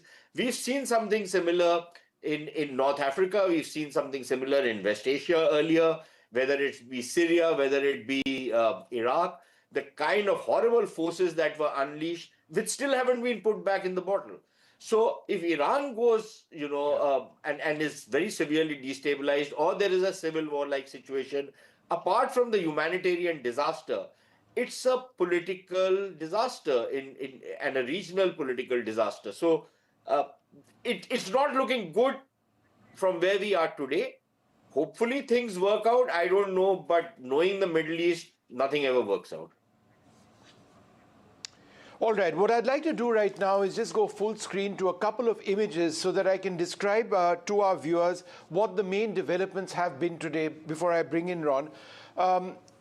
It all started earlier on today when, believe it or not, there were these strikes on Tehran right at a time when people felt that there was a chance at negotiation. Let's see what happens. Would there be an 11th hour deal? There wasn't any 11th hour deal. They were still talking when, in fact, Israel and America struck. When Donald Trump went on record, what he said was that the goal over here, as far as he was concerned, was regime change. He didn't use those words. That's what he implied. He reached out through his message to the Revolutionary Guard. They said, you can get immunity or death. Lay down your arms. And then he reached out to people in Iran and said, take over your government. The president, in other words, Donald Trump, is giving you what you want. Now, that's all very well, but is that necessarily going to result in the change on the ground? But Ron, why don't you come in on the broader consequences of this? We don't know what the end game is going to be, but it's now impacted so many countries, more countries in West Asia than we've ever seen in a conflict in recent times. What is the implication of that? Well, first, I'm talking to you now from the shelter. So just like Aditya said before, there are some missiles that are shot to Israel and now most of them are being intercepted. We are ready to that. We are ready for more. And the Israeli people is very strong, resilient, as you showed before. And I think that all the Israeli people is united around the understanding that this is a justice war. We couldn't avoid this war. We tried to. We did the best. We gave all fair chances to the Iranian regime to come back from his vicious plan. We knew that, not us, all the countries in the region knew that this Iranian regime should not have, in any case, nuclear weapons. Once we realized that they are continuing with their plan to achieve one, we didn't have any other choice but to strike, and it's a preemptive strike to defend ourselves. It's an action of defense for us, and I think that the other countries in the region have now realized that what we said before was right, that the threat is not only on Israel, it's all the region, because what this radical regime in Iran tried to do and aspired to do is to gain control on all the region, and even more than this. And I think the war for humanity, because we cannot allow this kind of radical regimes exist. Yes, so more countries are now dragged to this war. They see that Iran is really aggressive, as we always stated and said. And I think that what we're going to see after we achieve our goals, and I'm very optimistic that we will achieve the goals, and in the end of the day, there will be good conditions for the Iranian people to get control and really to take things to their hands and be responsible for their own future and destination. I think that after that, we'll see expanding of the Abraham Accords. We'll see more and more countries stepping in. Regarding Israel and India, I think that this will be the great news for the IMEC vision, the Indo-Middle East Europe Economic Corridor. After this war, when this radical regime of Iran will be weakened, hopefully will be changed. I'm glad you've used the phrase "after this war." It's it's difficult to imagine what that's going to be like right now. Okay, if you're just tuning in, I'm on break and just got in touch with, spoke with Matthew Miller of Maranatha Ministries just a few minutes ago. We will be definitely covering this tonight on the Birth Pains Report, and we'll be at 8 p.m. Eastern Standard Time, 6 p.m. Central Time, and 5 p.m. Pacific Time. Make sure you tune in, folks. This is incredibly important to be covering tonight on our broadcast. And by the end of the day, we'll have a little bit more thorough information in regards to what's taking place and be able to give a better analysis of it. But we'll be covering this all day. It'll be live all day. So if you want to pop in from time to time, this will be streaming all day. Right now, I've been going since 3 a.m. and I'm going to take a short break, get something to eat, and maybe get a few chores done too. Thanks for tuning in. We'll see you in a little bit.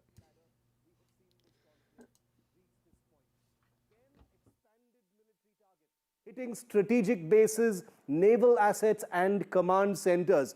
This has partially already begun happening from both sides. You've heard the Israeli Defense Forces talk about taking out command and control centers of the Iranian military in western Iran. You've seen Iran striking the naval headquarters of the US fleet in Bahrain and other places as well. So this step 3 of the escalation ladder is where we are at right now in a partial sense. Number 4, proxy activation. Hezbollah, Iraqi militias, the Houthis in Yemen to stretch the conflict. Now, we've heard noises from Yemen and elsewhere, but nothing material has happened just yet. None of the usual drone or missile strikes from Yemen or elsewhere have taken place just yet. It has only so far been from Iran. Number 5 in the escalation matrix, civilian infrastructure pressure, increasing civilian risk, target energy, ports, cyber networks, and big cities. Tehran has been hit. No Israeli cities have been hit just yet. Everything has been intercepted so far over Israel. Then there's the Gulf spillover. You've already got the Houthis saying that they're going to target shipping in the Red Sea, US bases in the Gulf. The Strait of Hormuz becomes very, very important because this is a choke point for the sea lanes of communication and trade and the movement of global oil. This comes under threat almost immediately, and that is going to be one big escalation point. Then a direct Iran-US confrontation is the next step up that escalation ladder. US forces move from support to sustained, direct, aggressive, heightened military strikes on Iran, even though they already have been firing cruise missiles.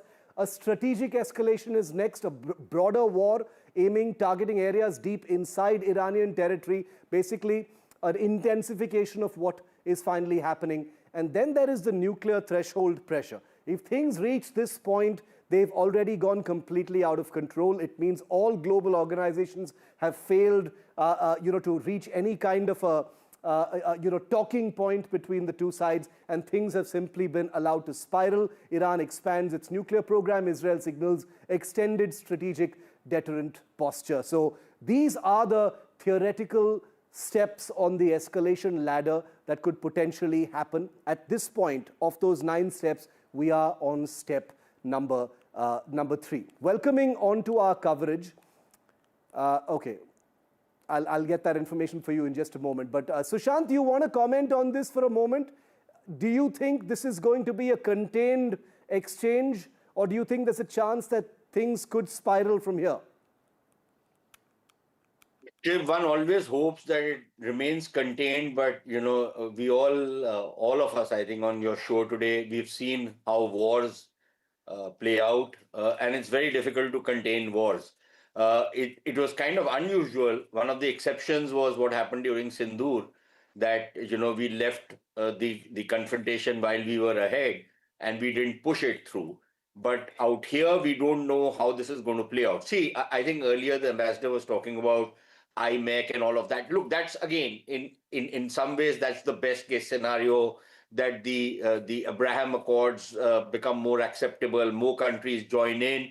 But let us imagine that that does not happen. Let us imagine a situation where Iran actually manages to deter both Israel as well as the United States. Please tell me, if you are a country in the region where you then say that, okay, Iran has shown that it can resist the greatest superpower in the world and the regional superpower, then Iran becomes the superpower. You think if you're Saudi Arabia, you are not going to, in a sense, want some kind of an accommodation with Iran. And that means that you will not move ahead with something like the Abraham Accords. So what you will be looking at is again a kind of new destabilization which takes place in the region. As of now, the Saudis have taken a pretty strident stand against the Iranians, and some of the other countries are also joining in.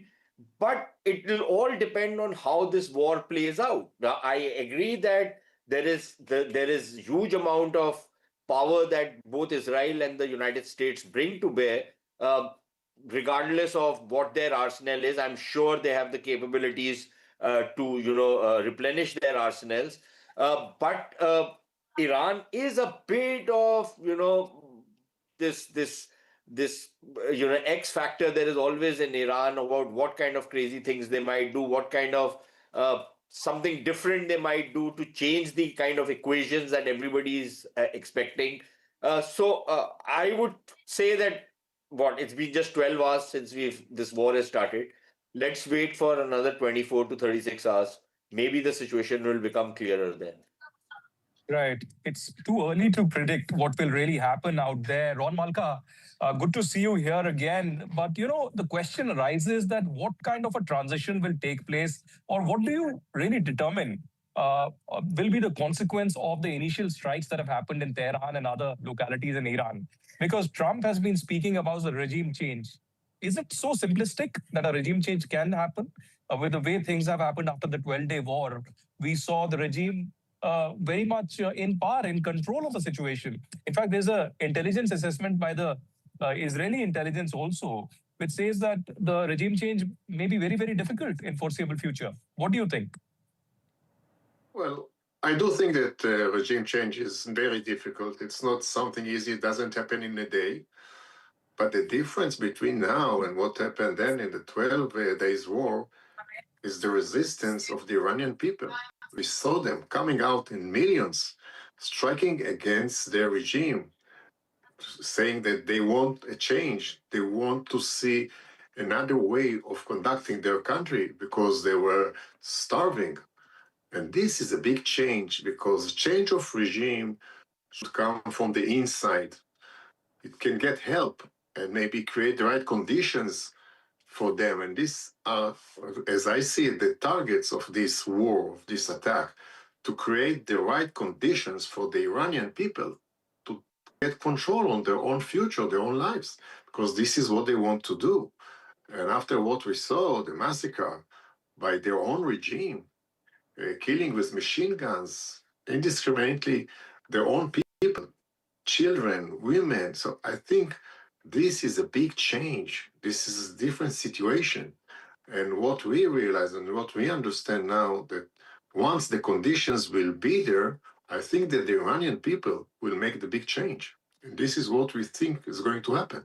And this is big difference from what happened just in last July. Stay with me, Ron Malka. Aditya, I want to come back to you for just a moment because, the day is ending right now. A night will pass. Tomorrow, we're going to have to see whether there have been attacks taking place overnight. The last exchange that happened saw very aggressive exchanges of drones, missiles, and rockets overnight as well. You remember that, Aditya? Are you hearing alerts about that tonight as well in Israel?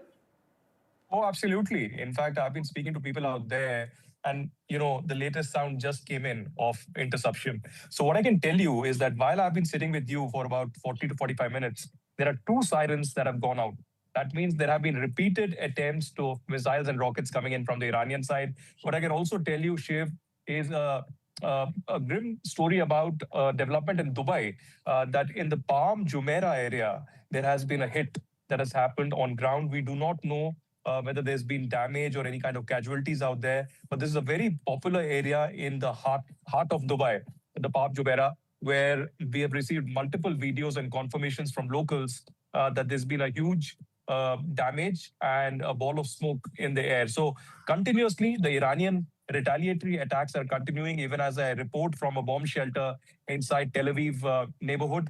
it is, of course, a very, very chaotic moment also for the people because they were at Shabbat and at 6 p.m. they were about to leave their homes to get probably grocery, etc., etc. But that is not going to happen now. All shops, markets, business establishments are completely shut all across Israel, and that seems to be the case for tomorrow as well.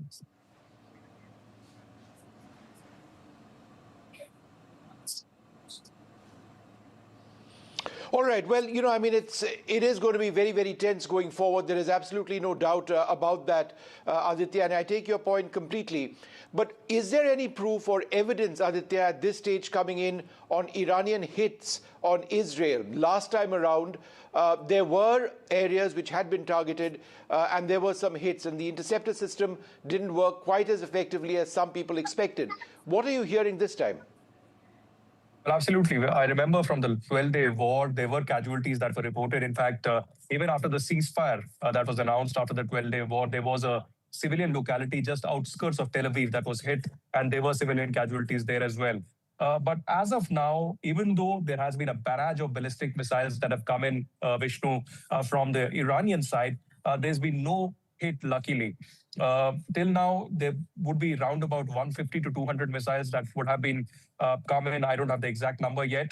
But as of now, from Tel Aviv to Jerusalem to the northern and the southern parts, there hasn't been a hit. There was one reported hit, perhaps in Haifa, but there hasn't been any significant damage or casualties till now. So till now, it does seem that the Iron Dome and other air defense mechanisms are at play and very much effective. Last time it was around about 95 to 98%.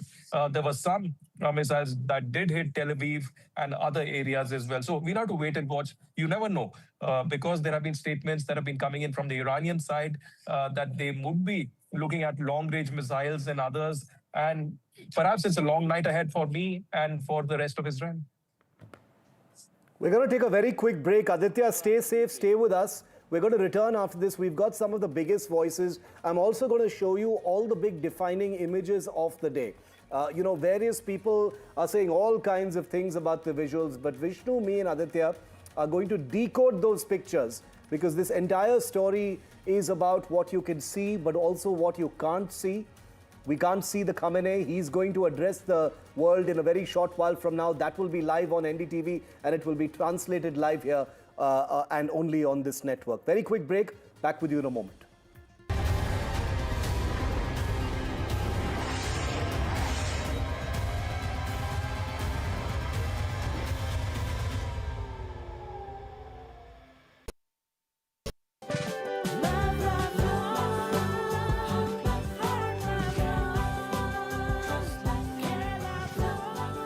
True love is lifelong, isn't it? Just like Tata Power Solar Roof, best quality solutions, lifelong service guarantee and unmatched expertise. Ye on the quality lifelong. Career से early retirement हो या नए career की शुरुआत, रहो दोनों के लिए ready. PNB MetLife retirement plans के साथ लॉक करें 10.2% guaranteed annuity rate for life. PNB MetLife, always ready for life.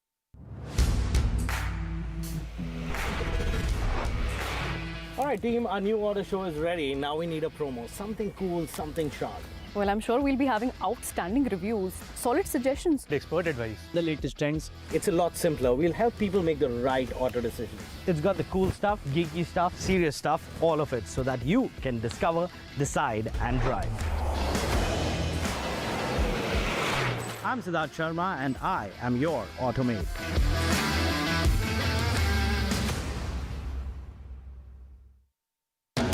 After the roaring success in Delhi, Hyderabad and Mumbai, the NDTV DP World PGTI Golf Pro-Am now travels to Ahmedabad. India's finest professionals, the city's most accomplished business leaders. Great golf, great company. NDTV DP World PGTI Golf Pro-Am. The course of champions, the conversation of leaders. 8th March, Kalhar Blues and Greens, Ahmedabad. को यहाँ से जाना ही होगा। जय मां Durga! There is no bigger battle in 2026, and nobody Nobody has reported Bengal like I have. Buckle up for an unforgettable election thriller. Will the BJP breach Mamta's fortress?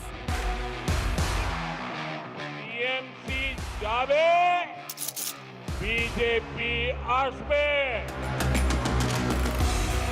Can Didi fight off her life's biggest challenge? BJP double engine সরকার এই লড়াই বাঁচতে হবে। Battleground Bengal with Manogya Loiwal.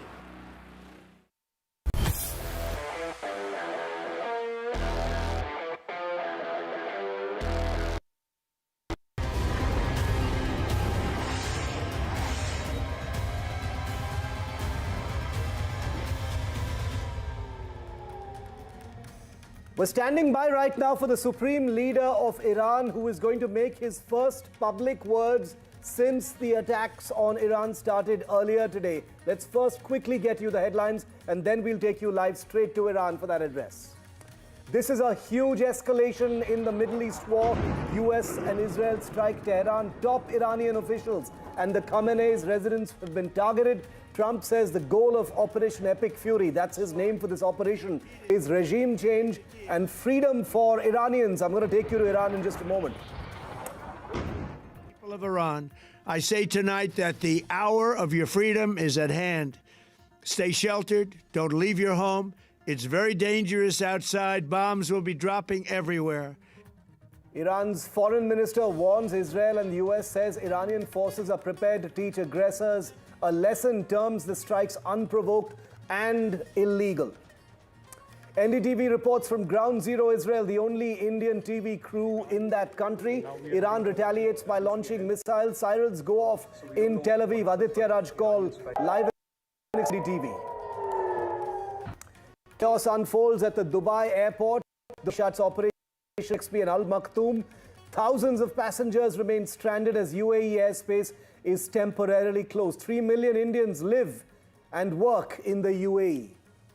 Reports of Ayatollah Khamenei's home and offices targeted. The Iran Supreme Leader has been taken to a hideout as the Israeli military attacks Tehran. His national address is coming up in just a few minutes from now, we are told by local media in Iran.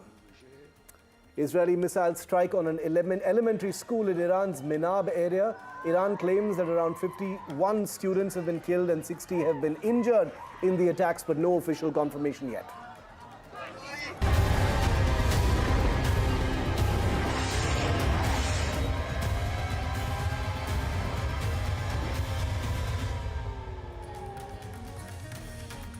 The big Middle East eruption is our top focus tonight. Iran, as you know, has hit back with a wave of missile strikes after being struck first by the US and Israel. Here are some of the top defining images of this big global story today. Panic in Doha, Qatar, as an Iranian missile or a rocket was seen falling from the sky and exploding on a road. This was in the capital city of Doha, Qatar, which houses the largest US base in the Middle East. This is that video.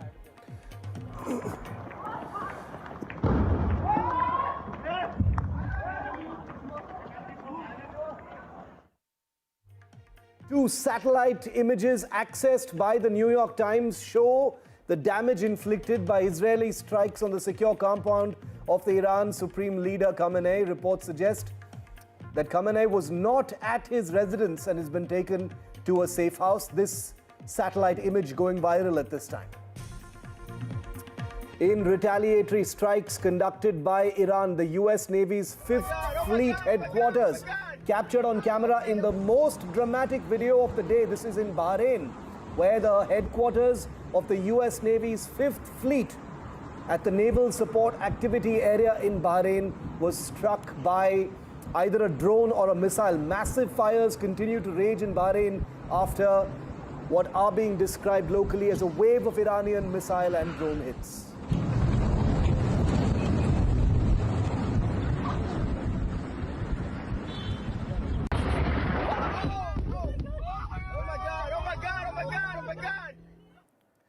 A girls' elementary school has reportedly also been hit in Iran, killing at least 50 girl students. Images show workers removing debris from the school with books, backpacks being left behind. If this is confirmed, if the numbers carry out, this could be a war crime. This is a humanitarian crisis in Iran.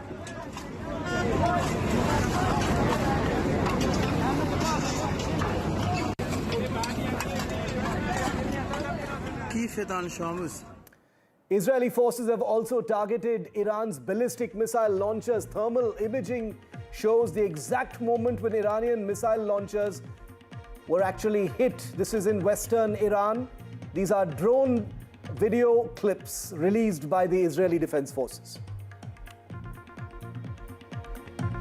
Iran has also released footage of some of the ballistic missiles launched at US bases in the Middle East. It's difficult to tell if these are actual missile strikes or archival footage released as part of propaganda, but these are very much Iranian weapons being launched in these videos, released specifically today by Iranian state media.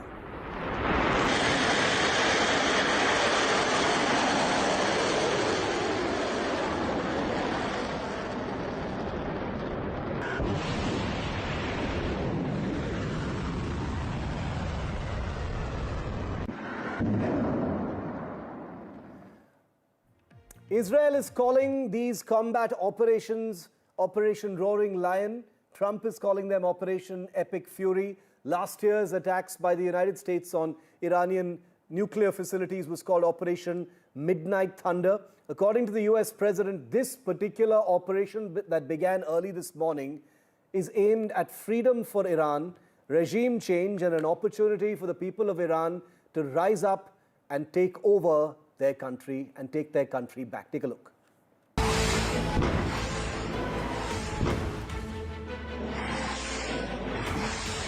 11:30 a.m. Explosions erupt across Iran's capital, Tehran. Buildings go up in smoke. Early reports say it's an Israeli strike on Iran. Less than an hour later, US President Donald Trump confirmed the American-Israeli joint operation. They attempted to rebuild their nuclear program and to continue developing long-range missiles. For these reasons, the United States military is undertaking a massive and ongoing operation to prevent this very wicked, radical dictatorship from threatening America and our core national security interests. Called Operation Epic Fury, the preemptive strikes were meant to send a clear message to the Iranian regime. When we are finished, take over your government. It will be yours to take. This will be probably your only chance for generations. For many years, you have asked for America's help, but you never got it. No president was willing to do what I am willing to do. Targets across Iran were struck, including Supreme Leader Khamenei and President Masoud Pezeshkian. Israeli Prime Minister Benjamin Netanyahu confirmed the attacks, calling for a regime change and to remove the existential threat. יחד עם ארצות הברית, נכה קשות במשטר הטרור. ניצור תנאים שיאפשרו לעם האיראני האמיץ לפרוק מעליו את עול המשטר הרצחני הזה. Shortly after Iran retaliated, a barrage of missiles on Israel, the conflict expectedly escalating. Since morning, it's the 7th time that we are now moving towards a bomb shelter. It's a regional conflict now. It's developing into 7 times Iran has launched retaliatory missiles against Israel, but also several other countries. In UAE, we saw Dubai airport has been completely shut after the Ben Gurion airport in Tel Aviv was shut. And we, of course, also know how the situation has developed in Dubai. One Pakistani national has been killed. You can see the siren that is buzzing. I'm going inside a bomb shelter. But several other countries, US bases attacked, but residential areas have been attacked in Qatar, in UAE, and several other areas. Iran then struck US bases across Bahrain, Kuwait, and Qatar. The rapid escalation made West Asia airspace shut down. Iraq, the UAE, and Bahrain closed their airspace, while Israel declared a state of emergency. So I'm just moving inside the Tel Aviv airport. You can see the sirens that have just come in. We're trying to get inside the airport. You can see all these people are also trying to rush in. But we don't know if this is some kind of a missile or rocket that has come in. But this is the latest that we are picking up. We are getting inside the airport, even as the sirens have come in of an incoming rocket at the Ben Gurion airport of Tel Aviv, Israel. This amidst the geopolitical tension between US and Iran and some kind of a preemptive strike that can possibly happen against Iran. Iran claims over 35 girls were killed in an attack on a school. In Tel Aviv too, civilian areas were struck. West Asia is on the brink again. Bureau Report, NDTV. And Aditya Raj Kaul is NDTV Senior Executive Editor, who happens to be the only Indian journalist reporting live from Israel. And his work today has pretty much been a broadcast from a bunker. Aditya, that is the nature of what Israel is facing as part of these retaliations. In a moment from now, I will be joined by 3 more people who are going to be in bunkers in different parts of Israel, very much like you, bomb shelters, very much like you, Aditya. We're going to have Fleur Hassan Nahum, who's the deputy mayor of Jerusalem. Ron Malka, as we know, is also in a bunker. And we'll have, we will also have Elon Levy, ex-spokesperson of the PMO in Israel, and he's also in a bunker. He's going to join us shortly. So, Aditya, everyone we need to speak to in Israel tonight is inside a bomb shelter right now, telling us very clearly what the situation is. Well, that's right.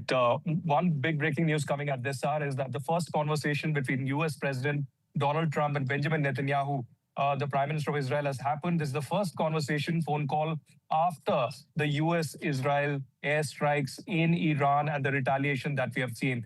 We are waiting for a statement from the Israeli Prime Minister's office or the Trump administration on what has happened. In fact, it's interesting you mentioned Fleur Hassan. I had spoken to Fleur Hassan 2 days ago. She's the Israeli envoy, special envoy on trade and innovation.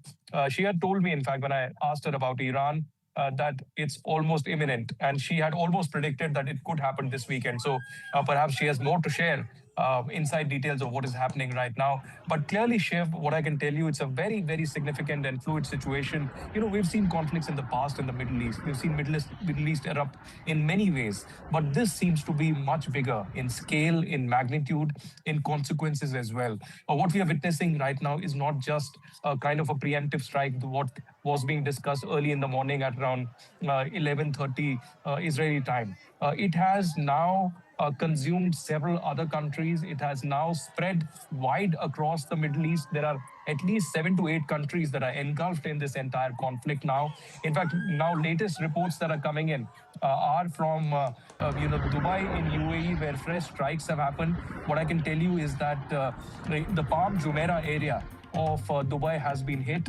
The Gulf Times in UAE is also reporting that fresh Iranian missiles, third wave of Iranian missiles in UAE have been, in fact, intercepted by the UAE. And there are several other countries, Bahrain, Kuwait, Qatar, etc., who are now bracing for fresh wave of attacks. So it seems to be a long night, locally. It seems to be a long day for the common Israelis, even as we continue to report from this bunker. The consequences of this seem to be wide. Will the US and Israel be able to sustain this for a very long time? And how will Iran react to this? Because it does seem that there are a lot of casualties at the highest level that the Iranians have faced, even though they are not admitting it. Aditya, stay with me for a moment. 2 images from today's coverage that capture the weapons that have been used in this attack. I want to play one of those videos on my screen just now because people with their mobile phones have captured some of the most troubling images of the actual attacks. Now, this is one of the most viral videos today. I've put a red square around it because that weapon is moving so fast. That's a BGM-109 Tomahawk long-range cruise missile, very likely launched from a US Navy warship somewhere in the Persian Gulf. These are devastatingly accurate long-range cruise missiles with a range in excess of 1,000 kilometers that are launched from ships. They travel long distances at low altitude and then come careening into their targets. These are weapons that made their debut during the Gulf War, 30 years ago, 35 years ago in the Iraq-Kuwait war. And they are still there. They've obviously been upgraded massively, and they are still being used in the Middle East. So a kind of legendary and very feared weapon in the Middle East, captured on camera in a very surreal kind of visual that has become the face of today's escalation. Let me show you now the other weapons that are being used today. We've just spoken to weapons experts who've confirmed to us that all of these weapons are currently being used in this exchange. I've just shown you the weapon that you saw flying right now. This is what it looks like when it's standing still. That is a Tomahawk cruise missile. The Iranians have fired presumably Shahab-3 medium-range ballistic missiles at this point of time. Let's keep moving as quickly as possible. Stealth fighters used by the Israeli Air Force, the Imad precision-guided ballistic missiles are very likely to have been used by the Iranians. F-15 fighters have been spotted in the air in some areas in unverified videos. MiG-29s of the Iranian Air Force have already been spotted, but airstrikes have most likely been conducted by Israeli F-15s. Ghadr medium-range missiles have also been brought to bear. Air-launched standoff cruise missiles like the Delilah and Rampage have likely been fired from Israeli F-16 fighter aircraft. In response, Spice precision-guided bombs of the kind that India has also used during the Balakot airstrikes have also been used by Israel in some of the strikes today. We are told JDAM precision munitions, both by Israel and the United States. We don't know for sure if they've been used, but they are available to the attacking forces and possibly used against Iran. Penetration bombs, because there are lots of bunkers, there are lots of missile depots, ammunition depots that are claimed to have been struck. So it's very possible that the GBU-28 class of bunker buster or penetrator bombs have been used by either Israel or Iran. Israel is well known to use long-range strike drones like the Heron and the Iton. Again, these are used for surveillance as well as attack, so we don't know precisely whether they've been brought to bear, but they most definitely are on standby at this point of time. So this is just a rough view of the kind of weapons that have existed. This is another. I've just shown you all those pictures of the weapons that are used. This is another super viral video. Idyllic farmland. We don't know where this is, but a farmer in one of these areas has captured what is an incredible video clip of about 21. We've counted about 21 Tomahawk cruise missiles just whizzing past towards their targets in Tehran. We don't know who took this footage, but it's been out and it's in all the media. This is perhaps one of the most compelling pieces of visual evidence or visual clips of the actual attack on Iran. This is, of course, where it actually began. So the Tomahawk cruise missile clearly being used by the US forces on the initial attack wave.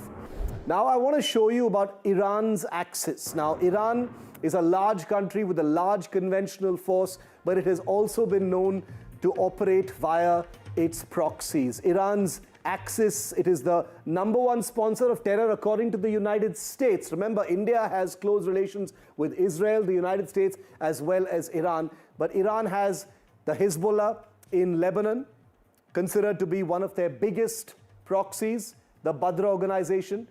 In Yemen, they've got the Houthis under Ansar Allah, who have a large conventional force. They've been known to use missiles and attack drones to hit Israel. Right now, they are threatening to target ships and shipping lanes in the Red Sea. That's over there. The Palestinian territories, Iran controls the Hamas and the Palestinian Islamic Jihad in Gaza and in the West Bank. In Bahrain, Iran has control over the Al-Ashtar brigades. So these are all the proxies of Iran which haven't been activated yet, but could potentially be activated if there is a larger escalation. Aditya, I want to come back to you now. The escalation is in full flow right now.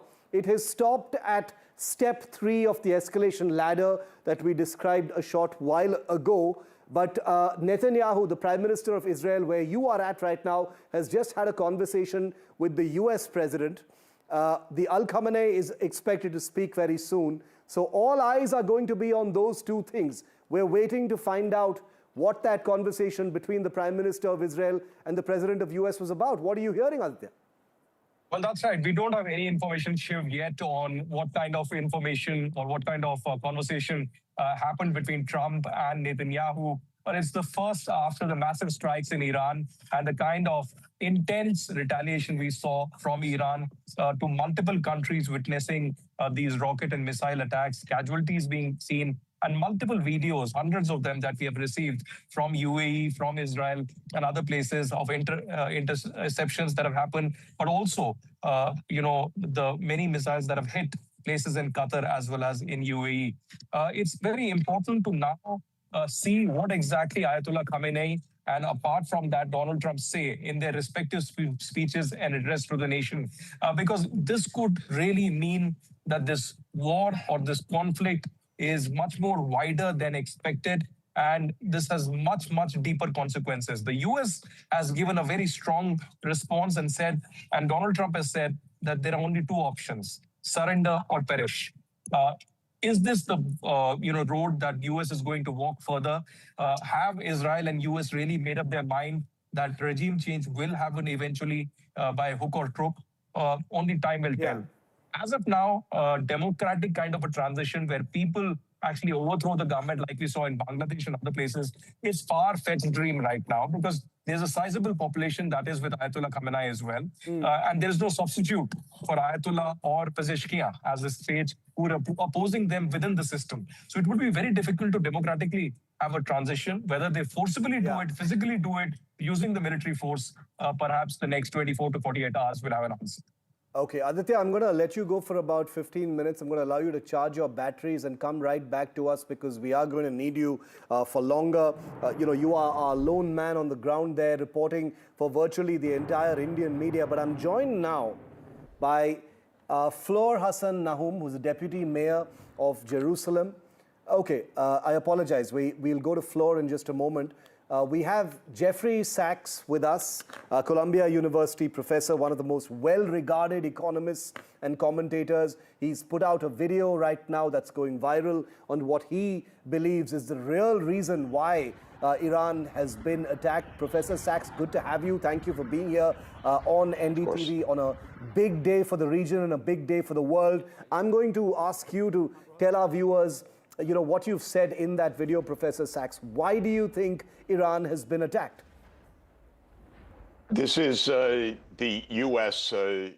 Attempt to continue or maintain or sustain its global hegemony. This is a war for control of the Middle East. It's a war for control of the oil of the Middle East.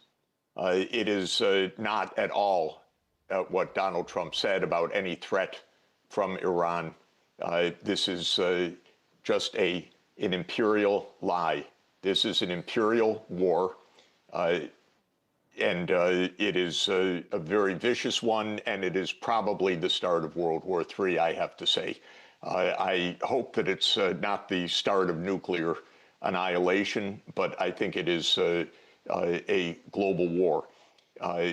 And it is a war of U.S.-Israeli hegemony in the Middle East and a war for global dominance.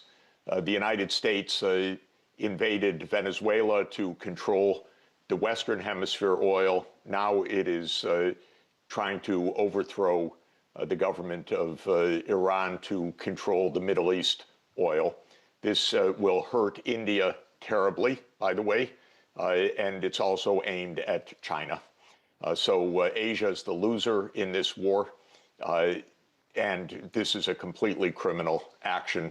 But whether anybody stands up and tells the truth about it that is fearful of the United States or Israel, I don't know.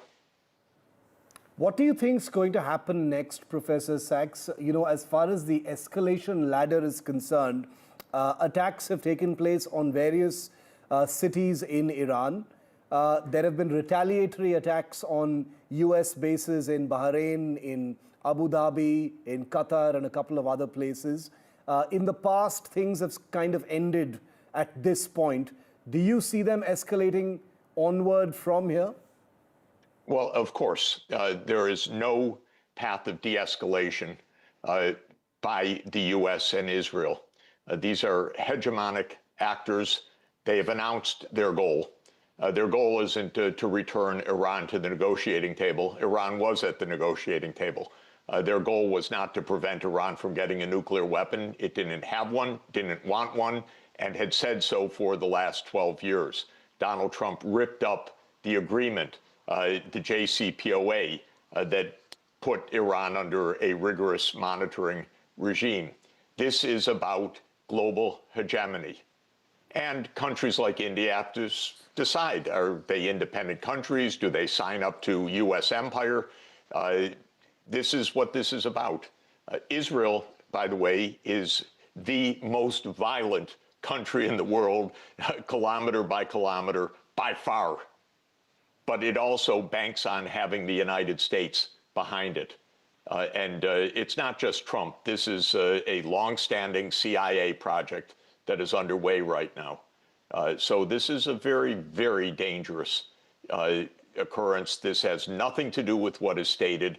This is about U.S. control over the Middle East, and the idea is U.S. control over the world.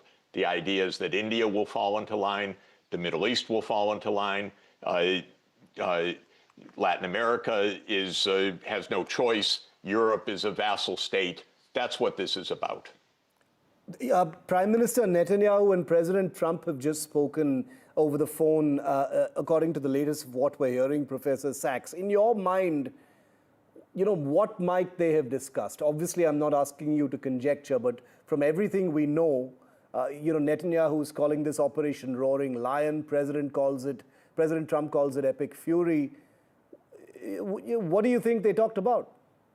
Well, Trump takes his orders from Netanyahu. This is very simple. Netanyahu came last week and ordered the war, and the war goes on. The United States is actually not even the lead agent in this. The Zionist lobby in the United States is so powerful that it puts the United States repeatedly into these wars. The American public is absolutely against this. This is quite interesting. But the American public does not count for anything right now in our affairs because we do not have a constitutional country. We have basically a military state, and Trump is the figurehead of that military state. As far as the Al Khamenei is concerned, Professor Sachs, do you see you know, this playing out in the same template that it has before? You know, his ceremonial home has been targeted. He is about to make a national address in a short while from now. The same boilerplate statements have been issued from Iran saying, you know, there will be a crushing response, and you see these token attacks on different, you know, bases of the American military in the Middle East. Does Iran have the capacity to do something bigger in your view? I don't think that the U.S. has the capacity to overthrow the Iranian government in a day or a week or a month, as it believes that it does. If you look at almost all events like this, even overthrowing Bashar al-Assad or overthrowing Milosevic in 1999 or overthrowing Muammar Gaddafi in 2011, the United States does not usually have the means to do this in a day or a month.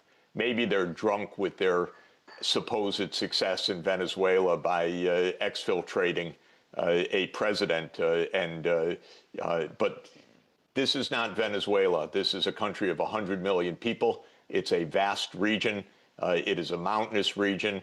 It is a region that understood for many, many years that the United States was out to overthrow it. So it's not unprepared or caught off guard. The Straits of Hormuz, I believe, will be attacked. And so I don't think that these are pinprick operations attacking the Gulf. I think it's preparatory to closing the Straits of Hormuz. Now, all of this then depends on things that I don't properly understand in terms of the military dynamics of the next few weeks. But what I do understand is something about geopolitics. This is a brazen, illegal, vulgar overreach by the United States that I do not see how it can have a success, frankly. You know, one success 73 years ago was when the CIA and MI6 overthrew the Iranian government and installed a police state. I don't see how that can happen in today's world. But that's the model of the United States, that they will soon install a police state. I doubt that this is at all realistic. Professor Sachs, Reuters reporting a piece of breaking news right now since you mentioned the Gulf of Hormuz. Reuters quoting the IRGC Navy and has closed the Strait of Hormuz to any traffic. This is huge. This is Reuters reporting this right now. What do you think the fallout of this immediately is going to be? Well, I think that this is the Iranian plan. The United States will try to defeat Iran to prevent this from happening. But I would anticipate that there will be a massive disruption of world oil flows in the coming weeks, and that this will most likely, again, I'm guessing, everybody knows I'm guessing because nobody can really anticipate, but I'm guessing that this will put the world economy into a serious crisis in the coming weeks. Again, I'm not there as a military strategist.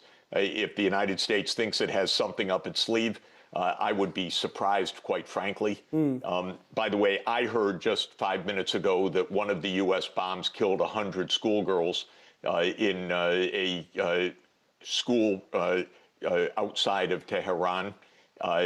This is mass murder. We should not forget the school children that are dying right now. We'll hear more about this, but I just heard this guy is a left-wing hack, especially from Columbia University, where all the protesting students were out with their hijabs around their head for Palestine, free Palestine from the river to the sea. Columbia University's had funds cut off to him because of it. He's a hack. I mean, everything that he's saying right now, he's a left-wing, democratic, woke, liberal hack who hates Trump. No one wants peace in this world. They just want to satisfy a mad emperor. This is very dangerous for all of us. I'll tell you what's even more dangerous is having a guy like that in your colleges teaching your students to hate America and to hate Israel. Illegal strike on another country. Well, how can we avoid World War III? Well, we can avoid World War III by removing hacks like you who say there's going to be World War III. These people don't know what they're talking about. They don't follow Bible prophecy. They don't understand Scripture. They have no clue. And when all the dust settles and everything that they've said, oh, well, I was wrong. And they've enticed other things to happen by what they say. We'll try to find ways to sustain the Iranian regime. This is, as I say, an attack on China as much as it is an attack on Iran. This is part of an American hegemonic move. India should not feel comfortable about that, however. It's going to suffer directly from this, and the whole world suffers when the United States behaves like the British Empire. We don't need another global empire. This is the most basic point. Final question, Professor Sachs. There was an 8-minute video statement that was put out by Donald Trump. I know you've seen it. You know, after these attacks began. What did you think of that? Because he was very clear, you know, even if you accommodate all the hyperbole that you usually grant Trump and his brand of communication, he was very specific about his intended outcome being regime change and the people of Iran rising up and taking back what's theirs. Do you think he's painted himself into a corner, or does that not really matter in Trump's world? It doesn't matter, but he has painted all of us into the edge of a global precipice. He's a very mentally unstable person. He is delusional and he is a megalomaniac. But on top of that, behind him is the CIA and Mossad. So this is not Trump alone.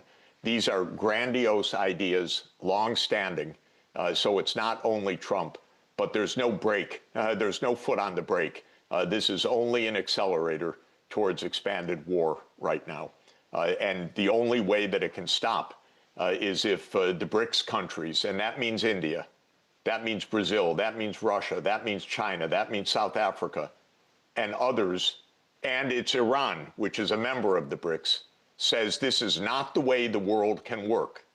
They have to stand up to American hegemony. Yeah, let me tell you what this guy's actually talking about, okay? I wanted to save this for tonight's broadcast, but this guy's got me really ticked off, okay? All the BRICS nations, what they've been doing over the last 5 years, including China, and during the Obama administration, was buying up as many gold producers as they could around the world. So during the Obama administration, China was gobbling them up, and they were paying them, once they owned them, they were paying them American dollars, as they owned them, to mine the gold. Now, China didn't own the gold businesses or the companies outright. If they had to buy stock or invest into the company, they were basically a main investor. So as the gold was being produced, they were paying them in American dollars from deficit trade money, paying them in American dollars for the gold. China accumulated a mass of gold, tons of gold overdoing this during the Obama administration. Things kind of settled down with Biden, and they settled down with Trump afterwards. But what they were trying to do, and China joining being part of the BRICS nations, is they were trying to create a new world reserve currency that would allow China to override the American dollar. Now, I don't care if you're a Democrat, you're a Republican, if you're a Christian, if you're an unbeliever. You should be a believer after you watch all this stuff that's going on right now.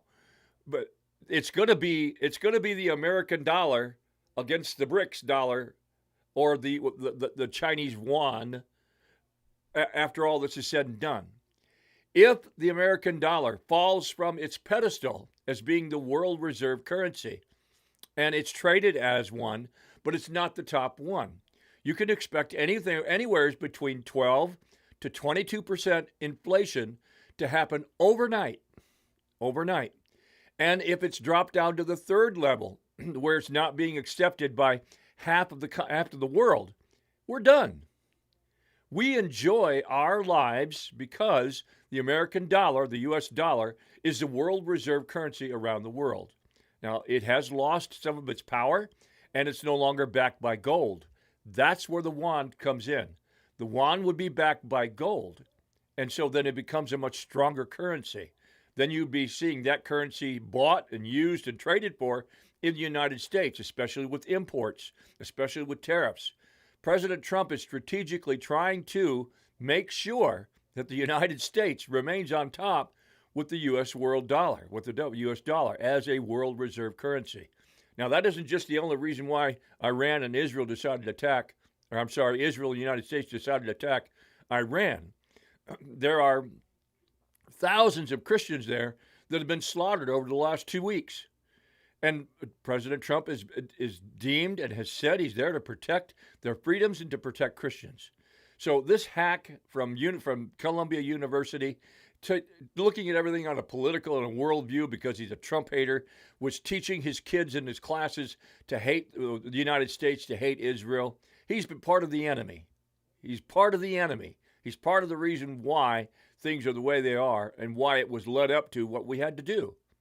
So these professors in these colleges all across the country are rewriting history. They're not teaching your kids at home. They're not teaching your kids who go to college actual world history where the dominance was from the United States forward. They want you to believe that the United States is an evil country. They want you to believe that Israel is an evil country. That's why we have so many influencers turning on Israel right now. They want you to believe that Israel is an evil country. And that's prophesied. It's about to come to pass. It's what's going to happen in the end times. Israel becomes a cup of trembling. Israel becomes a nation that all nations get really ticked off at. Israel becomes a nation, along with the United States, who will defend her. Israel becomes a nation where all nations want to see her taken out because they've reached the conclusion of what this guy was pushing, that all they wanted was dominance. If we have peace in the Middle East, it'll be sudden. Then peace and security will be proclaimed. Then sudden destruction comes upon them, and they shall not escape.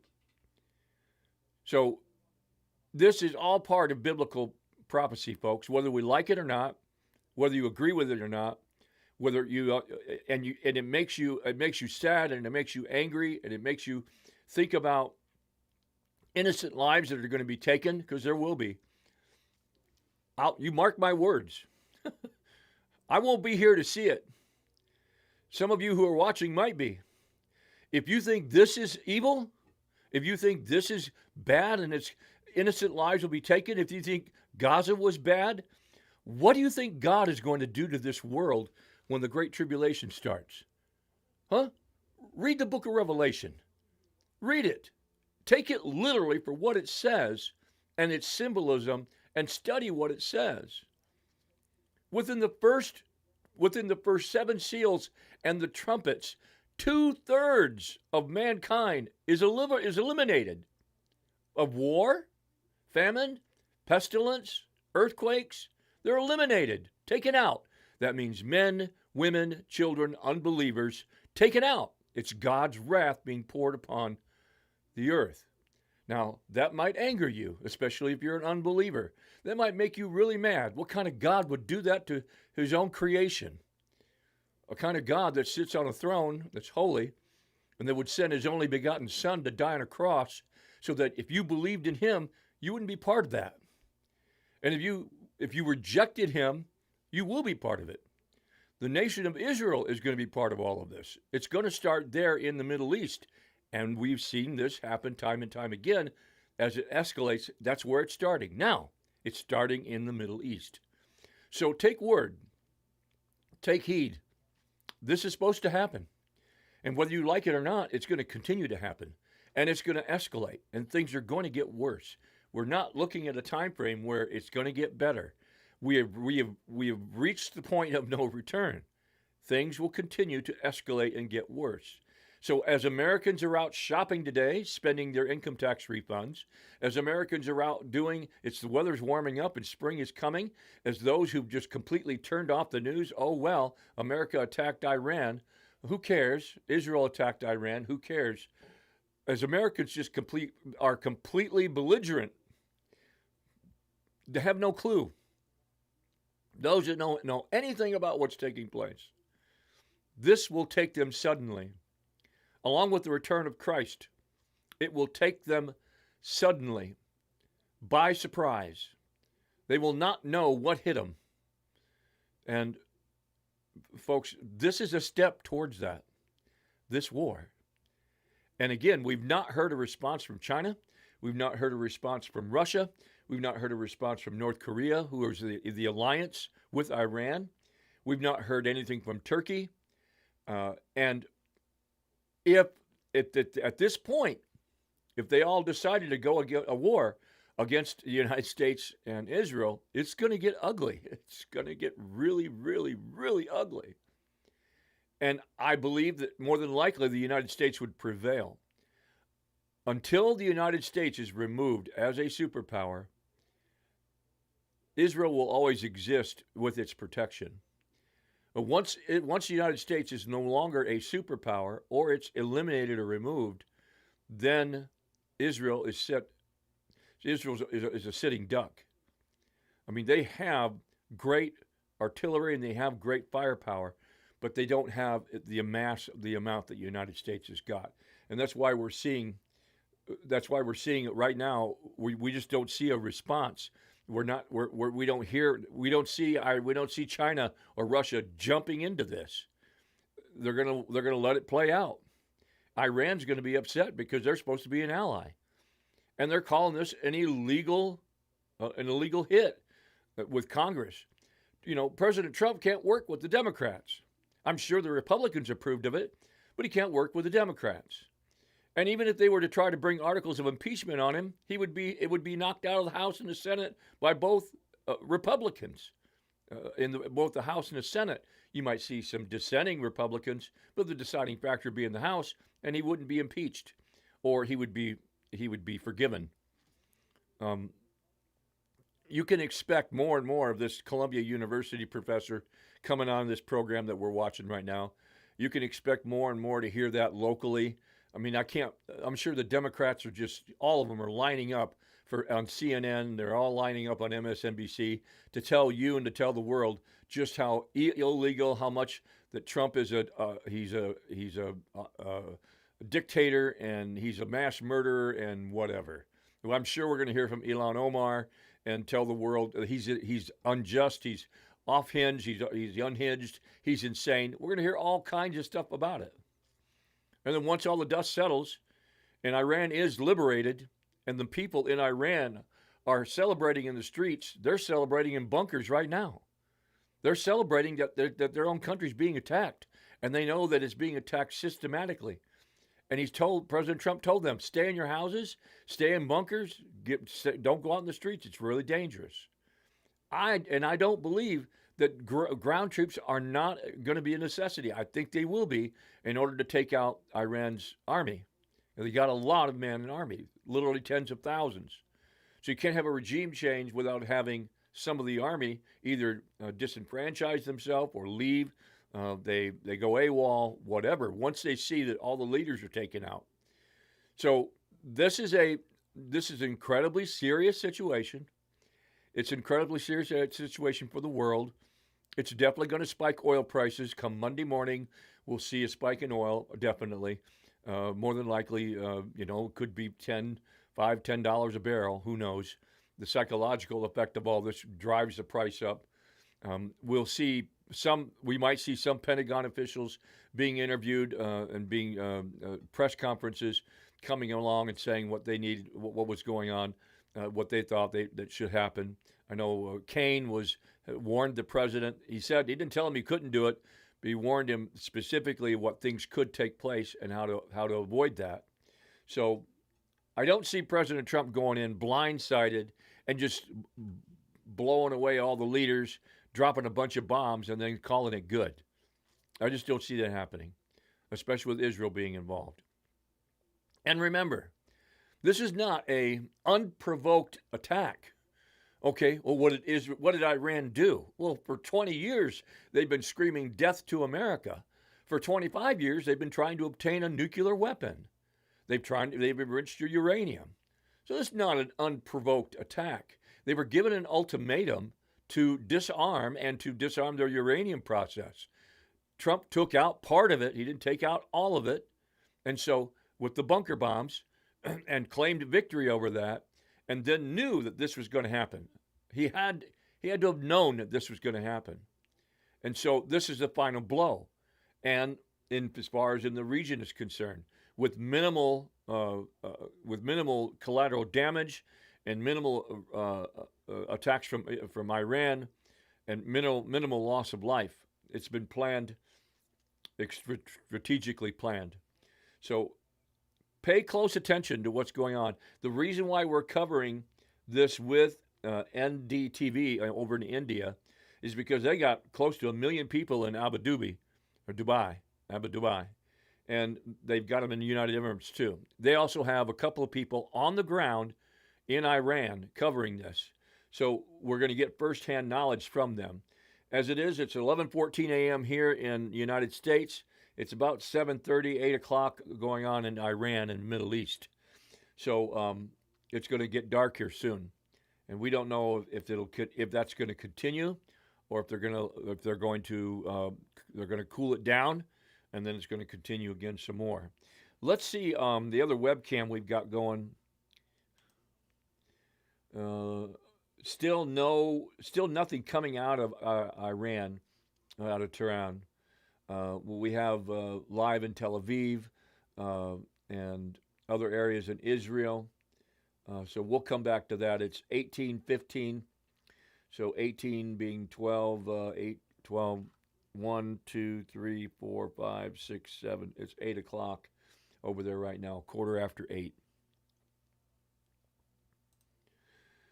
Okay, I'm back at doing some of the house chores I got to do. I can't be on here the whole time. My wife is up in Lansing, Michigan, taking care of her dad, doing some things up there with him, and I've got things I got to do here around the house. So I'll be back on. It's kind of a raw. It's live, it's raw, and it's the way it is. So just thought I'd let you know. I'll be back on here in a few minutes.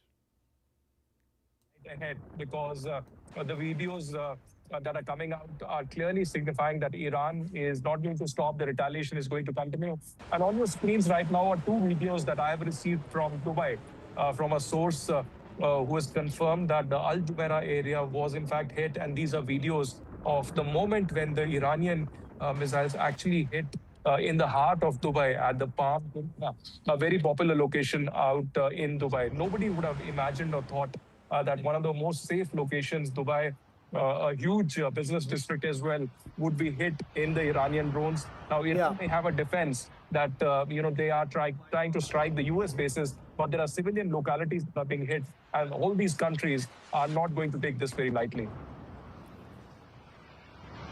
Okay, there's information coming in that hypersonic weapons are reportedly also being deployed by Iran. We're going to get a confirmation on that in just a short while from now. There are some videos coming in which NDTV's team is processing and looking at very, very closely. I'm going to ask for Vishnu Shom to join us live because he's looking at some of this imagery, and I won't, of course, put it on air until we have a categorical confirmation on this. But before we put those pictures on air, Vishnu, you're looking at some pictures right now suggesting that some of the deadliest weapons in Iran's arsenal, the Fatah family of hypersonic weapons, are being used right now. Is that your understanding, Vishnu?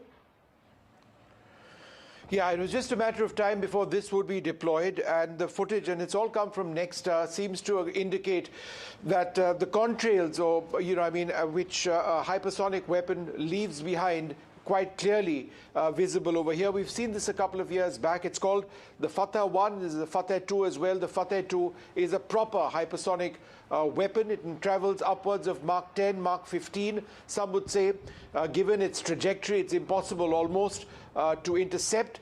It's difficult as it is to intercept an incoming ballistic missile. A hypersonic missile makes it that much more difficult. But in addition to this, some of the other footage that I've been seeing, is of Dubai, is of that Palm Jumeirah area, a weapon, possibly a drone or possibly a missile, falling next to a well-known hotel in that particular area. This is now getting completely out of control in a sense. Why? Because Reuters now reporting, Nexstar now reporting that Iran has been issuing threats to ships passing through the Straits of Hormuz. The Straits of Hormuz, 20% of the world's oil supplies flow through that. It is critical for the entire world. It is critical for India. It is a geographic choke point. Remember, Iran uses naval drones as well. If oil tankers are targeted in that area, then this will be catastrophic for the world in terms of oil prices, in terms of what exactly happens with this situation.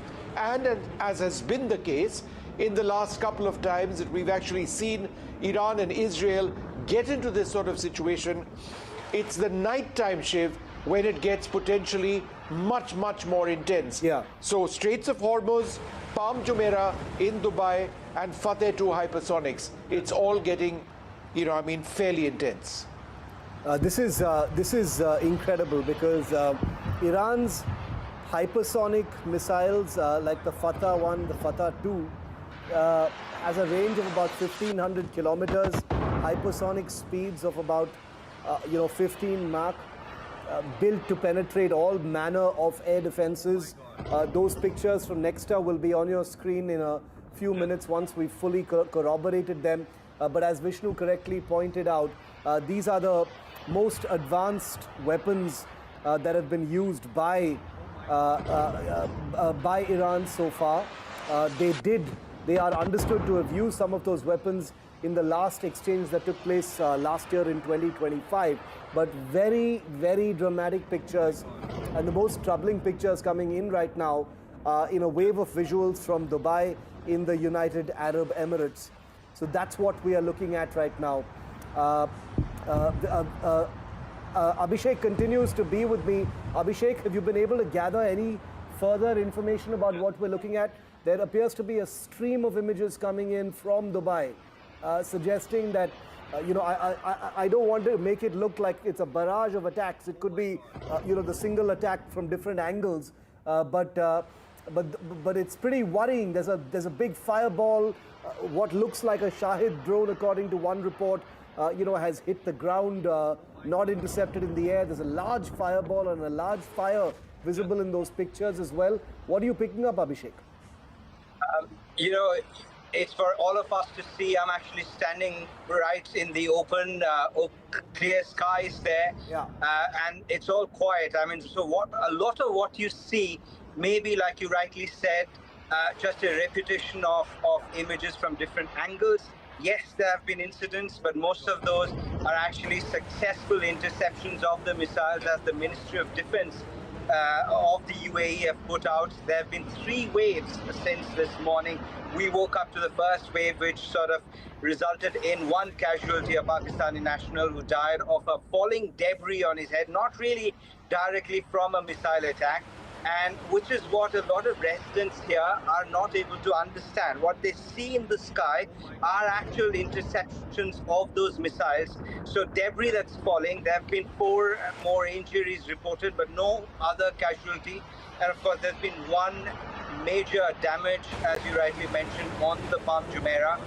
That again is not officially out whether it was a direct missile hitting the property or a falling debris that resulted in the fire. But yes, it's very easy to say that there's a lot of panic doing the rounds, especially in WhatsApp groups. So which is why the UAE authorities have always been stressing since morning to officially follow the platforms that they must in this situation.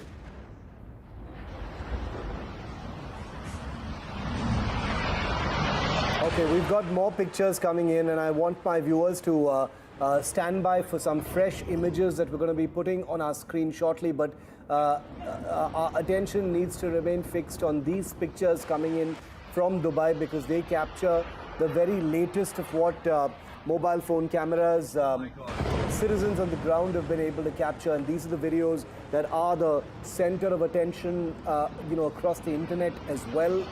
I want to advise viewer discretion, because some of these images can be troubling. I don't want to make it look like this is a bombardment happening in Dubai. It is not. You've seen our reporter Abhishek Sengupta standing out in the open. Things are calm right now. So this was a drone strike that took place, some time ago. It's been filmed from different angles as well.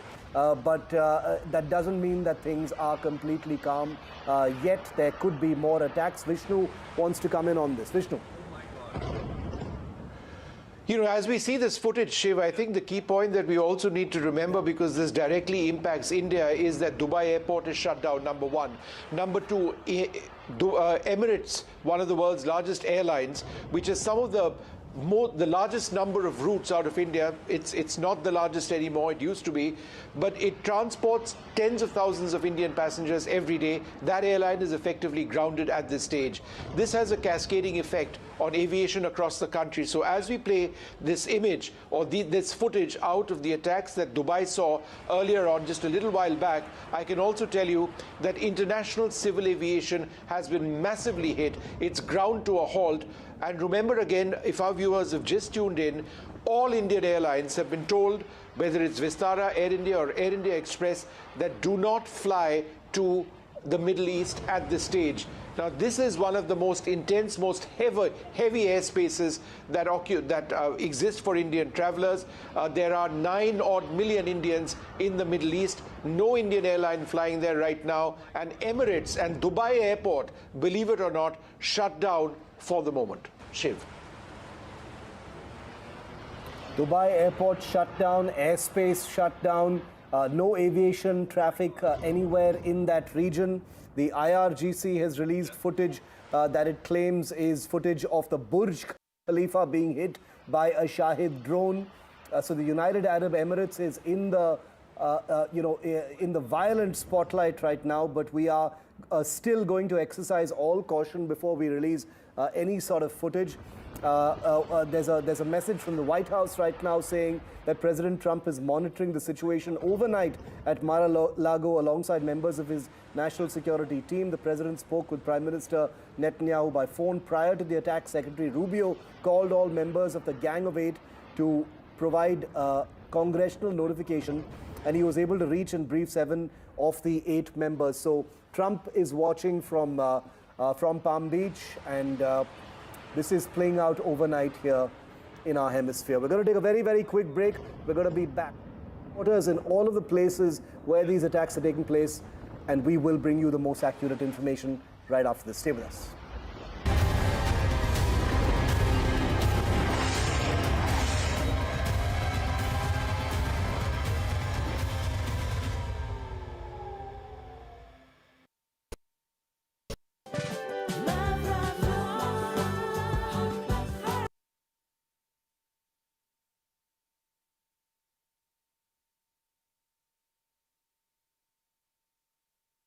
Love is lifelong, isn't it?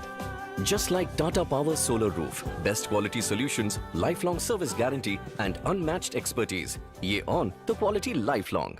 Career से early retirement हो या नए career की शुरुआत, रहो दोनों के लिए ready.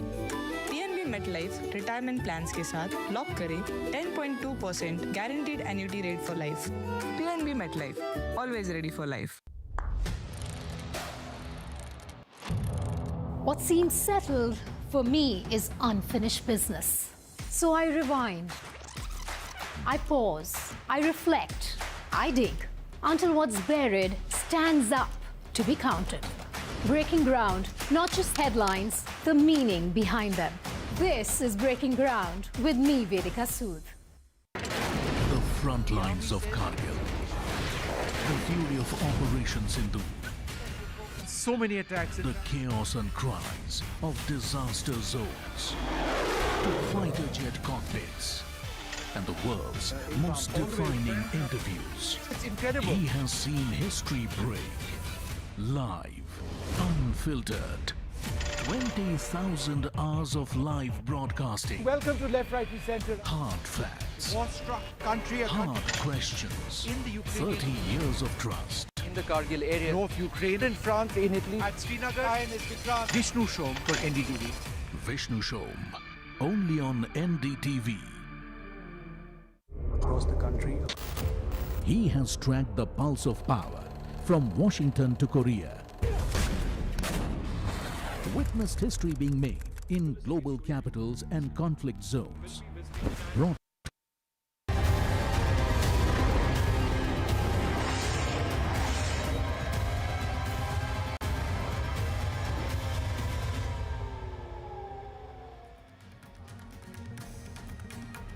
Well, good evening and welcome. In case you are joining in just now, the intensity of the attacks in West Asia, in the Middle East, now appears to be greater than we believed earlier on. This on a day when the United States and Israel struck Tehran in an effort at decapitation, in an effort at regime change, and that's what Donald Trump pointed out. But the footage that you see on your screen now, the very latest developments, show Dubai under attack. Now, just to be absolutely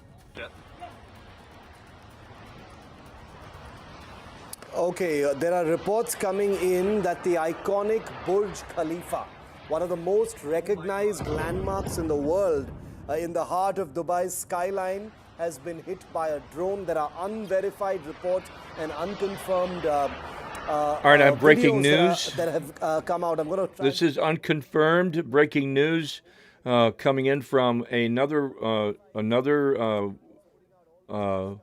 live Mario Nafal, who is an Israeli on the Iran war, and also Lieutenant Colonel Karen I'm going to butcher her name, Kwiatkowski. According to them, it's not confirmed, but Iran has closed the Straits of Hormuz. If they did that, we have 1 or 2 military ships that are within that straits that won't be able to get out. They'd have to go to war or shoot them out. I'm sure they'll do that. But they've officially closed the Straits of Hormuz. It's unconfirmed as of right now.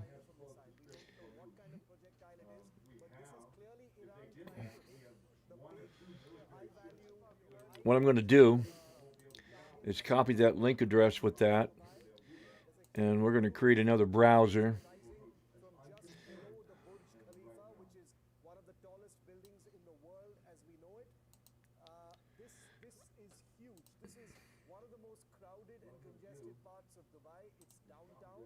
The Burj Khalifa claimed to Holy be mackerel. under attack from Iran, according to the Iranian government.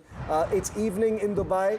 There are pictures So that of missile huge- intercepts taking place. There is That huge building in Dubai, the one that's one of the tallest in the world, is what he's saying, was hit by Iran. pictures that you're seeing on your screen, Vishnu. The Iranian Revolutionary Guard Corps has released pictures suggesting that they've hit the Burj Khalifa now. Well, that's No, huge. that footage seems to be quite clear. Again, we need to be very careful as we talk about this footage because of, fake footage which comes online.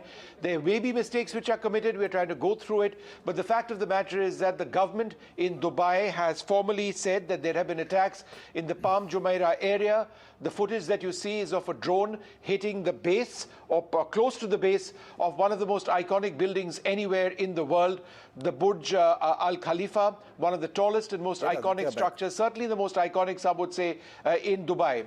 So that's number one. So the images of Dubai, and this certainly resonates for people in our country, So this is exactly what Iran is going to plan on doing. They're doing the same thing that the United States is doing, only they're using other countries. Now, this has escalated from just hitting the bases of the United States in these countries, but hitting civilian targets. So this will escalate relatively quickly. message. This is one of the most important choke points geographically anywhere in the world. 20% of the world's oil flows through that. If there is an attempt by Iran to shut it down, and I believe that that is the case, then that would be absolutely catastrophic. This on a day where we've seen multiple attacks by the Israelis and the United States on targets in Tehran, at least. Now, the Straits of Hormuz is what's important. No oil can get out of there. Now, strategically, there's, I believe, there might be 1 or 2 naval ships that are in that area that would send oil out, that's transferred out, and they're on the edge there of Saudi Arabia. So I don't know for sure. I'll have to look at the map. But if they close the Straits of Hormuz and that's not, they'd have to destroy it. They wouldn't have to just sit there with military hardware because they would be blown out of smithereens. They'd have to go in and actually destroy it themselves so that ships couldn't get through.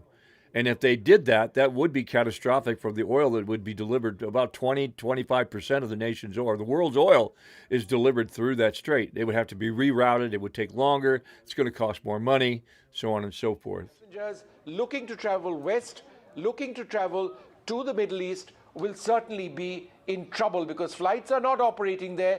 Dubai airport is shut. Emirates has been shut down for the moment, I repeat. The situation seems to be, and Shiv, I'll bring you in over here. The key point is that Iran now sees this to be an existential battle, right?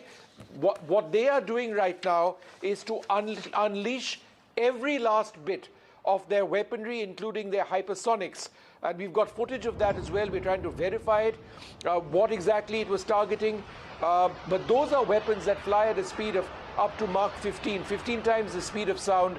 Their trajectory, which is lower than normal ballistic missiles, makes them very hard to intercept.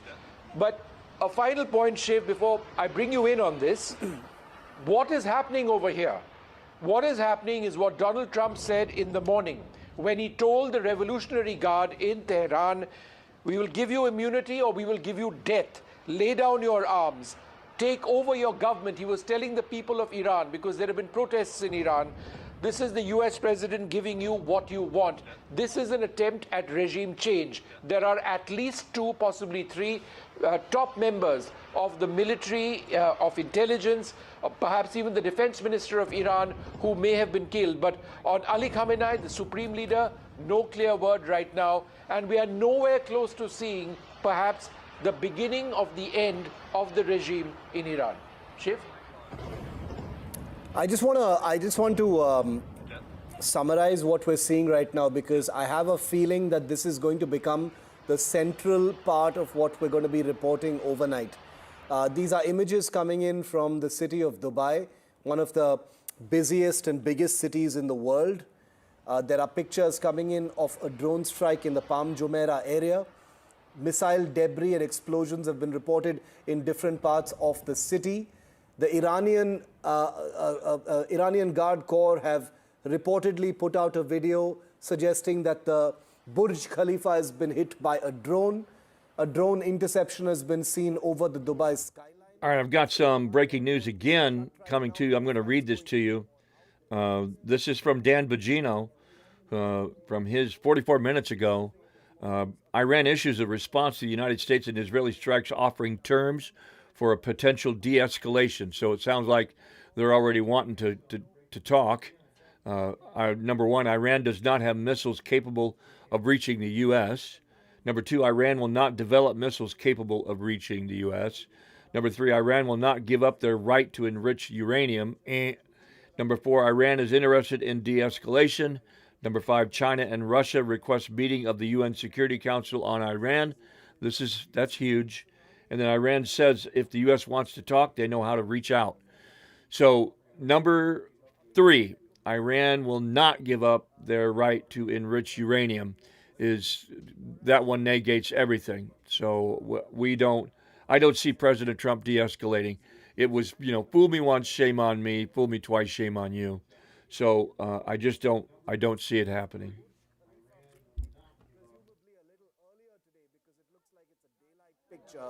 I don't know if you've seen this, but there's a big plume of smoke at the base of the Burj Khalifa in this video that's been put out. Is this from today?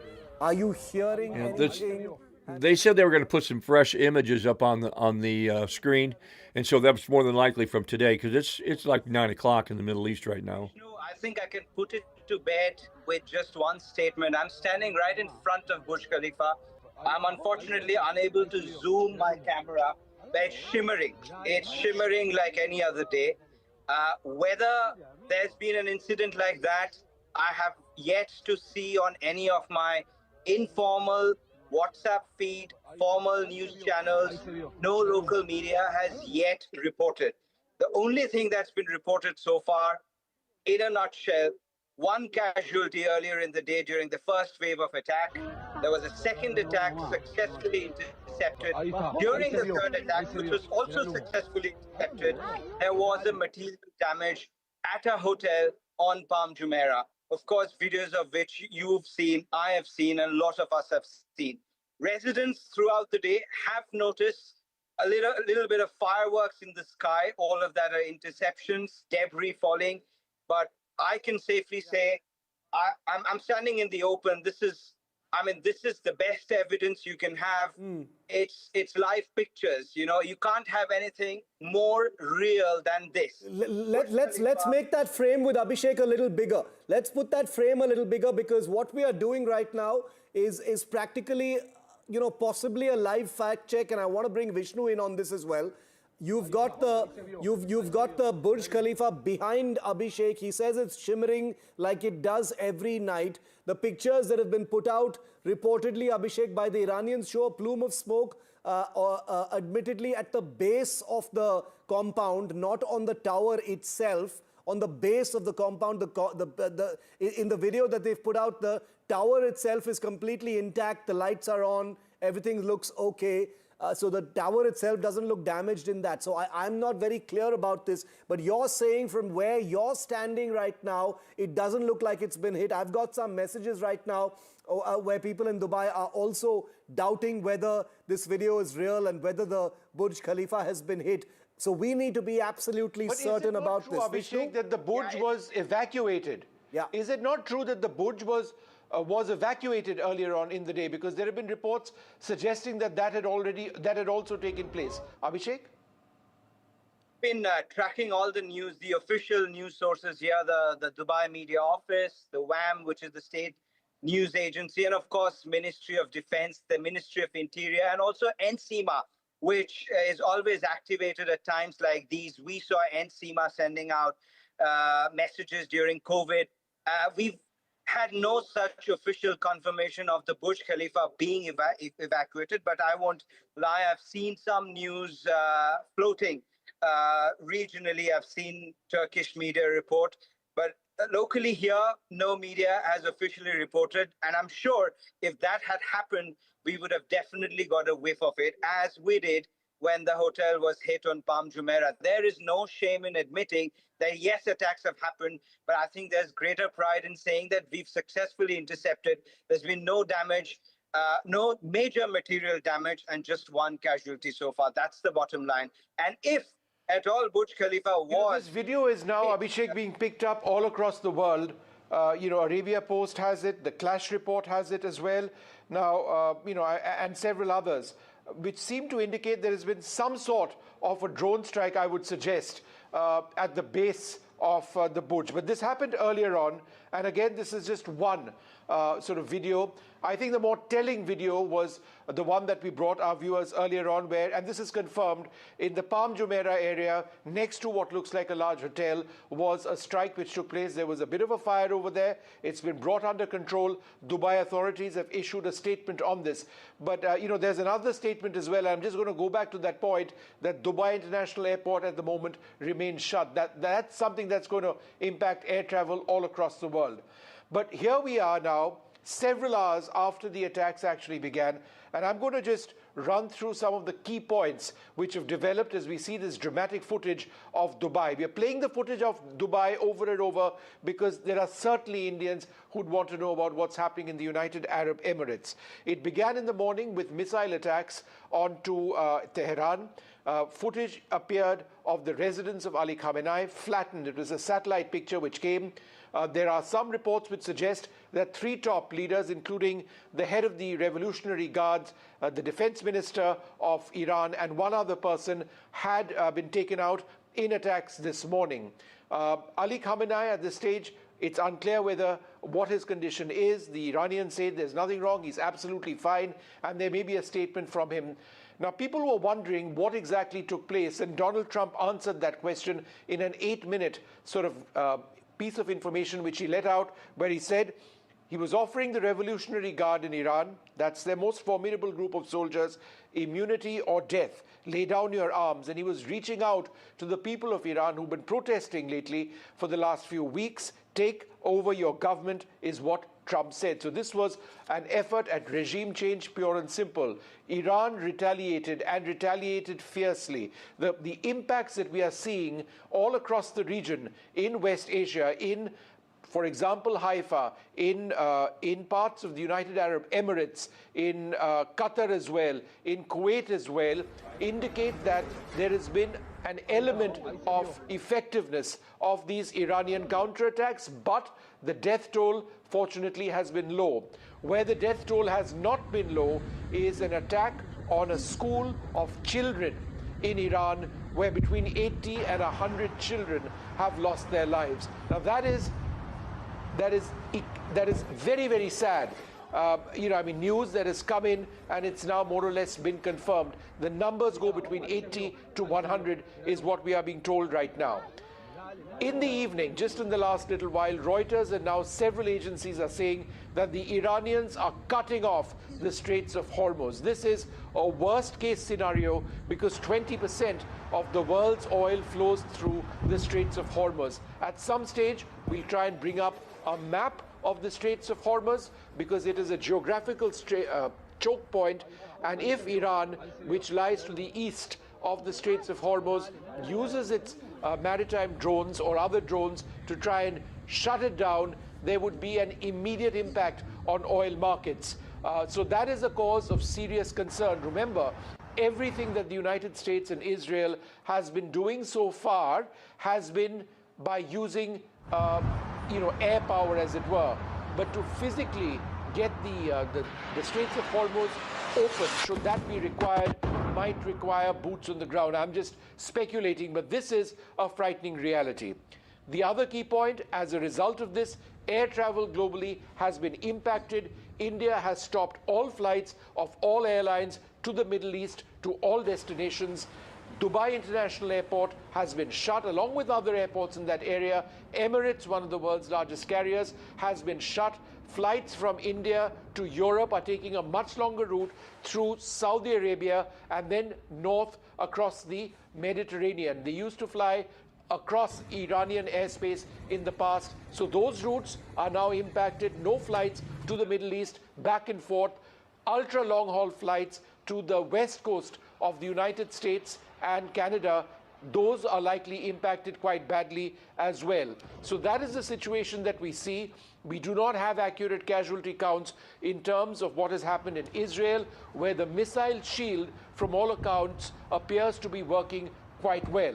So lots of developments in the last several hours as we see this footage. And this is what I was talking about, of a property in Dubai which was actually struck, and a drone possibly struck a part of the Burj Al Khalifa, one of the most iconic buildings anywhere in the world. So that is the situation today. If you're asking how long is this going to last, there are various ways of looking at it.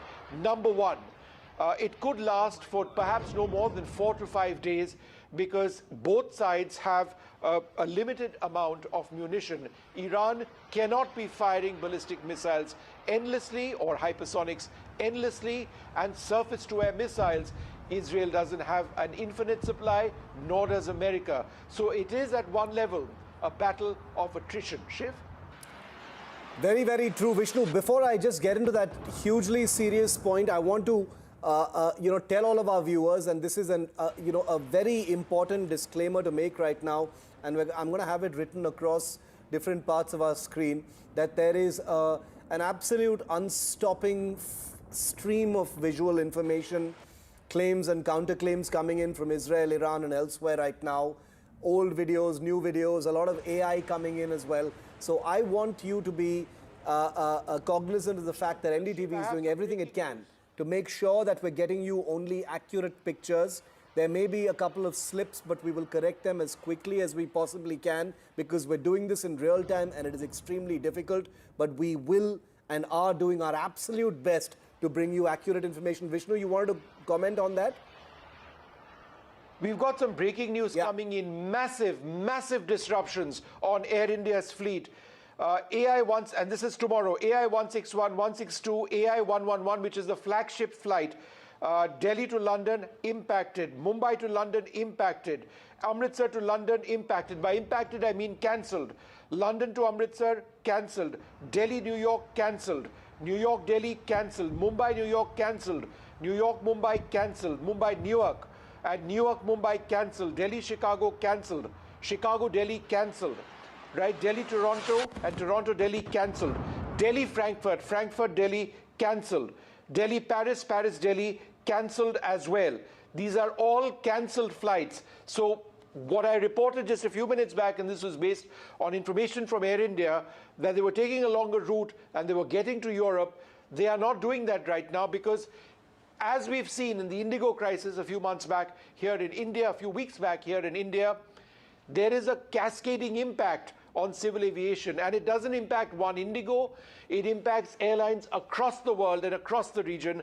There are any number of flights which are unable to operate or have been unable to operate over the Middle East, which have made landings in other airports across Europe and other places. There would be a capacity crunch in those airports as well. So this is an absolute meltdown. If you are planning to travel outside India, you had best check with your airline on the status of those flights. Now, more pictures coming in of Dubai as well. I'm just seeing another picture of, of this missile or drone striking the base of this hotel that we've been talking about. One final point before I go back to Shiv is hypersonics are now in use. Hypersonics are the most powerful weapons Iran presently has. They travel at great speeds. There is a distinctive they look very distinctive when they fly. You can actually see this aura, in a sense, around them. We've got pictures of that. We'll try and get more details of that in a little while from now. The loss of lives is the most critical aspect in all of this.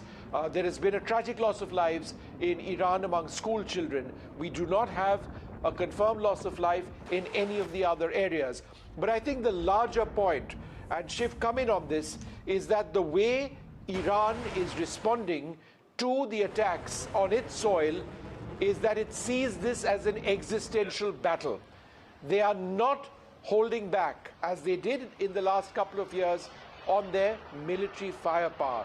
They have attacked all of these countries. It's the most widespread series of attacks in the Middle East since, I would suggest, the Second World War, right? And they're calling it Operation Truthful Promise 4, Vishnu. Truthful Promise 4 is the code name of the retaliation by Iran, which is, a carefully chosen name. Truthful Promise 4.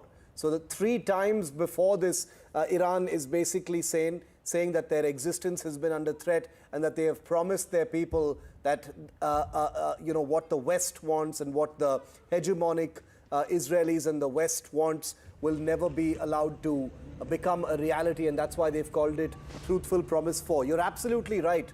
You're absolutely right. The fact that Iran has chosen the targets that it has, whether it is the Kuwait International Airport, images of which are going to be landing in just a moment, Vishnu, Dubai, Qatar, Bahrain, Abu Dhabi as well, all suggest that Iran has been primed and ready for Truthful Promise 4 for many weeks, perhaps months now. So as we look at all these pictures of various weapons, streaking across the night sky towards different targets, including in Israel, Vishnu is absolutely right.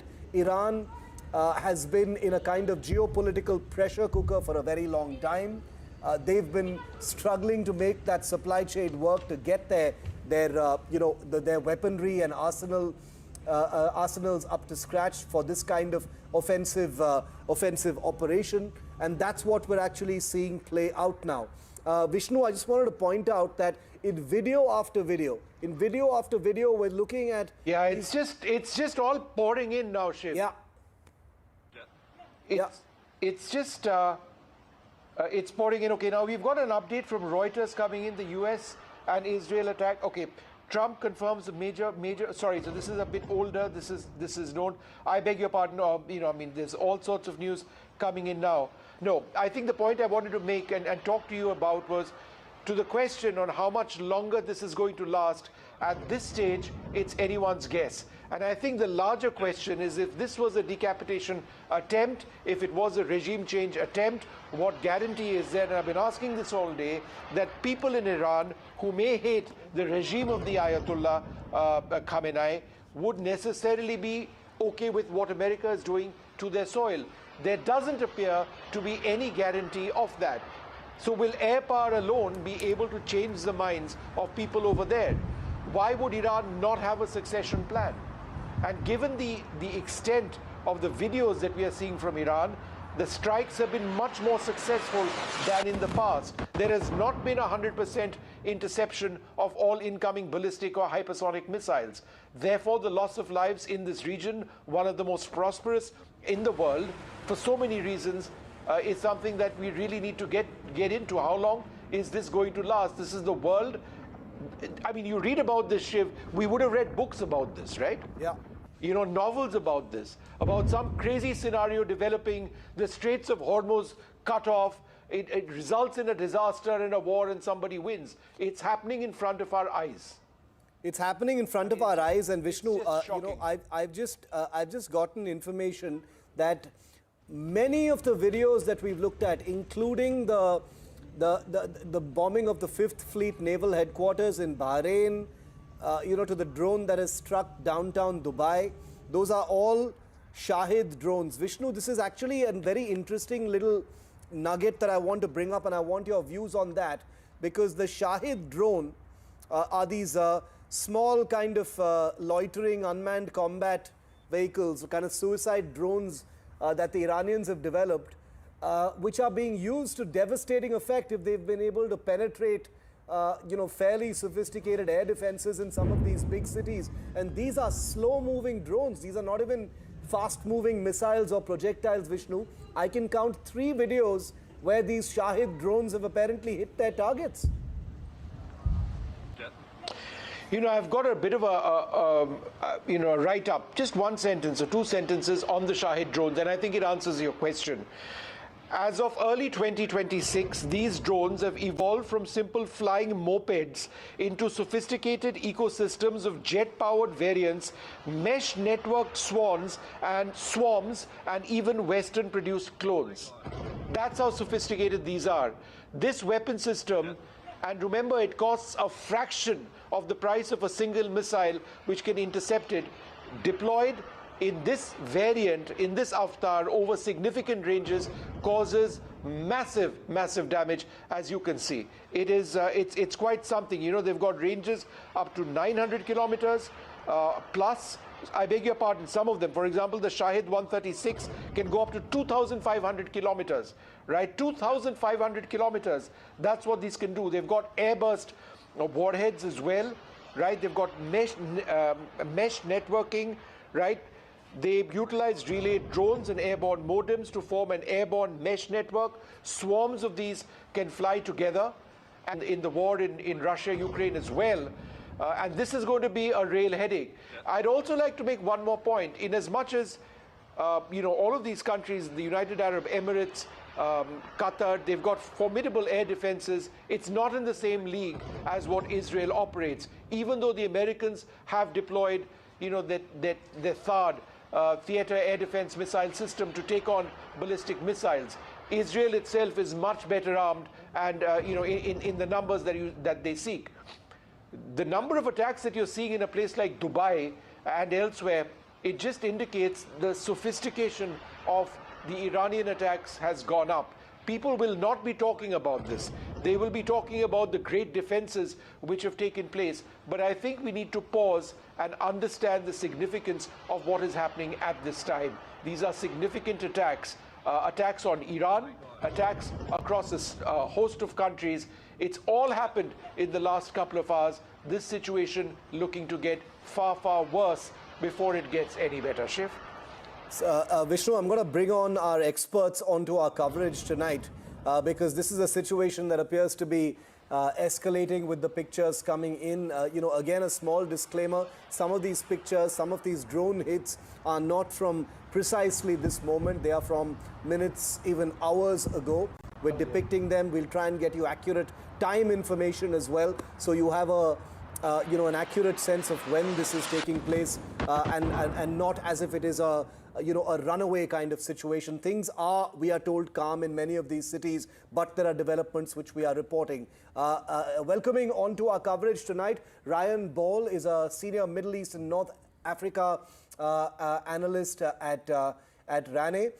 Daniel Carman is former Israeli ambassador to India. Natasha Hausdorff is a British barrister and lawyer. Brigadier General Asaf Orion is a retired Israeli brigadier general and defense strategist.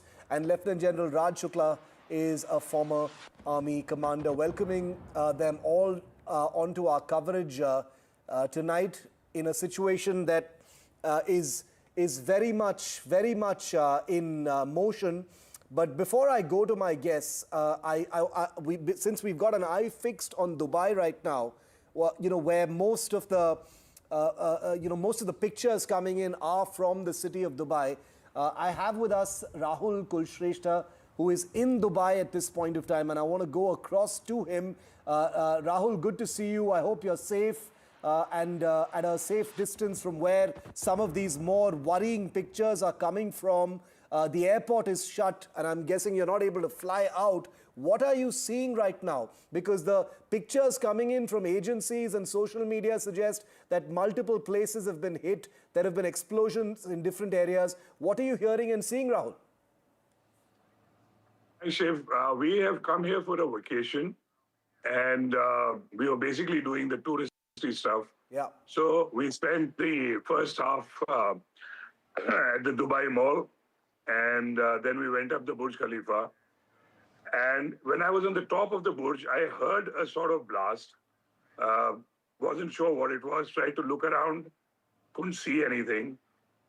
Then we started getting these reports that there have been attacks and that the Burj is being evacuated and the malls are being evacuated.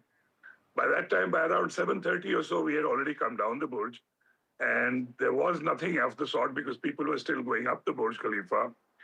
Then we heard about this attack on Fairmont, and we booked a cab. We came back. We are staying pretty close to the Fairmont. I'm at the Atlantis, and when we crossed the Fairmont, I saw a lot of emergency vehicles, ambulances, lots of security drones flying around. But the streets as such were pretty okay. There was no panic. You couldn't see any major panic or anything of the sort. When I got back to my room, I heard 3 blasts. Couldn't see anything in the sky. It could have been, missiles that were sort of detected and blown up or whatever. But I did definitely hear 3 blasts over there. No, but this is very key information that you're bringing us, Rahul, because you're saying that you actually heard these blasts. So that corroborates in some ways what we're looking at in these pictures. But the city right now in Dubai, because Dubai is a big city, thousands of Indian nationals and expats also working there and living there. So there are lots of families in India worried about what's going on in Dubai. We're all flooded with messages about what's happening in Dubai. But what you're saying is, as of now, things seem to be calm around you? Yeah, around me, yes, it's calm. There's only one point which I will try and switch my camera and show you, which is the area near the Fairmont, where there is emergency staff over there. And but otherwise, it's pretty cool. The hotel is pretty okay. I mean, it's a large hotel, lots of people there. So, yeah, it's fine. Okay, so there are emergency staff that you're able to see in places. But Rahul, the airport is shut right now. Are you receiving any information about how people are planning to get out? Because right now it looks like you, your family, and others who might have been trying to get out of there, at least for the moment, you're stuck because the airport is shut. No flights in or out. That's correct. Actually, this was something which is a bit of a shocker. We came in yesterday, so we still have a few days. Okay. But, the airport has been shut down. What I'm showing you right now is the Fairmont. So, okay, yeah. That is the Fairmont. Yeah. And those are the emergency services that are there. I don't want to zoom anymore. And that's the skyline that I see right now. We can see them with the flashing lights. Yeah. Yeah. No, thanks for bringing us that picture. I just wanted to go across to Ryan Bolt, Senior Middle East and North Africa Analyst at RANE. Thank you very much, Ryan, for being with us. I'm really worried, as should we all, about the situation in the Hormuz Strait. 20% of the world's oil flows through that. Iran is now threatening to shut it down. They're telling oil tankers not to pass. What are the implications of this?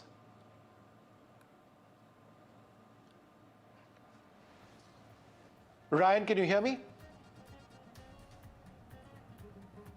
All right, sorry, we'll get that audio back to Vishnu, before we go to our guest, just a quick bit of breaking news coming in. Yeah. Just a quick bit of breaking news coming in from the Interior Ministry in Bahrain, where you saw the 5th Fleet headquarters of the US Navy being attacked by a Shahid drone a little earlier in one of the most shared videos. Several residential buildings in Bahrain's capital, Manama, have been targeted, confirms the Interior Ministry of Bahrain. Civil defense continues with firefighting and rescue operations at the affected sites. Further details will be released later. So multiple strikes have apparently hit Bahrain, including residential areas, and civil defense is responding to that. Vishnu, go ahead, yeah.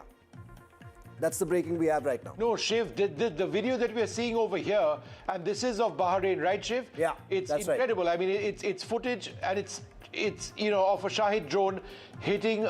We've seen this sort of thing in Ukraine for a couple of years, but this is happening in Bahrain, where a drone hits what is apparently a residential building. I wanted to go back to. I couldn't get through to Ryan. I wanted to go back to Natasha. Natasha, can you hear me? Yes, I can. Natasha, yes, what are the implications of the Straits of Hormuz being potentially shut? Yeah, enormous implications, of course, for international shipping that depends on that. This has very quickly become an issue of global importance, and it's a striking step that the Iranians have taken in this regard. Some may even say that that constitutes an act of war, taking that sort of measure. But may I just take the opportunity to say and to respond in a way that I was not permitted earlier on your program to some of this Iranian state disinformation, which has found its way into your reporting, I'm sure unintentionally. We've had multiple reports, both from Al Jazeera, which blamed Israel for a strike on that school, and also, I believe, from Iranian state media, which said this was a US strike. That is what, unfortunately, you and many others in the international media have been repeating. The reality may in fact be very different, and we have the anti-regime media in Iran explaining that this school that has been referred to multiple times now in your coverage, the Shajara Taiba school in Minhab, is in fact located wall to wall with an IRGC Navy base on Rasalat Boulevard. And this is what we see time and time again with Iranian state propaganda suggesting that there was some targeted strike on an elementary school, when the reality is very different. Iran, just like its proxies, Hamas and Hezbollah, may be seeking to hide behind civilians. In this instance, it appears that this school may have been intended to service IRGC combatants and their families. It is, of course, most unfortunate and entirely regrettable that any civilians might be caught up in these strikes. But the reality here is that Iran could have prevented this, and that consistent Iranian escalation and rhetoric calling for the wiping off of the map of Israel, calling for the destruction also of what it refers to as a large Satan, the United States, the United Kingdom also. This is a regime that has set itself up in opposition to the civilized world, and I would have thought that the visit most recently by Modi to Israel as a demonstration of support in these times when it was perfectly clear to anyone that follows developments in this region that this action was sadly inevitable, makes it clear also that these strikes are in support of Indians and all of those that care about a peaceful... No, but Natasha, it's not about Indians per se. Let me ask you this question. The strikes have gone through, but there are those who suggest that if the intended goal is regime change, you don't do that just through airstrikes, and there are no signs of boots on the ground. And how does one assume that protesters in Israel opposed to the Khamenei would necessarily back America when their country is being attacked? Well, I think we need to be very clear about the statements that we heard this morning from President Trump and from Prime Minister Netanyahu. Both made it crystal clear that the aim of these strikes was in response to the imminent threat that was posed by Iranian aggression, by its intention on obtaining a nuclear weapon, and its investment in its ballistic missiles program, that both US citizens, that those in the region, that Israelis, that these were all people under imminent threat as a result of that Iranian aggression. So that was the core of the motivation of these strikes, this combative action, as the President of the United States referred to it. Both of those statements, however, spoke about a corollary, which is that this is an opportunity for Iranians on the ground who so bravely stood up in opposition to this regime not so long ago, and who were slaughtered in their tens of thousands as a result, that this may finally be an opportunity with a very concerted US-led military effort against Iranian military targets, taking out IRGC leaders across Tehran, as we have seen today, and taking out weapons installations and core centers of the IRGC operation. All right, Natasha, just give me half a second. I just want to keep the strike rotating, and I'll try and come back to you. Daniel Kauman, a former Israeli ambassador to India. Mr. Kauman, how do you see this playing out? Is it essentially, from here onwards, a battle of attrition between both sides? How do you see this progressing? Well, I'm not sure on the military side of it that this is the case, but we really cannot tell. I think we should, despite all the reports that are coming, and I really want to congratulate you on a very comprehensive program, very instructive too. We are in the first day, so many information is coming in. I think we should give at least a few more hours to the first set of dust to settle in order to be able to comment. But if you mentioned a disclaimer and the fact that some might be fake, some information might be fake, I'm feeling very real and not fake, sitting in the safe room for 12 hours with very few, as an Israeli citizen, like millions of other Israelis sitting from 8 o'clock in the morning till now with very small intermissions between firing phases of rockets and maybe dozens or hundreds of booms that every Israeli citizen listens to. And very fortunately, we have the Iron Dome and the other kind of shields to this. But I'd like to mention the fact that by seeing the attacks, the Iranian attacks on so many regional, Saudi, Bahrain, Kuwait, Jordan, all of those, even if some of them are, so to speak, American assets, still, it shows what we have been preaching for many, many, many years. It's not an Israeli problem only. Right. It's a problem by all those who oppose state-sponsored terrorism. And state-sponsored terrorism is Iran. All right. I just want to bring in Ryan. We've got the line back with him. Simple question. How do you see this going? I mean, do you see this ending quickly? Or do you see this, continuing? Iran is a very large country. I don't think the military can be defeated overnight. I don't think it's anybody's expectation that that's the case. But how do you actually see everything changing? Do you just believe that decapitation alone, assuming it takes place, will trigger regime change? What about a line of succession which they would potentially already have factored in? Well, in terms of length, we've got some natural constraints to this. The first is munitions and air defenses on both sides. The Israelis and the Americans don't have endless air defenses. Those will run low. That will weaken the appetite for continued fighting. Now, that could be up to 2-3 weeks, which is what we saw last June. One of the calls for the end of the conflict was that Israel was running low on air defenses. So that's one of the key things to watch. And of course, the Iranians also have their stockpile that they're using up and is being destroyed at the same time. So whichever of those factors kind of reaches a critical threshold is when we'll start to see the diplomatic off-ramps become more viable, because this is a very much an escalated, open conflict where both sides are trying to inflict maximum pain on one another in different fashions. Now, your second question, decapitating the Islamic Republic, killing the Ayatollah Khamenei, may not have much of an effect, in part because Khamenei is already 86 years old. His succession plan is secret, but it's probably been in place for some time.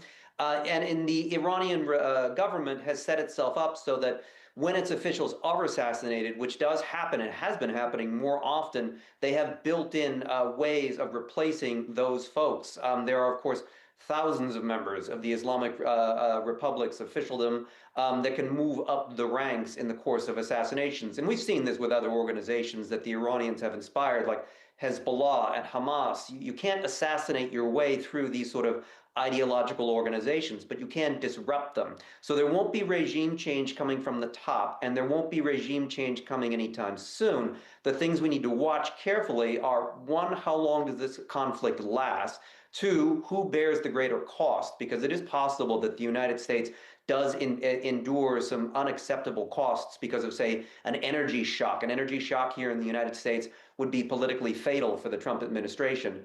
On the other hand, if in Iran, the disruption to the Islamic Republic is significant enough to allow rebel forces to organize and take ground, that could be the beginning of the end of the Islamic Republic. But we're nowhere near there yet. All right. So just hold on for a second. Shiv's got some breaking. We've got some breaking news coming in right now. Dr. S. Jaishankar, India's External Affairs Minister, has just spoken to his Iranian counterpart in Tehran. The Indian government has just had that conversation with the leadership in Iran. It was a telephone conversation with the Iranian Foreign Minister Syed Abbas Araghchi this evening. Dr. S. Jaishankar has shared India's deep concern at the recent developments in Iran and the region. We've also got some breaking news coming in from Israel, where India's ambassador to Israel, JP Singh, has spoken to NDTV's Aditya Raj Kaul to say that the Indian embassy is in touch with all those who are stranded. The embassy has issued an advisory again and will be planning their exit through Egypt or Jordan, whichever route is safer, and the moment there is a window available. At present, the situation is not conducive for road travel, and that all Indians are being advised by the Indian embassy in Tel Aviv to follow advisories and local authorities' instructions. Aditya is live with me. Aditya, road travel not safe, not conducive at this point of time. The Indian embassy has sent out advisories. Egypt or Jordan could be the route of exit, Aditya. Well, that's right. This is an exclusive we are breaking here on NDTV. I've just spoken to JP Singh, who is India's ambassador to Israel. You would have seen him with Prime Minister Narendra Modi just a couple of days ago when he met Netanyahu, and there were a bunch of agreements that were signed. And JP Singh tells me that they are in touch with, the Indian embassy is in touch with all the stranded Indian nationals who are here. That includes a long list of journalists as well. At least 7 to 8 who had come here to cover the Prime Minister's visit. He's in touch with them. He's planning, the exit of all Indian nationals from Egypt or Jordan as would be conducive. But right now, that moment has not arrived yet. He has asked all the Indian nationals to be in touch with the Indian embassy and also abide by all the advisories of the Home Front Command and the government of Israel. As of now, it's a very fluid situation, hence the exit cannot be planned. But the planning is underway, and when the moment arrives, when there is a green signal from the government of Israel, the Indian government will immediately swoop into action and help Indian nationals and evacuate them back to home country, India. General Raj Shukla, I just wanted to ask you, this entire business of evacuations is extremely difficult. We've been very successful, in the first Gulf War. I think India holds some records, but with 8.5, 9 million, people of Indian origin in that part of the world, there is no such thing as an instant evacuation, if at all it's required, right? I think the evacuations that you are referring to have been carried out in pre-conflict situations. I mean, this I think is going to be very challenging when conflict has already broken out. And if I may just, add a couple of thoughts on the events of the day. Please. I was just wondering as to how a president who had campaigned so vigorously on no forever wars and no regime change has got into this operation. If you listen to his video that he released publicly in the morning, it was pointedly for regime change. So, when I was reflecting on that, I was just wondering, till I think last night, the Omani foreign minister seemed to suggest that the talks were progressing well. In fact, on the nuclear enrichment issue, the Iranians had kind of agreed. They had also agreed to bring their stockpiles down. The sticking point really was the ballistic missiles and their ICBM capability. And Prime Minister Netanyahu was worried about the hypersonics, the Fateh 1 and the Fateh 2, the one with hypersonics in the terminal stage and the other with the hypersonic glide vehicles. And he was saying that if these missiles begin to target Israel, I mean, it would be, the consequences for Israel would be bad. And I think in all of this, there was some intelligence to suggest that there was a gathering of the president, the supreme leader, and Mr. Larjani in Tehran. And I think that is the big gamble that was taken in form of these decapitation strikes. And while here the Americans and Israelis have achieved some successes, the fact that Mr. Khamenei is alive, Mr. Peshkian is alive, and Mr. Larjani is alive, that kinds of complicated matters. Because the hope was that along with these decapitation strikes, the Americans would take out the ballistic missiles, and then, through Mossad and the Kurds, you could foment some kind of violent uprising. So I think if this was the grand design, it's not off to a very good start. And the second thing I would like to highlight is that... Brigadier General Asif Orion also joins us at this stage. General Shukla, half a second. Brigadier General Asif Orion, I'm sorry I've kept you waiting for a very long period of time. As somebody who's been in the military and as a strategist yourself, give us a sense of how long Iran can...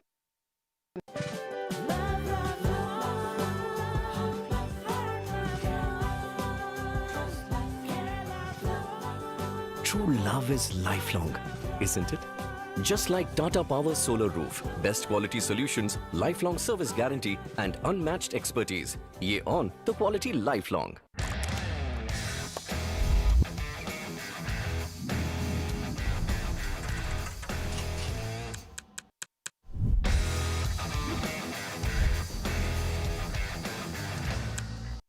Of the frontier, as Kipling wrote it, as it's being ballistic against defenses. But ballistics should also face attack and strike options. So rather than shooting, a $15 million interceptor SM-3, if you can kill the launcher and its team with a $50,000 missile, with a drone laying overhead, it's a different mathematic. Second to recall is that the dire straits that Iran is facing, I think, is the worst than ever. Combine and compound the economics, the uprising, the coalition facing it, America and Israel itself, and I think it's difficult to discern through your own visuals of about 4 clips on the incoming side, replayed again and again.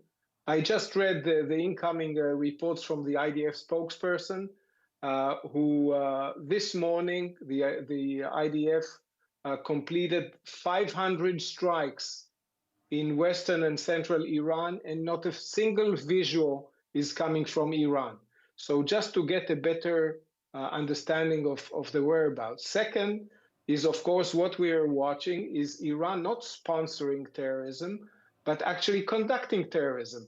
It holds hostages the whole region, the whole neighborhood, the world energy market, because it's displeased about what. So actually, they're executing now the hostages, including India's residents of those countries. General, I'm sorry, I'm just having to interrupt you now. We are slightly short of time on this bulletin. I'd like to thank all of you very much for joining us. We'll continue to track this story. The Middle East in a crisis. There is a war taking place. We'll continue to update you on this. For the moment, this break.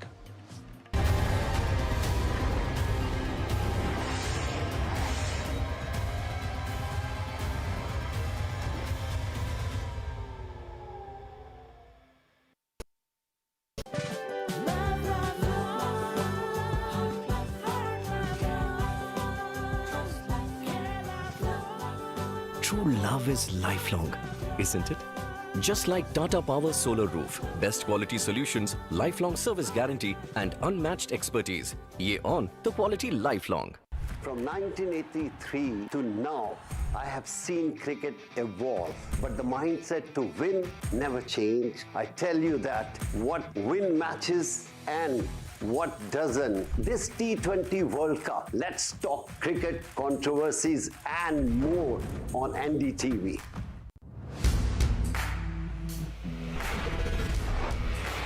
All right, team, our new order show is ready. Now we need a promo. Something cool, something sharp. Well, I'm sure we'll be having outstanding reviews, solid suggestions, expert advice, the latest trends. It's a lot simpler. We'll help people make the right auto decisions. It's got the cool stuff, geeky stuff, serious stuff, all of it, so that you can discover, decide, and drive. I'm Siddharth Sharma, and I am your Automate.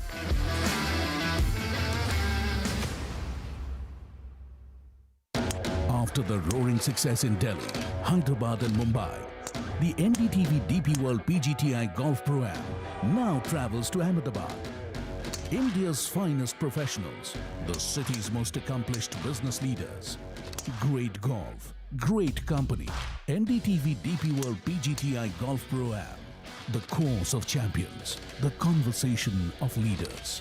8th March, Kalhar Blues and Greens, Ahmedabad. को यहाँ से जाना ही होगा। जय मां Durga! There is no bigger battle in 2026. And nobody has reported Bengal like I have. Buckle up for an unforgettable election thriller. Will the BJP breach Mamta's fortress? TMC जावे, BJP आसमे. Can Didi fight off her life's biggest challenge? BJP double engine সরকার এই লড়াই বাঁচতে হবে. Battleground Bengal with Manogya Loiwal.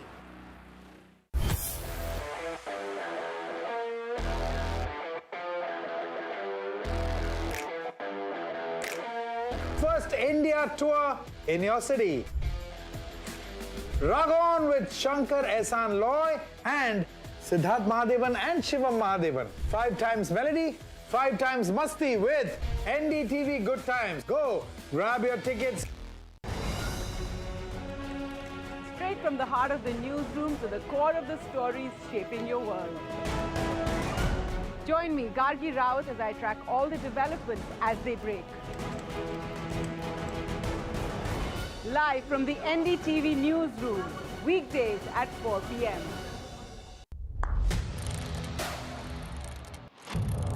What seems settled for me is unfinished business. So I rewind. I pause. I reflect. I dig until what's buried stands up to be counted. Breaking ground, not just headlines, the meaning behind them. This is Breaking Ground with me, Vedika Sood. The front lines of Kargil. The fury of Operation Sindhu. So many attacks. The chaos and cries of disaster zones. To fighter jet cockpits. And the world's most defining interviews. It's incredible. He has seen history break. Live, unfiltered. 20,000 hours of live broadcasting. Welcome to Left, Right and Center. Hard facts. War-struck country. Hard questions. In the Ukraine. 30 years of trust. In the Kargil area. North Ukraine and France. In Italy. At Srinagar. Vishnu Shom for NDTV. Vishnu Shom. Only on NDTV. Across the country.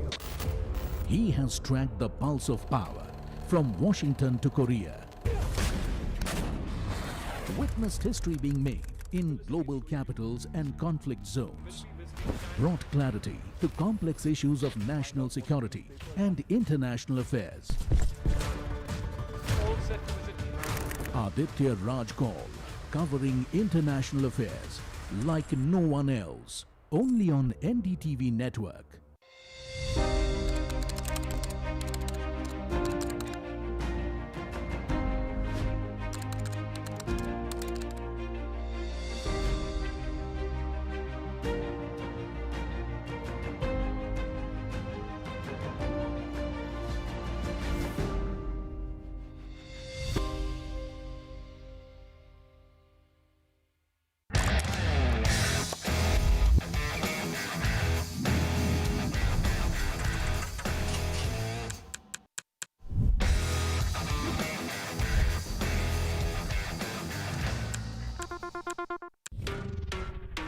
Sound check हो गया?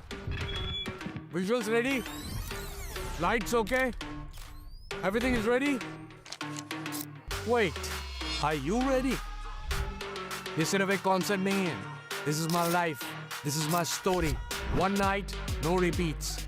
Book your tickets now.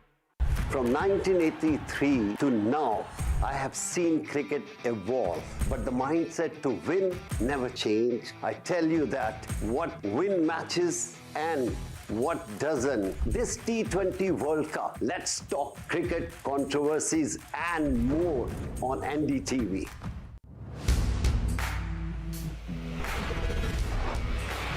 All right, team, our new order show is ready. Now we need a promo. Something cool, something sharp. Well, I'm sure we'll be having outstanding reviews, solid suggestions, Expert advice, the latest trends. It's a lot simpler. We'll help people make the right auto decision. It's got the cool stuff, geeky stuff, serious stuff, all of it, so that you can discover, decide, and drive. I'm Siddharth Sharma, and I am your Automate.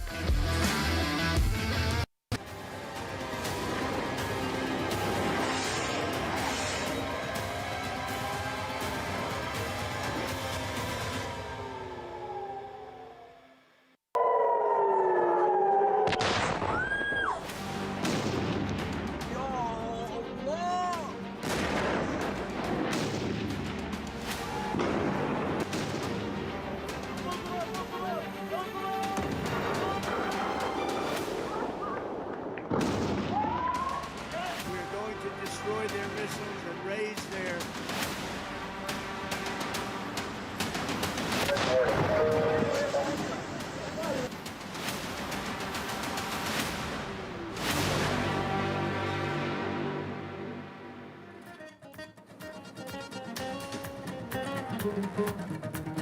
This is a war that has global shockwaves, and it is way too serious for the kind of misinformation and half-baked videos and reports that you're seeing across social media and many other platforms. Here on NDTV, I guarantee you that we verify simply everything we put out, because this is the channel that pioneered war reporting. I'm Shiv Arur. Over the next 3 hours, I'll be joined by the #1 conflict reporting team to bring you perhaps the most important story of our time. Let's get started with the top developments on this big news day.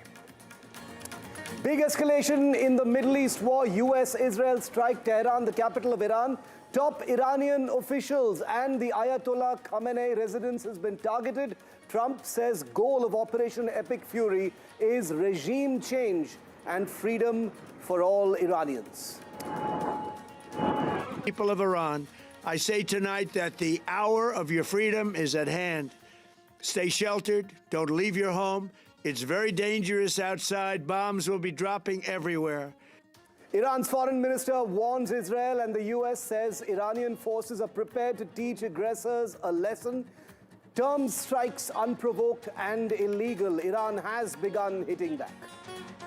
NDTV reports from Ground Zero, Israel, the only Indian TV crew on the ground. Iran retaliates by launching missiles. Sirens go off in Tel Aviv. Aditya Raj calls Ground Reports the most watched conflict reportage today on NDTV. Chaos unfolds at the Dubai airport. It has shut down operations, and the Al Maktoum airport as well. Thousands of passengers remain stranded as the UAE airspace is temporarily closed. 3 million Indians live in the United Arab Emirates. We are tracking them.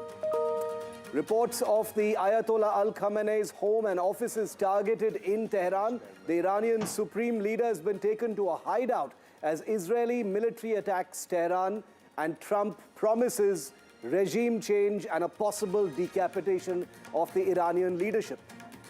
Israeli missiles strike an elementary school in Iran's Minab area. Iran claims that around 51 students have been killed, 60 injured in this attack.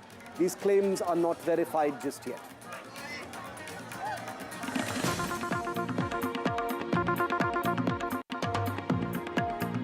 And we're starting with breaking news right now. Reports in Israel coming in suggest that Iran's defense minister has been killed in the strikes. Now, I want to exercise absolute caution because there is a lot of fog of war and misinformation doing the rounds, but Israeli media reports across the board are saying that Aziz Nazirzadeh, who is the defense minister of Iran, has been killed in the strikes, according to Israeli local media reports. This was a strike that happened somewhere in Tehran. We don't know which particular strike this refers to, but this is a big story that is sweeping all platforms and all news organizations in Israel at this point of time. Aditya Rajkol, my man on the ground, is reporting all of this live to us from Tel Aviv, where the Israeli media is reporting live that Aziz Nazirzadeh, the defense minister of Iran, has been killed in the airstrikes. Once again, no confirmation, no official word from the Israeli government, the IDF, or the Iranian government so far on this news break.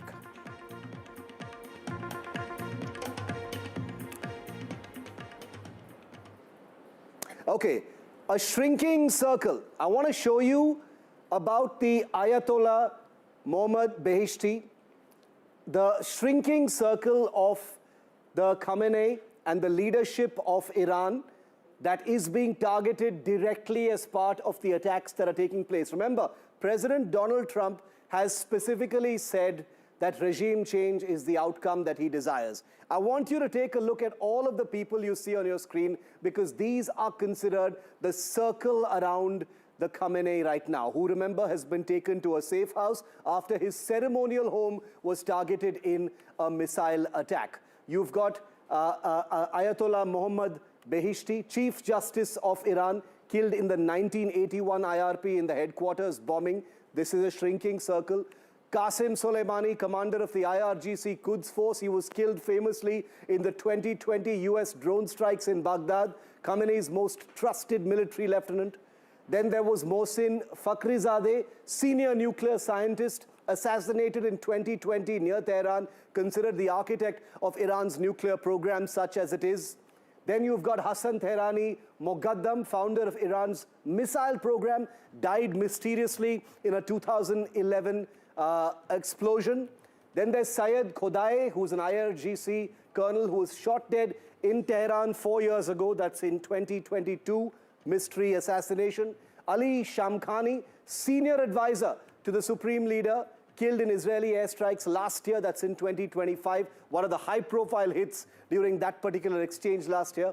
Brigadier General Amir Ali Hajizadeh, commander of the IRGC Aerospace Force, the head of Iran's missile and drone program, killed in Israeli airstrikes last year in 2025 as well. The second high-profile killing that took place last year. Mohammad Pakpour is an IRGC commander. Israel claims that he has been killed.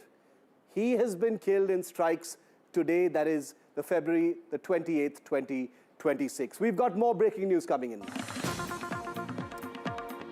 Big suspense over where the Ayatollah Khamenei is at this point of time. Remember that there are stray reports suggesting that he's been taken to a safe house, but that safe compound where Iran's Khamenei has been safe has been struck. Now, Iran's foreign minister has just put out a public statement saying Khamenei is alive as far as I know. Very, very telling words. As far as I know, the Khamenei is alive, says the Iranian government. Reports say that Khamenei has been taken to a hideout now. Let's just listen into what the Iranian foreign minister has just said. Officials are safe and sound and alive. We may have lost one or two commanders, but that is not a big problem.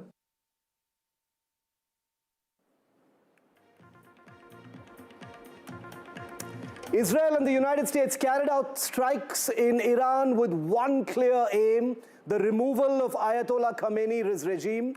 And according to Israeli officials, Iran's supreme leader, the Khamenei, President Pezeshkian, and other top figures of the Iranian regime were on the hit list. The office of Iran's supreme leader, the main headquarters of Ali Khamenei in downtown Tehran, have been targeted in the early morning strikes. The residence of Khamenei in Tehran has also reportedly been hit, but the outcome of these attacks remains unclear. Most importantly, whether the Khamenei is safe in his compound, as the Iranian foreign minister is suggesting, or whether he has in fact been killed. Reports say that the Khamenei was not in Tehran when the strikes took place. It is learned that he had already been moved to a secure location beforehand, where no one knows exactly for obvious reasons.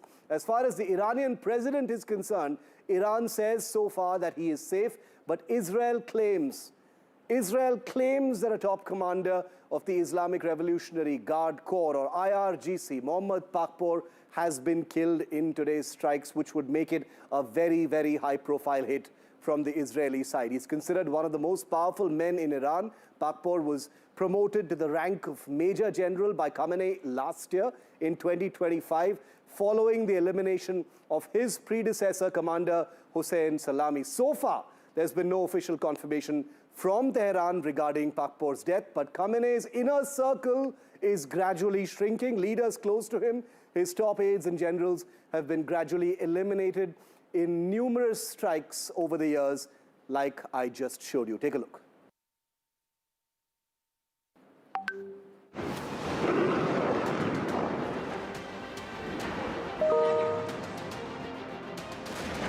Plumes of smoke over Tehran's most secure district. Multiple strikes reported near the political nerve center of the Islamic Republic, the zone housing the presidential compound and the National Security Council. Israeli Defense Minister Israel Katz called it a preemptive strike.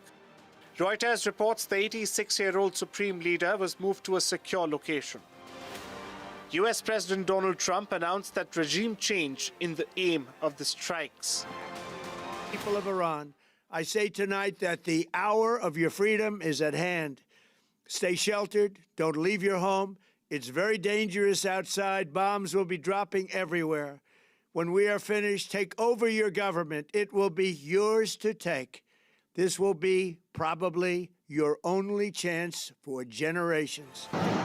With every escalation, a deeper pattern is emerging. For decades, Khomeini relied on a tight ring of military commanders, nuclear architects, and political confidants. One by one, the circle has thinned.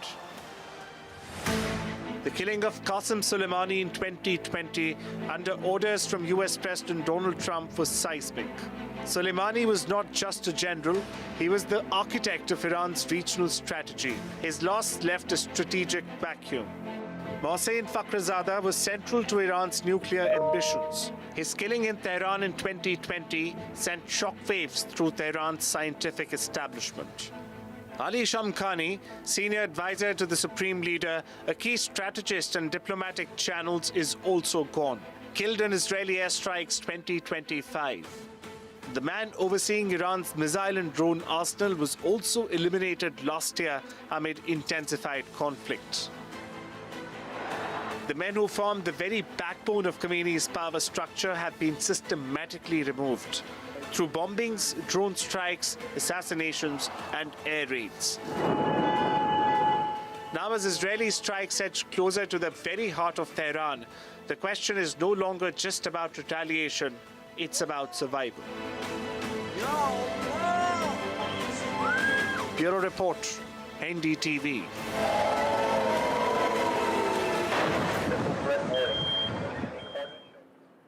And NDTV is the only Indian network with a reporter in Israel at this point of time. My senior colleague Vishnu is also live with me, but Aditya has been spent most of today in different parts of Tel Aviv and perforce has been inside bunkers and rocket shelters through the day because of the sirens and alerts that have been sounding practically non-stop. Aditya, very brave reporting. You've given us an edge in terms of our viewers getting a first-hand perspective of being in a country that has launched these strikes and is now the target of retaliatory attacks. What is the current situation right now? It's getting to be the evening now. What is the current situation? Well, I can confirm through my own eyes that it is the 8th time now, Shiv, 8th time that Iranians have now retaliated with fresh missiles. In fact, I am inside a bomb shelter right now. And for the benefit of our viewers, I'll just give you a look of where I am right now. This is a bomb shelter in Tel Aviv. This is a neighborhood where I am. There are people, elderly children who are sitting here right behind me. and they are just waiting for the next message as to when it is safe to move out. 8 times through the day, they had to leave their homes and actually enter this particular bomb shelter. What we are, of course, learning is that this is a very, very grim, a very, very dramatic situation. Shiv, of course, we've been reporting about the multiple strikes that have happened from Iran, not just in Israel, and been intercepted, but in other countries like UAE, Qatar, and of course, Kuwait and Bahrain as well, where there have been casualties that have been reported as well. One Pakistani national has been killed in UAE, and there are multiple airports throughout the Middle East that are shut. There are airspaces that are completely shut as well. And now an official logo of Operation Roaring Lion has been launched by Prime Minister Netanyahu of Israel. So they've called this Operation Roaring Lion. And at the same time, the Americans have called this a fury that is taking shape. But will this fury now shape into a much wider regional conflict? One has to wait and watch. But here in Israel, I can tell you, the life has come to a standstill where people are waiting for the next steps of the American and the Israeli government, whether this will continue for the next few days, whether the escalation will happen from both sides, or will there be talks that could perhaps bring in some temporary ceasefire. Okay, we don't know what that ceasefire is going to look like, because at this point of time, everything appears to be in escalatory mode.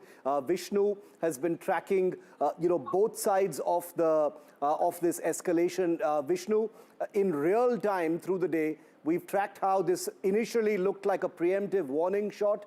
It turned out to be a larger wave of attacks. We've seen Iran respond by hitting 5 different targets in 5 different countries at this point of time. What is your sense, Vishnu, before we go back to Aditya, of where this is headed? 5 days of intense military action, Shiv. Neither side can afford to go on indefinitely. The Iranians have a finite number of ballistic missiles, numbering in several thousand. Many of these have been fired today alone. The Americans and the Israelis and their allies have a limited number of surface-to-air missiles, and therefore it is a battle of attrition, exactly along the lines of what we've seen in these missile exchanges in the last couple of days. The big point over here, in one sentence, assuming America and Israel manage a regime change, in other words, manage a decapitation strike, I should say, will there necessarily be a regime change? Are people in Iran on the ground necessarily pro-American? They have their problems with Ayatollah Khamenei, but what is to suggest that there isn't a line of succession already in place beneath Khamenei? The US and Israel, Vishnu and Aditya, stay with me. The US and Israel launched this attack since early this morning. The US has named it Operation Epic Fury, while Israel has called it the Roaring Lion. According to the US president, this particular operation is aimed at freedom of Iran, like you heard Vishnu say, a decapitation, where the clear outcome being aimed at is regime change, which means a complete removal of the rulers of current Iran. Take a look at this.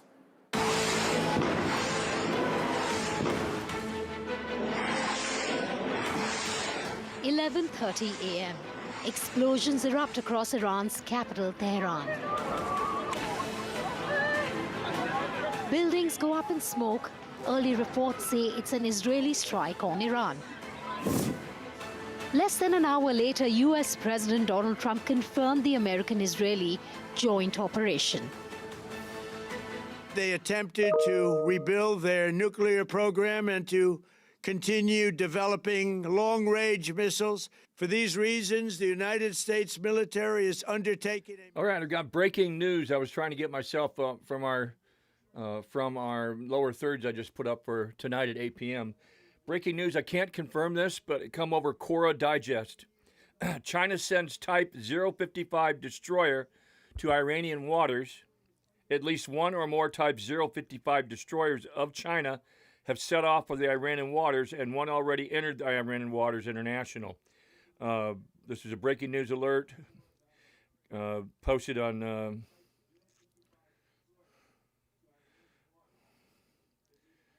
let me get in here.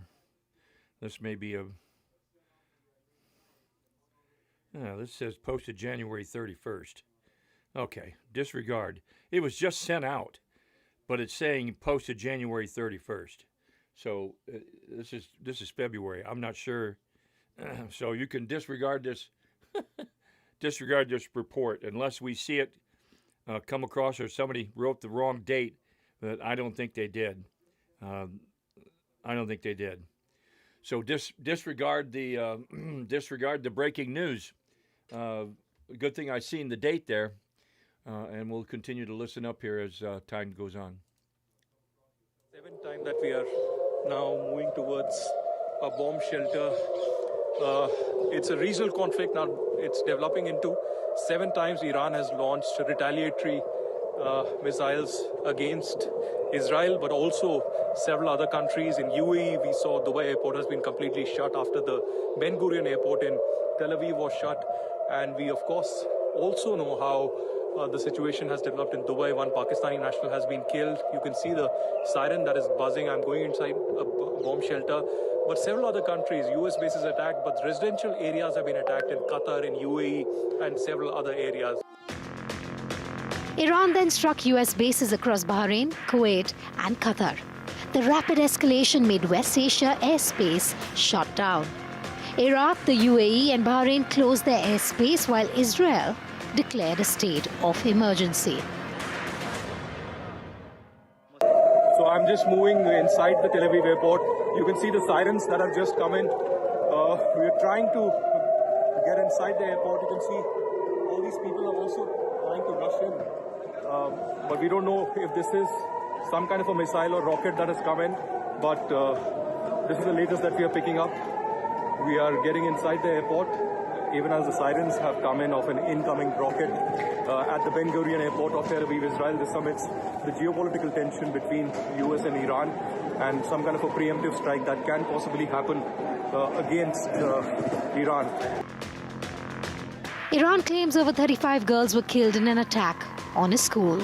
In Tel Aviv too, civilian areas were struck. West Asia is on the brink again. Bureau Report, NDTV.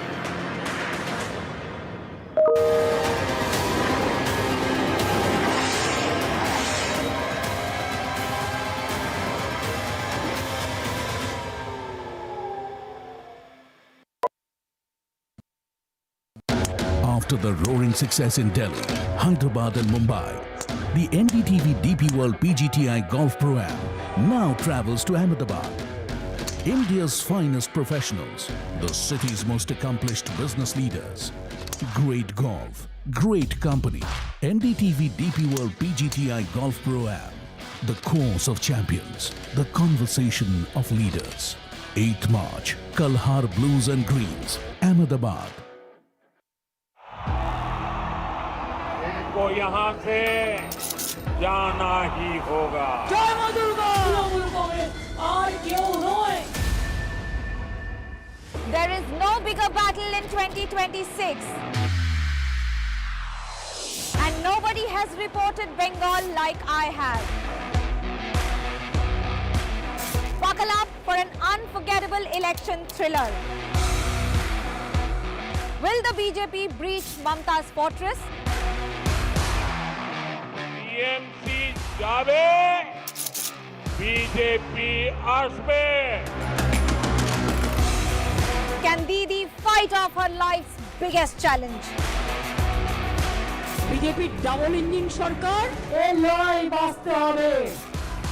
Battleground Bengal with Manogya Loiwal.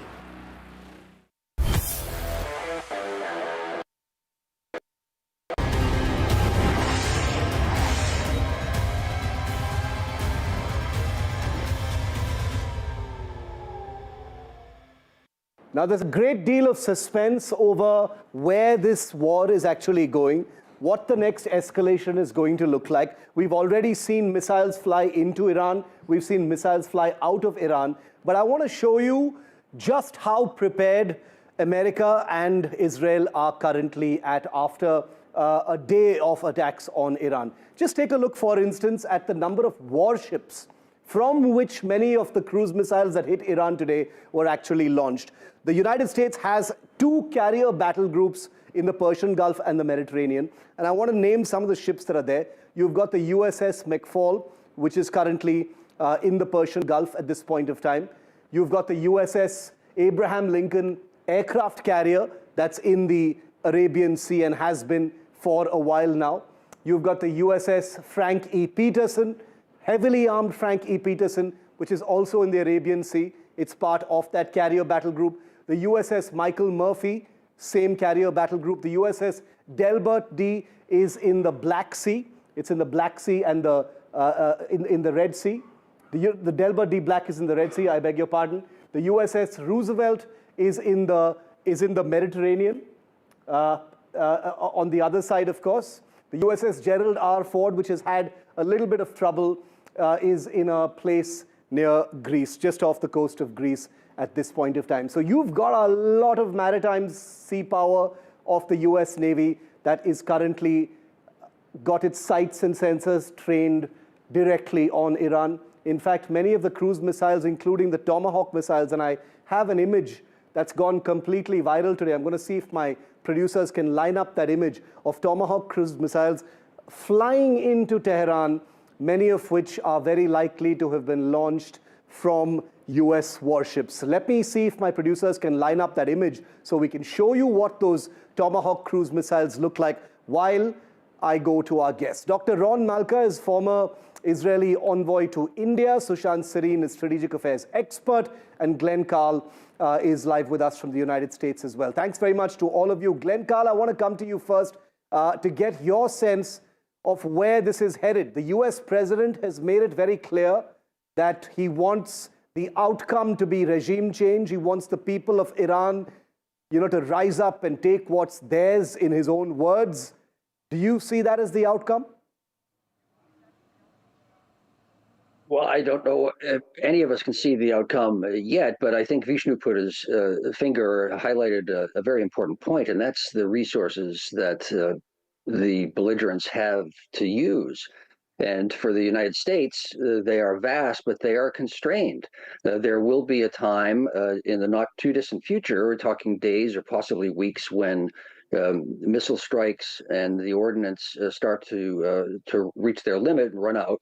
And then the prospect, if it were necessary, of a military occupation of a country of 90 million people with a vast multi-layered apparatus, inefficient and weakened as it may be, is a daunting one. And one of the few things that Donald Trump has been consistent about in his public life is his hostility. And for once, his actions have actually confirmed what his statements have been, his hostility to an invasion and a major foreign war, as Americans would call it. So it only makes sense what's happening if it is an attempt to so destabilize the regime that there would be then a clash inside Iran, and hopefully, from the American or White House's perspective, someone would seize power who was not in a Revolutionary Guard faction. Other than that scenario, this could be yet again a dramatic kind of semi-kabuki intended to so destabilize the regime that it will agree finally to the nuclear restrictions that everyone in the world has been trying to have Iran adhere to, or to stop its various capabilities militarily. But quickly this is becoming a actions box in the future opportunities, and a polarized, a binary choice seems to be more and more likely with each hour, which is either regime change or failure.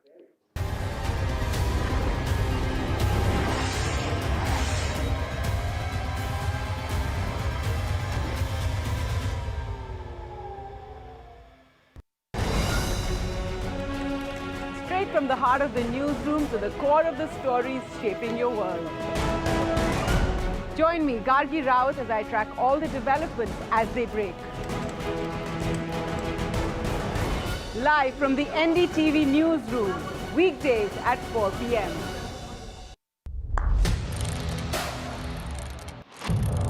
What seems settled for me is unfinished business.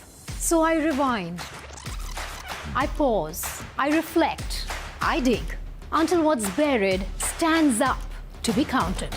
Breaking ground, not just headlines, the meaning behind them. This is Breaking Ground with me, Vedika Sood.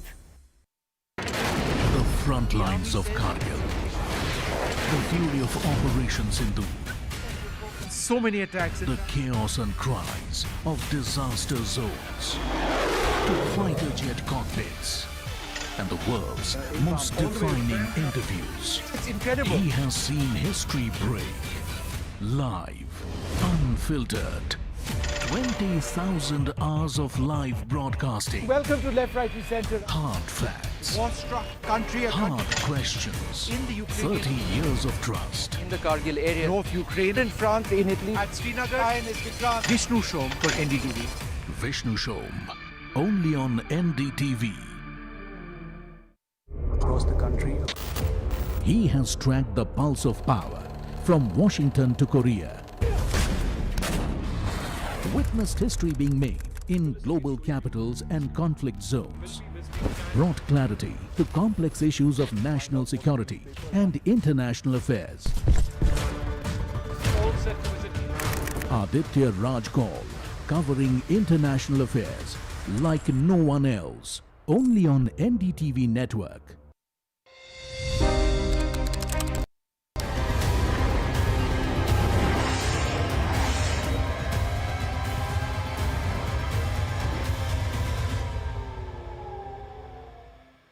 You know, I just wanted to make a quick point over here, Shiv, if I can.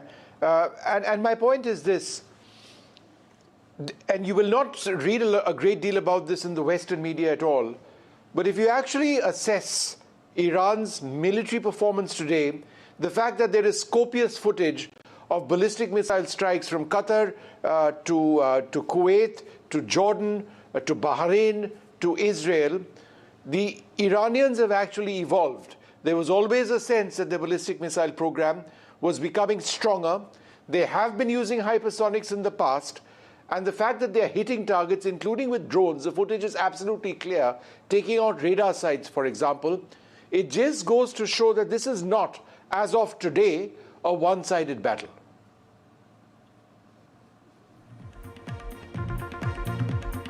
We've got some breaking news coming in right now. The Iranian Supreme Leader, the Khamenei's first reaction on the strikes is imminent. He's about to address the world, the nation, very, very shortly. His address on the strikes from an undisclosed location, presumably his safe house, is going to be on air shortly. Remember, this is standard operating procedure. He had done very much the same thing the last time. The missiles had hit Iran as well. After Operation Midnight Hammer as well, he had put out a statement, a video statement, very likely to be recorded and broadcast. That's going to be going on air very, very shortly. Remember, this comes in amidst reports. There are some stray reports about where Al-Khamenei is at this point of time, but for the moment, he is about to address the nation and put out a statement. Dr. Ron Malka, I want to come to you very quickly for a reaction on this. Lots of speculation about Al-Khamenei. What do you think they've done with him right now? Where do you think he is? Do you think this particular operation is going to end without his elimination? I've seen some reports in Israel suggesting that he's actually being targeted now. Well, all the leaders of this radical regime are a target. But I don't think it's really important if this person or that person is eliminated. At the end of the day, what this operation or this war is trying to get is to create the right conditions for the Iranian people to take their future in their hands, to be controlling their destination, their future. And I think this is what it's about. And it doesn't matter if the one or two or others will survive. In the end of the day, we want to see the end of this regime, and hopefully the Iranian people will choose their leaders and will strive as they should be, because they have all the conditions, all the ingredients to be a striving country.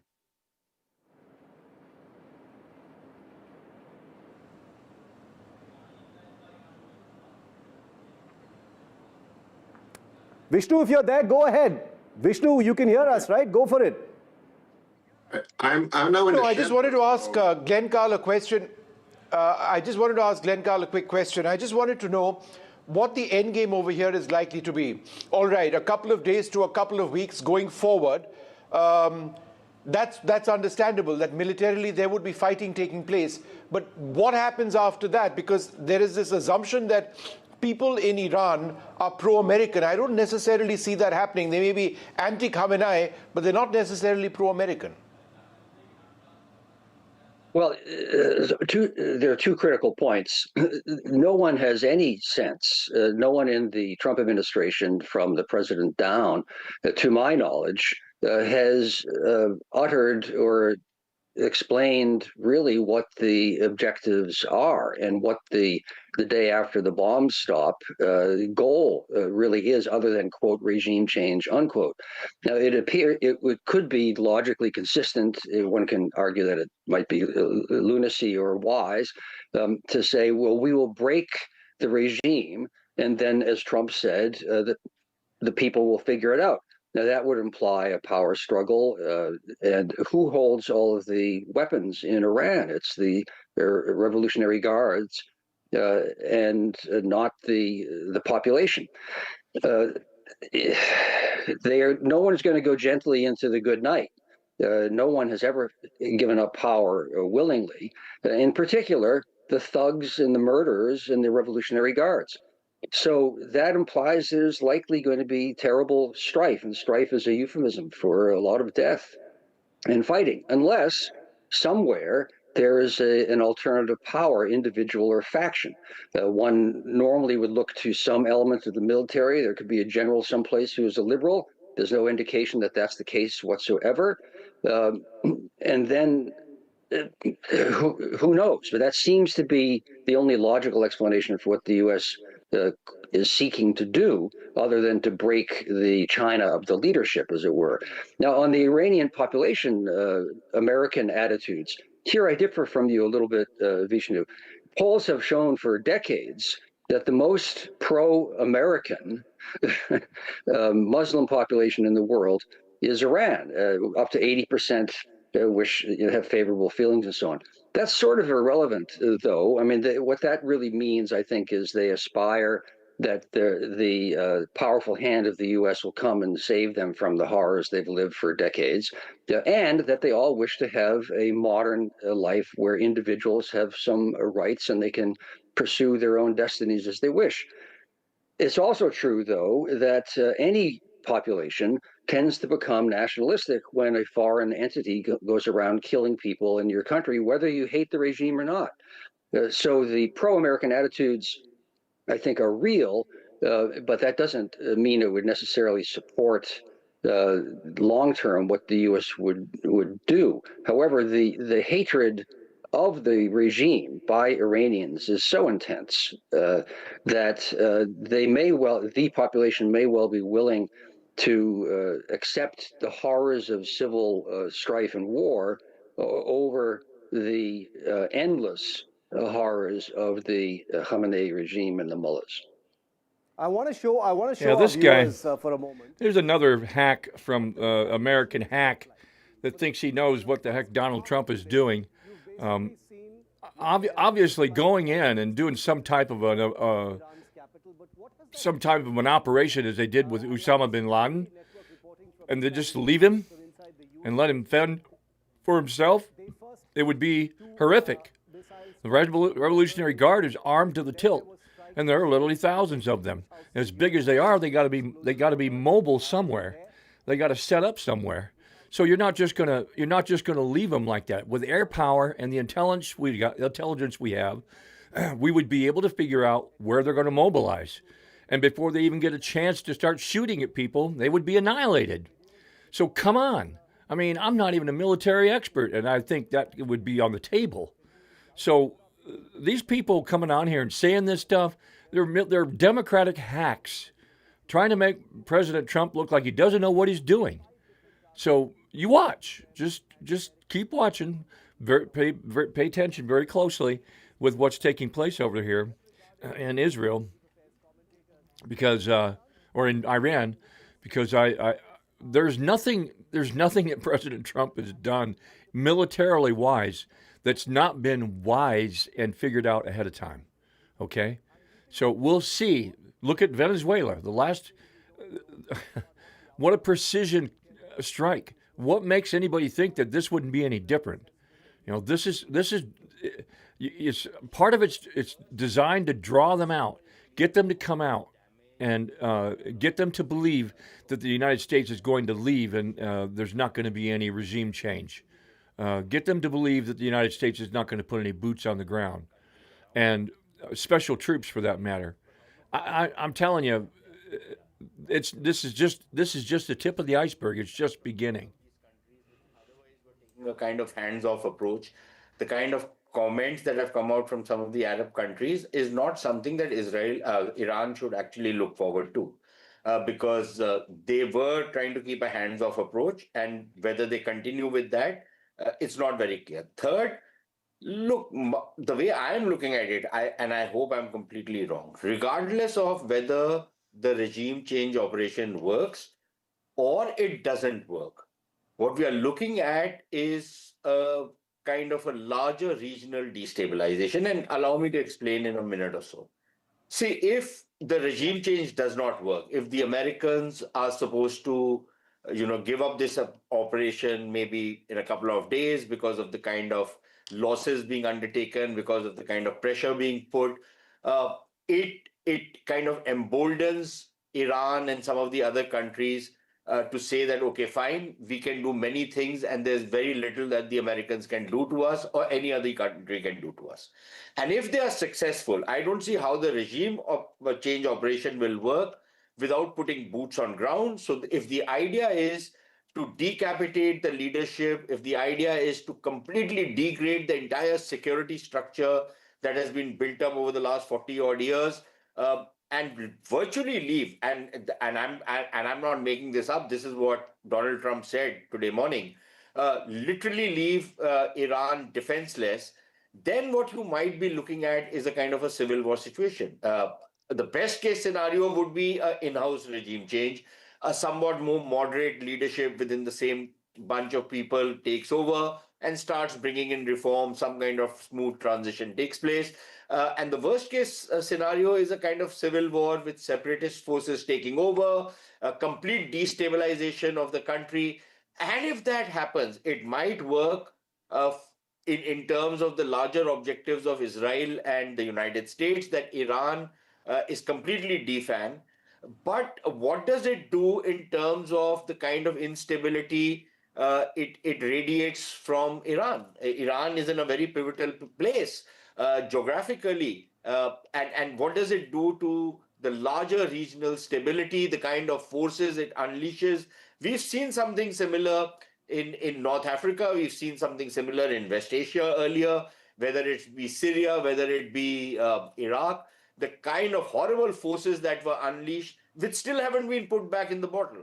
So if Iran goes, and is very severely destabilized, or there is a civil war-like situation, apart from the humanitarian disaster, it's a political disaster and a regional political disaster. So it's not looking good from where we are today. Hopefully things work out. I don't know, but knowing the Middle East, nothing ever works out. All right, what I'd like to do right now is just go full screen to a couple of images so that I can describe to our viewers what the main developments have been today before I bring in Ron. It all started earlier on today when, believe it or not, there were these strikes on Tehran right at a time when people felt that there was a chance at negotiation. Let's see what happens. Would there be an 11th hour deal? There wasn't any 11th hour deal. They were still talking when, in fact, Israel and America struck. When Donald Trump went on record, what he said was that the goal over here, as far as he was concerned, was regime change. He didn't use those words. That's what he implied. He reached out through his message to the Revolutionary Guard. They said, you can get immunity or death. Lay down your arms. And then he reached out to people in Iran and said, take over your government. The president, in other words, Donald Trump, is giving you what you want. Now, That's all very well, but is that necessarily going to result in the change on the ground? But Ron, why don't you come in on the broader consequences of this? We don't know what the end game is going to be, but it's now impacted so many countries, more countries in West Asia than we've ever seen in a conflict in recent times. What is the implication of that?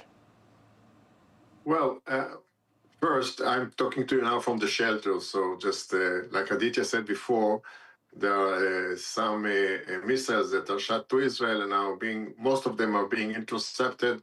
We are ready to that. We are ready for more. And the Israeli people is very strong, resilient, as you showed before. And I think that all the Israeli people is united around the understanding that this is a justice war. We couldn't avoid this war. We tried to. We did the best. We gave all fair chances to the Iranian regime to come back from his vicious plan. We knew that, not us, all the countries in the region knew that this Iranian regime should not have, in any case, nuclear weapons. Once we realized that they are continuing with their plan to achieve one, we didn't have any other choice but to strike, and it's a preemptive strike to defend ourselves. It's an action of defense for us, and I think that the other countries in the region have now realized that what we said before was right, that the threat is not only on Israel, it's all the region, because what this radical regime in Iran tried to do and aspired to do is to gain control on all the region, and even more than this. And I think this is a war not for the region, but for the world, for humanity, because we cannot allow this kind of radical regimes exist. Yes, so more countries are dragged to this war. They see that Iran is really aggressive, as we always stated and said. And I think that what we are going to see after we achieve our goals, and I'm very optimistic that we will achieve the goals, and in the end of the day, there will be good conditions for the Iranian people to get control and really to take things to their hands and be responsible for their own future and destination. I think that after that, we'll see expanding of the Abraham Accords. We'll see more and more countries stepping in. Regarding Israel and India, I think that this will be the great news for the IMEC vision, the Indo-Middle East Europe Economic Corridor. After this war, when this radical regime of Iran will be weakened, hopefully will be changed. I'm glad you've used the phrase "after this war." It's difficult to imagine what that's going to be like right now while we're in the middle of it. But I want to show our viewers, since we're talking about Iran, Israel, the United States, and all those military assets that we've just seen deployed in the region, I want our viewers to consider something called the escalation matrix or the escalation ladder. This is basically a series of steps, a sequence of steps that makes a war more and more intense until it spirals completely out of control. Now, right now, this is, of course, theoretical, but I'm sharing this with you because things are precarious at this point of time. The first step, limited targeted strikes, precision strikes meant to send out a warning, not to trigger a war. Those were the first ones that happened earlier today. Proportional retaliation happens from Iran's side, missiles or drones, responses aimed at showing resolve. That has already happened. So until point number 2, step number 2 of the escalation ladder, we have seen this conflict reach this point. Then expanded military targets, hitting strategic bases, naval assets and command centers. This has partially already begun happening from both sides. You've heard the Israeli Defense Forces talk about taking out command and control centers of the Iranian military in western Iran. You've seen Iran striking the naval headquarters of the US fleet in Bahrain and other places as well. So this step 3 of the escalation ladder is where we are at right now in a partial sense. Number 4, proxy activation. Hezbollah, Iraqi militias, the Houthis in Yemen to stretch the conflict. Now, we've heard noises from Yemen and elsewhere, but nothing material has happened just yet. None of the usual drone or missile strikes from Yemen or elsewhere have taken place just yet. It has only so far been from Iran. Number 5 in the escalation matrix, civilian infrastructure pressure, increasing civilian risk, target energy, ports, cyber networks, and big cities. Tehran has been hit, No Israeli cities have been hit just yet. Everything has been intercepted so far over Israel. Then there's the Gulf spillover.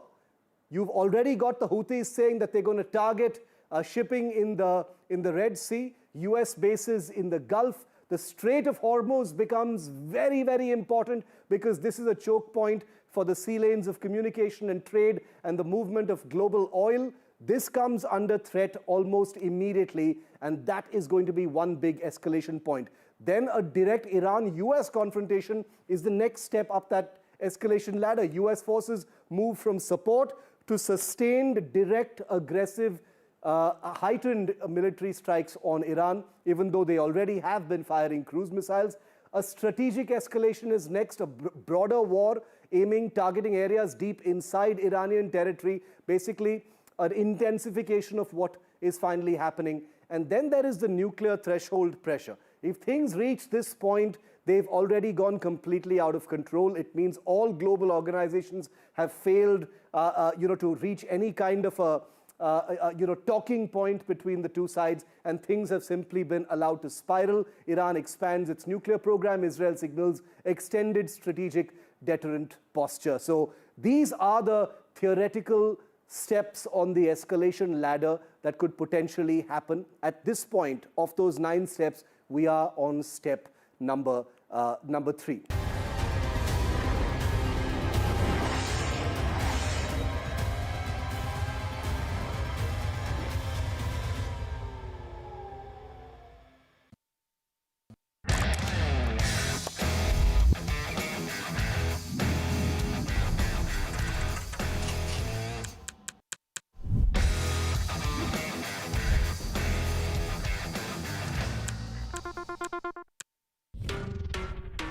Sound check हो गया?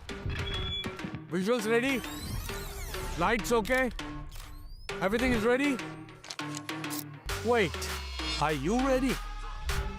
ये सिर्फ एक concert नहीं है. This is my life. This is my story. One night, no repeats. Book your tickets now.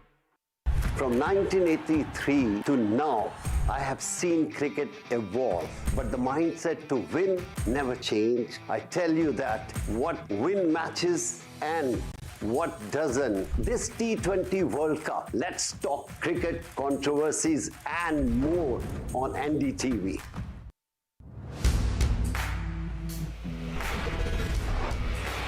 All right, team, our new order show is ready. Now we need a promo. Something cool, something sharp.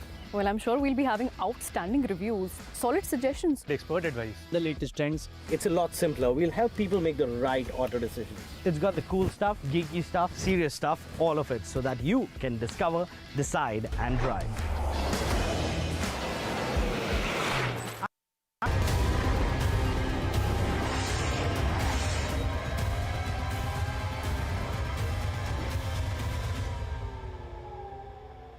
Sushant, do you want to comment on this for a moment? Do you think this is going to be a contained exchange, or do you think there's a chance that things could spiral from here?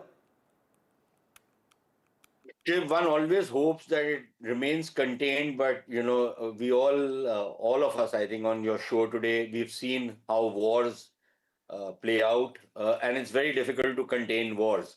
It was kind of unusual. One of the exceptions was what happened during Sindoor, that we left the confrontation while we were ahead and we didn't push it through.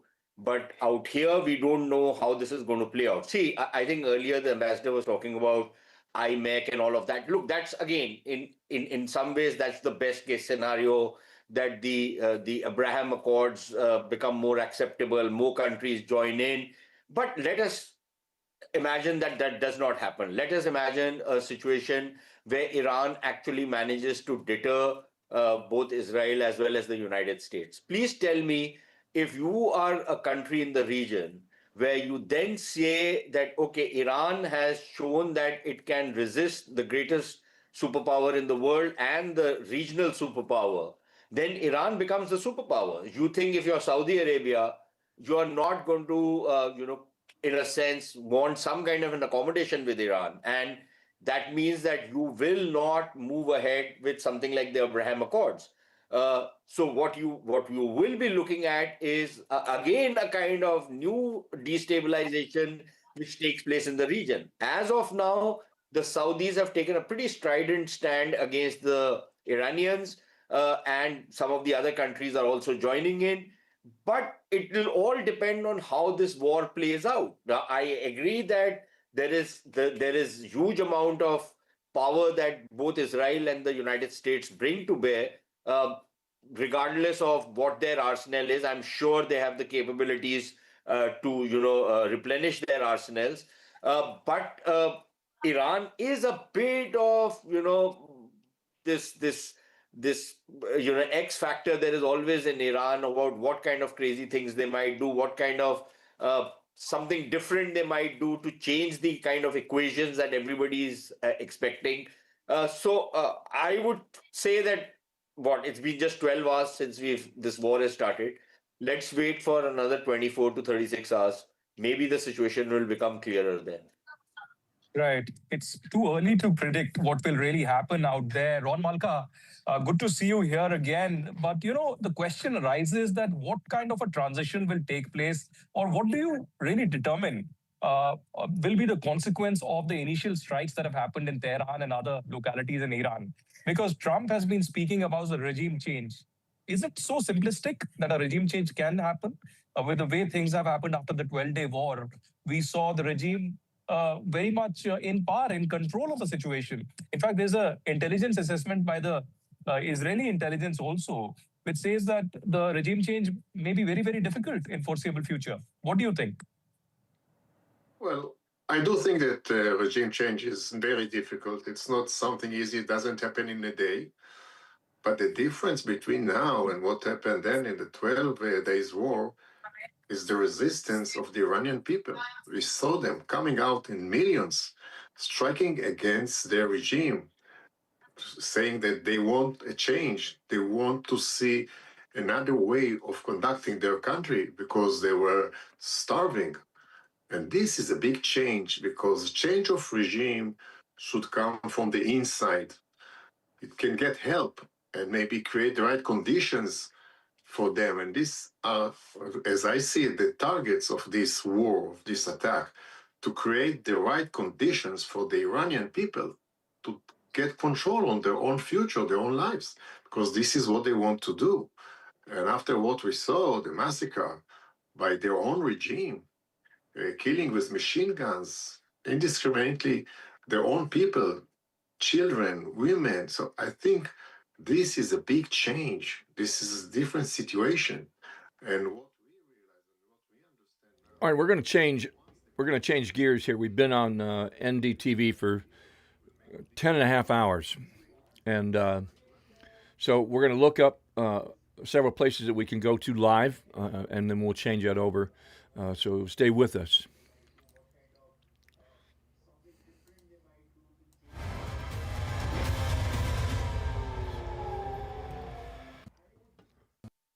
After the roaring success in Delhi, Hyderabad and Mumbai, the NDTV DP World PGTI Golf Pro-Am now travels to Ahmedabad. India's finest professionals, the city's most accomplished business leaders. Great golf, great company. NDTV DP World PGTI Golf Pro-Am. The course of champions, the conversation of leaders. 8th March, Kalhar Blues and Greens, Ahmedabad. को यहाँ से जाना ही होगा। जय मां Durga! There is no bigger battle in 2026. And nobody has reported Bengal like I have. Buckle up for an unforgettable election thriller. Will the BJP breach Mamta's fortress? TMC जावे, BJP आसमे. Can Didi fight off her life's biggest challenge? BJP double engine সরকার এই লড়াই বাঁচতে হবে. Battleground Bengal with Manogya Loiwal.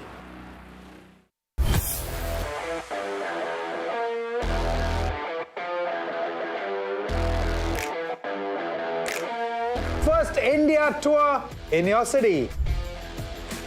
Ragon with Shankar Ehsaan Loy and Siddharth Mahadevan and Shivam Mahadevan. 5 times melody, 5 times masti with NDTV Good Times. Go, grab your tickets. Straight from the heart of the newsroom to the core of the stories shaping your world. Join me, Gargi Raut, as I track all the developments as they break. Live from the NDTV.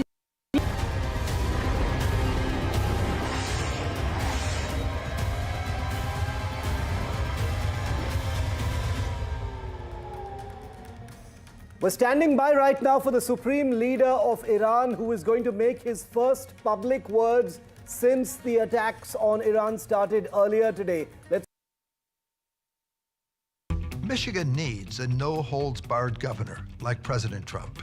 We'll unleash Michigan's economy to focusing more on the suburbs, which of course makes it more difficult for the activist community there to do rapid response efforts because those areas are more spread out, harder to get to.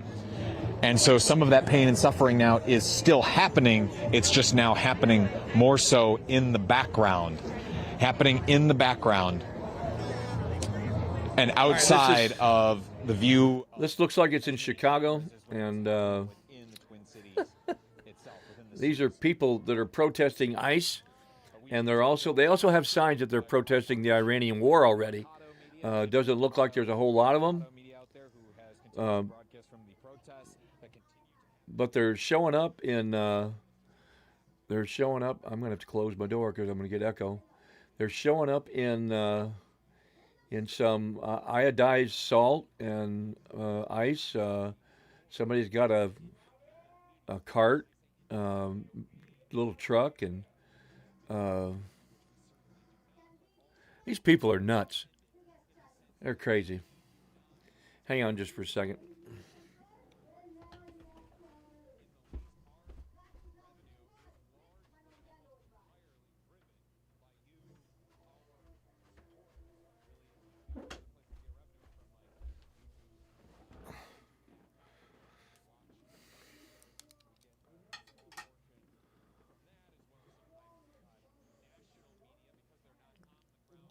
Places the way they should be.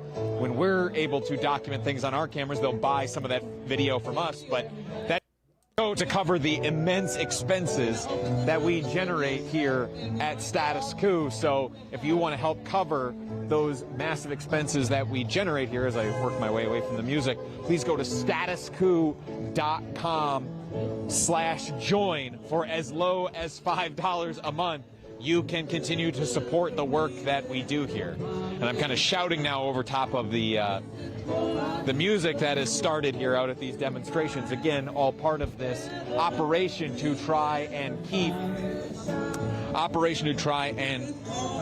keep these protests very plainly on their face, non-violent. You'll see here, if you are... It's like some of the people just come out there to see what's going on, you know.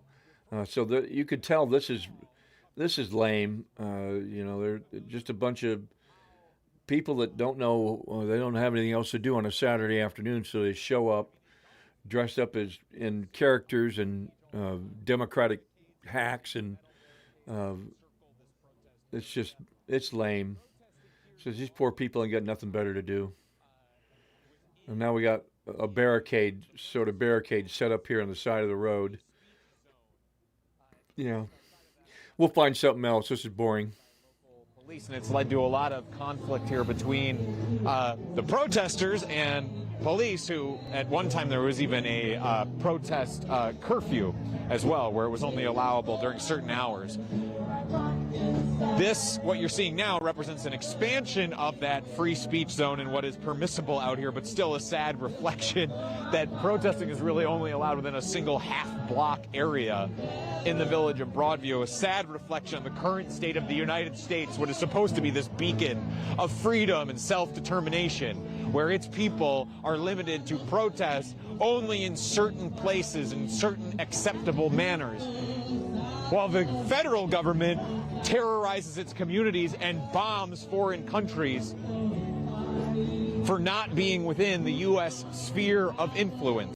And I want to come back to talking about Iran here because I wanted to read off statements that have come out from Chuck Schumer as well as...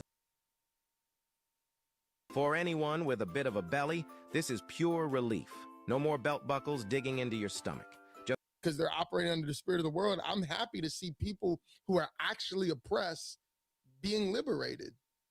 You might not like that because some people have TDS, right? You know, and God uses the foolish things to confound the wise. It's like, man, if Trump found a cure to cancer, you wouldn't take the cure because you just hate Trump. And like, that's crazy to me. That's what we were talking about with the state of the... This is Pastor Marcus Rogers. We've subscribed to him. He's covering this live. We're going to listen to him for a little bit. All these migrants and stuff coming in through the country, stand up and clap. And they didn't want to stand up and clap. And it's like, bro, that's wisdom, right? That we should take care of our own people. It makes no sense that we're flooding in. All these migrants are coming in. We're not checking. That's not wise. They don't want to, it's so stupid. They don't want to use ID to vote. You got to use ID to buy liquor. You got to use ID to buy cigarettes. You got to use ID to go in the club. You got to use ID to get on the airplane, but you don't want to use the ID to vote. And it's like, people really don't see nothing wrong with it. They'll say it's racist to check an ID. So the point is, the world is under delusion like I never seen before. Common sense is not common. You got these grown 6'6" men want to use the women's bathroom, and you got people that want to vote and support that and push it through legislation. You got people who Trump called them crazy last night. They're for kids, you know, how they want to give your kid a sex change without your approval. And Trump says we shouldn't be able to do that. And they think that he's bad for saying that. And I've criticized Trump. I've messaged people, I've emailed people who are around him. I say, hey, this ain't good, that ain't right, change that. But it doesn't change the fact that there's some good things that are happening. But I said all that to say, you guys know what I've been saying since 2014. God told me Trump was going to win 2 terms. Trump was going to be a King Cyrus. We are living out a Bible story, right? So you talk about Jews and Israel. Isn't it interesting that everybody's obsessed with the place where most of the Bible stories come from? Type amen if you think that's interesting. Like, if you're an unbeliever and you don't believe in God, and you just see how the whole world is just like infatuated with this small place. I think it's smaller than New Jersey, I heard, right?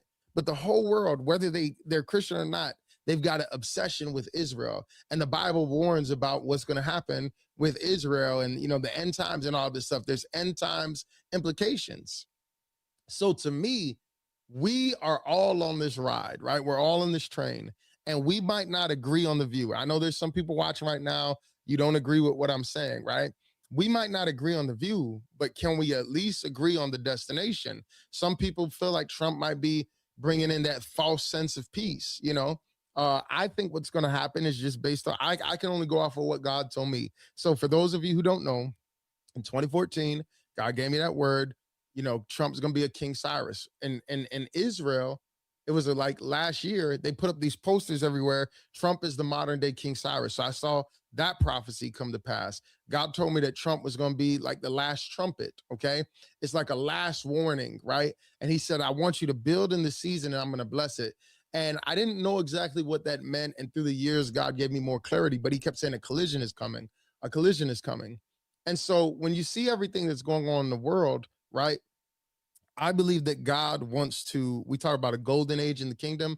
We have a president that's pandering to Christians. Pretty soon we get a Gavin Newsom in there or something like that. Remember, Gavin Newsom during COVID, he told the churches no singing.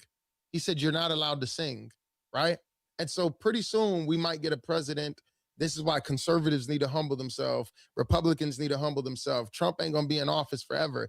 God told me Trump was a wall that was keeping back some of the stuff that is about to come.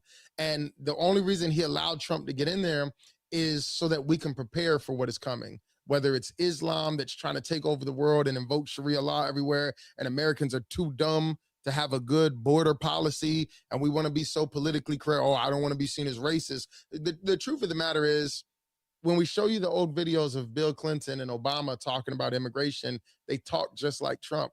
Hillary Clinton, they talk just like Trump. Now, all of a sudden, it's racist to say those things, but even Bill Clinton was saying, make America great again. He was the first one to say it, right? And so a lot of people, they're just ignorant. They don't know this. And that's why it's so dangerous to me. Like I'm at the point too, I feel like, what is the point of even saying anything? Because people are so ignorant, like they just believe what they want to believe, and then they get mad when you show them the truth. But that is the truth. They were talking exactly like Trump a couple years ago. And so now the problem is, well, we just hate Trump so much, we got to be against everything that he does, even if it destroys this country. That's the problem. Now, I'm disappointed with how the Epstein list was handled. I'm disappointed with some of the stuff that Trump has done. I'm not going to kiss nobody's butt, but it doesn't change the fact what I know God told me. And so God told me we're living out a Bible story. And so when he told me Trump was a King Cyrus, you know, I had to look into King Cyrus. I was reading Isaiah 45. I started studying, and it showed that Cyrus told the children of Israel, go build the temple. Now, Cyrus was not saved. God can use people that are not saved. It says he raises up kings, he tears them down, right? And he shifts the seasons. I believe, right, everybody thought Hillary Clinton was going to get it. Trump stopped Hillary Clinton and Kamala Harris from getting in. 2 Jezebels. Regardless, I know some of y'all going to get mad, but Kamala, you know, with Joe Biden, Joe Biden, a weak man, a fragile man. He was the Ahab. She was the Jezebel. And then they try to slip her in there. They didn't even vote for her. Because why? She was the Hillary Clinton replacement. They were so mad. When Trump said he was going to run for president, nobody took him serious. And they all loved him, by the way. They were cool with him. And that's what God showed me. Hillary Clinton was getting ready to go in there, and she's friends with Bill Gates. Bill Gates was part of their, you know, their Clinton Foundation. There was even talks about Bill Gates being the VP, right? He probably would have got some position in DC if Clinton had won. Think about that. Think about everything we know that just came out with the Epstein files, and Bill Gates would have been down there probably in the White House with tons of influence. Bill Gates, who predicted COVID, predicted the pandemic, who was talking about the world is overpopulated. But people don't want to hear that. And Hillary Clinton was supposed to go in there with the Supreme Court justices, right? And she wanted to put some liberal Supreme Court justice. So then all the Christian businesses that would have got sued, we would have had liberal Supreme Court. So when you say I'm taking it to the Supreme Court, you would have had one of these gay judges in there that Hillary Clinton would have picked in, and we would have lost all of these cases that we've won because Trump won. But see, this is why nobody wants to have a conversation. Nobody wants to have a real conversation with me about these things that I'm talking about, because they're so in their feelings, they don't want to hear the facts. And so I said all that to say, it's not that Trump is the hero.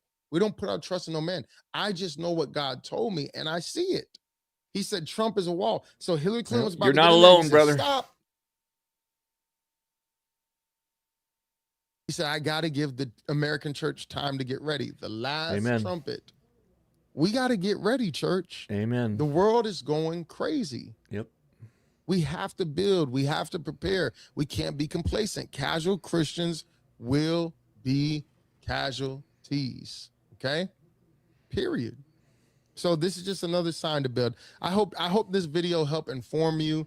Like I said, some people are going to go, you know, well, Israel, you know, Benjamin Netanyahu, he's our real president. They're running the show. Look, to me, somebody's running the world. Whoever's pulling the strings, fine, cool. But greater is he that is in me than he's that's in the world. You're not going to, our battle is not against flesh and blood. So even if you're from that camp, hey, they run the world, you're not going to change it. You're not going to stop it. So you got to focus on, I always tell people, ask God, what does God want you to do in this season? Because I see some of my friends, they are obsessed, just Jews, just Israel, and Candace Owens, and it's like they're obsessed with the wrong things. Yep. And they're not paying attention to what season we're in spiritually. That's right, biblically. You could be obsessed all you want with that stuff, but at the end of the day, are you building? Yep. Yeah, I talk about this stuff, but I'm building and I'm preparing. Remember, thank you, Holy Spirit. The Bible says, as in the days of Noah, so shall it be. As in the days of Noah, what was Noah doing? He was building. What have I been telling y'all since 2014? God told me we got to build. And people have laughed at me. People have mocked me. I keep saying it. We got to build. We got to build. We got to prepare. Once the door is shut, casual Christians are going to be casualties because they were not prepared. They were not listening. They were in their feelings. They were not in their spirit. A lot of people, their idols are their ideologies. Yeah. All right. In the Bible time, they took a seed, they planted it in the ground, The seed took root, produced a tree. They cut the tree down. They carved the tree into an idol and they bowed down to it. Now the seeds are words. People put a seed in your mind. You let it take root. All right. It produces a tree. It produces an ideology. It produces a mindset. And so now the idols are shaped by our thoughts. Okay. Something to think about. Love you guys. www.marcusrogersministries.org if you want to support what we're doing here in Chicago. We have our first 10:15 service tomorrow. You can also Zelle Royal Ruckus, the number 4 Christ at yahoo.com. I'm about to unleash something tomorrow that I've been working on for about 3 years now. It's really big. I'm really excited. I feel like it's the best thing that I've ever done. It's not music or anything like that, but I think it's going to be something that is life-changing for me. I've worked on it so hard. I'm so excited to share it with you guys. I might be posting something tonight or tomorrow night, but please pray for me concerning that. And you'll see it as we go into March consistently, coming out consistently, because I've been stocking it up for a while. All right, let's make sure that we the same, but age bring us. Let's make sure that we subscribe to Marcus's channel, Marcus Rogers. Let me get to the interaction here with this particular one and skip. This is Dr. Nez, Professor Nez also. Get rid of this. We want to progress. We want modernity. We want innovation. We want openness. Americans loved going. Iran was like the #1 tourist site in the 70s before these Islamic monsters took over. Give me one thing Islam has done. Give me one thing in the comments right now. One thing they have done that has benefited the world, even their own people. Where's Mark Ruffalo? Where's Robert De Niro? Where's Rosie O'Donnell? Where's The View? Where's AOC? Where's Ghetto Crockett? Where are these people when this absolute, despicable, oppressive, vile regime massacred not 5, not 500, not 5,000, over 50,000 of their own people, You think they give a rat's ass? That's why they're attacking Bahrain, attacking Kuwait, attacking Jordan, attacking Saudi Arabia. I mean, they are the most poisonous, toxic. 2 things, y'all. The greatest afflictions to modern society. The 2 greatest contagions. Maybe throw in white liberal women in there too. Maybe 3. DEI. Invisible, impalpable, bleeds into every artery of life. You think these truck drivers who are getting illegal CDLs